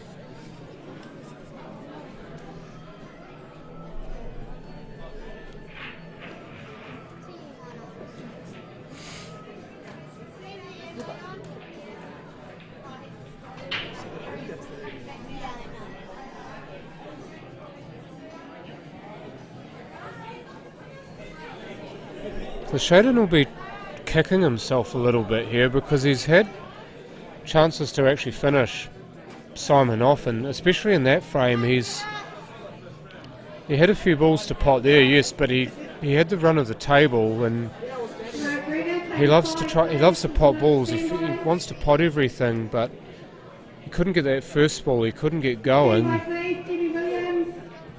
and Simon will be breaking, and he won't get a damn thing, so it's a bit of consolation here for Shaden. He can nip this last frame off and actually get something for his efforts, because that first frame was actually one of the best ones I've seen him play in terms of actually thinking about what he's doing.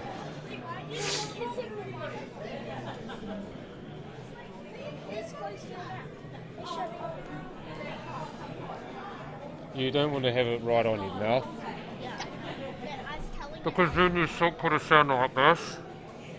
But if you've got it close to your mouth, then people can hear you and you talk clearly.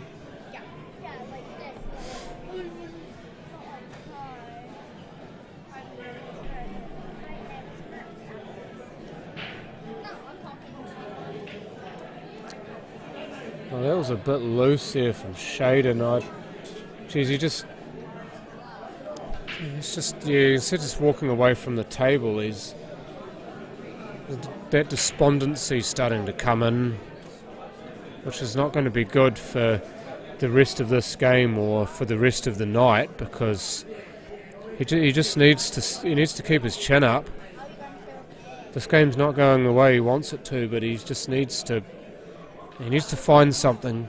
He needs to find some positive energy from somewhere.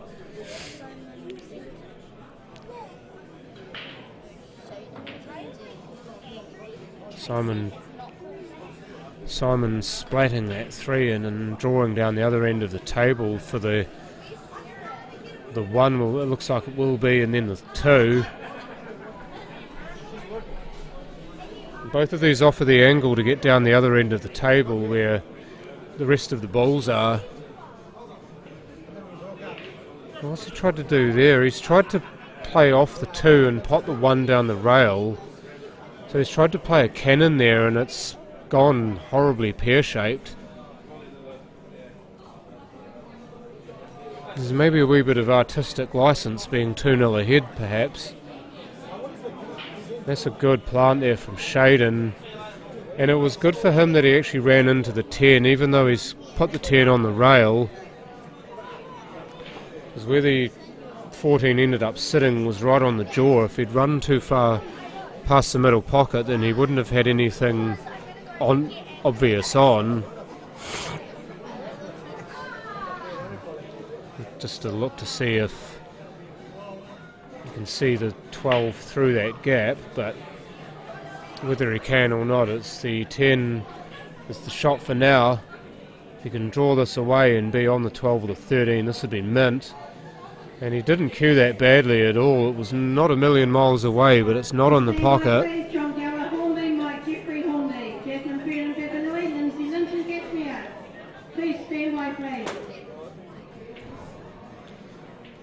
And Corey there is wide on that 11 into the middle.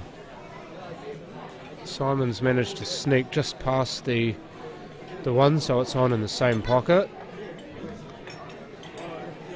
Always makes these shots easier when you're closer to the ball. To a point, of course, but you don't have as much to work with. He's missed that.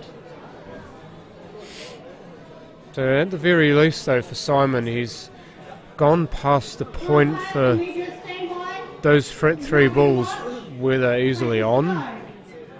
Well, this is a lovely looking double, and it's tipped in as well. He's a little bit straight on this. This should be okay. He'll draw back and be on for the cut on the 13. And this he has done. That's beautifully cued, so needs to find that same cueing stroke once more. And he does, pots that. I don't know if that black's actually on in the middle pocket. Doesn't look like it is. But could he even be able to flick it in off the 4 perhaps? It looks like that's what he's playing for. If he gets about half of the 4 here, then that'll redirect the black towards the middle pocket. So he's playing a cannon here, and he got too much of the 4 unfortunately. The black's actually run rather ugly for him too.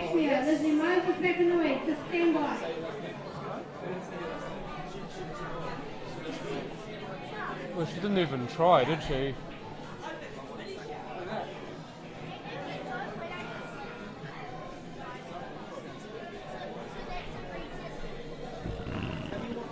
Oh, he's gone and off. Dear, oh dear, oh dear. So this would be to take a consolation frame. Well, he doubled the last one just fine, so I would say he'd be looking to double this again. That's what I would be doing, definitely. And it won't go. And it won't go in any of the other pockets either, so Simon again with a chance to close this out and get a 3-0 win.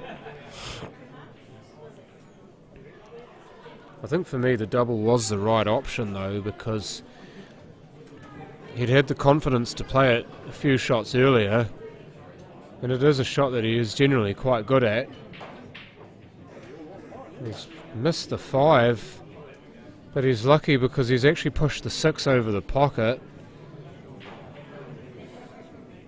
Looks could be a double again though for Shaden. I think the 6 doubles past the 5 into the bottom right corner pocket here. Let's see if that's what he is looking at, and it is, and he's got it! So he does get that consolation frame. Simon Singleton with the match, 2 frames to 1. There's a good round of applause there as Shaden potted that black.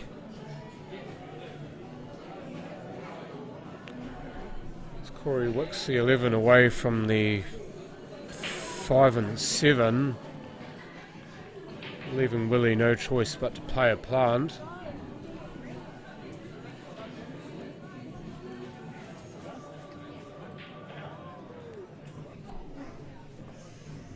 And this is quite awkward here for Willie. He's got two options here. He can either play off the right rail and try to pot the 5 in the left-hand corner pocket, or he can cut that down the rail. He's got a safety option if he wants it, but it looks like he's going to try and pot this. Yeah, he did, and he hit it nowhere near hard enough. So what he's left now is a snooker. It does look like the black passes the 11, so we can take the black as a free ball here. One thing he needs to be careful of if he's going to do that and play stun. Oh, into the... okay. What a shot that is. Didn't see it that way. Must be working on his plants. Down it goes. That unorthodox way to finish a frame, but a very good way to finish a frame. It's one of the best shots I've seen all day. I think that could very well be the match as well. I've got 1-0 here, but could be 3-0 in fact. Corey. I saw a shake of hands, so...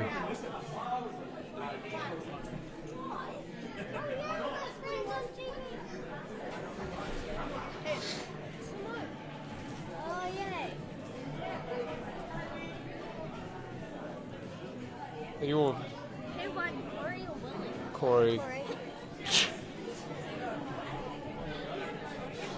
So we've got 2 new games to be put out onto the stream.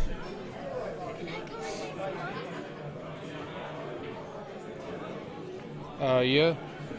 Someone... Simone's got an E on the end of it. Sorry? Simone, S-O-M... S-I-M-O-N-E.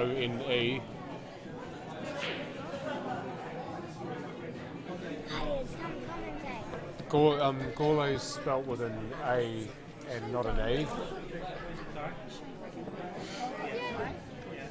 know this mic is on.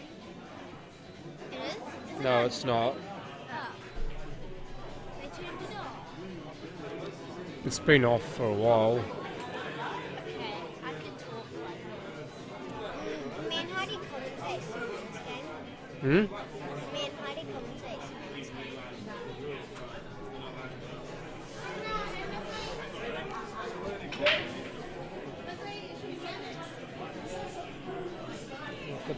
Lizzie Moses, Tony Simmons, please, could you not be one? Who's playing on the other table? Last round match is going out.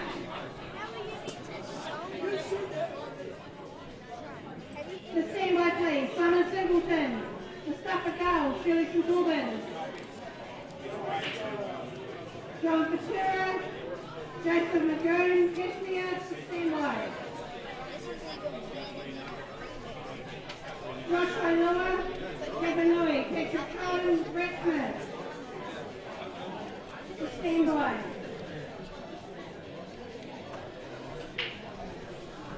I'm surprised Tracy hasn't called my name. That one's on. Wait, how much matches have you got left? Like one. Same.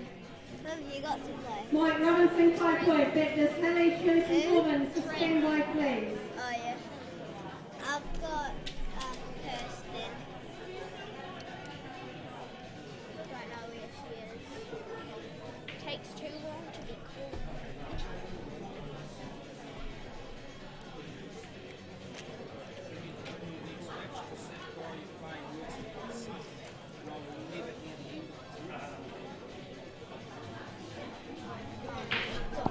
So there you go.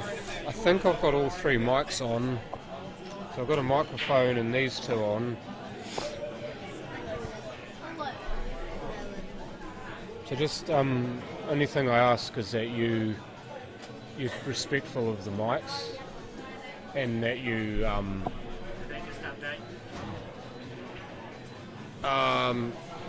it's capital I. Yeah, it's capital I, and then the rest is lowercase. So Josh Earlewa's name. Capital L and then the It's no IELUA. How long have you had this for?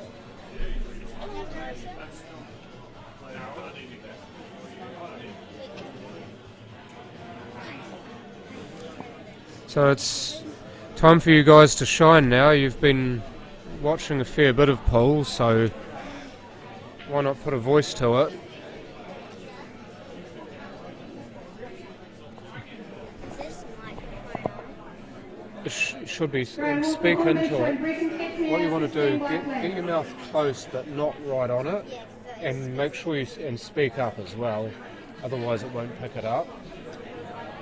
So it's the same for you. If you sit, don't get really close, but if you're sort of here but you're speaking loudly enough, it will pick you up. It's wrong. It's IELUA. Earlewa.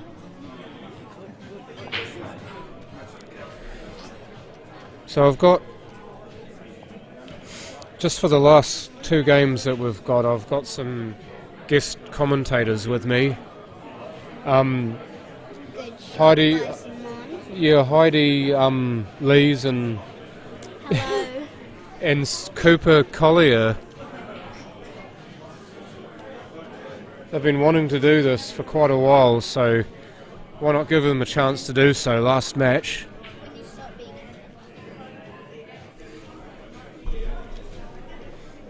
One of your good friends is playing there on the second streaming table. That would be Simone Ziano. Yep. So you'll be able to tell us what you can see.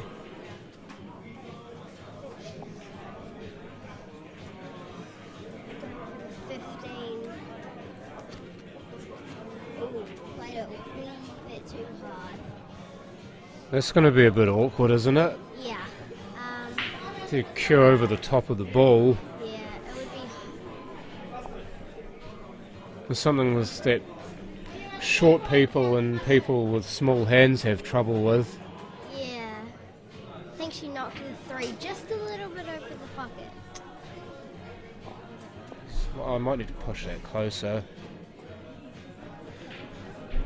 Yeah, I think, well, I don't think she'd mind about the 3 being there, because she obviously wouldn't like it if she knocked the 3 in. Yeah, not really.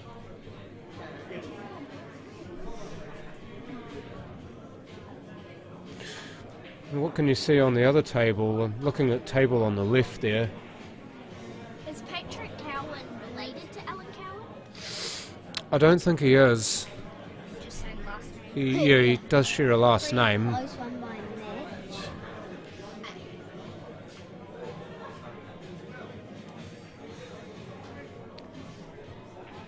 Simone's got a good luck charm on, the butterfly tattoo that she did. But that was a great shot by her. Where is it? Oh, it's on her left arm, is it? Yeah. We did there you go. Before. Another great shot. Oh, you did some like spray tattoos. Yeah, we had stickers, so we just Oh, put it on yeah. as well. Yeah. So she's taking the 9. I wonder if she's going to double it into the... Oh, she's going to Triple. go... No. Past that one. Nearly there. Mmm. Just need some more fuel in the ball. More fuel. More wheat bix, eh? Yep, more wheat bits. Oh, he bounces out the pocket. Say just a wee bit too hard by there. Can you guys actually hear either Cooper or Heidi? If you're still watching this, I know 31 of you are, but please drop a message to say whether or not you can hear Heidi and Cooper on commentary. I know you can hear me just fine, but I'm not sure about the 2 of them. Talks hear us? Can you hear me? Pretty sure they heard that. Yeah. Oh, that was not far away. So close. So now Mitch to assume the table. He's got his balls in.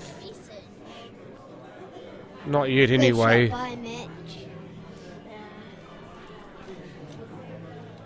Wonder what he's gonna do.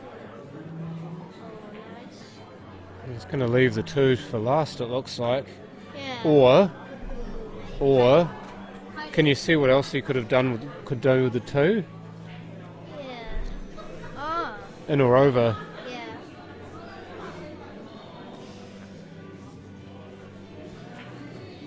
Nice. Great shot. That's Wonder what he's gonna do with the 8. good pot. He's ended up a bit short on his position though. Yeah. So he's got to cut this, and Oh, I thought that was going to hang there, Great but shot by Mitch. he turned the gravity switch back on. Yeah. I thought you scored just then. Oh, because it's his name. Mitch. Mitch. And that is a complete ear swing by the look of it from Josh. As far as trying to get that 11 out goes, he was trying to cut the ball and get the 11 away, but the white ball went all the way around it.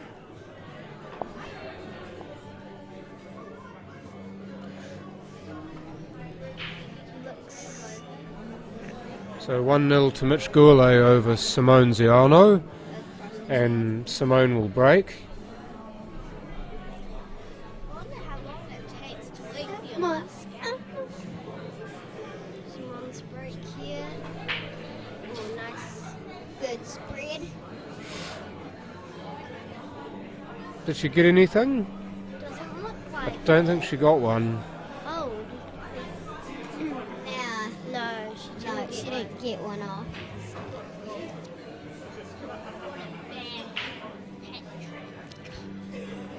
It's because I think he was snookered.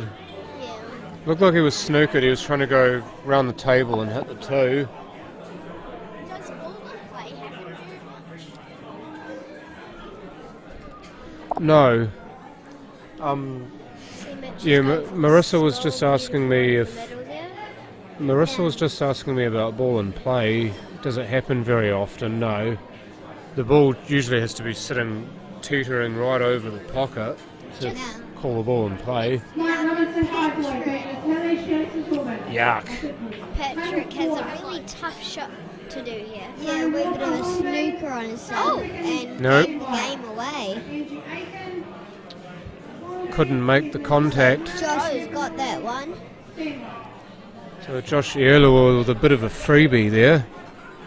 Leads 1-0. Oh, good fluke. So was Patrick on black. Yeah, and he was snookered. And he couldn't get out of it. 13. John Pitcorn, hello to you as well.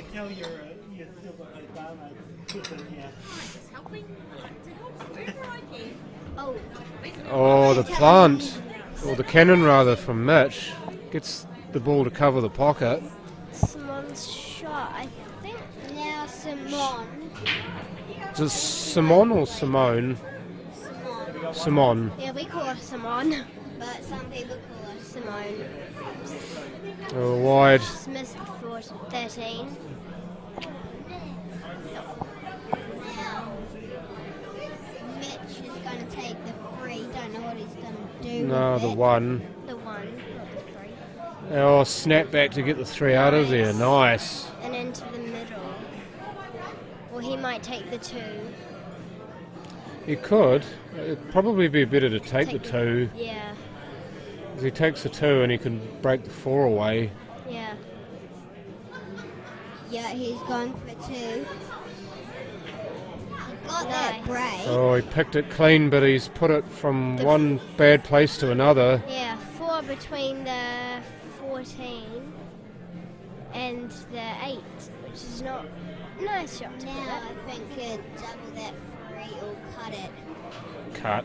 Yeah, it's obvious. Or he's just going to leave it near the bin. Because what if he had that would be a good shot to do if he got that 3 in the middle.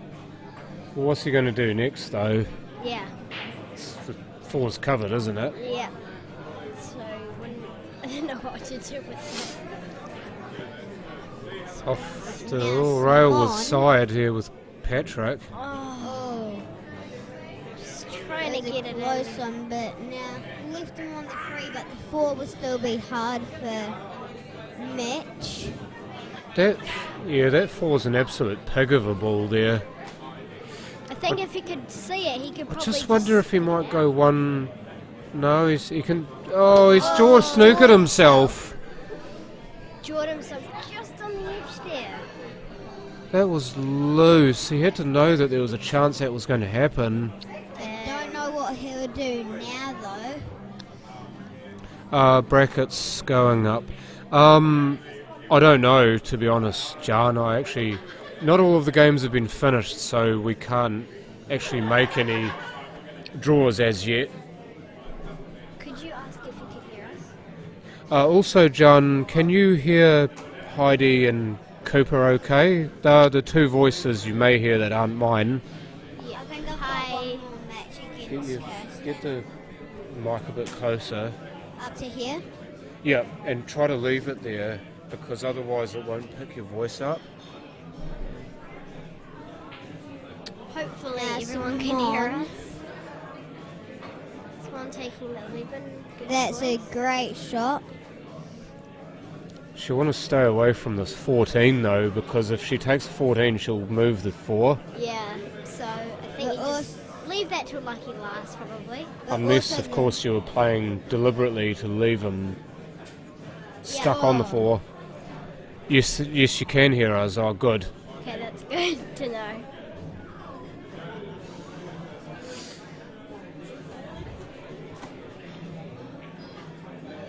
There's A a good run shot through. by Simon. What she needs to do now is try and get on to that 9 and the 12. Oh, That's what she tried to do there. And that's going to be a free ball. I know that happens. You want to hit it hard, but sometimes it just bounces between the jaws and doesn't make it into the hole. Now Patrick with a miss. Well, what's he done here? Has he fouled on the black again? It looks like it because Did they're racking them up. Did you play to? Yeah, I think he might have fouled on the black again. I want to get confirmation of I don't know that. what happened there. Oh, we're going to get a replay. Okay. When Spears, Darren Cruden to control. To stand by, please. Kirsten Amore, Cooper Collier. That's too far back. Stand by. Yeah, I know. I don't know, just go and stand by. So Cooper just had to leave there because he's got We're just trying to figure out who did what and what happened. So yeah. Good luck. But anyway. Oh, what a double that is from Mitch. Cooper Hmm? win. Cooper had to go and play a game, so. Oh, yeah. I'll just turn it off then. Yeah, 2 points. See, Mitch is on the 8 ball here. Oh, goes for a Double. Oh! Is it? Is it? Oh! Now Simone's got to think what she's going to do with 13. Oh, I wouldn't be thinking about much. I'd be just trying to pot these. Has to be the 13 first for mine. Yeah. Oh, Josh fouled. Okay, thank you. So it's 1 each in that case. Yep, so Simone, I think that's a good idea because if she takes a 13, she would be on to the 12 and then 15 maybe if she ran it Yeah, there's through. a hole there for the 15 past the black, isn't there? She got that 15. Undervalued, yes, thank you very much. Yes, I am playing. I played this morning, won all 4 of my matches, so I am in tier 1. Just something about the tiers and the way they work. 1 by each player, I think.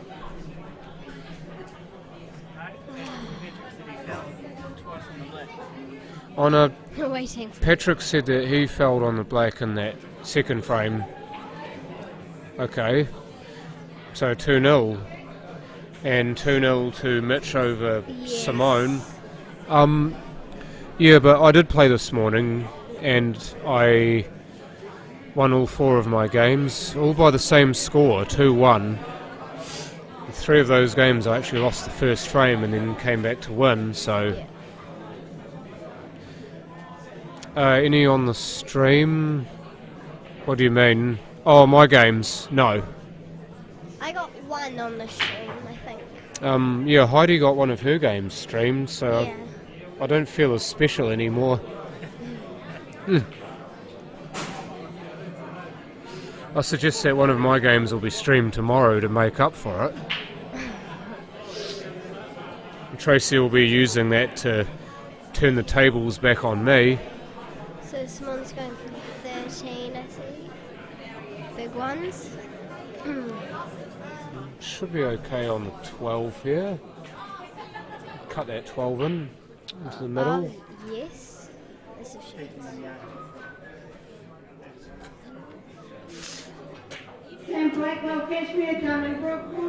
Oh, awesome.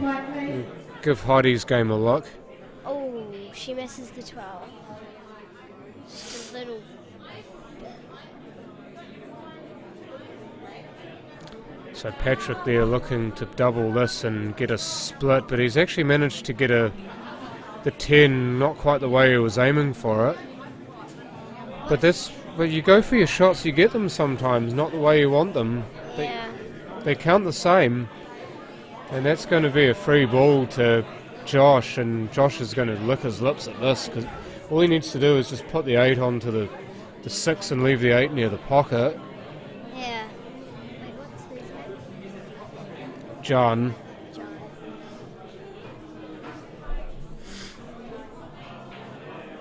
So that's all good in his hood.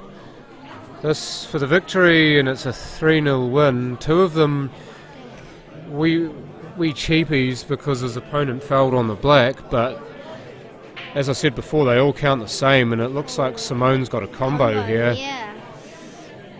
Simone, I'd be using the jigger if I were you. Yeah, you go and stretch for it, then it affects the way you cue when you stretch. Yeah. And it kind of puts you off balance. Yeah, exactly. Because you're like shaking a little bit. You always want to be balanced when you're playing a shot, otherwise you lose it, and you only need to hit the white ball off centre by a very small amount to get a bad contact. Yeah.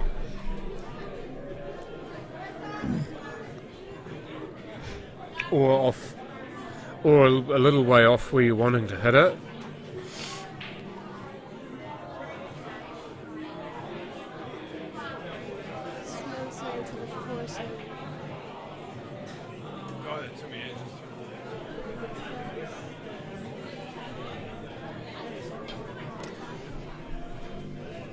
Yeah, it's something that a lot of players actually do try to play a shot when they should be using a rest. Like they just try to stretch. Yeah. And it's not worth it. No. You have to try and make yourself good with the rest, especially. I mean, you use it more than a lot of people because you're having to reach more, but you end up getting good with the rest that way.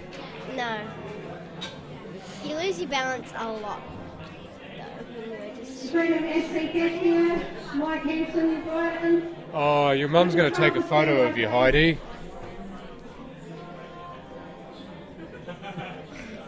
Yeah, the mic is on as well. The only thing she wants is for you to play, or for Steve, and that would be her day completed.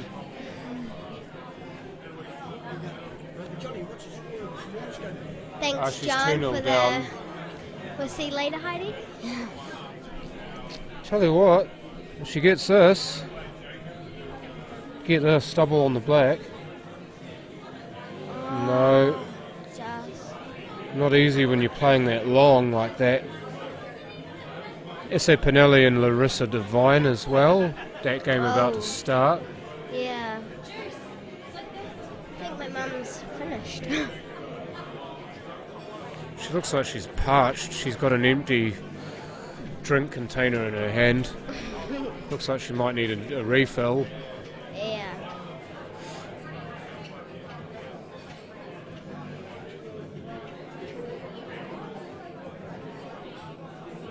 So Mitch there just rolling their 4 nicely past the 7.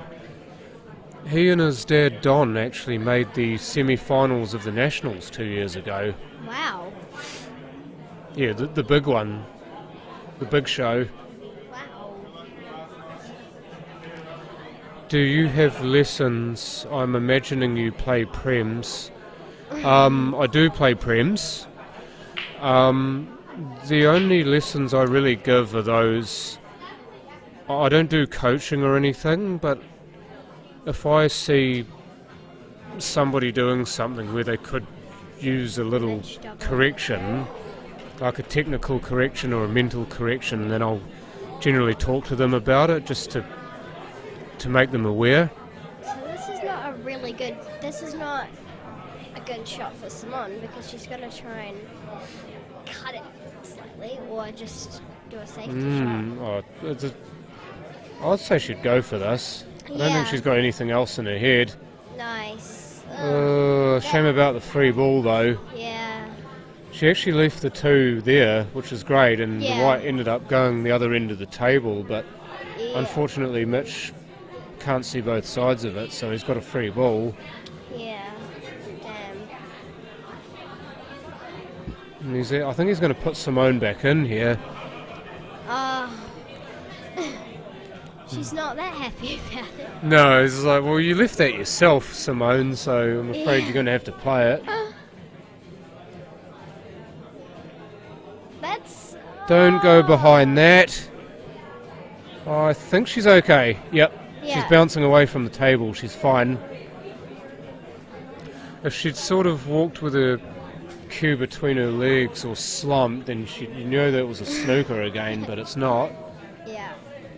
Oh, what a cut if it goes. It stayed up. So I think, well, Simone's probably got to try and hit the 15 into this pocket down here. Yeah. The left pocket. Just drill it. Yeah. Nothing for it. But hopefully she can do something for the black. I wouldn't even be worried about anything else. Just pop the ball. Oh. Damn. So this is now a Mitch for the chance to win the match 3-0. Control the standby, please. Jacob Roberts Cashmere, Pete Sunix and Cowan to control please for standby. Oh, lovely position. Nice. A little bit near the rail, but that shouldn't be a problem. 8 straight into the middle. That's nice. Down it goes. So it's a smart 3-0 victory there from Mitch Gourlay over Simone Ziano. Nice one. Nice game by Simone though. Yeah, she showed she had some chops there. Yeah, she did really well. Well done. Yeah. So going There over we go. S.A. Pinelli versus Larissa Devine. Larissa, by the way, is spelled with 2 S's. I wonder who's on the other live streaming. Maybe there's no.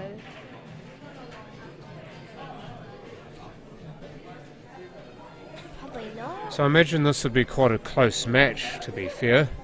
Yeah. Both players are around the same in terms of playing ability. Yeah.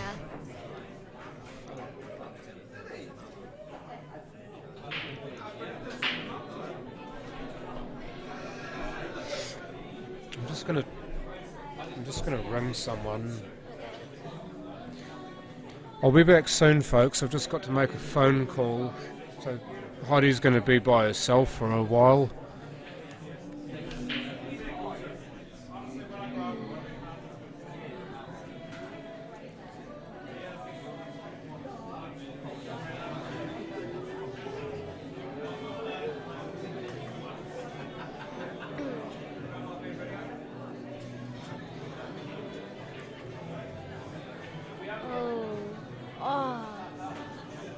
nice cut for the 10.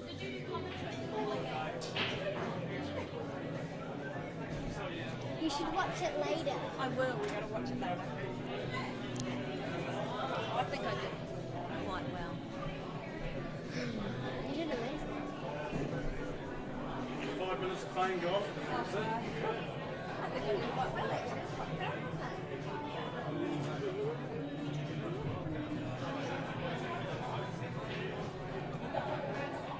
Taking the 6 here. Oh, perfectly curved in the middle pocket.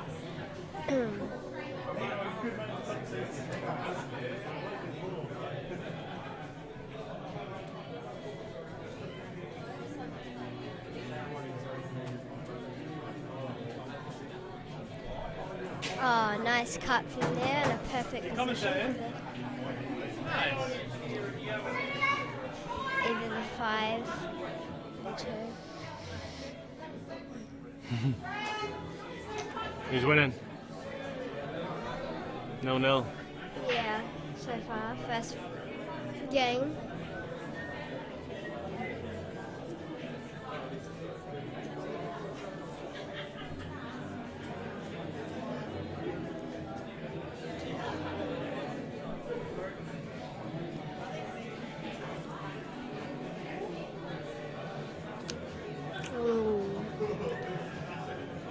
No, I actually didn't win a game, but I got some frames off people, which I'm very proud of myself for doing. But, yeah. I'm proud of myself, though, so, yeah.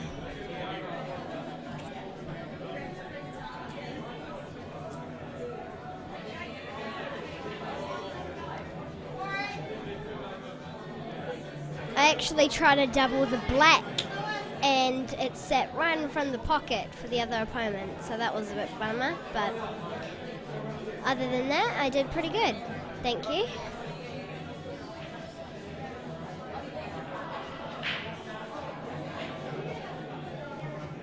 Whoa. I'm on live stream table. Really? Nice. Thank you. Oh, someone turned the plug in. Must have been sick of hearing me. So I will be playing tomorrow in the tiers. I'm in tier 3, it looks like. I'm gonna commentate all game.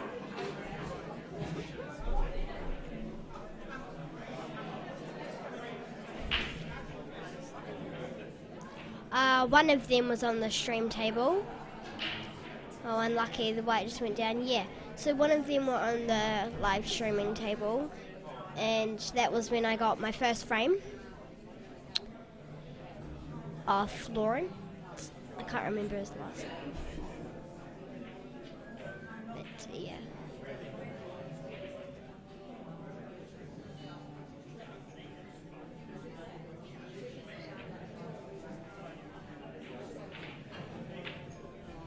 Oh, nice.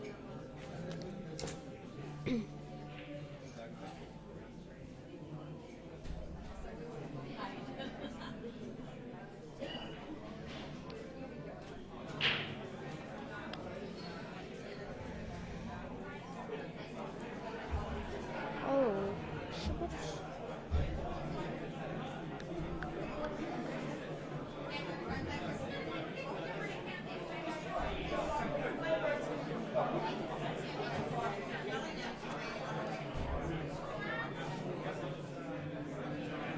oh.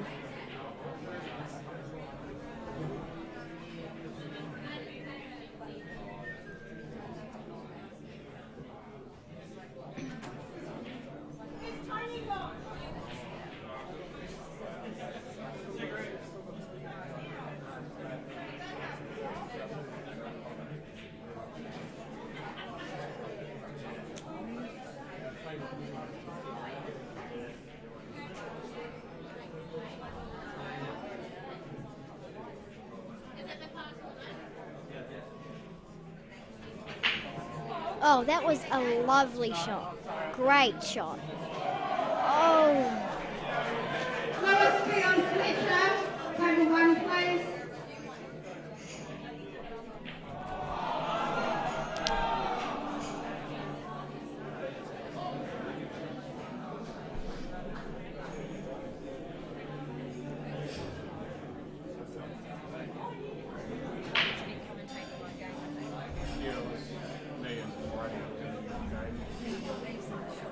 Oh, stunning shot that was. Wow, amazing. So on the 8 now. Something to remember is if you do quite a really good one, just a wee bit of time. Beautiful shot. Beautiful. You get down and like, oh, this game's easy, and you miss. Just take a few extra seconds just to recompose yourself, so that you're back into that same sort of mode you were in when you potted that before. Yeah, just 100% focus on the shot. You kind of not focus on the shot, it's just buzzing. Table 1 please. Lewis, Cowan, Fletcher, table 1. It's all good? It's 1 to the finale. Oh, 1-0 to SA. Yeah, SA. You got a spare plug in it, right? A what? It's so cool you're doing. I don't know. Where the plugs are. Can't wait to replay the game. On that side, yes. All the way in that corner.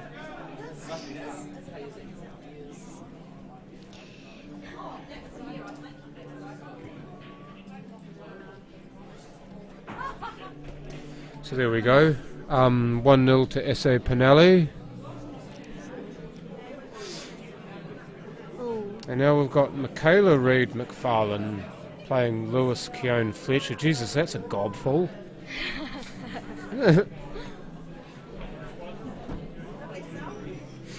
We've got two players with hyphenated names. So we saw Michaela's younger sister Marissa play before, so now it's the older sister's turn to have a go on the streaming table. And then she'll have Heidi running the rule over her.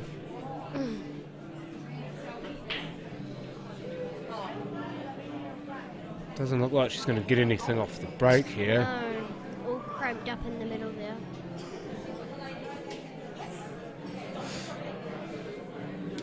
Down the rail from SA, didn't get either the nick off the 3 or the pot. He was unfortunately in between.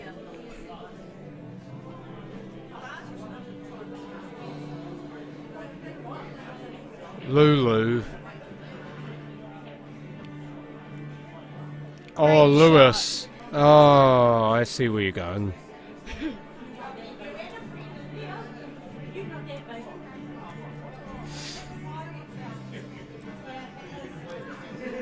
So now Larissa with the table on the left. Might be able to screw this back into the 2 and promote it.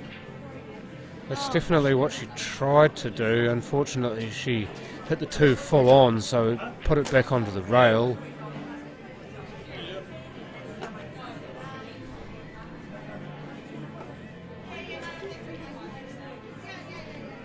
I was just saying to Jamie that most of the juniors have had a chance on the stream table today. Yeah, it's been really good. Beautiful double there. For people to Lewis. watch them play. And it means that the juniors can actually look back and see what they're doing wrong. And, Simon, he's supposed to be on step 1. Also, you don't have the pressure of playing on streaming tables because you've done it before. So he's taking the 5. Simon's being growled at because he's not at the control table. Oh, you've already played. Did you manage to make the top grade? Shit. So Michaela's turn. Yeah, you're using a 9-ball cue. Nearly got it in there.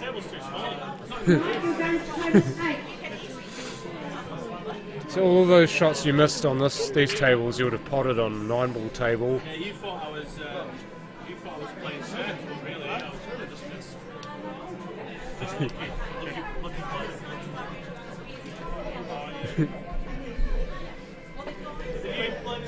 Yeah. Yeah, I got 4 from 4. 4 from 4? Yeah. Well, it might be you first round then. Yeah, I just imagine that.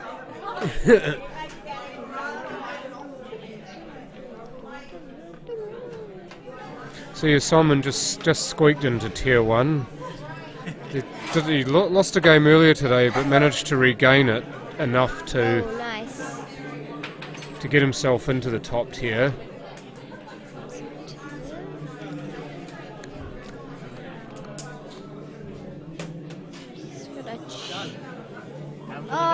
Gonna hit the 11 though. Oh, That's all right.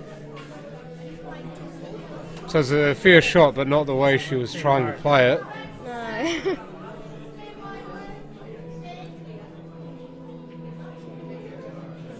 This sounds like the crooning of George Ezra in the background as well. Always impressed at how low he can sing. So you can really hit those low notes.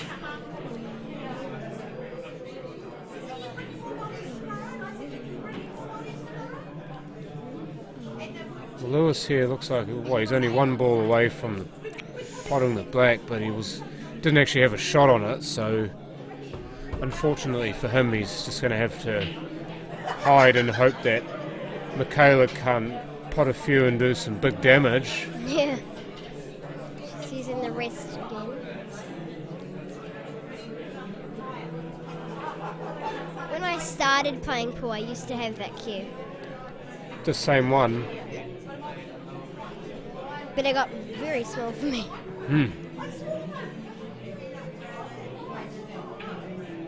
Nice. Would have been nice if she'd left it down that same end for the 10, but that would have been very difficult for anyone to do.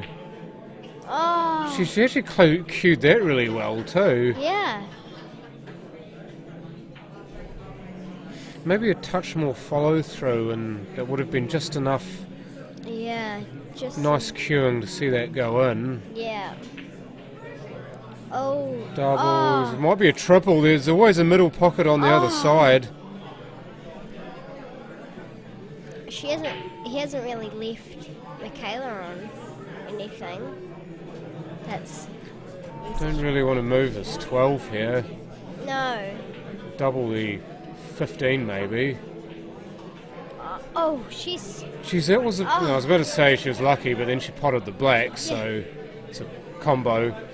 She's been lucky. Black's respotted combo. Not hitting a ball, then coming back and hitting it.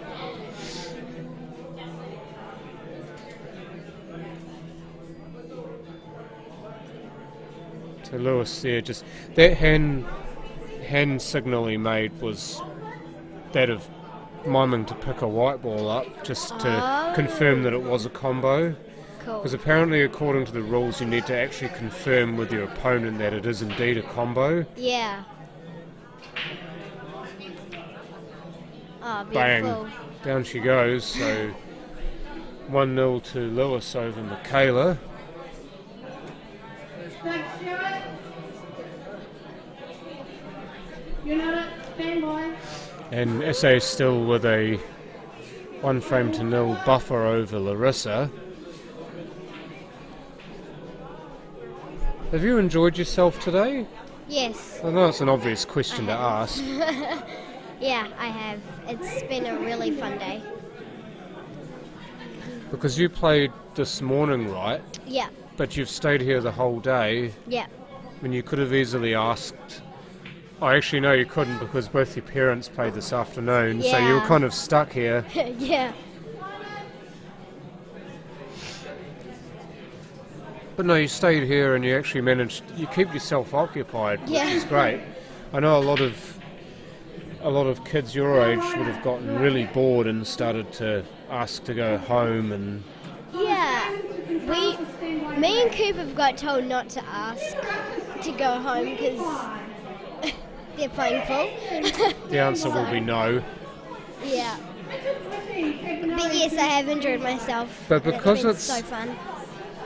But yeah, also because with pool you can actually watch it. and learn. Yeah. What time are the finals tomorrow? Well, Tier 1 begins at 11 a.m. Tiers 2 and 3 both begin at 9 a.m. Yeah. I'm not sure. I think the stream's going to be on at 9, but I'm not 100% sure. This stage I'll be there. Here for 9. Yeah, Paul's just said that at this point he will be here for 9 o'clock, so you'll be able to watch the whole thing. Yeah. So you might actually get to see Heidi play again, John.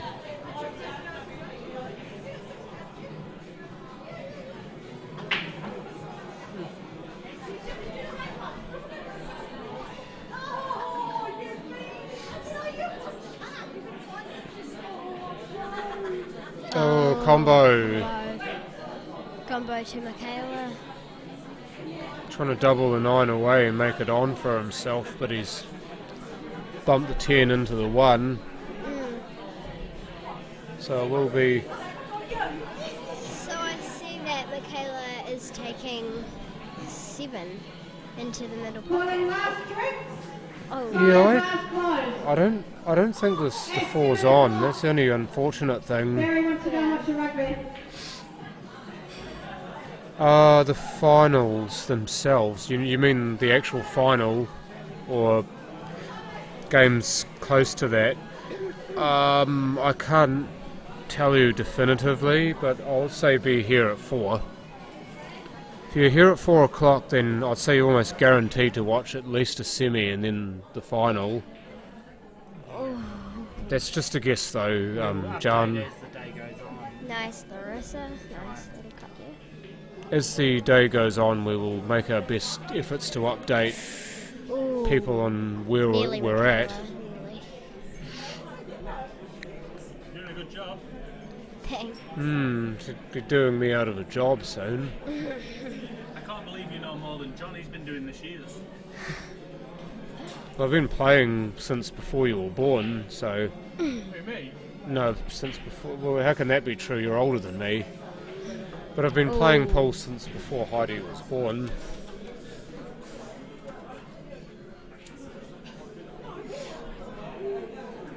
I was talking about Interclub before, Simon, about how I played... This is the first season I'm playing for a club other than Woolston. Where are you playing? Cashmere. Oh no, why have you done that? Because I wanted to play for the Cobras in case Woolston fell over. And we couldn't get a team in. They couldn't get a team in. The sinking ship, is that what you're saying? Pretty much. Were you not the captain? No, that would be John Jackson. But yeah, after 18 seasons of playing for Woolston, 15 of them in top grade, I'm now playing for the Cobras, which is great because they actually support each other, and we've got quite a good team, eh? We've got a lot of the Filipino boys playing in it. Oh, nice, Michaela.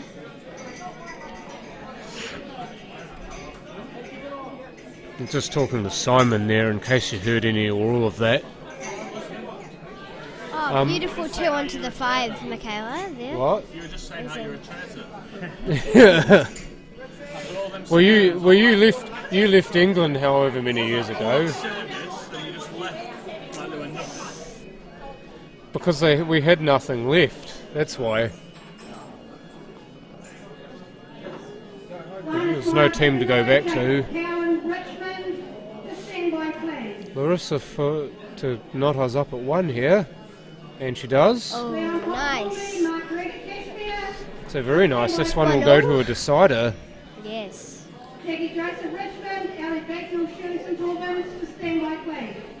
So they're just calling out some of the last games now. Yeah. So I'm not sure whether there'll be any more streamed. I don't think there will be at this point. There's still a lot of games going on though. Quite a few games. Yeah, but I don't think there's any more rounds to be played though. Only a second tournament, and he's been at control as soon as I call him. All you other players should get some Wintersloffen, Linus, Meyer. Thank you for listening. Simon Singleton, John, asking what your last name was. Who's that? He plays for St Albans, surely. Ooh. But he's a Very fine frequent. He's often watching Paul on the chat. Maybe he works. I don't know. So there's your break and your deciding frame between Essay and Larissa. And that's a fair distance away from a pocket there, Michaela. Yeah. I don't think this is 10 goes past the 15, so you'll have to play a plant here. No, it did. Okay, he made a liar out of me. You signed his pool table, Simon, at Kaiapoi. Apparently he plays for Kaiapoi, and you signed his pool table.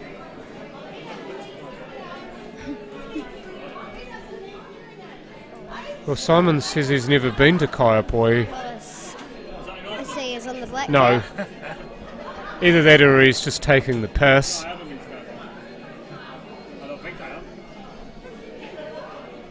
Oh. Double. Oh. Oy. Do you know how much people love to see those go in?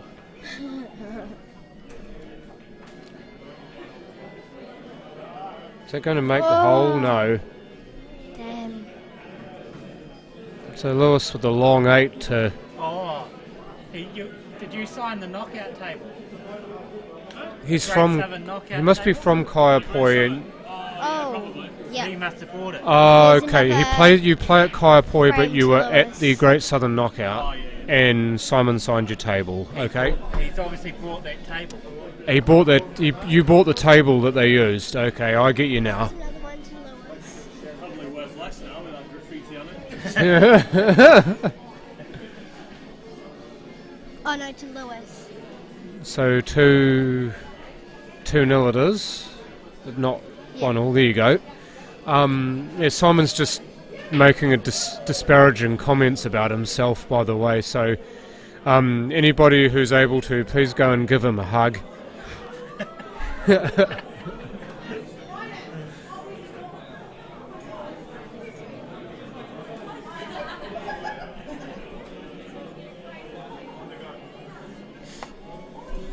He did the shot. He did the shot. So Michaela's break. Maybe he's... Oh, a nice smash up there. Take one Oh, of she those. got one. Hey! She gets first pick of the table. Feels good when 6 you looks can go on. with any. Yeah. Yeah, it does. Oh. You don't want your opponent to taking first shot. No. Oh.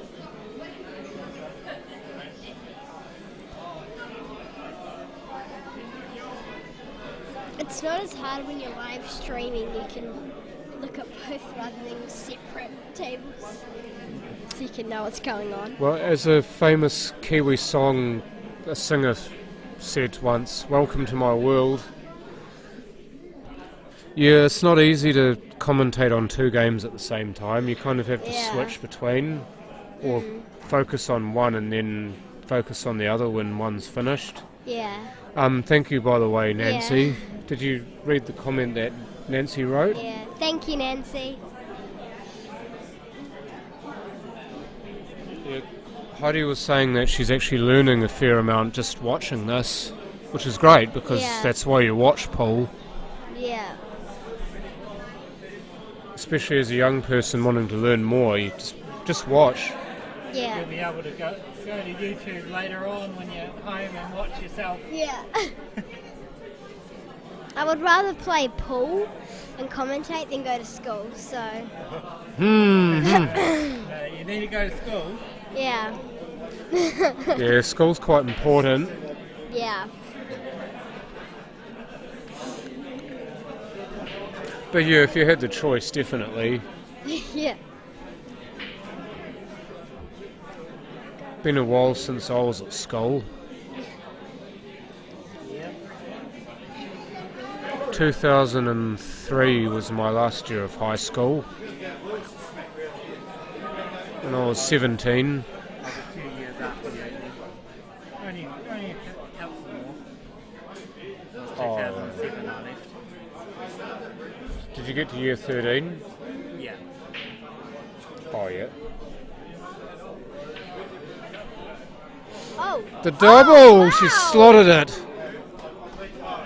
That is an amazing shot. Wendy Stevenson, to control.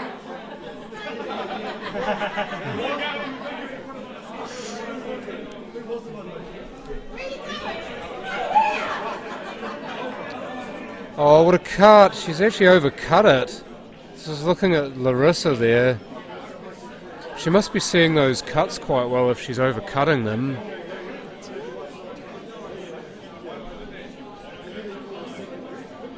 Oh, wow. 10, at the 12. He's got the 14 or the 10 here. Both down rails. I'd probably be taking the 14 first. Yeah.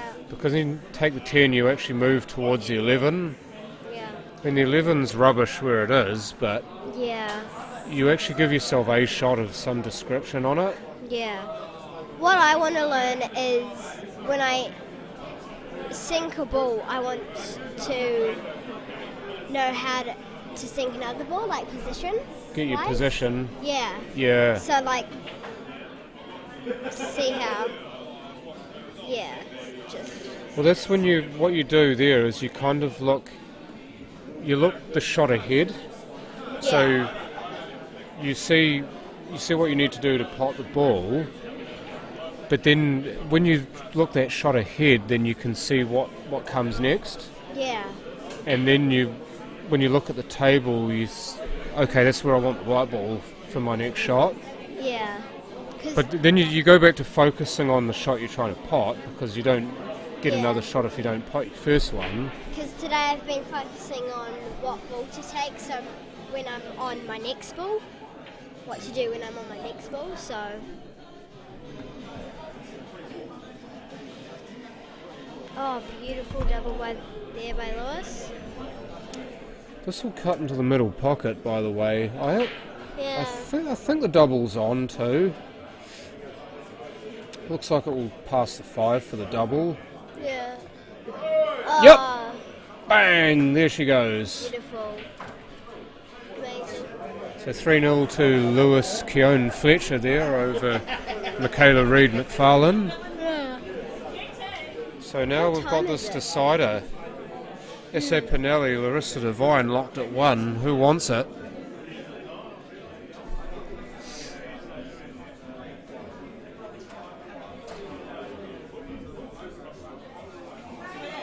The slow roll down the rail, he's got it.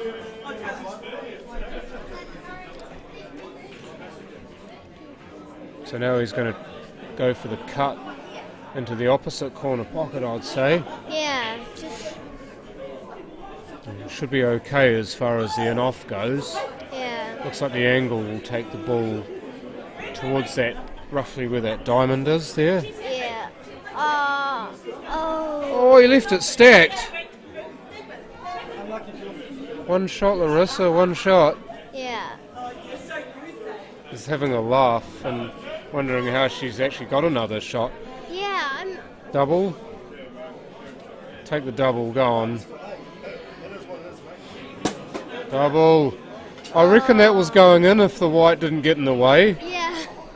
That was going into the corner, the middle pocket on the right there. Yeah. What time is it? 7 o'clock. So this Kappa's off.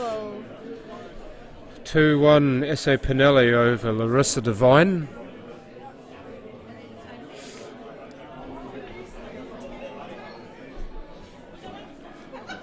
Actually, I think there might be one more game to be played.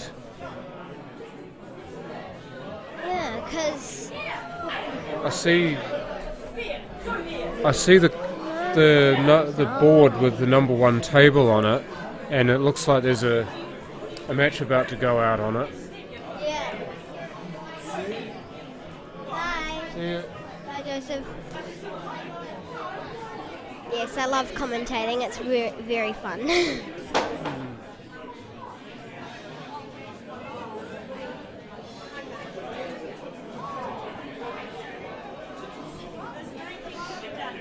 Who's this one? Kumar. Oh, yeah. Oh, Kumar. Well, thank you, John. I did speak a little bit of a lie. There is another game. This is I believe, the last one to be put out. Yeah. Can I do a shot of results for the day? What am I doing? Sorry. Only this game. I'm pretty sure that Nancy. Yeah. I'm pretty sure, Nancy, that there will be something on Facebook for you to follow. Yes, one more.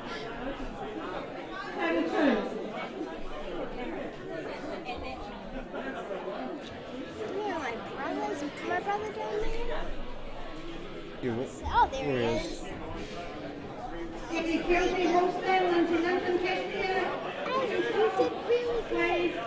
How can you see from back here? I didn't see, but he lost 3-0. Where did I get to at McDonald's? Really? Yeah. This random guy came up to me and said, here you go for McDonald's. So Cooper's back from his game. He lost 3-0, but I think he did amazing. Even though I didn't see. I thought for a moment that you said pooper instead of Cooper. I was about to laugh. Could have said pooper. Usually at home we call him the pooper scooper. Cooper the pooper scooper. Yeah.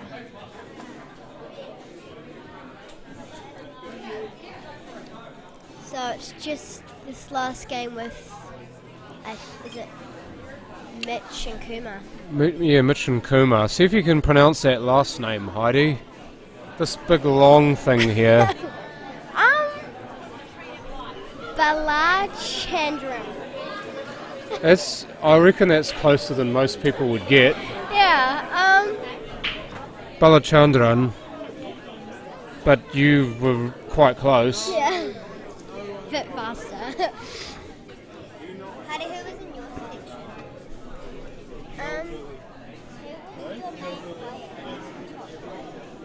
Probably Law. I don't know actually. Oh. Yeah.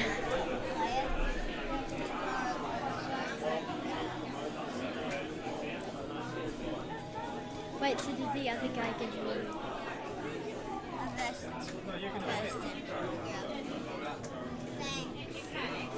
Thanks.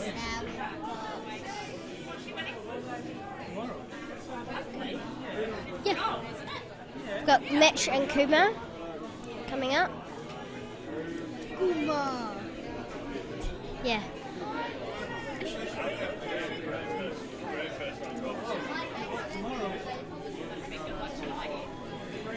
I was going to... Hey, Simon. Okay. Would you reading the comments? Would you be able to do this commentate on the Slash match? I'm leaving, mate. I've got crayfish. I've got crayfish waiting for me. Oh. How's Buzzer? Why? What's going on? Basil, I need to go because I've Followed it. fucking dinner waiting for me at home as well. It looks like Kumar got one ball down. Is it be good if you could get someone to commentate with Heidi?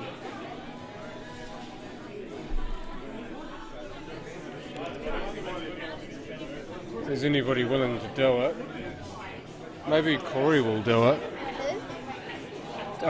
Marissa's dad. I'll see.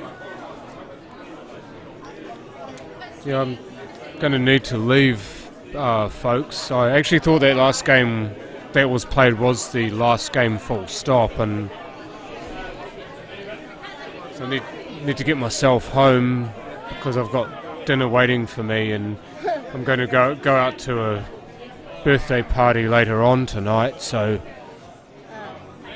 but anyway, I'm just going to ask around and see if anybody else is able to do the commentary with Heidi here. I can. No, Cooper, you need an adult as well. Hey, Corey. So I see that Kuma's taken the small one. Yeah, on smalls. I think he's just going to chip that 5 in, or maybe the 2. Oh, perfect shot. Oh. The only option is the 2. Yeah. Because I think he's snookered on that 6. So I'm here with my little brother Cooper right now. Great shot. Cooper Collier, who's just finished his game. So, all his games. But yeah, I lost 3-0 against Kirsten. But other than that, he's got money to go to McDonald's. So, Yeah. that's going to be good for dinner, and I might get some as well, actually. Maybe you might not have enough money. People can comment on here. So we will. Wow, this was a quick frame. Kuma's already holding black. Really cool.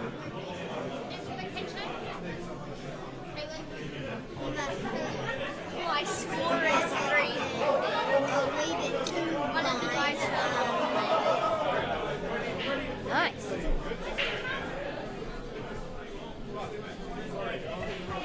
Now we got Mitch on the table. On the big ones. Hello. Hello, this is Marissa.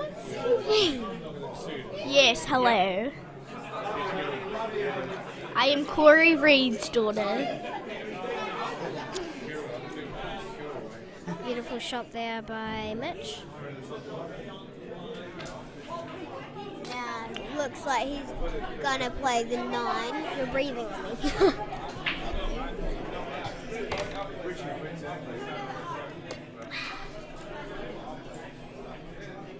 Are these on? Great shot. In the middle.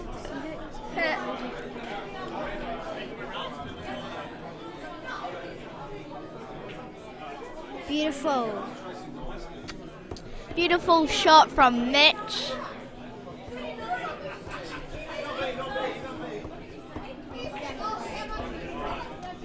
Again. Screw back. Awesome.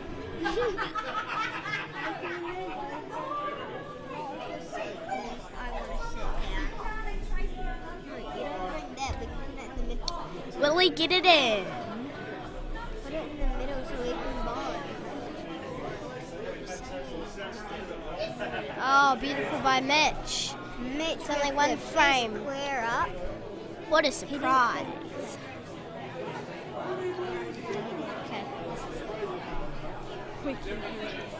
So did Mitch get that?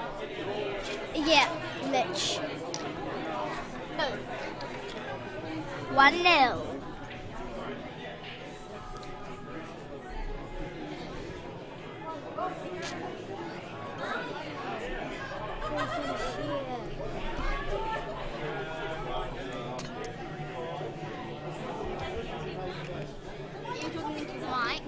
Thanks, Jet.